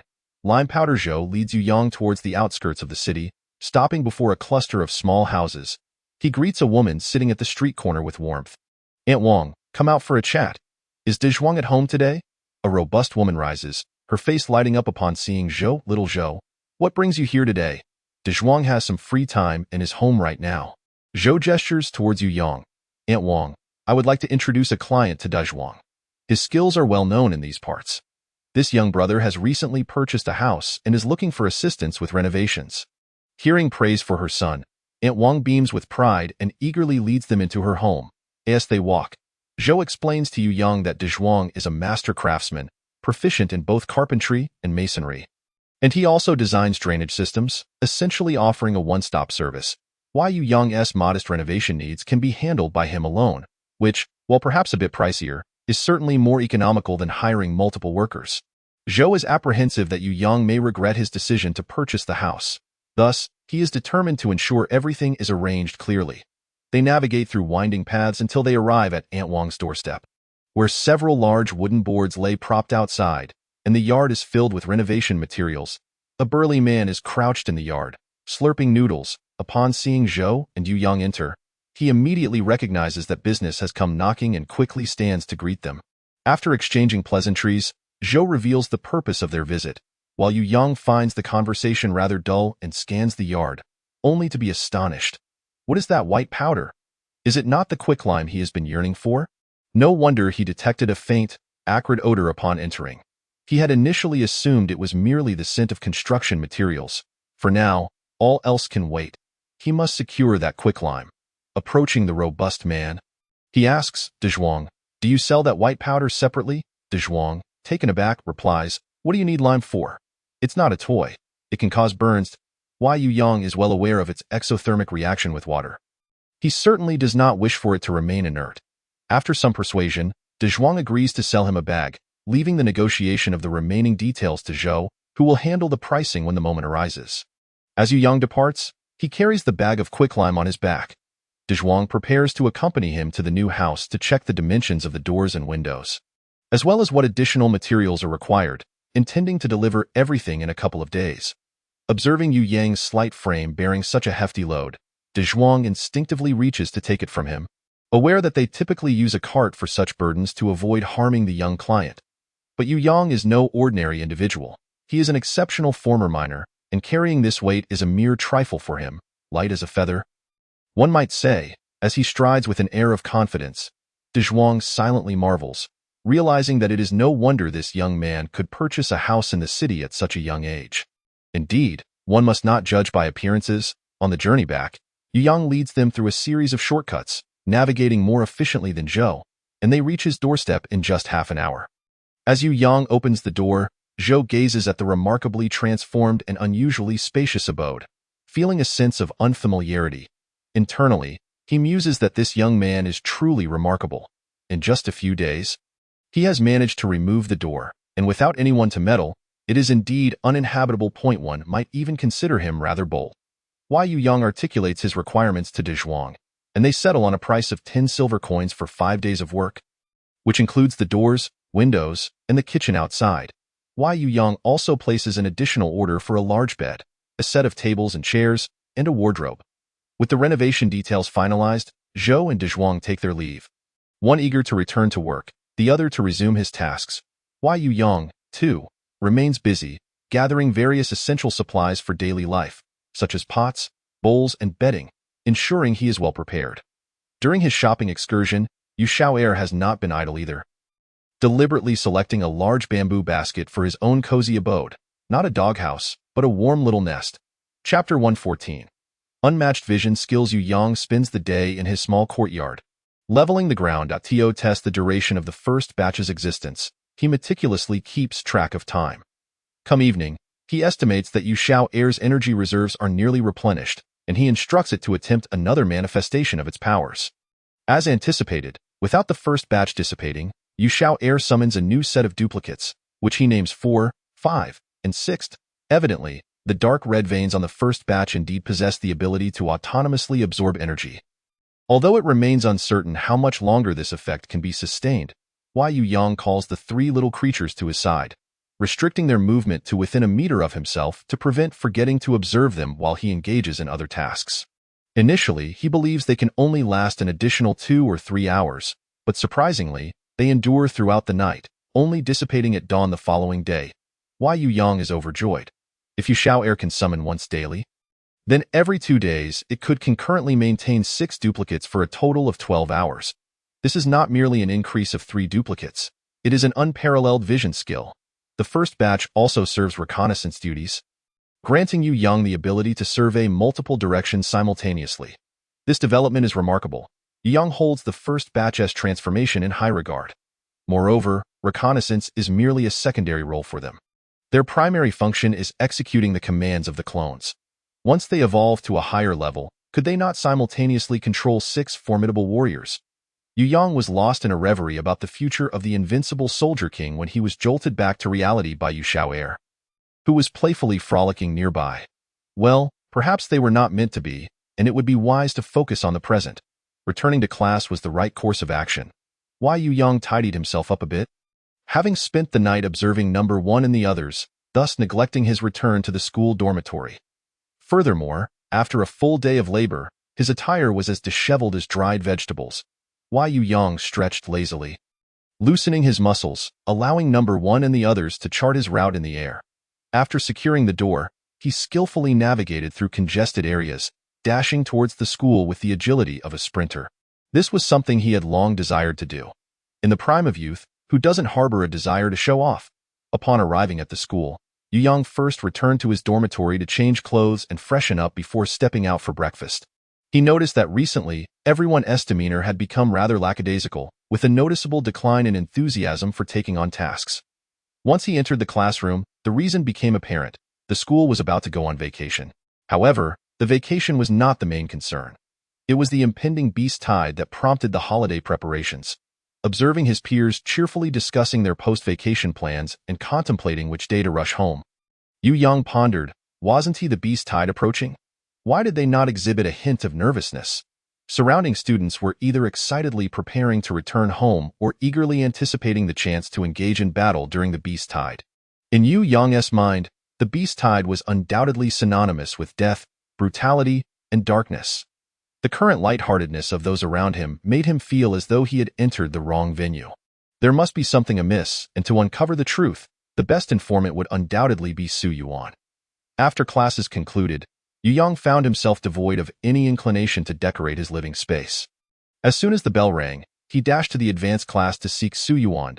Su Yuan was delighted to see him, having been unable to locate Yu Yang recently. Whenever Yu Yang was free, he would retreat to his little room, leaving Su Yuan unable to even accompany him home. Naturally, Yu Yang could not acquiesce to such a request. His identity was fabricated, and he certainly could not know the whereabouts of Wang Kailin, the one being replaced. He was even fearful of being exposed. After exchanging a few pleasantries with Su Yuan, Yu Yang inquired about the beast tide. Su Yuan regarded him with a look of puzzlement, as if to say, "Such a significant event, and you are unaware?" Yu Yang thought he might be in trouble. It seemed he was about to be exposed by Su Yuan. Fortunately, Su Yuan did not press further, for who among them did not harbor a few secrets? Especially within their circle, who could be easily read. If one believed they could see through another, they were likely already ensnared in a web of deception. Seeing Yu Yang's interest in the beast tide, Su Yuan began to elaborate. The beast tide had a long history, particularly in the city of Tiku, home to the Lingchuan Middle School. Every year around this time, hordes of primal beasts descended from the mountains to seize the sacred stones. Sacred stones are treasures of the Awakening Tower, used to grant companion beasts the ability to awaken their divine powers. Yu Yang questioned, seizing sacred stones? Su Yuan nodded and continued, in a short while, it will be the full moon festival. During that time, the primal beasts consume the sacred stones to break through, potentially gaining formidable powers. Thus, Despite suffering immense losses each year when they descend, they incessantly deliver their beast heads, and the abundant primal beast resources have contributed to the development of Tiku. Chapter 115. News of the Beast Tide returning from Su Yuan. Yu Yang's mind was filled with thoughts of the Beast Tide. He once again deeply recognized the uniqueness of this other world. Here, the Beast Tide had become a commonplace topic, occurring annually, and people's fear of it had long since diminished, leaving only a fervent excitement in their hearts. Every year during this period, a few legendary figures would emerge from the Beast Tide, and gradually, cities possessing awakening towers became havens for free hunters when the tide approached. The hunting of the Beast Tide shed its terrifying guise, evolving into a training ground for the descendants of noble families, ensuring minimal casualties while honing a new generation's skills. Conversely, children from ordinary families could prove their worth through the bloodshed, thereby achieving a leap in social status. Yu Yang smacked his lips, finding it reminiscent of the ancient imperial examinations. However, while those tests showcased the talents of eloquent scholars, here, the martial examinations produced generals of great renown. Undeniably, Yu Yang was quite taken with the notion. The exuberance of youth was undeniable. He strode with purpose, eager to move out and investigate the matter of outfitting explosive spores. This was undoubtedly a crucial weapon against primal beasts that needed to be resolved swiftly. Before proceeding, however, he needed to ascertain the destructive capabilities of the explosive spores. Testing them at home was not feasible due to the dense population. Detonating them twice would likely result in being driven away by irate homeowners. After a moment's contemplation, Yu Yang redirected his steps towards the outskirts. He recalled a sandy area near Uncle De Zhuang's place from his last visit, where he could conduct his experiments. Upon arriving, Yu Yang summoned Yu Xiao'er and requested an explosive spore. For safety's sake, he aimed for a sandpile 5 meters away. Utilizing his agility and the wind, he tossed the explosive spore to the designated spot. With a resounding bang, a crater approximately 1 meter deep erupted from the sandpile, and the debris flew outward like bullets. By the time Yu Yang regained his senses, he felt a sharp sting across his face. Upon touching it, he winced. Ouch, this hurts. What if I end up disfigured? Before he could lament further, a psychic wave from Yu Xiao'er left him dizzy. This was bad. Things were truly dire. Yu Xiao'er's meager defenses would surely be turned to tada. Fortunately, Yu Yang can be considered a good host. Today marks the 3rd day of the renovation deadline. Uncle De Zhuang arrived early at Yu Yang's residence. Startled by Yu Yang's disheveled appearance, he had brought along the tables, chairs, and wardrobe, and together they placed them in their designated spots. After tidying up the kitchen, Yu Yang's little home was finally in order. Uncle De Zhuang worked with remarkable agility, and by noon, he had attended to every detail in the kitchen. Yu Yang seized a moment to venture out and purchase an iron pot, asking Uncle De Zhuang for assistance in setting it up. Once everything was ready, Uncle De Zhuang discarded the renovation debris, and Yu Yang's small abode began to take on a semblance of elegance. After settling the bill with Uncle De Zhuang, Yu Yang shamelessly purchased a set of carpentry tools from him, ensuring that any minor issues with the furniture could be resolved without the need to summon someone else for repairs. There was no other choice. He had to prepare for the future. Having observed Yu Xiao'er for 2 days, Yu Yang discovered that its favorite pastime was racing with 3 or 6 of its little doppelgangers. Yu Xiao'er was somewhat manageable, but whenever they unleashed a rebound shockwave, it would leave a scorched mark on the wooden furniture.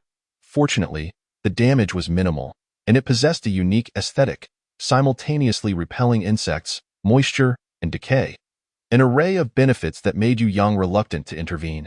However, there were times when they inadvertently exerted too much force, causing minor damages to the furniture. In such instances, this aspiring handyman could step in, as he had diligently shadowed Uncle De Zhuang, learning a great deal in the process. As the time to move in approached, Yu Yang realized he still lacked some essentials. In the afternoon, he ventured out once more to procure various items, including the curtains he had forgotten to buy. Gazing at his rejuvenated home filled him with joy. At last, he could move in. It was astonishing that he had only purchased this house a few days ago, yet watching it transform was akin to witnessing a long-awaited lover donning their finest attire. Ah, how sentimental! While relocating items back to the dormitory, Yu Yang made a point to seek out Su Yuan and members of the Chu Mu Qing team, inviting them to dinner at his new abode in 2 days. The Chinese place considerable importance on housewarming customs. Yu Yang had initially intended to invite Zhao Lei as well, but recently, Zhao Lei had been behaving oddly, appearing somewhat unwell. Consequently, Yu Yang opted to bid him farewell. As the thoughts of men can often be inscrutable and exhausting, that evening, Yu Yang returned to his little home, laden with belongings. After preparing dinner, night had fallen. He lit candles, set the table, and together with Yu Xiao'er, savored the joys of life. Chapter 117. Identity revealed. Time swiftly passed, and the day of Yu Yang's housewarming feast arrived. He personally prepared a lavish spread, including a plethora of dishes and 2 hearty entrees purchased from outside. Mindful that his guests were all students, Yu Yang thoughtfully selected 2 jars of low-alcohol fruit wine for the evening's festivities. Previously, Su Yuan had accompanied him to the new home on a few occasions. So this time, Yu Yang returned early to cook, leaving Su Yuan to guide the Chu Mu Qing team to his doorstep. Fortunately, Su Yuan did not disappoint him, successfully leading the members of the Chu Mu Qing team to Yu Yang's home. As the sound of knocking echoed, Yu Yang had just placed the final dish on the table. He wiped his hands and hurried to the front yard to open the door, welcoming everyone inside. Each guest brought with them a modest offering of seasonal fruits as a gesture of goodwill. Without allowing Yu Yang to decline the gifts, Yu Xiao'er had already extended its mycelium to accept them.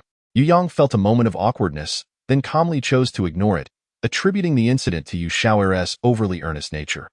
After a round of polite yet somewhat awkward greetings, Yu Yang ushered everyone into the guest room prepared for the occasion. To accommodate all palates, he had prepared several dishes featuring sour, sweet, and spicy flavors. The atmosphere during the meal was delightful, yet as the evening progressed, the members of the Chu Mu Qing team appeared increasingly peculiar.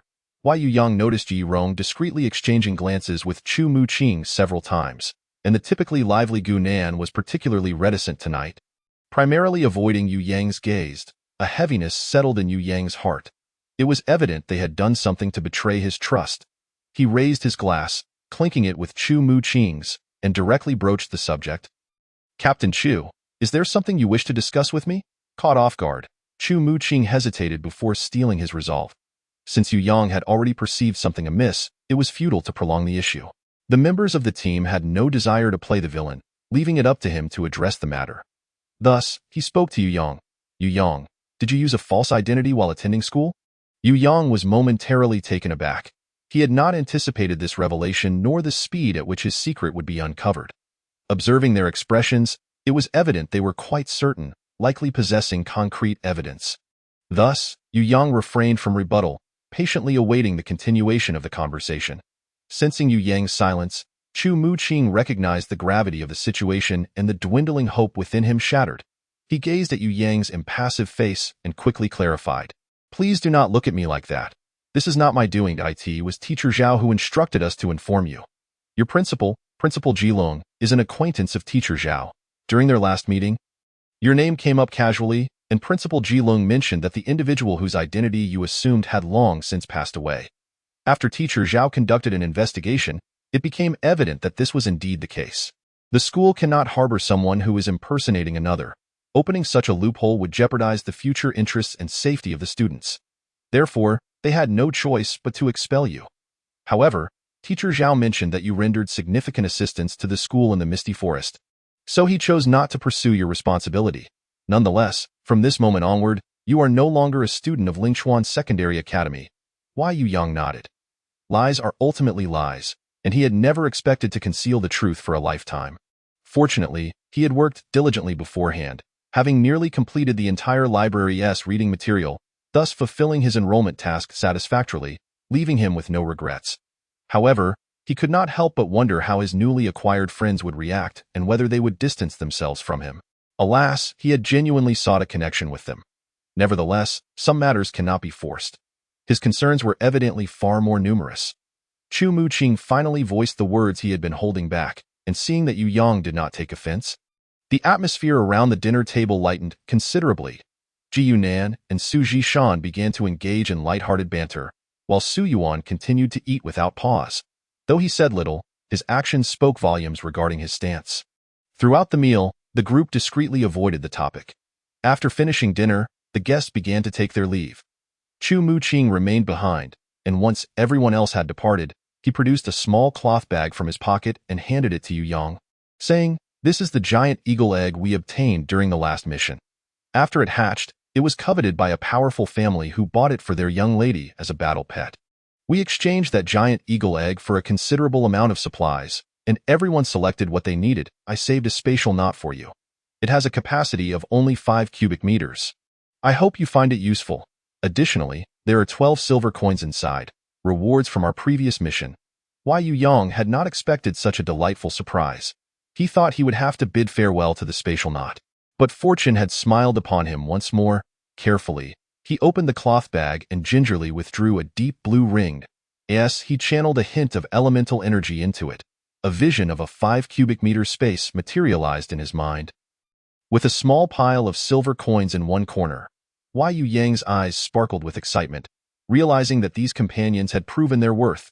Feeling a surge of joy, he summoned Yu Shower, who promptly set to work exploiting the child laborers on site, crafting a small cup of venom before directly gifting it to Chu Muqing. Naturally, Chu Muqing was well aware of the potency of this concoction, treating it with utmost reverence as she secured it within her spatial pouch. After expressing her gratitude, she turned to catch up with the other members of her team, understanding that this precious gift was intended for them all, and she needed to share the details with the others. Yu Shower stood to the side, experiencing for the first time the sensation of depletion.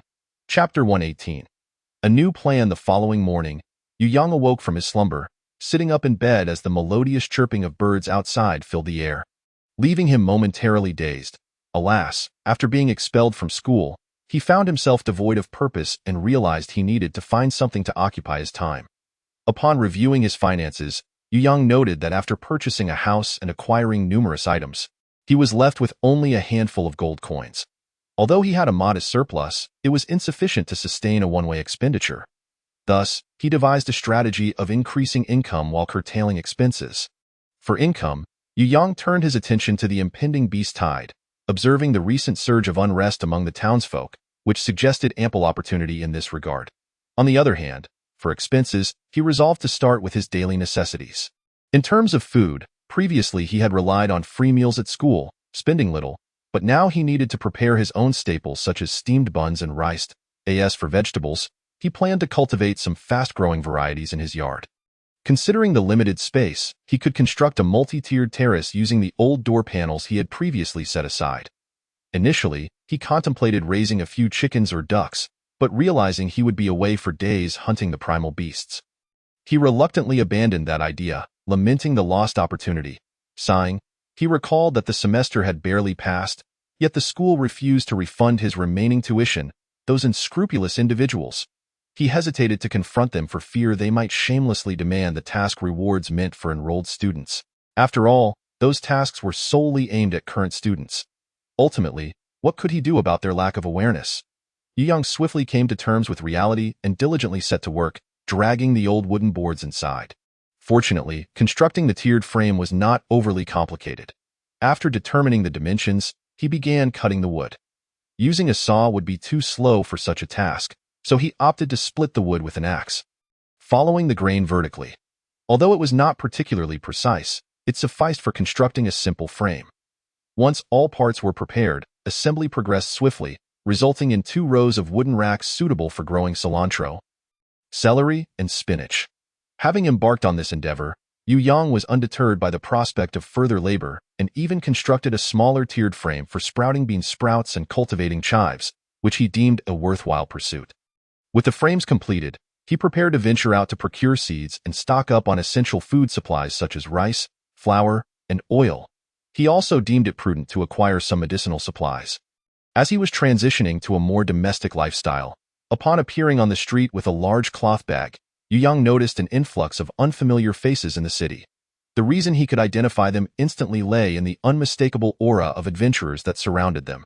With their arrival, the atmosphere of Tiku City shifted dramatically, transforming from its previously serene demeanor into one of palpable tension.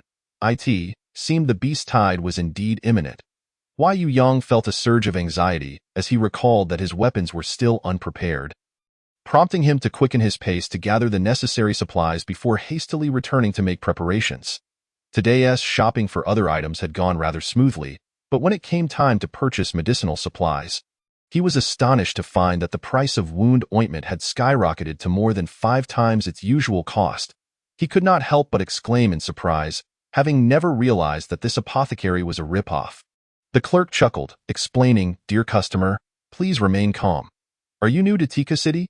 You may not be familiar with the local situation. Typically, this is an ordinary town, but during the beast tide, it becomes a hotspot. Every year, as a wave of adventurers floods in, prices skyrocket for anything related to them, with hotels and apothecaries experiencing the most severe increases. What we offer here is already quite reasonable." Wai Yuyang understood. No wonder he had seen some adventurers carrying their own bedding upon arrival, clearly intimidated by the soaring prices.